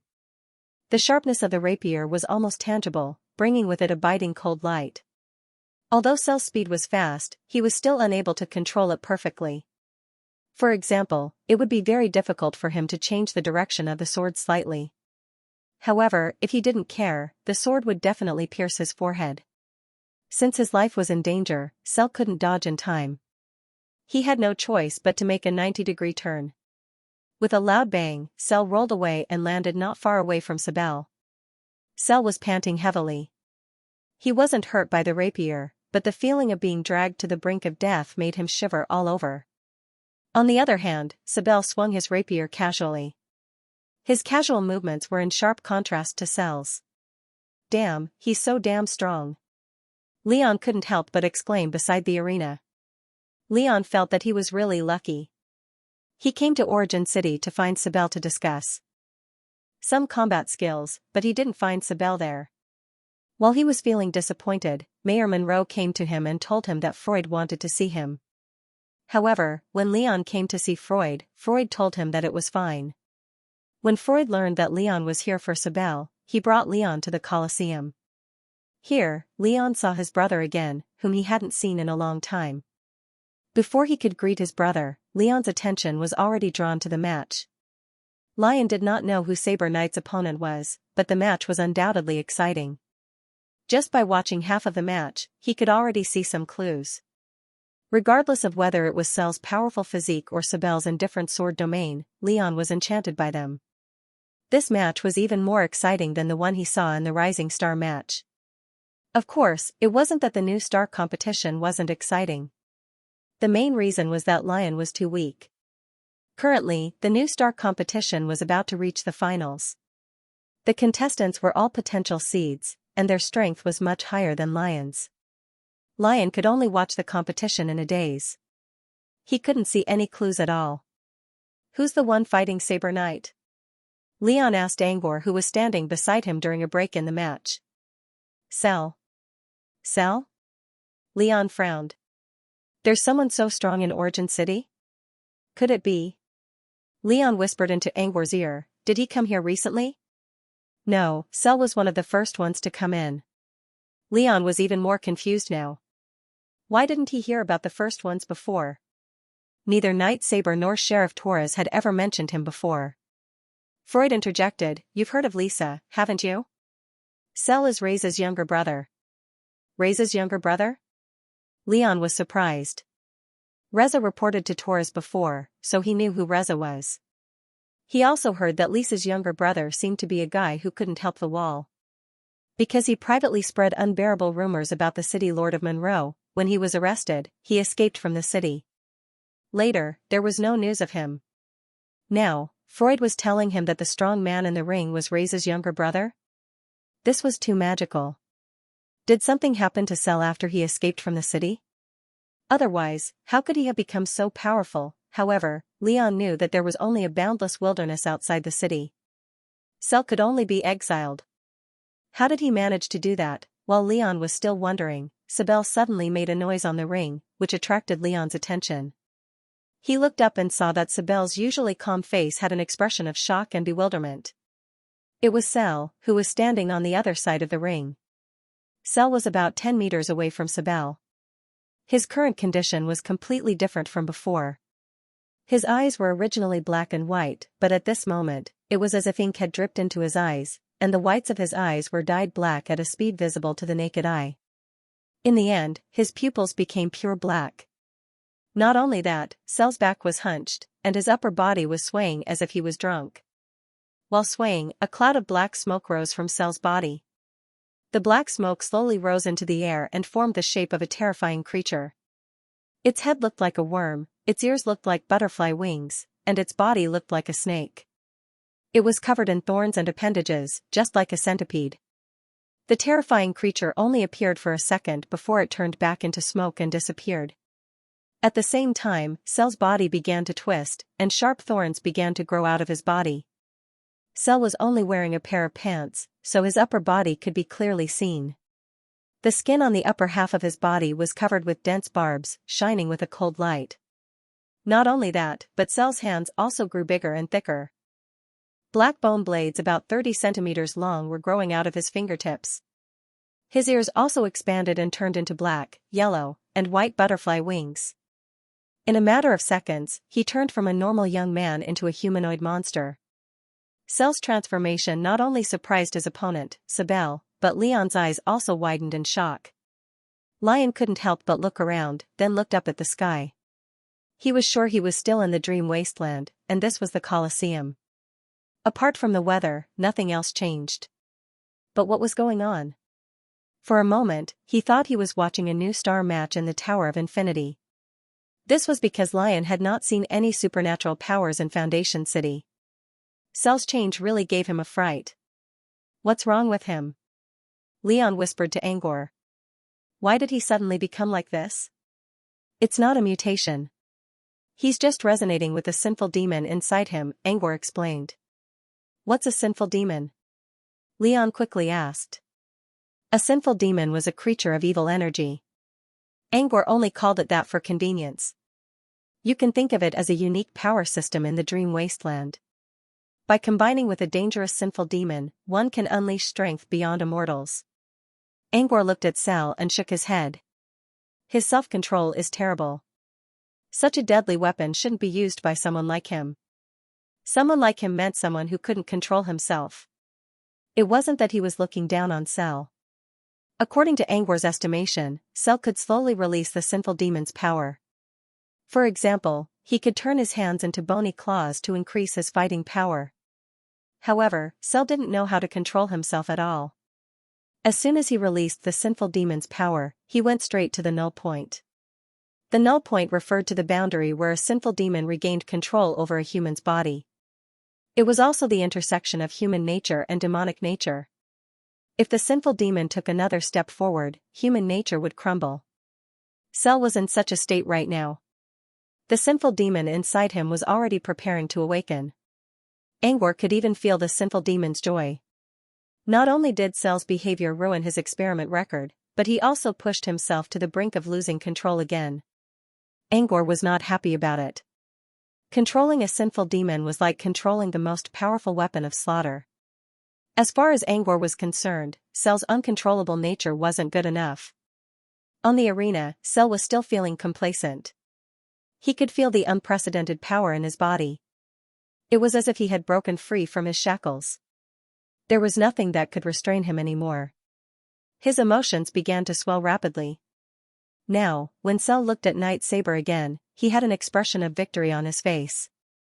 In fact, Cell was confident that he could defeat Freud and the others easily, except for Angor. Angor, who told him that? Angor, of course. As long as you obtain more power, you can even defeat him. You can become the strongest and conquer everyone here.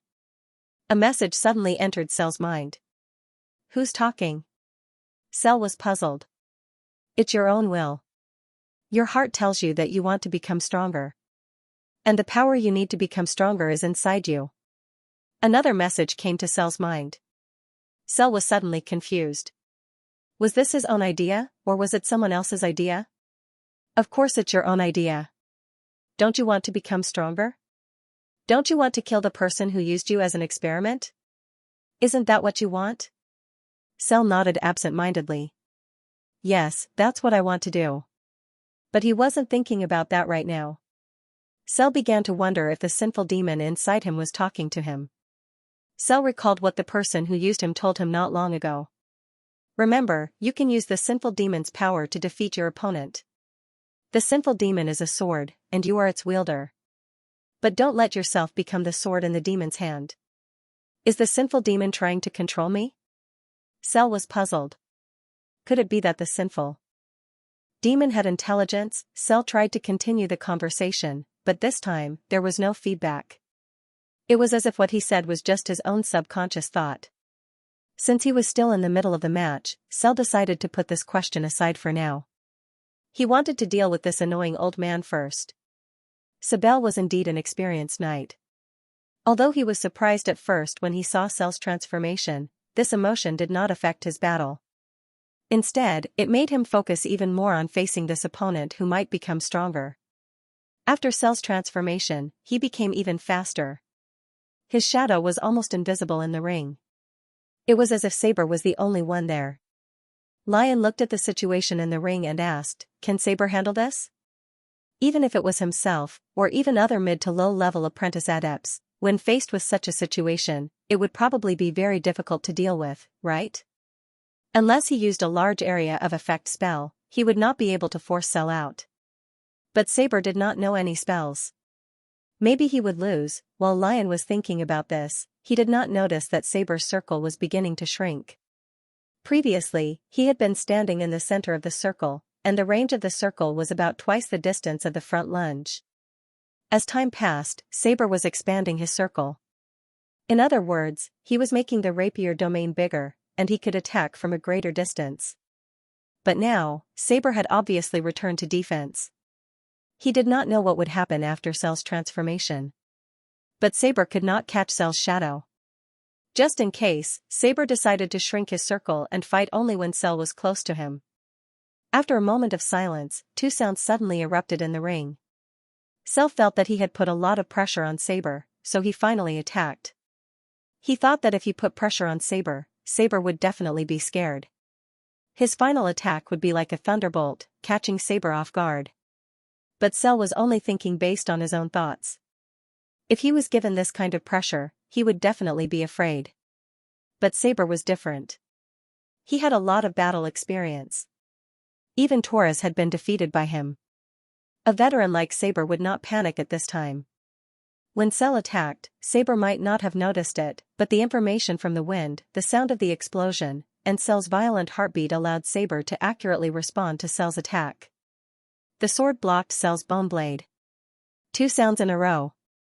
Not only was Cell blocked, but his position was also exposed. In the previous battle, Saber could see that Cell was very inexperienced. So, he intentionally or unintentionally went easy on him and did not directly attack. But now, after Cell's transformation, he displayed his powerful speed. Saber did not know if he had any other tricks up his sleeve. So, Saber went all out. Finding an opportunity, he attacked fiercely. It looked like an ordinary stab, without any smoke or fire, but Cell found that he could not dodge it at all. The sword pierced Cell's left chest, but Cell's body was covered in barbs, so it did not pierce in. Saber saw that it did not pierce in, so he immediately changed from a stab to a lift. The tip of the sword curved downwards. Like a slingshot, a rebounding force came from the tip of the sword. Cell only felt a wave of weightlessness under his feet, and he was bounced out in a parabola. Then, he flew out of the arena. According to the rules of the competition, as long as Cell fell out of the ring, Saber would win.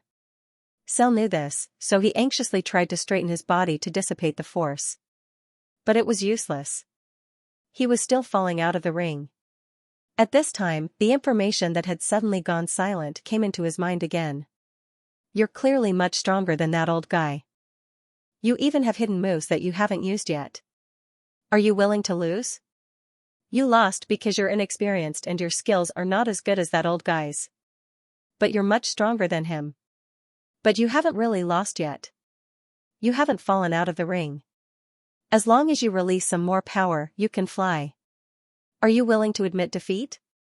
So release it, as if it had been accumulating for a long time. The information that erupted this time was much more than before. It poured directly into Cell's mind. A large amount of information entangled his thoughts. Cell did not have time to determine whether it was his own thoughts or the whispers of the evil demon. There was only one sentence in his mind. Are you really willing to admit defeat? Cell said softly, I am not willing. After a moment of silence, he was answered by a strange laugh from the depths of the darkness. Previous loading next chapters, bookmark for easier reading. Sabel stood in the arena and watched Cell fall out of the arena in a parabola. Based on his decades of combat experience, Cell basically had no chance of turning the tables. Cell's battle relied entirely on brute force. Once his body was weightless, it would be difficult for him to control himself. Furthermore, with the thrust of his sword, Sabel was 100% sure that Cell would fall out of the ring. Therefore, he would definitely be the winner. Unless Cell could fly. Sabel naturally didn't think that Cell could fly.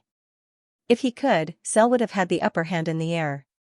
But sometimes, the more you thought that something was impossible, the more likely it was to appear in front of you and slap you in the face. A moment ago, Sabel was still confident that unless Cell could fly, the outcome of the battle would be decided.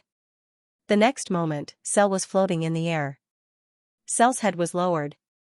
His face couldn't be seen clearly. He didn't exert any strength on his shoulders. His legs were also in a relaxed state.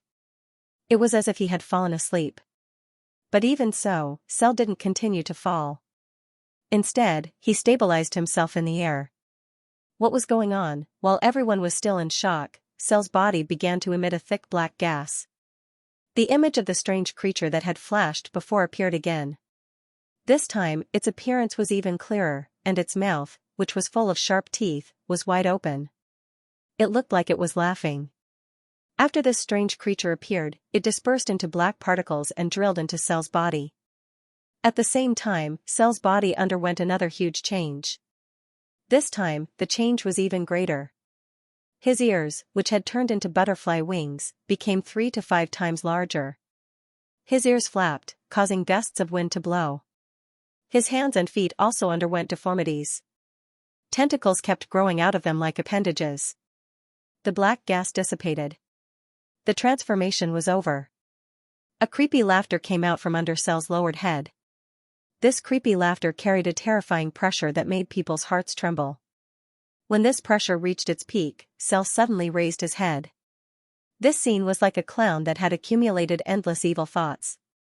As the audience trembled in fear, it finally turned around and revealed its true face. Cell's inhuman eyes were filled with bloodlust and killing intent. He moved and slowly flew towards Sabel, who was closest to him. His movements were wobbly like a snake or a worm. There was an inexplicable allure to it, but no one could laugh at it. Night Saber's face also became serious. He felt a great threat from Cell's body. The previous Cell had obvious weaknesses. He was easily angered, irritable, and had no strategy when he fought. Even though he had extraordinary strength, he was like a baby with a knife. As long as he was careful, Sibel was confident that he could defeat him easily.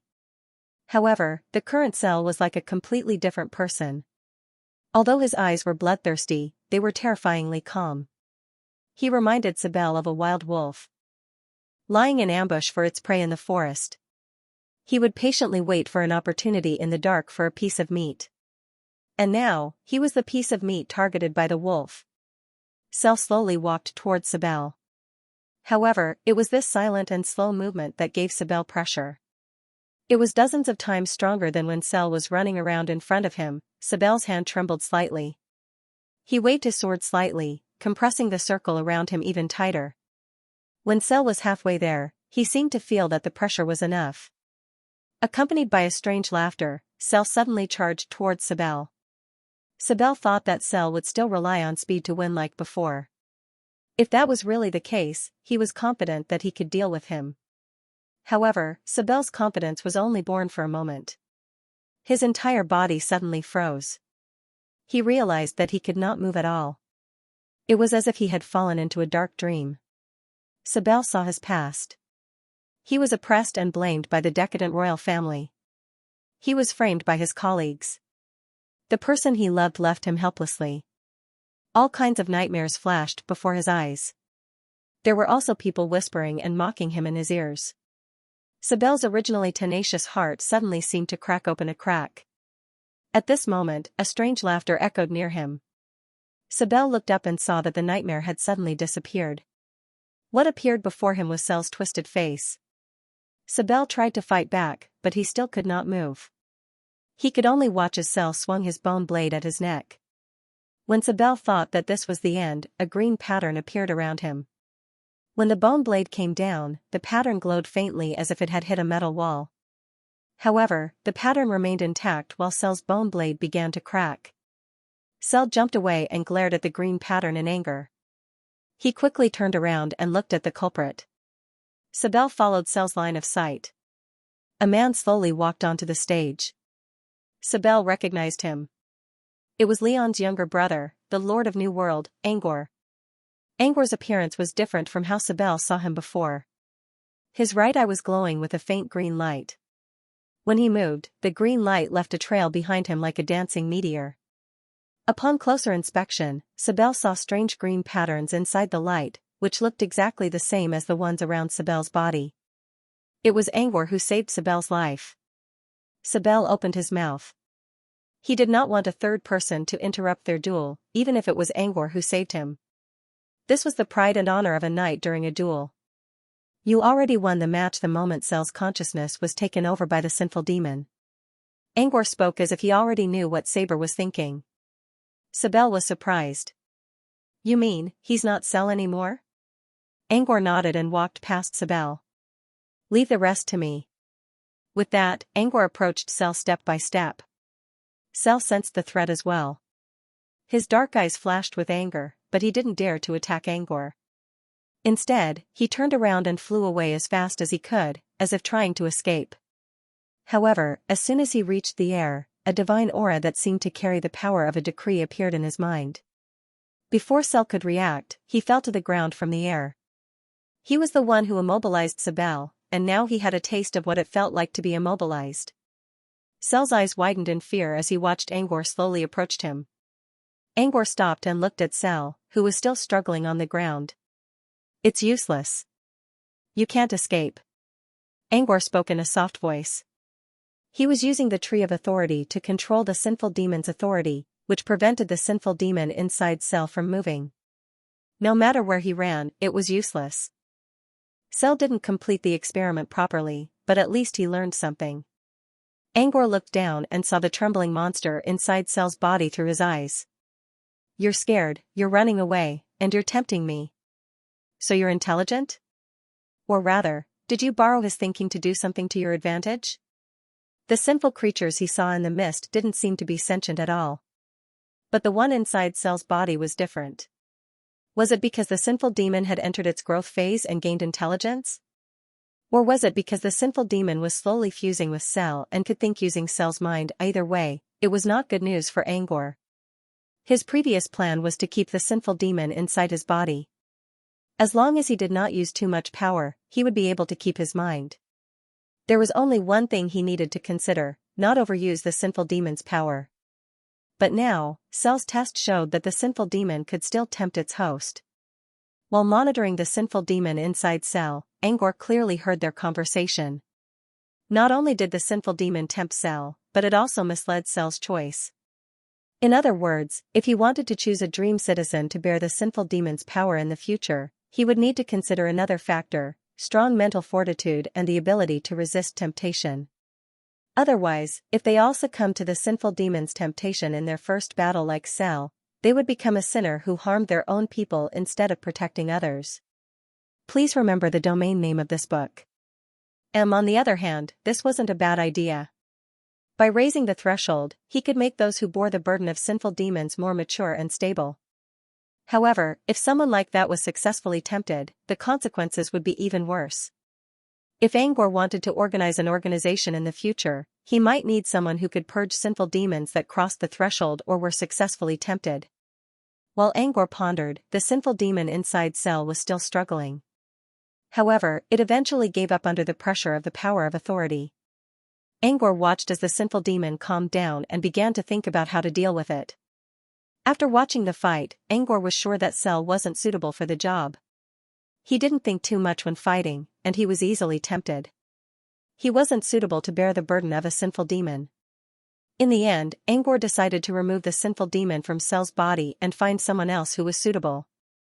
With that in mind, Angor controlled the sinful mist inside the Tree of Authority to lock onto Cell and remove the sinful demon from his body. Following Angor's movement, Cell's body slowly returned to normal. At the same time, a cloud of black mist came out of Cell's mouth. The black mist slowly gathered in the air. When Angor removed the last bit of black mist from Cell's body, Cell returned to his human form and fell unconscious on the ground. And floating above Cell's body was the strange creature that they had seen before. It had a worm-like head, a pair of butterfly wings, and a body as soft as a snake's. The sinful demon had reached maturity and could survive without the sinful mist. However, it still needed nightmare energy from its host.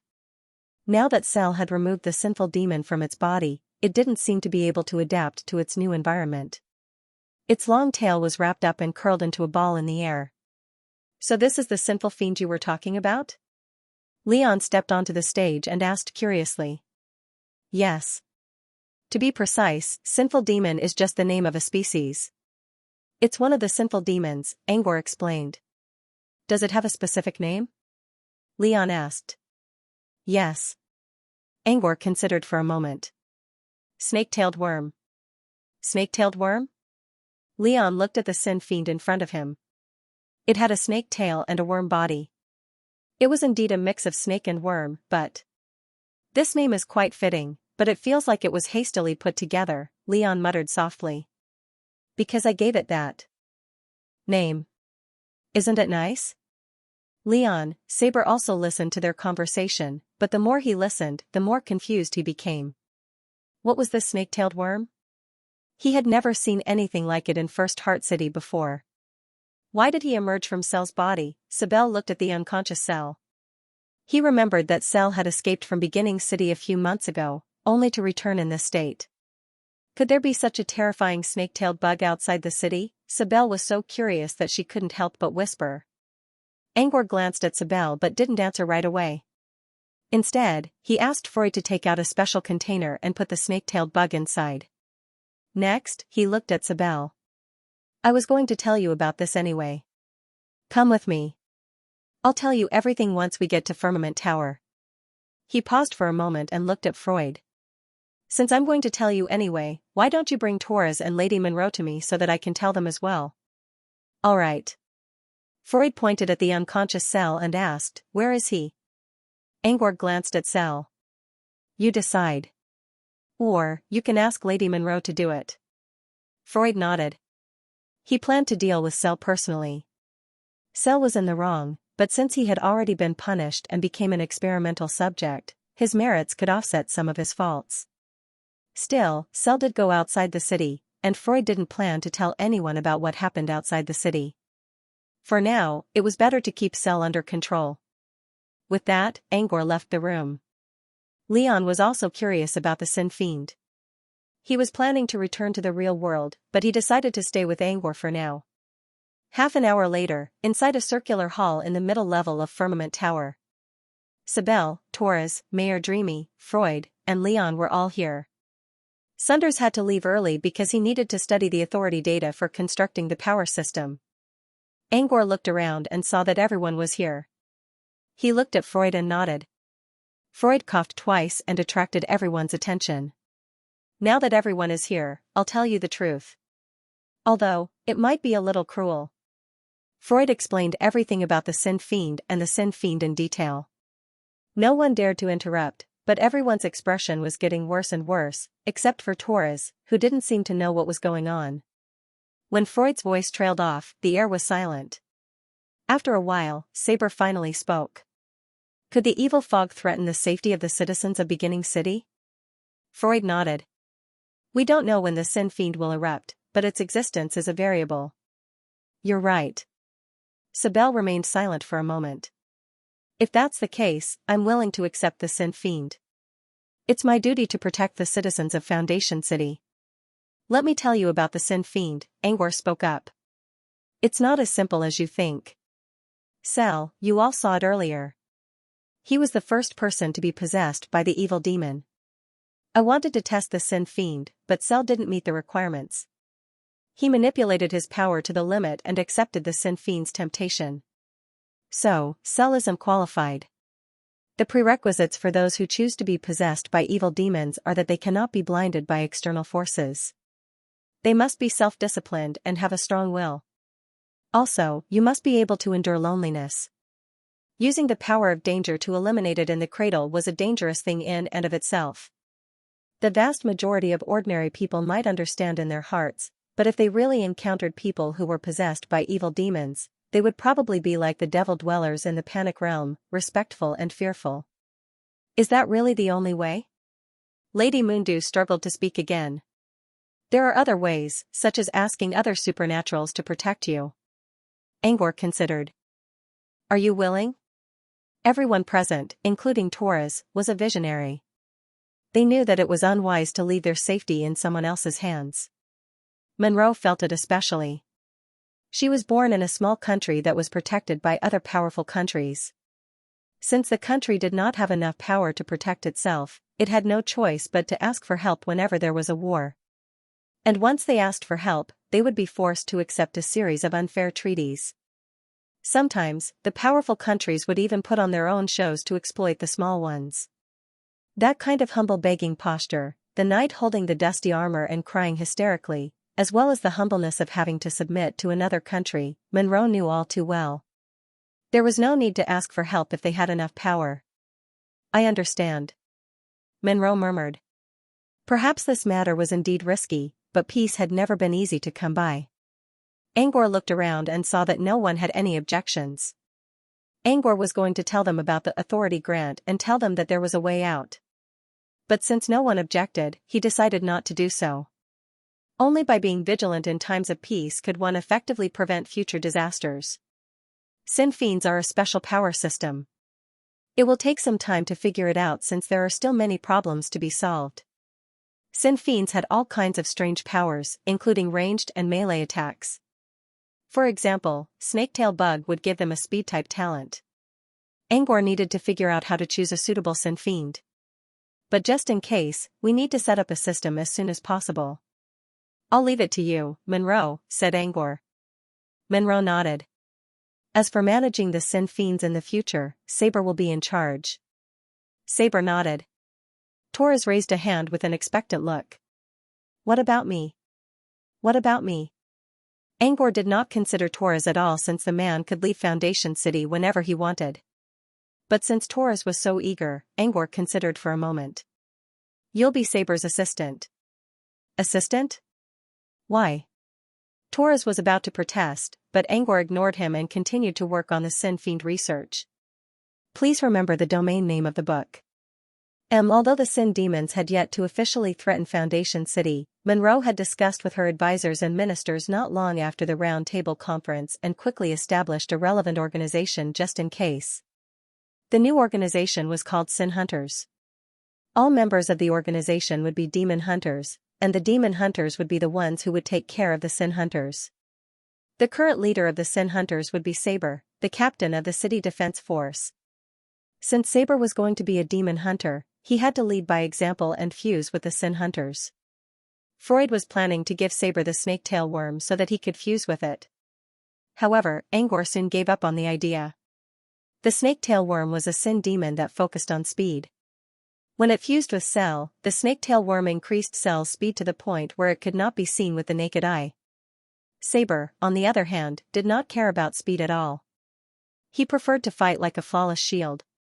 If he had to fuse with the snake-tail worm, he would have to give up on his own strength and build a new fighting style that focused on speed.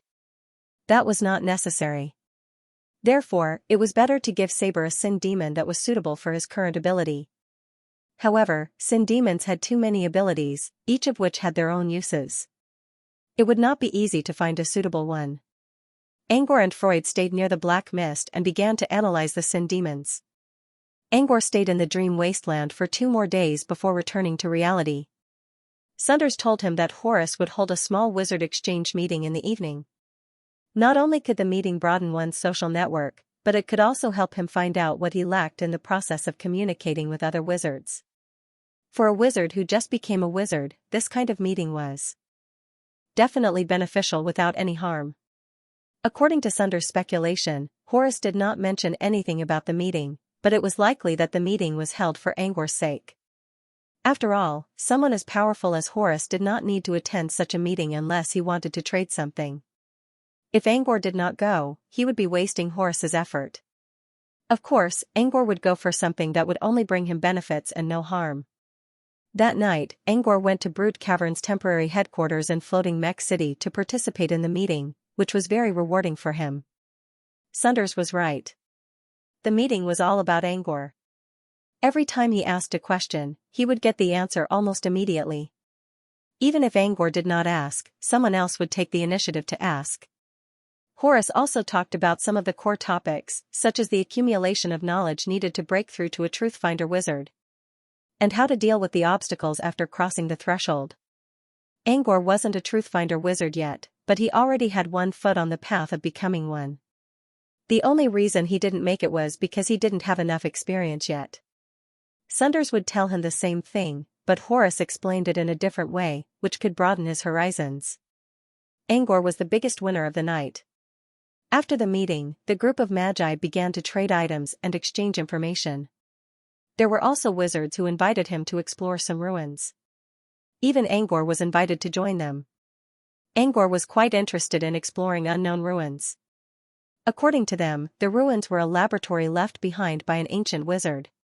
Maybe he could find something related to alchemy, such as books, potions, tools, etc., which could help him learn something about the ancient wizarding world. However, Angor had too many things to do right now, so he decided to decline. After the meeting, Angor walked out of Brute Cavern's base and stretched his body. Then, he saw the Tower of Infinity not far from him. Even at night, the Tower of Infinity was still bustling with people.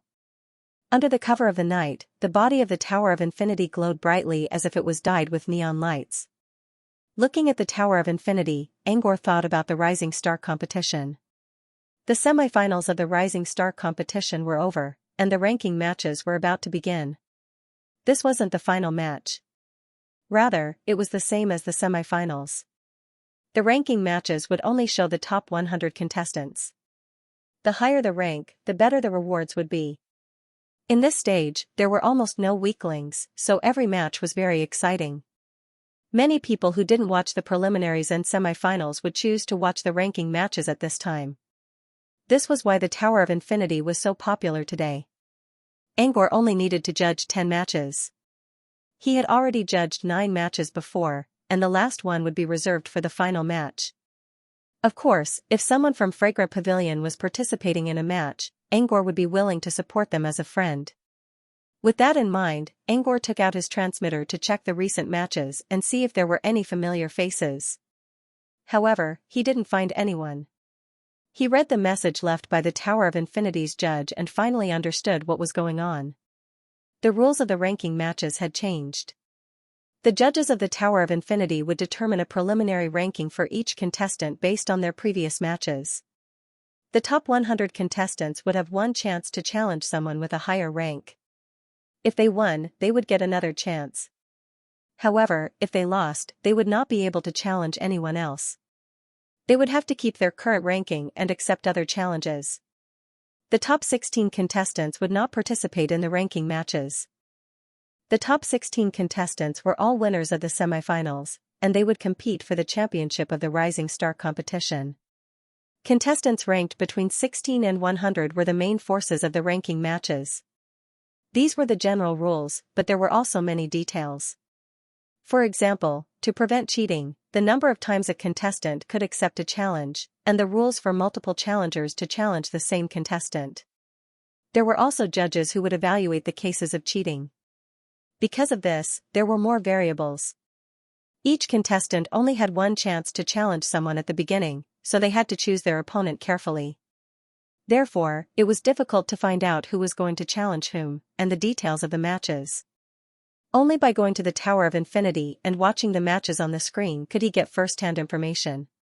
Of course, there were also information peddlers, but Angor couldn't find them yet. Angor considered for a moment and decided to go to Fragrant Tavern. Since he didn't know who was going to challenge whom, he might as well ask them directly. It had been a while since he went to Fangling Pavilion. On his way to Champagne Road, he took a look at the current ranking system. He didn't know how the contestants were doing, but the changes in the rankings were clear. The rankings only showed the top 100 contestants, and Salem's name was the first one he saw. Salem failed in the semifinals and didn't make it to the finals, but he could still join the ranking matches. Salem's performance in the match against Sheely had shocked the audience. His original ranking was 31st, which was very high. However, his ranking kept falling after he entered the ranking matches, which meant many contestants were challenging him. Dark Codex was still asleep, so Salem's individual strength was not as good as the others. If not for the challenge restrictions, Salem would have fallen out of the top 100 already. However, due to the limitation of the challenge and the fact that there were only 2 days left until the end of the ranking matches, Salem should still be around the 60th rank. Nausicaa was 98th. She failed in her previous challenge, but she hadn't been challenged yet, so her ranking was probably around 98th. Dave wasn't on the list. After all, he met Carveline in the second semifinal match, which meant he was destined to stay with Jack Sue for 10 years. As for Sean, she didn't even make it to the semifinals, so she wouldn't be on the list. Shilyu had the highest ranking in Fragrant Tavern. She was 15th, which meant she was a finalist. The ranking matches had nothing to do with her. Please remember the domain name of this book. However, Shilyu wasn't the highest-ranked wizard he knew. Instead, it was Keely from Lilith's clan, who was currently ranked 13th. Among the top 16, there were quite a few familiar faces.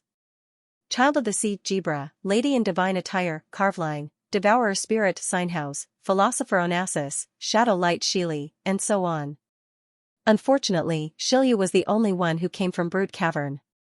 Nanagi and Blaze were eliminated. Well, it wasn't surprising. Most of the participants this time were talented, and some of them were nurtured by all the resources available to them. They used to keep a low profile, but now, they suddenly became famous. For example, Sheely and Onassis weren't famous in the past. Brood Cavern, on the other hand, didn't interfere with the participants' decisions. It was up to them whether they wanted to join or not.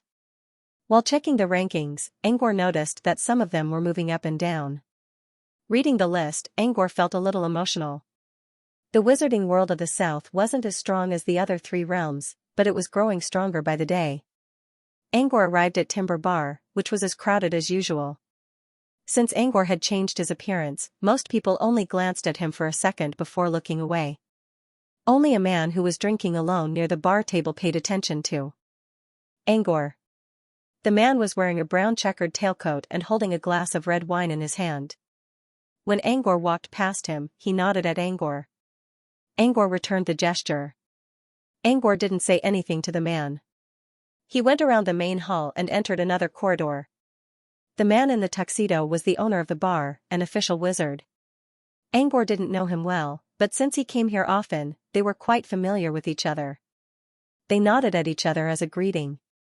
The first thing Angor saw when he entered Fragrant Pub was Sean, who was grilling meat in the yard. To be more precise, Sean was sitting on Gank's shoulder and staring at the stars, while Gank was doing its job by turning the grill over the fire. Hearing movement at the door, Sean looked back. When Sean heard Angor's voice, she quickly jumped down from Gank's shoulder and ran to Angor's side. "Why are you here?" Sean was pleasantly surprised. "I'm here to check on you." "Oh right, where's Leon?" "Dinner is barbecue. He went to the Mortal Market to buy some sauce. He should be back soon, right?" As soon as Sean finished speaking, the courtyard door was pushed open. It was Leon, who was carrying many bags. "You're just in time. We're going to have honey roast meat later. Gank's roast meat is really good. The honey oil is sweet and rich, and the meat is as good as Aunt Manna's. You have to try it." It had been a long time since he had anything to eat. Hearing Leon's description, he couldn't help but drool. "Sure." Angor nodded and looked around. "Where are the others?" "Silam is always in his room with that book of his. Shilyu, you know. She doesn't have to participate in the ranking matches these days, so she's sleeping like a log. I'm afraid she'll pass out one day." Sean looked a little worried when she mentioned Shilyu's name. Angor suddenly remembered something. Now that he had obtained the most important authority, the Tree of Authority, he could allow some people to enter the wasteland. Plus, he could grant the authority. However, the Dream Wasteland could only accommodate a limited number of people, and there was almost no one with a high compatibility rating. Therefore, he could increase the number of people who could enter the Dream Wasteland. Shilyu should be able to enter the Dream Wasteland as well, so she wouldn't have to waste any time sleeping. However, Angor didn't plan to tell anyone about this right away. After all, Freud's rules allowed mortals to enter the wasteland as soon as possible. However, Angor still needed to be careful when summoning supernatural beings. He planned to perfect the rules first before opening the wasteland to the public. Besides, it would only be a small trial run. "What about Nausicaa?" asked Angor while Silam was thinking about the dark codex in his arms. Angor noticed that both Sean and Leon were wearing strange expressions when talking about Nausicaa. "Did something happen to her?" "Come with me." Sean dragged Angor to the back of the Pavilion of Youth. Then, she cast a cantrip to remove aura and took Angor to a window. Sean gave Angor a mysterious smile and asked him to look through the window. Angor didn't need to remove his aura or come all the way here to see what was going on in the room. Nausicaa was in the main hall of the Pavilion of Youth, but she wasn't alone. Angor had never seen this person before. It was a dark-skinned man with a pair of bright eyes. His gaze was pure and clean. "Who's he?" Angor already had an idea, but he still asked. "Number 1. It was Leon who answered him. Number 1 wasn't the butler of Sunder's Manor. It was the nickname this man used during the Rising Star competition. Angor didn't know this man, but he had heard about him before. He was a character named John's Counterattack. According to people, this man was a hot-blooded young man with a lucky aura. His real name was Reynolds, and he was a good friend of everyone in the Pavilion of Youth. Leon was also taught by him a lot. Since he was someone they were familiar with, why would Sean sneakily bring him here to spy on them? Angor gave Sean a strange look. Sean whispered, "Don't you think it's strange? I think Reynolds is interested in Nausicaa." "Is that so?" Angor sensed the atmosphere in the room. Reynolds and Nausicaa were talking, but they didn't seem to be doing anything romantic. Angor tried to eavesdrop on their conversation out of curiosity. Since there was no explanation, Angor did not know what was going on. It sounded like Reynolds was talking about experiment subjects.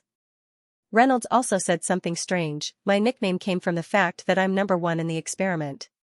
Angor didn't think it was a private matter, so he stopped eavesdropping. Sean was still mumbling to herself, Reynolds came here today and said something to Nausicaa in the hall. I think he's going to confess his love. Will Nausicaa accept Reynolds if he confesses his love to her? Xian was still talking to herself. Red hearts flashed in her eyes. I think he will agree, right? Why would you agree? Leon asked curiously. Xian lowered her head and blushed. Because, if it's me, Reynolds. I can. She paused and looked at Angor. Of course, if it's Angor, she could do it too. Leon?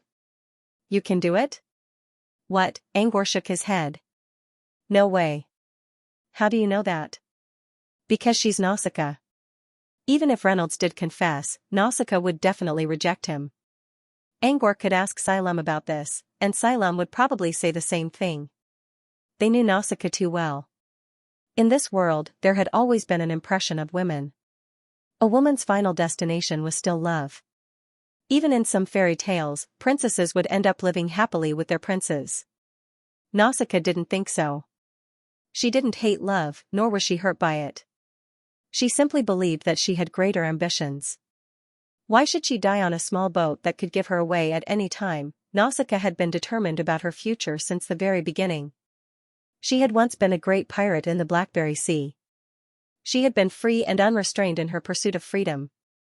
Now that she knew that there was more freedom in the wizarding world, her vision was no longer limited to this. She saw the future. What she wanted was immortality. To achieve immortality, she had to embark on the path of truth. As for other trivial matters, she couldn't let them go. Please remember the domain name of this book. The conversation between Nausicaa and Reynolds was over. Reynolds bowed to Nausicaa one last time and left the room. Reynolds saw Angor in the yard. Angor had already returned to his original appearance, so Reynolds quickly bowed to him with respect. Angor nodded with a smile. Reynolds did give Leon a lot of advice before. Whether the old man knew Leon's identity or not, and whether he did it on purpose, Angor would not treat him coldly. Xian was going to ask Reynolds to stay in the yard for some barbecue. However, Reynolds shook his head and declined the offer, saying that he had something to do and left early. Xian thought Reynolds was a little nervous. Did Nausicaa reject him? Xian watched Reynolds leave with a doubtful look. Xian pushed the door open and looked at Nausicaa, who was sitting in the hall. Nausicaa was still holding her opium pipe. The air was filled with the strange smell of tobacco. Inside the smoke, Nausicaa's eyes looked unfocused as if she was thinking or hesitating. You're hesitating? Don't tell me you're hesitating? Xian lifted the curtain and ran to Nausicaa's side. Nausicaa snapped out of her daze and chuckled. What the hell are you thinking about? Reynolds just wanted to talk to me about something. Talk? What is it? It was Leon who followed Xian into the hall. Nausicaa glanced at Leon and looked at Angor, who was standing beside Leon. She exhaled a puff of smoke and waved at Angor lazily. It's rare to see you here. I've been experimenting with some spells.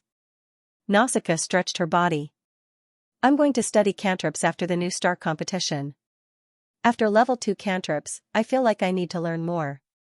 If I don't do something soon, I won't even make it to the top 100 in the next new star competition. Nausicaa had a powerful bloodline ability, but she had not reached the level where she could defeat 10 people with brute strength. She needed to learn more cantrips. After some small talk, everyone sat down and Nausicaa began to answer Leon's questions.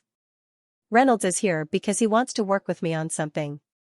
Nausicaa tapped her forehead. I'm not sure if I should go or not. Nausicaa did not tell them the details. Perhaps it was related to Reynolds' secret, so no one asked. Why didn't Reynolds find someone else but you? Angor asked. Because where Reynolds wants to go, there's something I need there too. Nausicaa's explanation was still vague, but the reason was clear. Perhaps Reynolds and Nausicaa had different requests, but they shared the same goal. That was why Reynolds invited Nausicaa. Seeing her hesitation, Angor decided not to give her another suggestion. Nausicaa knew what she wanted, and she wouldn't do anything rashly. She knew what she wanted, and she wouldn't act on impulse. There was no need for Angor to teach Nausicaa how to do it. But as a good friend, Angor still said, if you have any problems, feel free to come to me. Nausicaa was surprised. She then smiled. Of course. It'd be such a waste if I don't hug someone who can help me. Nausicaa did not want to talk about Reynolds. She changed the topic.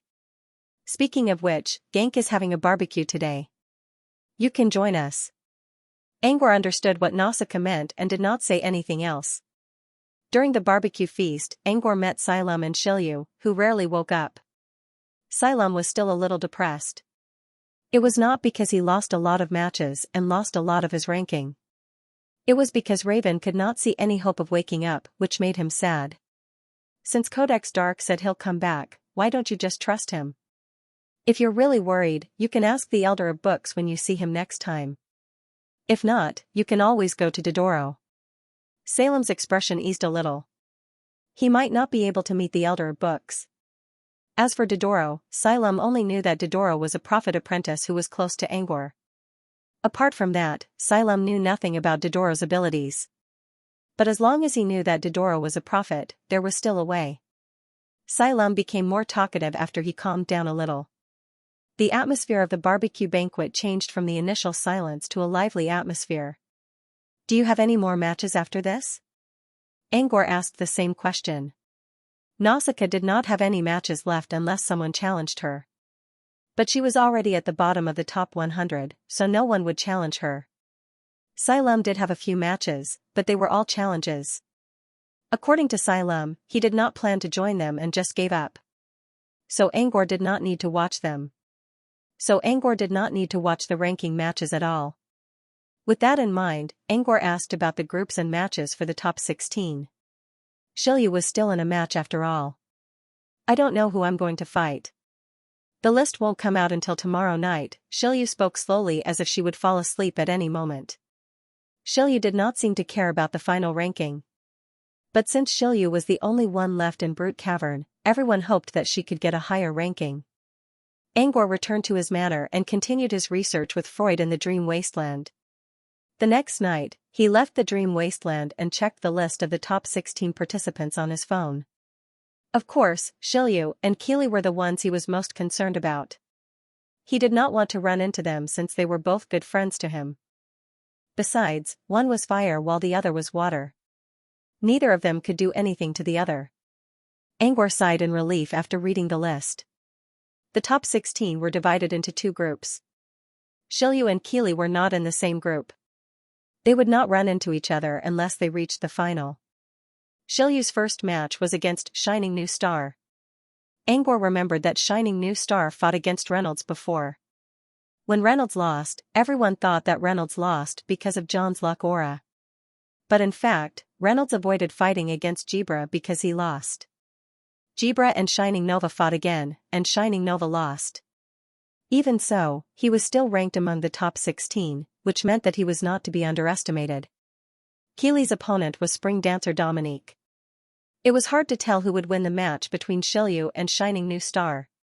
He didn't know who the Shining Star was, but Keely and Dominique were more or less the same. Keely's victory was already assured. The ranking matches were not over yet. The 8 matches of the group matches would begin on the same day. Today, the Tower of Infinity reached its peak. Even before he entered the Tower of Infinity, he could already feel the overwhelming enthusiasm from the crowd. The area within 300 meters of the Tower of Infinity was almost packed with people, which showed how many people came to watch the matches. Due to the popularity of the matches, tickets became scarce. The most popular matches, such as Jibra, Carveline, Dorais, and Onassis, were all sold out almost instantly. Angor did not need to buy a ticket. He simply went to watch the matches as a special guest. He chose to watch Shilyu's match. Dripping River vs Shining New Star. After fighting for half an hour, Shilyu finally won. Although Shilyu was the final winner, Angor still believed that this Shining Star had something else to offer. The real name of this Shining Star was Izmir. The reason why they knew his name was because when he went on stage, his smile was as bright as the sun. He used a voice amplification spell to shout to all the audience, regardless of whether they supported him or not, "I am the Shining New Star, Izmi. Izmi is the Shining New Star." Not only did it sound shameful, it also sounded very Chinibu. However, when paired with Izmi's energetic and sunny smile, she attracted a wave of favorability from her female fans. From the beginning of the match until the end, Izmir would always smile at the audience whenever he had a chance. There were wizards who often smiled, but only a few of them would smile from the bottom of their eyes. Izmir's smile was something Angor rarely saw, and it came from the bottom of his heart. As long as he had the support of the audience, Izmir would always be happy. Even when he lost to Shilyu in the end, and when his face turned pale and blood oozed out of his mouth, or when his fans looked at him with pity, he would still show them a comforting smile. However, this shining star was actually a necromancer who was surrounded by the aura of death. Izmir was similar to Astral Soul Sokka in that both of them controlled undead spirits. Usually, such necromancers tended to have dark personalities. But Izmir didn't look like a necromancer at all. Instead, he looked more like a priest who worshipped fire and light. It was said that Izmir spent most of his time in the wizarding world and spent most of his time with the dead. Angor was surprised that someone like this could still smile so brightly. There was no doubt that he was much stronger than Sokka. Unfortunately, his opponent was Shilyu, who was on drugs. As long as Shilyu didn't fall asleep, few people could defeat her. If Shilyu went crazy, she could even burn her opponent's blood. But so far, Shilyu only went crazy when she was fighting against Jibra.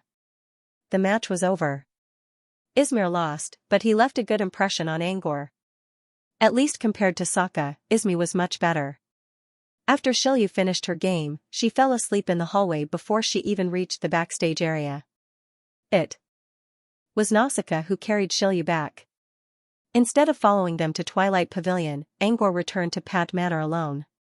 At night, Angor checked his transmitter to check his progress. All the matches for the day were over.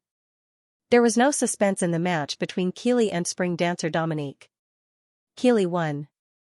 Apart from that, he also paid attention to the other matches.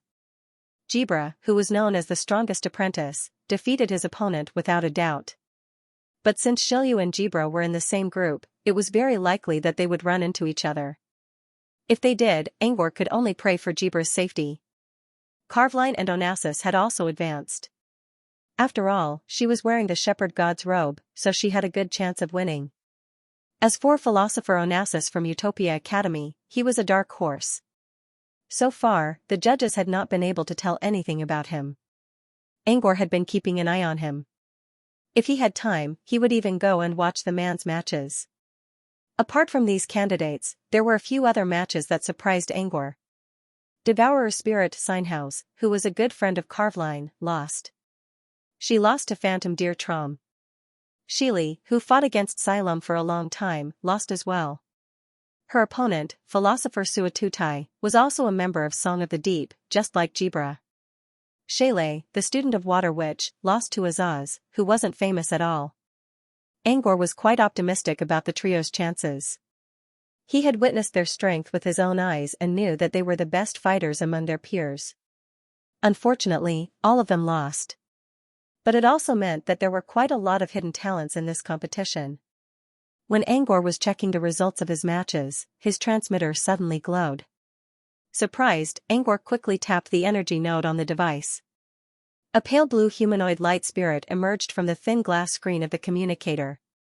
"Good evening, Mr. Pat," the spirit spoke in an elegant tone. "Oh, it's Antonio. What's the matter?" Angor asked. "Mr. Pat, it's like this." Angor slowly understood what was going on. After arguing for 2 weeks, Muse and Lawson finally decided to send people to the ancient inferior world to look for Evo. In other words, they were going to find the box of reincarnation. Angor already knew about this. Lawson and Muse had been arguing for a long time, but they already agreed that they had to find a way to save Evo. It was only a matter of time before they sent people to Angor's aid. According to Antonio, Granny Fingernail would also go with them. Angor wasn't surprised by this news, but it made sense. For Granny Fingernail, finding Evo wasn't just a way to tie her down. It was also a way to untie the knot in her heart. If not for this, Granny Fingernail would have stayed away from alchemy for 1,000 years. That was why Antonio told Angor about this. When he arrived at the research center, he saw many special airships already stationed around the area. They were all people sent out to search for the treasure. Granny Fingernail didn't stand in the crowd. Instead, she stood by herself and looked at the distant sky. It was as if she could see through the dark sky and see a figure standing on the other side of time. Angor slowly approached without saying anything. Granny Fingernail lowered her head and looked at Angor. "Do you think it's impulsive of me to leave?" "It's Granny's choice," said Angor, but he did not say it out loud. Granny Fingernail shook her head. "I'm not impulsive. I'm not going to look for Evo. I'm only going to build a station in the ancient inferior world, just like how Horus came to floating Mech City. Anyone could go and build a station, right?" Granny Fingernail noticed Angor's confusion. "I just want to be closer." "Get closer?"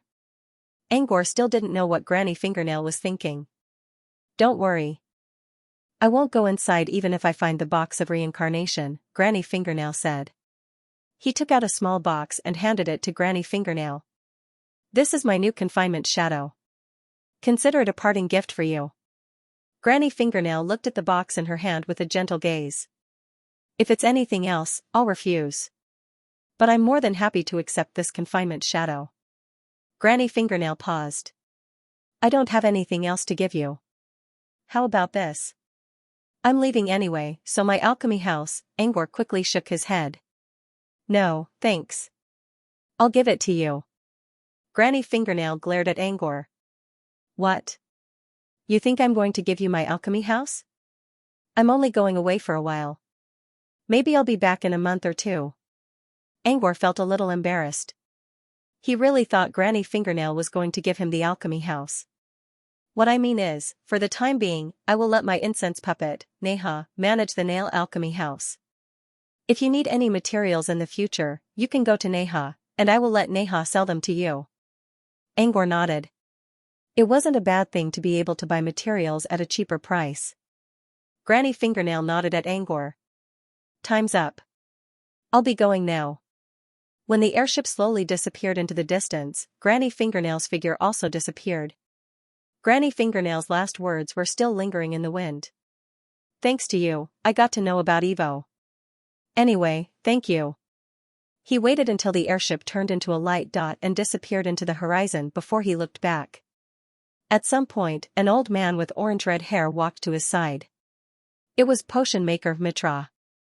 1,000 years ago, Evo thought that he was saving Granny Fingernail by entering the box of reincarnation alone at the most critical moment. But it turned out to be an obsession that Granny Fingernail couldn't let go of.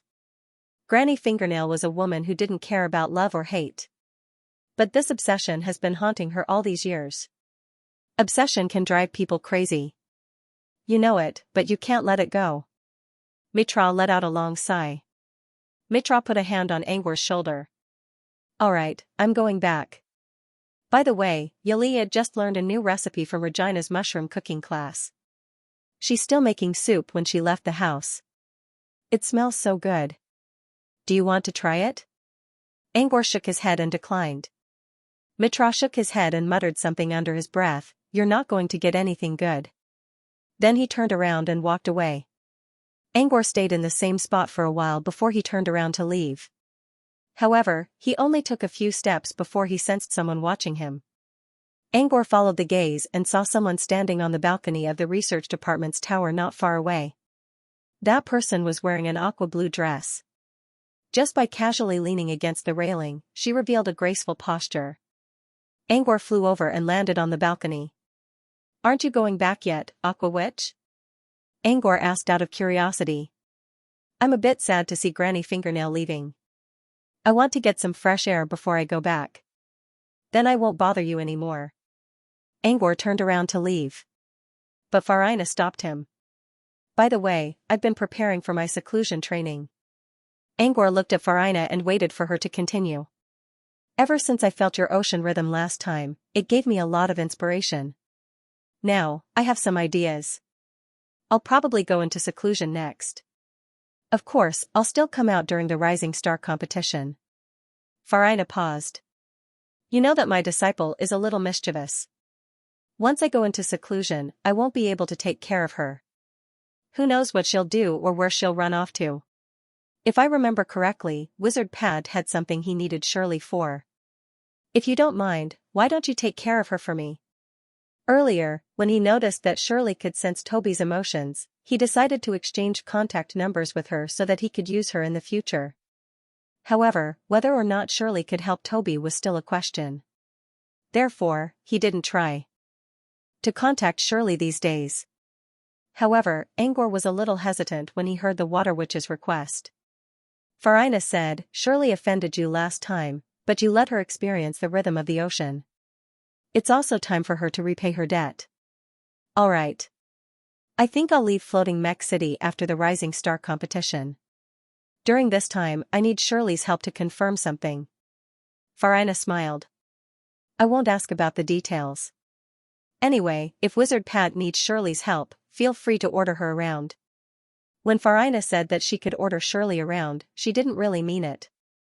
She could make Shirley suffer, but for Farina's sake, she would at least not send Shirley to her death. Floating Mech City. The outskirts of the main city. Greya was sitting on a roof while looking at a giant griffin circling above her with a satisfied look. His griffin form is already as fast and strong as a wizard. If he changes to his serpentine form, he'll be even stronger than a regular wizard, Greya praised. However, she soon calmed down. It's a pity that Toby can't turn into a serpentine bird right now. Once he did, his resentment would be lifted and he would regain control of Toby's body. That would be troublesome. Greya sighed in her mind and wondered when she could get rid of that resentment. As Greya was thinking, she suddenly heard a muffled thud. She looked up and saw Toby's giant griffin falling to the ground. Terrified, Greya quickly jumped down from the roof and ran to where the griffin fell. Toby just happened to land on the flower field in the yard. Butler number 1, who was watering the plants nearby, also came over and anxiously looked around. Greya moved closer to the griffin's head to check what was going on. Before she could do anything, Toby's body began to shrink from the size of a building to a palm-sized bird. There was only a deep crater left on the ground, and Toby was curled up in the middle of it. Greya placed Toby on her palm and carefully observed him.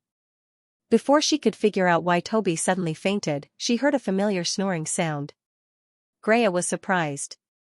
He fell asleep? Greya tried to recall what she had been doing recently. She had been training Toby non-stop to strengthen his mind so that he would be able to survive the outbreak of resentment. Toby had not rested for 3 days in a row, and he spent most of his time in his griffin form. Maybe he was really tired. Greya's eyes flickered with guilt and regret. However, she quickly patted Toby's body and said, "Wake up. Don't sleep." Toby had just woken up from his dream and saw his little master talking to him. Something like "Don't trust Greya" or something. But before he could finish, he felt the world around him trembling. He opened his eyes in a daze. The first thing Toby saw was a pink hand that was slightly smaller than an adult male's. Before Toby knew what was going on, the hand had already landed on his head. The severe pain and dizziness brought Toby back to his senses. He quickly cried out before the hand could land on his head. Toby's cry successfully stopped Greya's love slap. Greya quickly changed from slapping to caressing Toby's head. "Don't sleep. That thing will try to bewitch you again. If you want to sleep, wait for Angor to come back and let him take you to sleep." Greya knew that the resentment inside Toby's body was still trying to influence him even though it was suppressed. Now, the resentment had become the thing Toby cared about the most in his dreams. Whenever Toby entered his dreams, it would bewitch him. Strangely enough, as long as Angor took Toby to sleep, the resentment would not affect Toby's dreams. When Greya saw Toby falling asleep due to exhaustion, she still tried to wake him up before he fell into a deep sleep. "Angor went out just now. I don't know when he'll come back. Just wait for a while."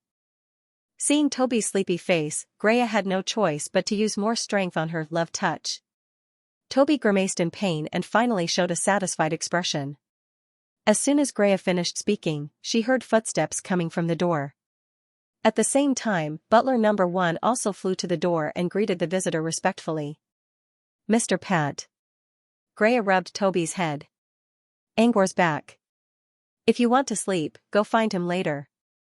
Greya was about to explain the situation to Angor when she suddenly frowned and looked behind Angor.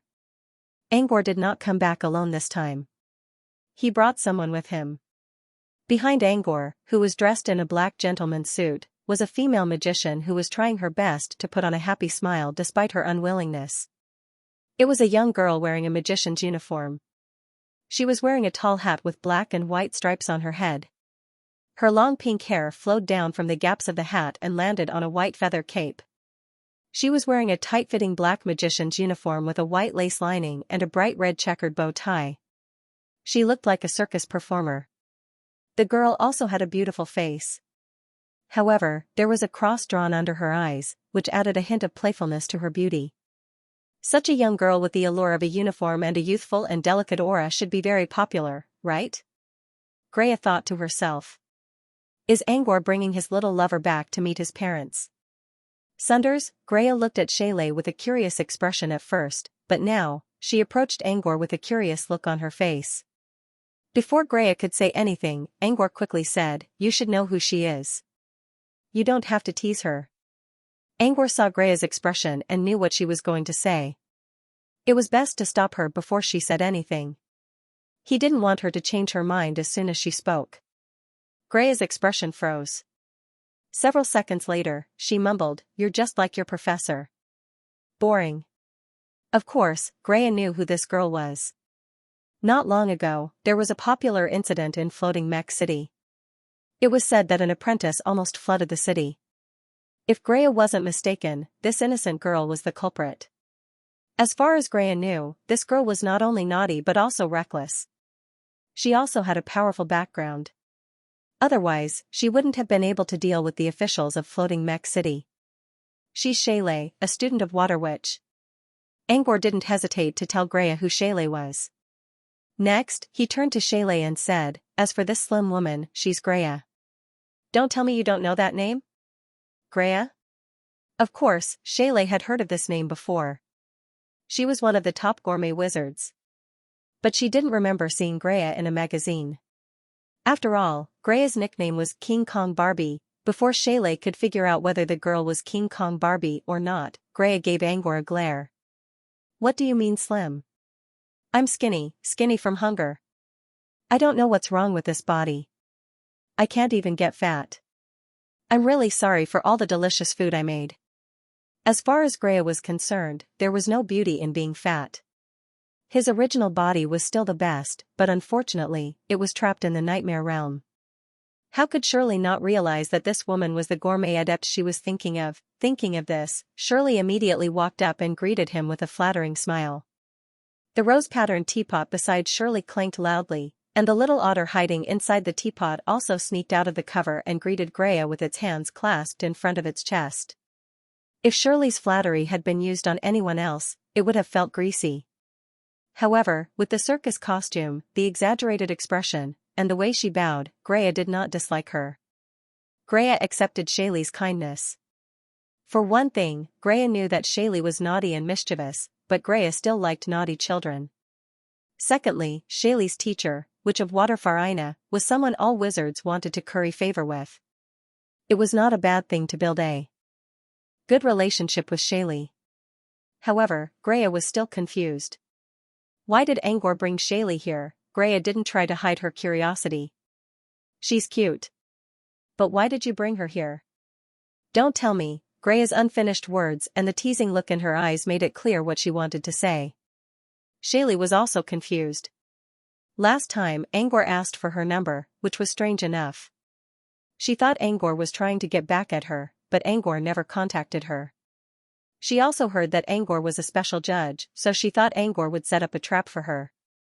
However, Angor never came to watch any of her matches. She wondered what Angor was trying to do. Was Greya telling the truth? Was he interested in her? Angor did not bother to answer. He waved a hand at Toby, who was about to fall asleep. Toby quickly spread its wings and landed on Angor's hand. It mumbled something that did not express itself clearly, but Angor could tell that it was complaining about how Greya treated it so badly. Angor stroked Toby's feathers. Under Greya's puzzled gaze, Angor looked at Shayley. "Can you feel its emotional force field?" Shayley's expression froze when she saw Toby. She only offended Angor because she wanted to steal something from Angor's chest pocket out of greed. Later, she realized that it was Toby. Ever since she learned that Toby was as strong as a wizard, Shaylee would always feel scared whenever she saw Toby or the little seabird. Yes, I can.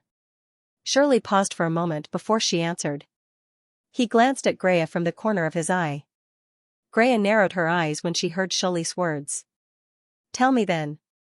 What kind of emotional force field is it? Angor asked. Shaylee closed her eyes and covered her eyes with the brim of her hat. She seemed to be thinking about something. A moment later, Shaylee adjusted her hat and said, It's the same as last time. But there's something different. What did you sense last time? It was Greya who asked. Hatred, malice, madness, anger, and jealousy. Greya's eyes widened. Neither she nor Angor could sense the resentment inside Toby's body, but Shaylee did? You said you sensed something different this time. What's the difference? Angor asked again while Greya was still in a state of shock. Shaylee hesitated for a moment. I don't know if it's just my imagination, but I feel that the negative emotion field is stronger than last time, but not too obvious. How should I put it? Shaylee considered for a moment. Every time Toby closes his eyes, the feeling gets stronger. Angor and Greya exchanged a glance and realized something. Greya walked to Toby and slapped his head. The sleepy Toby immediately opened his eyes wide and gave Greya a dissatisfied look. Toby then flew to Angor's side and chirped as if he was complaining. What about now? Greya asked. It's weaker than last time, Shaylee said. Every time Toby closed his eyes, he would be one step closer to falling asleep, which meant he would be one step closer to the resentful Will in his dreams. Therefore, Shirley's perception of Toby's emotions would become stronger. But when Toby woke up, the feeling would fade away. Greya couldn't help but look at Shaylee. You're really good at reading emotions. This wasn't reading emotions anymore. It was more like a talent or a special ability. Shaylee took off her hat and placed it in front of her chest. A good magician should be able to sense the emotions of the audience on the stage.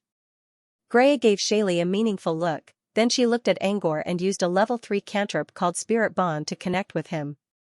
Did you bring Shaylee here for Toby? Angor nodded and replied using Spirit Bond, I've noticed that Shelley's ability to sense emotional force fields. I have a feeling that this ability will help Toby. Angor considered for a moment and told Greya about his first encounter with Shelley, as well as the conversation he just had with the Water Witch. Greya nodded. You're not the only one. I had the same feeling. The intuition of a magus was a kind of premonition that could not be ignored. If both of them had the same feeling, it meant that Shaylee's ability could really help Toby.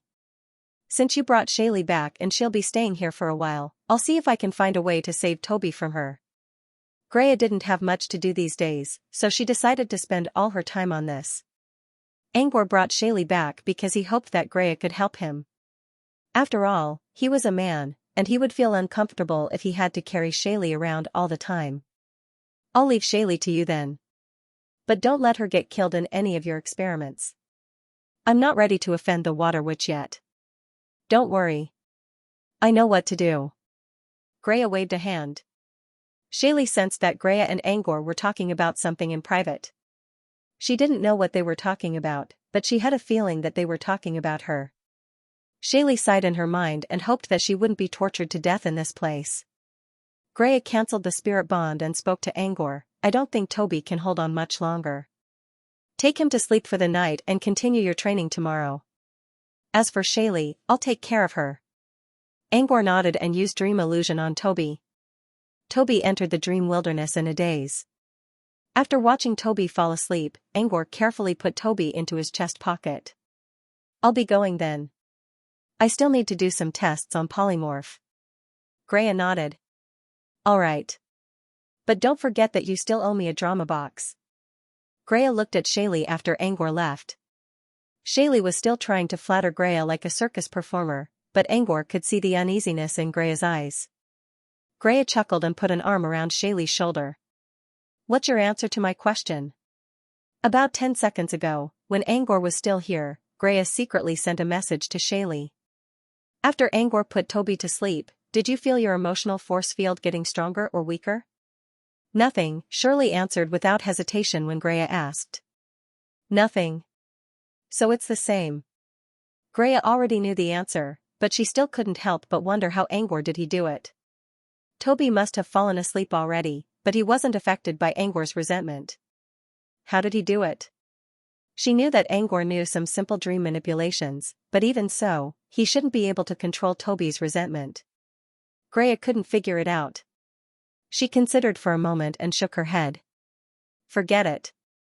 Angor won't hurt Toby. She should think about how to use Shaylee's ability to help Toby get rid of the resentment. With that in mind, Greya looked at Shaylee again. Inside the dream wasteland, there was a black mist zone thousands of kilometers away from Foundation City. The so-called Black Mist Zone was actually a breeding ground for sinful demons. There was a pure white metal building nearby. The building was spherical, and there were no windows at all. There were only magic patterns on the walls that represented absolute defense to resist the invasion of the black fog. There was a spaceport on the upper floor of the building, where several steam-shaped airships were docked. Just like the building, these airships also had no windows. When Angor arrived at the dream wasteland from the real world, he saw one of the airships flying toward Foundation City. He walked to the spherical structure and opened up a path on its smooth surface. The interior of the building was bright and spacious. The walls were made of silver metal and transparent glass. 2 minutes later, Angor stopped in front of a door. He opened the door and heard Freud's voice. "We finished recording Sinful Demon number 7's information.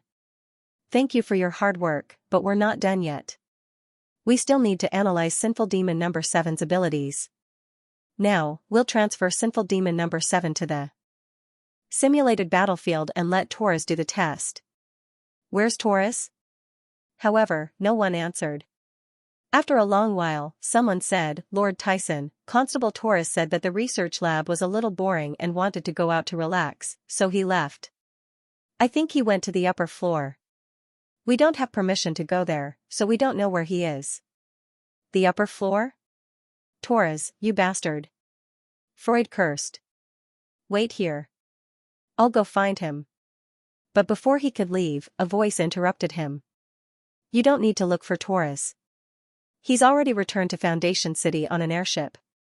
With a click, the door of the lab was closed. He looked back and saw Angor coming in through the door. "You're back, mister." Freud greeted Angor happily. Angor nodded at him and looked at the other people in the room. Apart from Freud, there were 7 other people in the room. All of them were wearing white uniforms. Some were holding measuring tools, some were operating instruments, and some were busy writing. They were all researchers of the Evil Demon Laboratory. The Evil Demon Laboratory was the spherical building they were currently in. It was built specifically for the sake of studying the sinful fiend. Originally, only he and Freud were here to do research. However, things like recording information, creating relevant files, analyzing skills, simulating battles, and so on were too complicated. Before they could bring their abilities into the real world, they could only do it manually, which made the recording speed very slow. In order to increase efficiency, Freud hired a group of researchers from Foundation City. With their help, the recording speed increased by several times. Life here was actually very monotonous, but for these researchers who could endure loneliness, it was very suitable. Moreover, their research was to protect the citizens of First Heart City. They were willing to stay here for the sake of the greater good. "Since Taurus is gone, I'll take his place for the next battle simulation test. Krells, give me the information on Sin Demon number 7. Krells, a young researcher wearing a pair of glasses, presented a stack of files to Angor.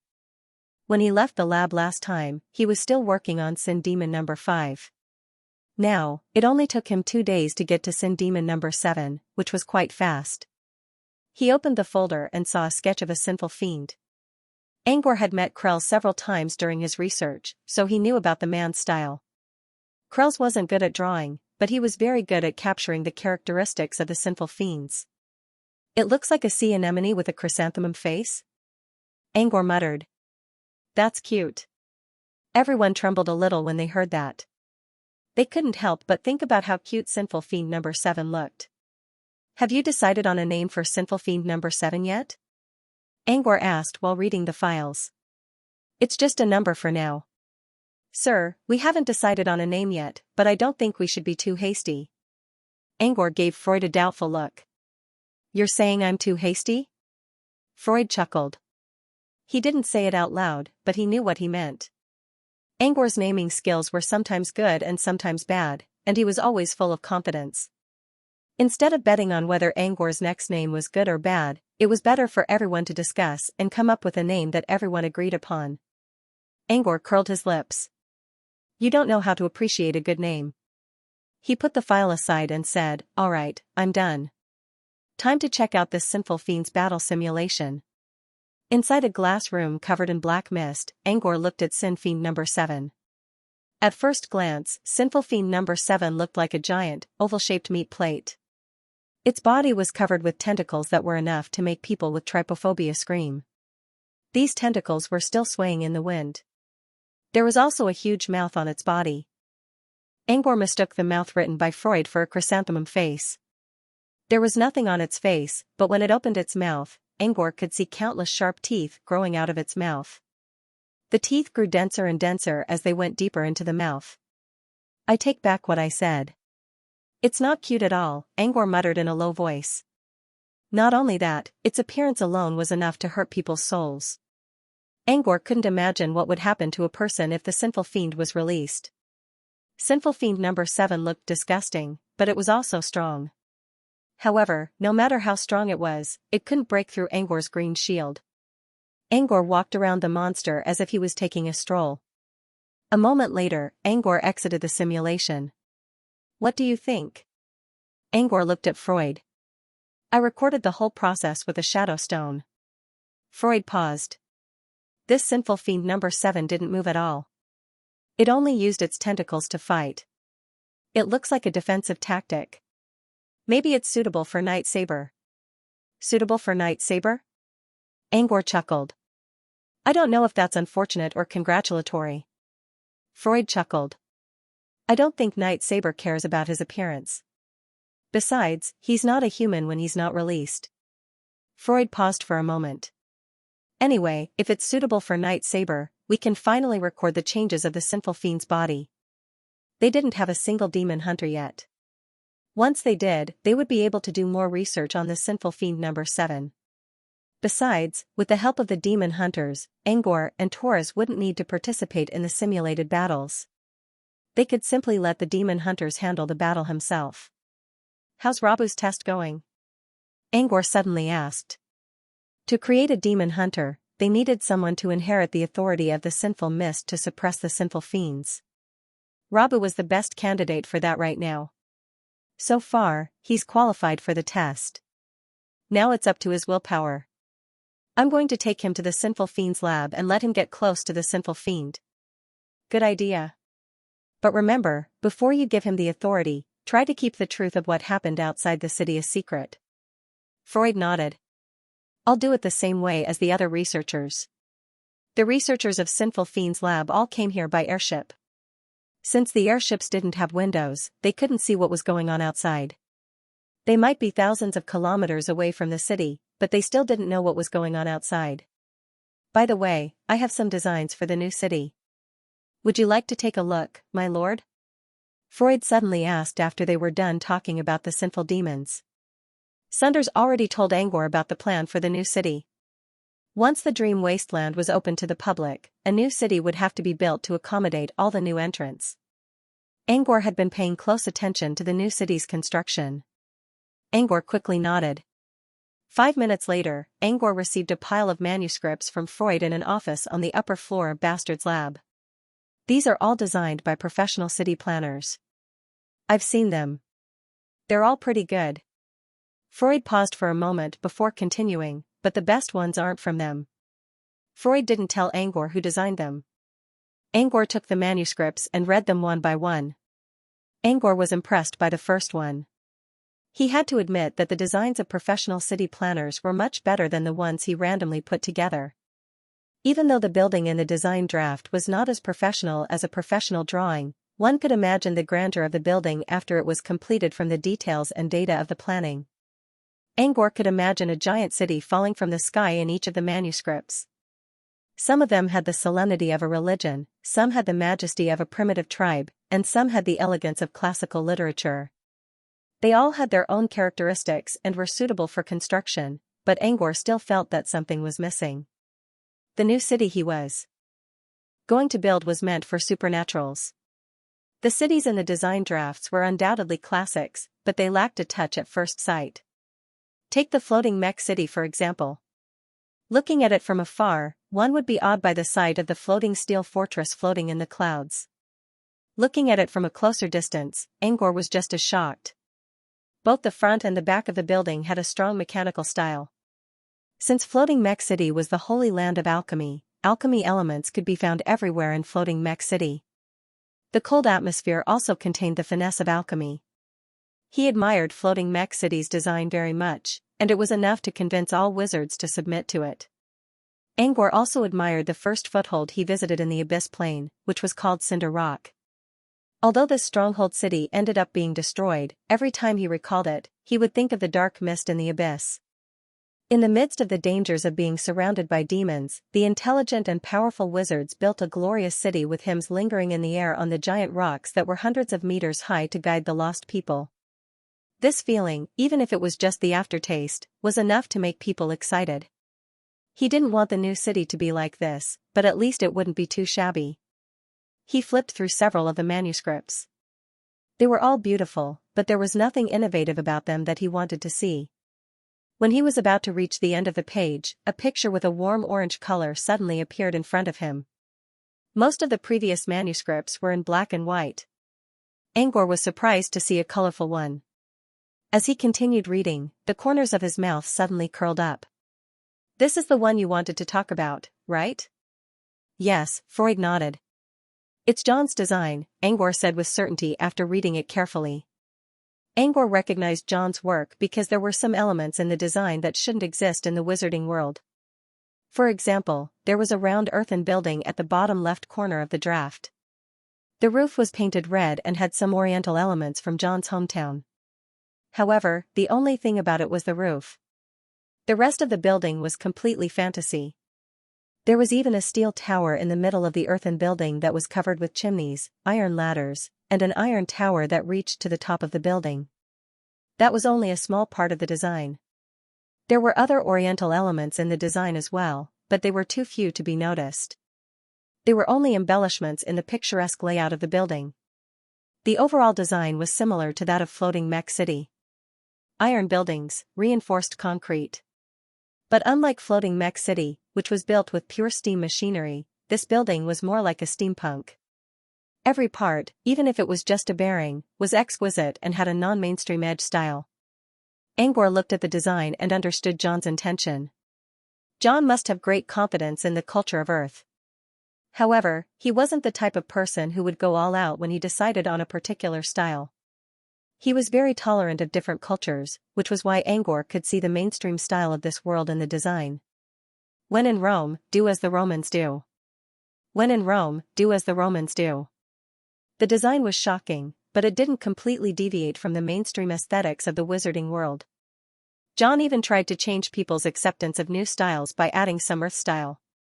John's craftiness was evident. Angkor believed that if he really copied a city from Earth to the wizarding world, few people would appreciate it because of the different cultures and aesthetics. John cleverly avoided all these and used the embellishment of Earth style and the core of punk to create a city that fit the mainstream aesthetics of the wizarding world.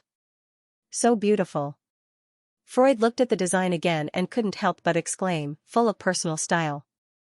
I can feel the designer's strong desire to express his ideas. I always thought Mr. John was a great musician.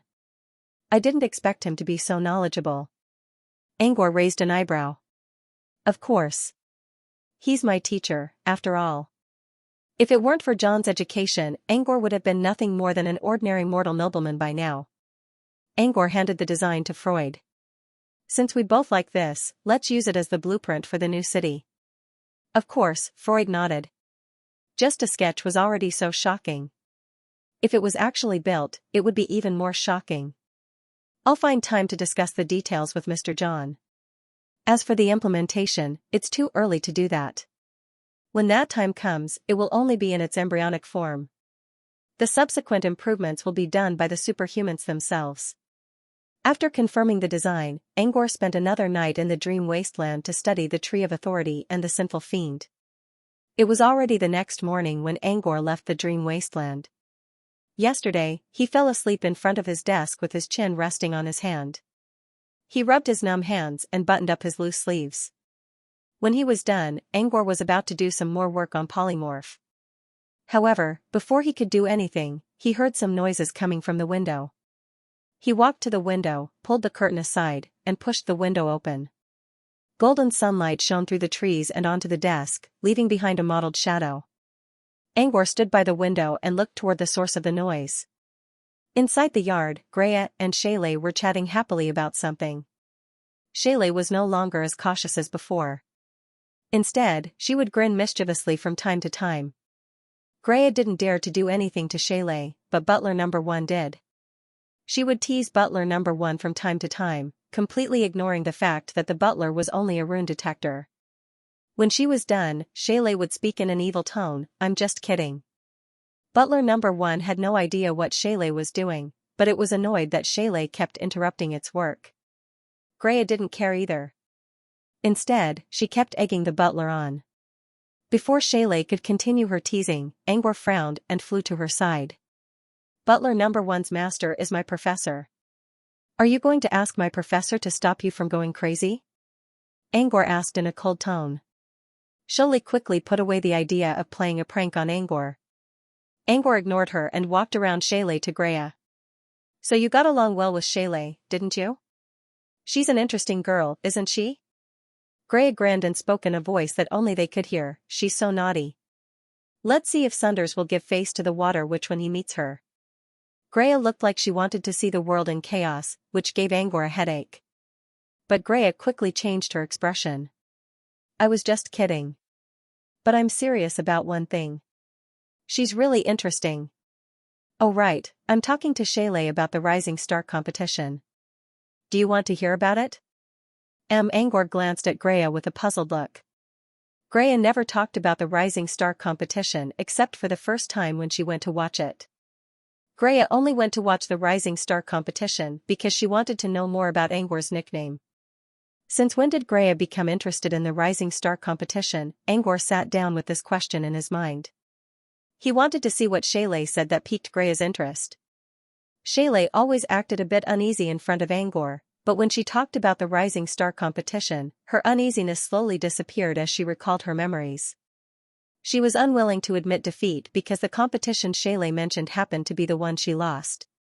According to the news he read, Shaylay lost to a contestant named Azaz. Now he understood why Greya was interested in the Rising Star competition. Azaz's nickname was Demon Gourmet. His name already told Angor something. Azaz was a gourmet apprentice. Almost everyone in the wizarding world agreed that gourmet apprentices were the weakest in terms of fighting power. However, gourmet apprentices were more useful than apothecary alchemists, which led to many people looking down on gourmet apprentices. At the same time, gourmet apprentices were also highly sought after. Last time, when Greya's accident happened, many of the apprentices in Barbie's restaurant left. A weak gourmet apprentice actually made it this far. The finals of the Rising Star competition were not far away. How could it not be surprising? Greya, as the representative of all gourmet students, was curious about Azaz. Shaylay, on the other hand, was not happy about losing to a gourmet apprentice. Greya fell into deep thought after listening to Shaylay's explanation about the grudge she would bear for half a year. A moment later, Greya realized something. Actually, there are 2 gourmet contestants who made it to the top 16 this time. But I know about the Devourer, Xianxia. She has a great gourmet heritage, and she once came to Candy House to study. Too bad she lost to Trom, who grew up training in the Abyss Plane. As for this Azaz, this is the first time I've heard of it. The Candy House was the holy land of gourmet magic in the southern region. It was also the sanctuary of gourmet wizards. Even though gourmet wizards didn't belong to Candy House, they would still study at Candy House for some special gourmet spells or recipes, just like Xianxia. As one of the leaders of Candy House, Greya knew almost all gourmet wizards who came to Candy House to study, even if they were just apprentices. However, Azaz was not one of them. A gourmet apprentice who had never studied at Candy House was able to make it to the top 16 of the Rising Star competition all by himself and even defeated the popular seeded contestant, Shirley. Of course, Greya was curious. I don't know where he came from. There are really a few dark horses in this Rising Star competition. Maybe he's a gourmet apprentice like Xianxia, Greya muttered. I wonder whose apprentice he is? I kind of want to see his background. Hey, Shirley, do you know when Azaz's next match is? Greya asked. Sherry hesitated for a moment. I think there's only one match today. Because the 4 matches for the top 8 will start one after another today, he's definitely going to be in the top 8, so it's not that I want to pay attention to him. I don't actually care about him at all. Greya gave her a teasing look. If you really don't care about him, you won't say it out loud. Greya saw Shirley's hesitation and continued, but you lost to him, so it's normal for you to pay attention to him. Greya snapped her fingers, and a shadow slowly rose in front of her and turned into a metal puppet. Just in time. I bought an alchemy puppet from the puppet shop a few days ago. Tell it to check Azaz's match, Greya said.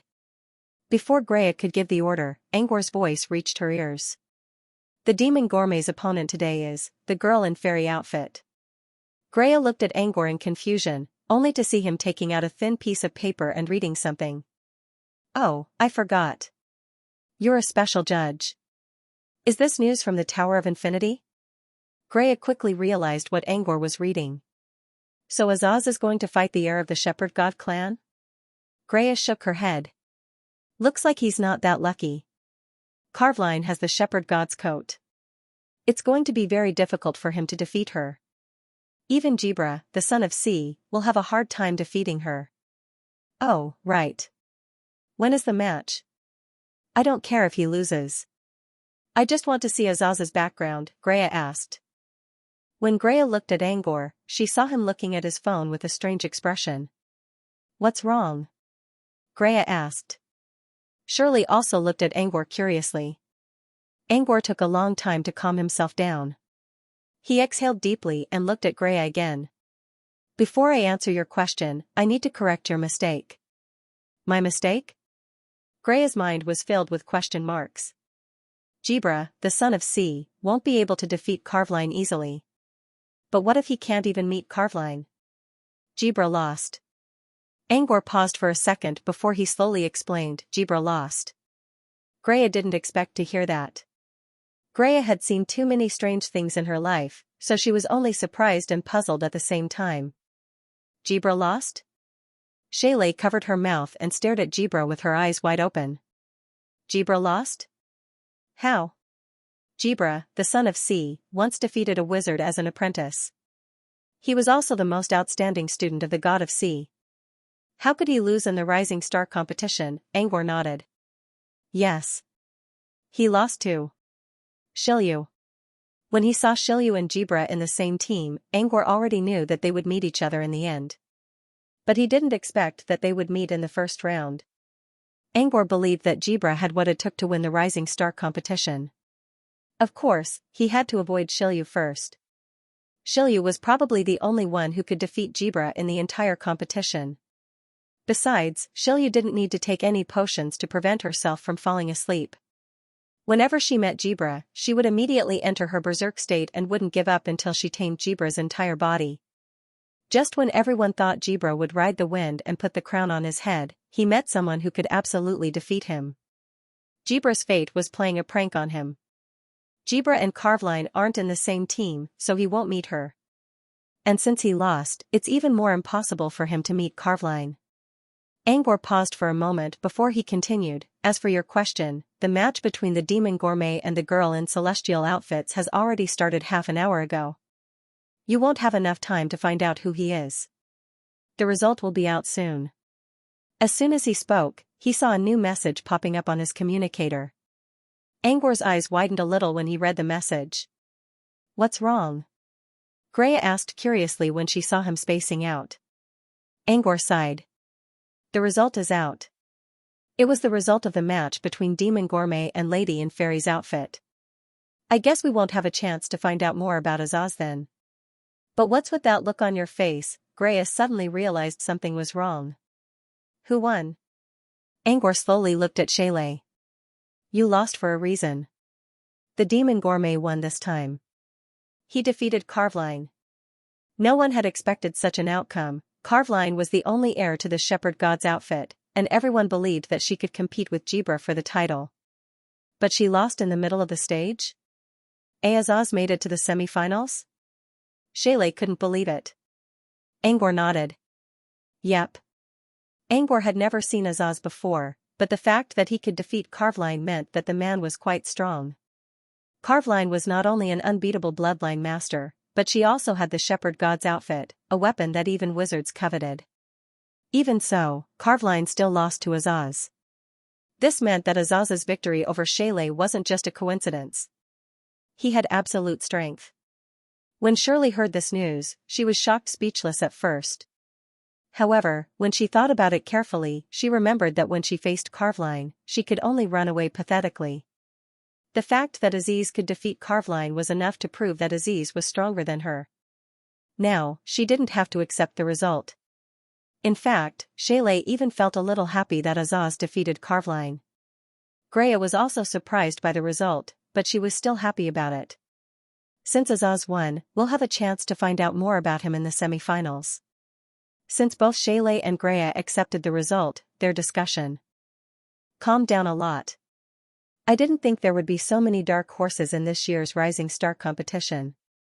There was just a super dark horse, and not long after, another dark horse appeared. Both Jibra and Carveline were popular candidates, but neither of them made it to the semi-finals. Everyone's jaws dropped. Angor could already imagine how noisy Woodbar was right now. I wonder if there'll be any more dark horses, Shirley said. I don't think so. As for the others, they seem to be evenly matched. He picked up his transmitter and continued watching the match between Jibra and Carveline. The other two matches were Philosopher versus Philosopher and Nether Flame versus Fantasy Deer. The winners of these two matches would also enter the semi-finals. It's these two matches? The first group isn't interesting, but the second group might be. Greya paused for a second. I remember Signhouse lost to this Phantom Deer, so he's quite strong. The Nether Flame should be Keeley, right? Greya had been staying close to Phantom Island lately, so she knew about Lilith's clan, which had a close relationship with Phantom Island. Keeley was the only disciple of the leader of Lilith's clan. Angor nodded. Yes, Nether Flame is Keeley. Angor didn't expect to see Keeley's match. He checked the time and saw that the match would begin after the demon gourmet defeated the girl. In other words, the match was about to begin. He hesitated for a moment. Should he go and watch the match? Keeley was his friend after all. Lady Greya, if you ask me, I think the first match is more interesting. Shaylay spoke to Greya while Angor was still pondering over the results. Why is that? What's so special about Philosopher and Philosopher? Shirley replied, this philosopher's powers are very strange. It's said that no one has figured out the source of his power even to this day. Some even suspect that he's using a mystery item. Greya shook her head. That's impossible. This is Floating Mech City, a sacred place for all alchemists. If there really is a mystery item, alchemists would have spread the rumor long ago. Greya looked at Angor. What do you think? As a special judge, you should know something about it, right? Angor was still thinking about Keeley's match. Greya's question brought him back to reality. No, it's not a mystery item. Just as Greya said, if it was a mystery item, people would have known about it long ago. Of course it wasn't. But Shirley is right. I heard that the philosopher's power is very strange. Greya didn't care at first, but now she was curious. How so? I don't know. I've never seen it with my own eyes. But as far as I know, the philosopher always wins his matches without any reason. The judges couldn't see how he did it. Even wizards who came to watch the matches didn't find anything strange. Shirley added, yeah. My professor went to see him too. Yes. Angor nodded. So did the special judges, including Hydra, the observer from Starleech Temple, and Shaylay's teacher, Water Witch. Since then, Hydra has never missed a single match of the philosophers. This was enough to tell Greya how strange the philosopher was. Hydra took him seriously too? Greya frowned. Did he see anything about him? Angor shook his head. I'm not familiar with Hydra, so I don't know. Greya looked at Shirley and asked, so did your teacher? What did she say? She didn't say much. She only said that the philosopher is strong enough to defeat Jibra. Now that Jibra and Carveline both lost, I think he's going to be the champion. Not necessarily. Don't forget that gourmet apprentice and Shilyu, who defeated Jibra.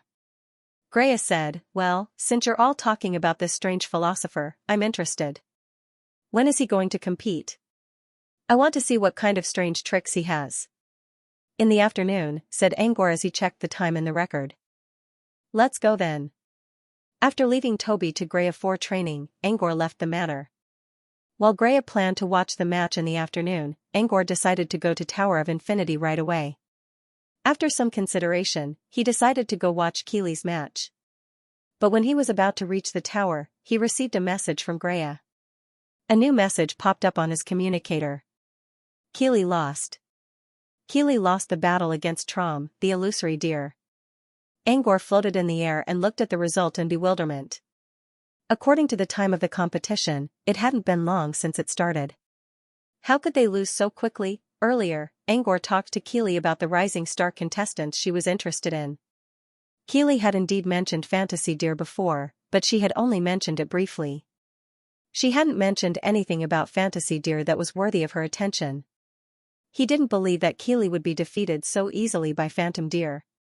Unless Keely was injured, or had some accident that prevented her from fighting with the Fantasy Deer, or Keely had admitted defeat, he didn't believe that she was injured. But there had to be a reason for that, right? Huh? Did she? Angor suddenly remembered that Keely's biggest goal in joining the competition was to defeat Jibra in front of everyone on the stage. But now that Jibra lost, Keely's goal was probably not going to be realized. Unless Keely lost her match as well, she wouldn't have a chance to defeat Jibra.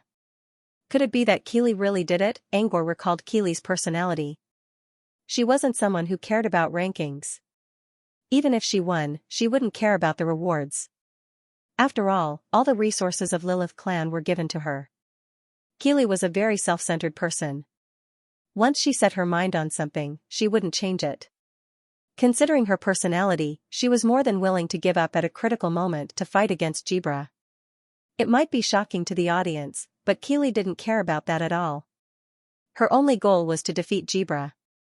The more he thought about it, the more convinced he was that Keely surrendered on her own. He didn't have anything to say about her decision. He just wasted his time and effort. Angor sighed. It was too late to go now since Keely's match was over. He planned to watch Philosopher Onassis' match in the afternoon, so there was no need to go back to the manor right now. Angor lowered his head and looked down from above. He had a clear view of the main district of Floating Mech City. He checked his location carefully and found that it wasn't far from Champagne Road. He considered for a moment and decided to check out Fangling Tavern. Just as he expected, Wood Pub was already bustling with activity. It was even hotter than the wildfire moon outside. Everyone was talking about the matches in the morning in surprise. Jibra and Carveline's sudden appearance was like throwing a red-hot iron ball into a pot of boiling water, which instantly caused a huge commotion. Angor approached the tavern, but no one paid him any attention. They were all talking with their table mates. Even if he didn't use infinite reticence to reduce his presence, no one would notice him. That was how focused they were. I can't believe Jibra lost. Unbelievable. If I didn't see it with my own eyes, I would have thought it was the most ridiculous joke I've ever heard this year. That's right, it's unbelievable. As far as I know, the woman who defeated Jibra is living in the Wood Tavern. You're right. Dripping River has been living in the Fragrant Tavern behind the tavern. My impression of Shilyu is that she likes to sleep and be quiet. I didn't expect her to be so crazy. She actually defeated Jibra. Maybe she'll become the champion of the Rising Stars competition. Angor heard all kinds of discussions. While talking, they kept glancing at the corridor leading to the Fragrant Tavern with fear in their eyes, as if there really was a terrifying demon king living in the corridor. But it made sense. Jibra's power was like a shadow that lingered in the sky for a long time. He had been suppressed for countless years, and there were already signs of him being deified. But now, someone suddenly appeared out of nowhere and defeated Jibra. How could these people who had been living in Jibra's shadow for years not be scared? I think Jibra lost to Shilyu not because he was weak, but because there's something else going on. Another voice reached his ears as he moved forward. You're right, mister. He slowed down a little and wondered if someone already knew the truth. I'm sure the Tower of Infinity recorded the match between Dripping River and Child of the Sea. They'll be selling it in a few days. You can take a closer look at one of the details. It's the way Jibra looked at Shilyu. Everyone looked at Jibra.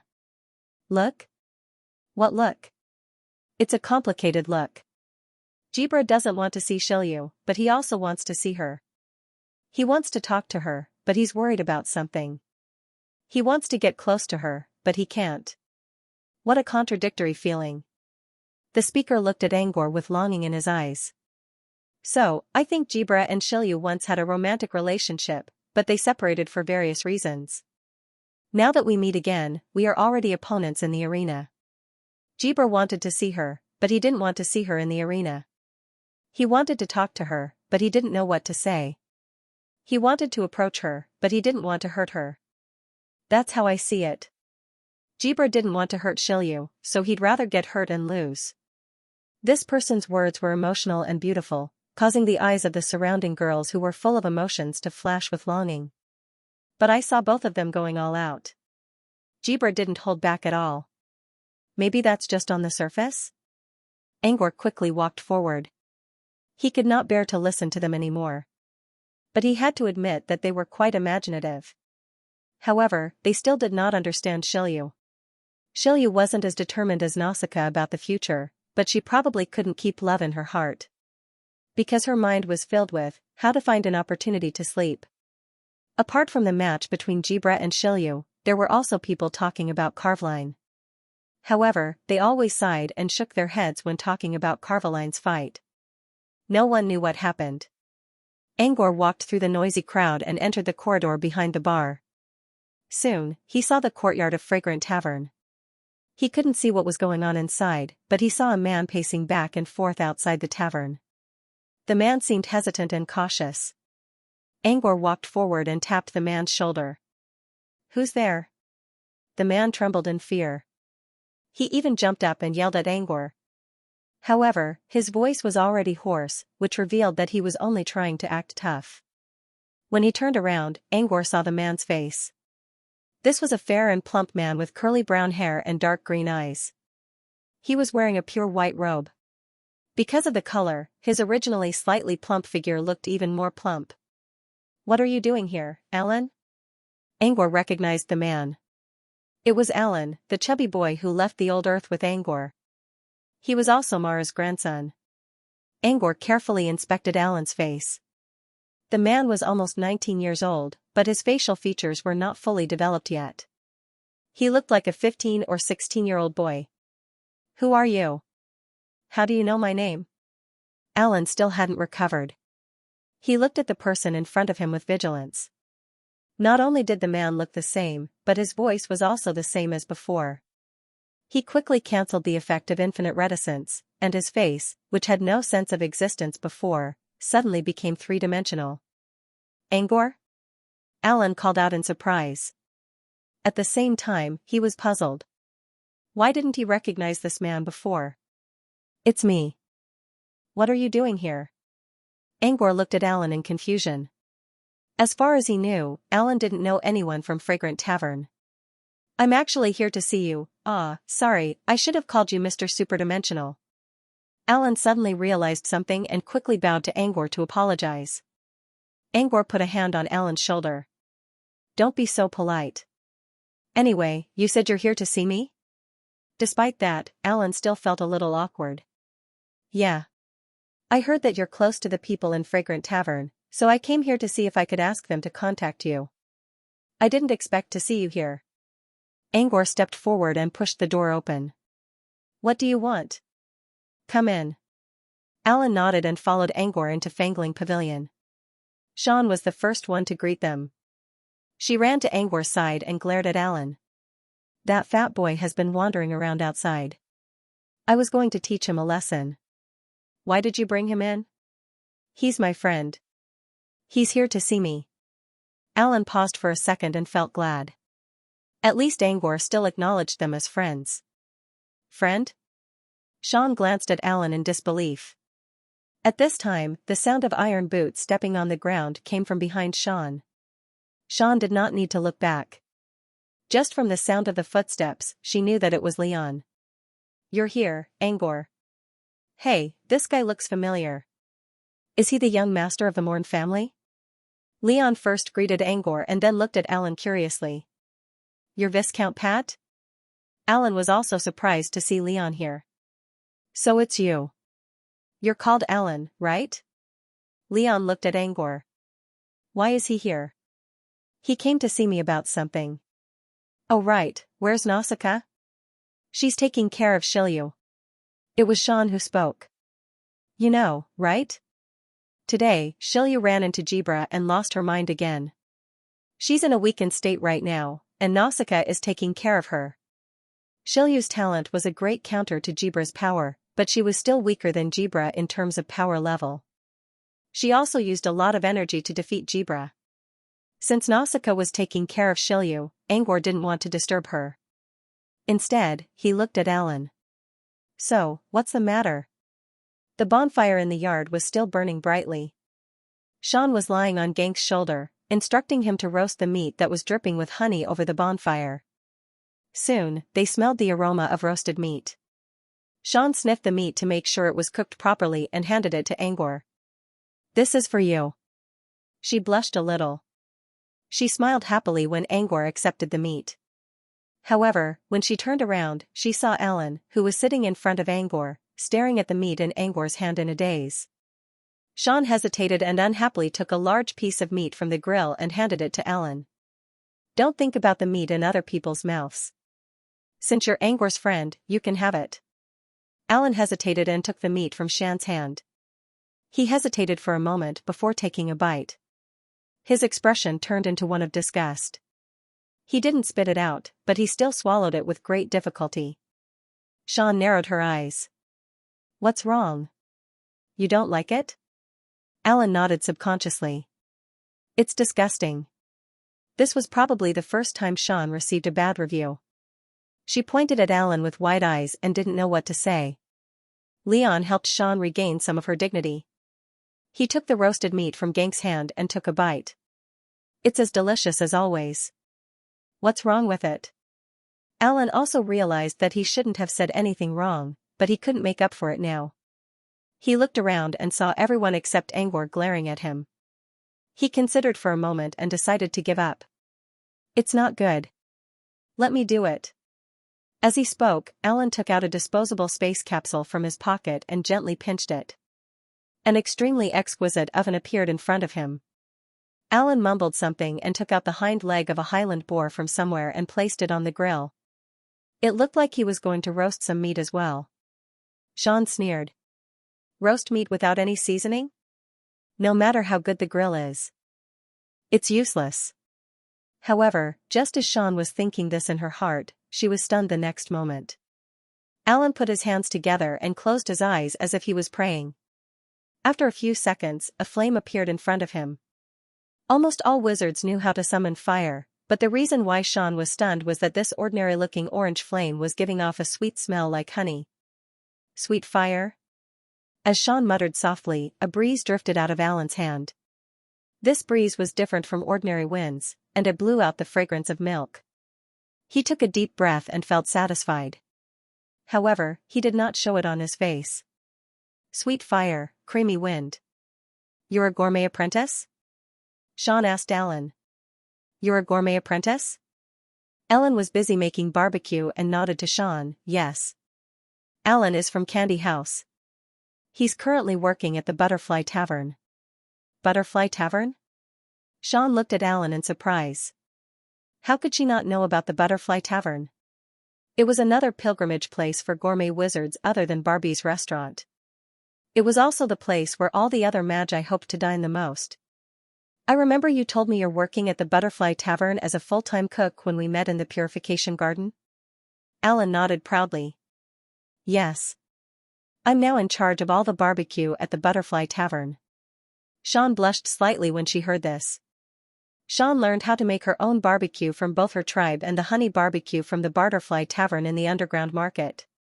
The Butterfly Tavern, on the other hand, was a fake version of the Butterfly Tavern. She learned how to make fake barbecue, but she ended up showing off in front of an expert. Thinking about it this way, Alan only said that it tasted bad, which was already very gentle. Soon, Alan finished cooking the Highland boar's hind leg. He took out a knife and quickly cut the meat into pieces. Here, have a taste of my barbecue. Sean accepted the meat without saying a word. She was already drooling just by smelling the meat. The illusion created by the food made Sean feel as if she had just entered a world of food. Shan's eyes widened when the meat entered her mouth. She only saw the illusion from afar. Now, she was standing right in front of it. Whiskey Mountain, aromatic tree, flowing honey spring, milk river, and the soft barbecue land. Sean felt as if she was crouching on the ground without caring about her image while eating the meat with blood-red threads. She never felt so satisfied before. Sean immersed herself in the aftertaste for a long time. She felt the energy inside her body also went through a baptism. When she came back to her senses, she found herself drooling in front of her face. Her cheeks were burning hot. Sean raised her head and looked around. Leon's expression was exactly the same as hers, which made her feel a little better. At least she was not the only one who was embarrassed. Angor, on the other hand, was still enjoying the food with a smile on his face. Angor and Greya were living in the same manner now. Even if Greya didn't cook often, Angor could still get some food whenever she did. Therefore, Angor didn't mind eating Alan's barbecue. Is it good? Alan asked when everyone finally woke up. Alan was asking everyone, but Sean always felt that he was targeting her. She said a little bashfully, "You did do better than me. I misunderstood you just now, but you should have said that you were a gourmet apprentice first, so I wouldn't lose face." Alan didn't mind Shan's unfinished words. Instead, he smiled happily. Making good food and being loved by others was his favorite thing. It's really good. But since you showed up like this as soon as you arrived, you must have a favor to ask of me, right? Alright, for the sake of the barbecue, I'll consider it as long as it's not something too serious. Sean sighed in relief. She didn't want to keep talking about the barbecue. Still, Alan's barbecue was really good. Sean looked around and saw that there was still a lot of meat on the plate. When she made sure no one was looking at her, she secretly reached her evil hand toward the plate. I'm here because I want you to contact Miss Barbie for me, sir. Greya? Alan nodded. Signhouse told me that Miss Barbie is in Floating Mech City right now. She's staying in Phantom Master's Manor. I didn't want to get too close, so I came here to see if I can contact you, sir. That's easy. Greya is in the manor. I can contact her right now. But why are you looking for her? Angor didn't intend to pry, but he still needed a reason to contact Greya. Alan sighed and showed a worried look. I'm not doing this for myself. I'm doing this for Carveline. About 10 minutes later, the door of Fangling Pub was pushed open. Greya rushed into the room with Shaylee following behind her. Shaylee greeted everyone with a bright smile. Hello, everyone. Shall I show you a magic trick? Everyone looked at Shirley with vigilance, clearly recognizing this mischievous witch. They didn't know why Shaylee was here when Greya's name was Greya. Alan pointed at Shaylee with a trembling finger. What are you doing here? Shaylee narrowed her eyes. Oh, I just saw a regular customer. I remember you still have my beast cutter. Who's your regular customer? And the beast cutter is mine. It's mine. Alan shouted angrily. Shaylee was about to say something else when she heard Angor coughing. She quickly shut her mouth and shrugged. It's just a joke. Don't get so worked up. I'm not the main character today. Shaylee moved behind Greya. Greya glanced at Shaylee. If I left Shaylee alone in the manor, I wouldn't want her to ruin Butler 1, so I brought her out. Angor didn't know if Butler number 1 would break Butler number 1's heart. But he knew that Sunders would be drawn out in the end, so it was better for Shaylee to stay with Greya. Greya looked at Alan. I thought Felicia told you to stay in Candy House. Why did you come out? Alan's eyes darted around, but he still couldn't tell Greya that he was kidnapped. Greya waved a hand and did not pursue the matter further. Fine, fine. Angor said you wanted to talk to me about Carveline, right? Alan nodded. Yes. Carveline has been unconscious ever since her match with Azaz. Signhouse said it's a special gourmet ability that she can't undo. Only you can help her, mister. I don't know why you're with Carveline, Greya muttered. Are you sure you showed up after your match with Azaz? Yes. Alan nodded. Greya came so quickly because Alan was from Candy House. Secondly, she was interested in Azaz, who happened to be the target of her curiosity. Tell me the details first. Greya spoke to Angor. Alan quickly told Greya about Carveline's condition. After her match with Azaz, Carveline was fine at first, but she fainted as soon as she reached the backstage. They asked the healers from Tower of Infinity to check her condition, and they all said she was just tired. But Signhouse felt something was wrong. Why would Signhouse say that? Greya asked. Intuition. Signhouse felt something was wrong with Azaz when she was watching the match. Even though they were both gourmet classes, Signhouse didn't like Azaz at all. I feel the same way, but not as bad as Signhouse, said Alan. How did she know it's a special gourmet ability? Signhouse used her food to summon a knowledgeable spirit from another world. That's what the spirit told her. Greya already knew about Signhouse gourmet spirit, and she knew that a spirit from another world would never lie to Signhouse. Besides, the intuition of supernaturals was usually very accurate. So it was possible that Azaz had something to do with Carveline's coma. Greya considered for a moment. Let's assume it's a special gourmet ability. But it's a wide range of abilities. You're a talented cook, so I can't tell what's wrong with Carveline. How about this? Tell them to come here. First. I need to take a look myself. The woman lying on the bed, even though she was unconscious, still looked very heroic. It was Carveline. After receiving Greya's approval, Alan happily returned to his temporary residence and brought Carveline and Signhouse to Fangling Pavilion. I hope you can save Carveline, Lady Greya. Signhouse bowed to Greya with a worried look. Even though Carvely had just fainted, Signhouse had a feeling that Carvely's injuries would be irreparable if she stayed unconscious for even an hour. Greya looked at Carveline. Let me check on her first. She reached out a hand to touch Carveline. However, before his hand could touch her skin, the red armor on Carveline's body seemed to have turned into liquid. It quickly flowed all over Carveline's body, and sharp spikes grew out of it. This kind of strange change made everyone very surprised.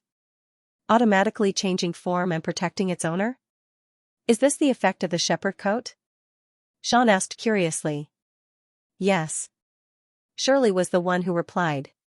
Her eyes were glowing as she stared at the shepherd god's robe covetously. She sighed.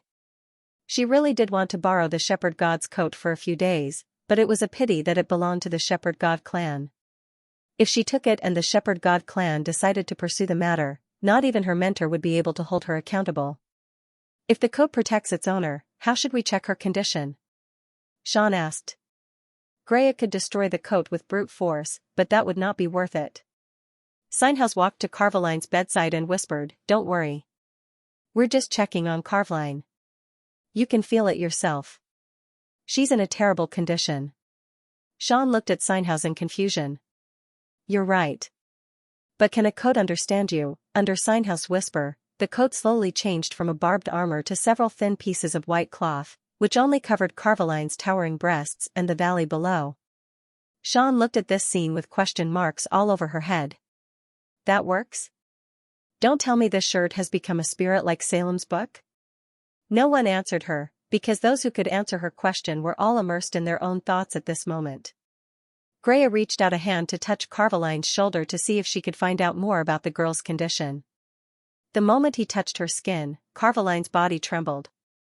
Her originally calm face suddenly showed some pain. Her eyebrows unconsciously knitted together, and her forehead was covered with sweat in the blink of an eye. Seeing this, Greya thought of something and quickly rubbed Carvaline's body. Carvaline's exposed skin became wet and slippery, covered in sweat. Greya stopped rubbing Carvaline and fell into deep thought. Something's wrong, Angor said with a serious look. Leon stood beside Angor.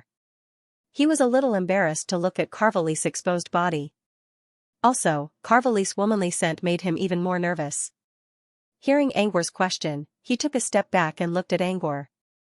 What's wrong? It's the scent, Angor answered. Since Greya had been in deep thought, everyone heard Angor's words when they couldn't get an answer. What's wrong with the scent? Is it poisonous? Steinhaus also looked at Angor curiously, hoping to get some information from him. Angor didn't say anything. He already had an idea, but he wasn't sure if it was correct. When Steinhaus brought Carvaline to brothel, Angor already felt something was off when he saw the unconscious Carvaline lying on the bed. His sharp energy senses noticed that Carvaline's body was emitting a faintly discernible and alluring aura. At first, Angor didn't know what was going on. He thought it was Carvaline's unique pheromone. But when Greya started rubbing Carvaline's body, Angor got even more confused. The way Greya rubbed Carvaline's body didn't feel like she was examining a human being. Instead, it felt more like she was massaging meat before cooking. Angor was even more certain that Greya was massaging food when he sensed Carvaline's scent. Use a special method to press food together with gourmet energy. Not only can it improve the texture of the food, but it can also bring out the flavor of the food from inside out. Greya told Angor about this when she was making food. It was the perfect description for the current situation. Angor smelled the sweet scent coming from Carvaline's body. He finally understood why he sensed Carvaline's alluring aura. It wasn't pheromone. It was the scent of food. However, Angor had never eaten a human before, so he didn't associate Carvaline with food at first. But now, he understood what was going on. Greya slowly rose to her feet with a strange look on her face. Since she couldn't get an answer from Angor, Steinhaus turned to Greya and asked, "How's Carvaline doing, Lady Greya?" "Not so good," Greya answered right away. "Is it because of the food?" Angor asked. Greya nodded and gave Angor an approving look. "I didn't think you'd notice it before Steinhaus did. Looks like you're quite talented in gourmet studies after all." Angor's serious expression quickly turned into a smile. "I think so too. I've been tinkering with the manna bread recently, and it tastes better than before. Do you want to try it later?" Greya's smile froze on her face. Whenever she thought about the manna bread, she immediately smelled something stinky and moldy sock. "Nah, I'll pass. I can give it to Toby as a reward for his hard work." Toby, who was resting on Angor's shoulder, suddenly got annoyed. Toby's feathers bristled when he heard Greya's words. "Look, it's smiling so happily. It's already showing off its feathers. You can make more manna bread with different flavors as a reward. Rich, savory, all of them." The more Greya talked, the angrier Toby became. Only Angor and Greya understood what Toby meant. The others didn't know what Toby was talking about, but they could tell that Toby was angry, not happy. Leon couldn't help but look at Toby's serious expression. What kind of magic did Angor's manna bread have that made Toby so resistant to it? Before Toby could turn into a griffin to show off his anger, Greya quickly changed the topic back to the topic at hand. "Angor's right. It's because of the food." Greya looked at Steinhaus and Alan. "Is it because of the food?" Alan asked. Greya shook her head. "I mean, someone is trying to turn Carvali into food. You know, a living food ingredient." Greya's words caused everyone to fall silent for several seconds. Lion suddenly felt nauseous. During the war between Goldfinch and Heilon, he had seen refugees secretly eating humans when they were starving. However, that was because he had no choice but to touch the bottom line of being a human. Now, someone was directly using living people as food. This greatly impacted Leon's worldview that he had established in the past. Lion was the only one who felt uncomfortable. Even Steinhaus only furrowed her brows a little. It wasn't that they couldn't accept cannibalism. There were worse things in the wizarding world. After experiencing enough of them, they gradually calmed down. Still, it wasn't because they didn't respect their own principles. However, on this long and endless path of adepts, the bottom line of looking at others was constantly bowing down to reality and compromising with the passing of the river of time. End of chapter 1597. Don't forget to subscribe, like, and share the video to support the channel.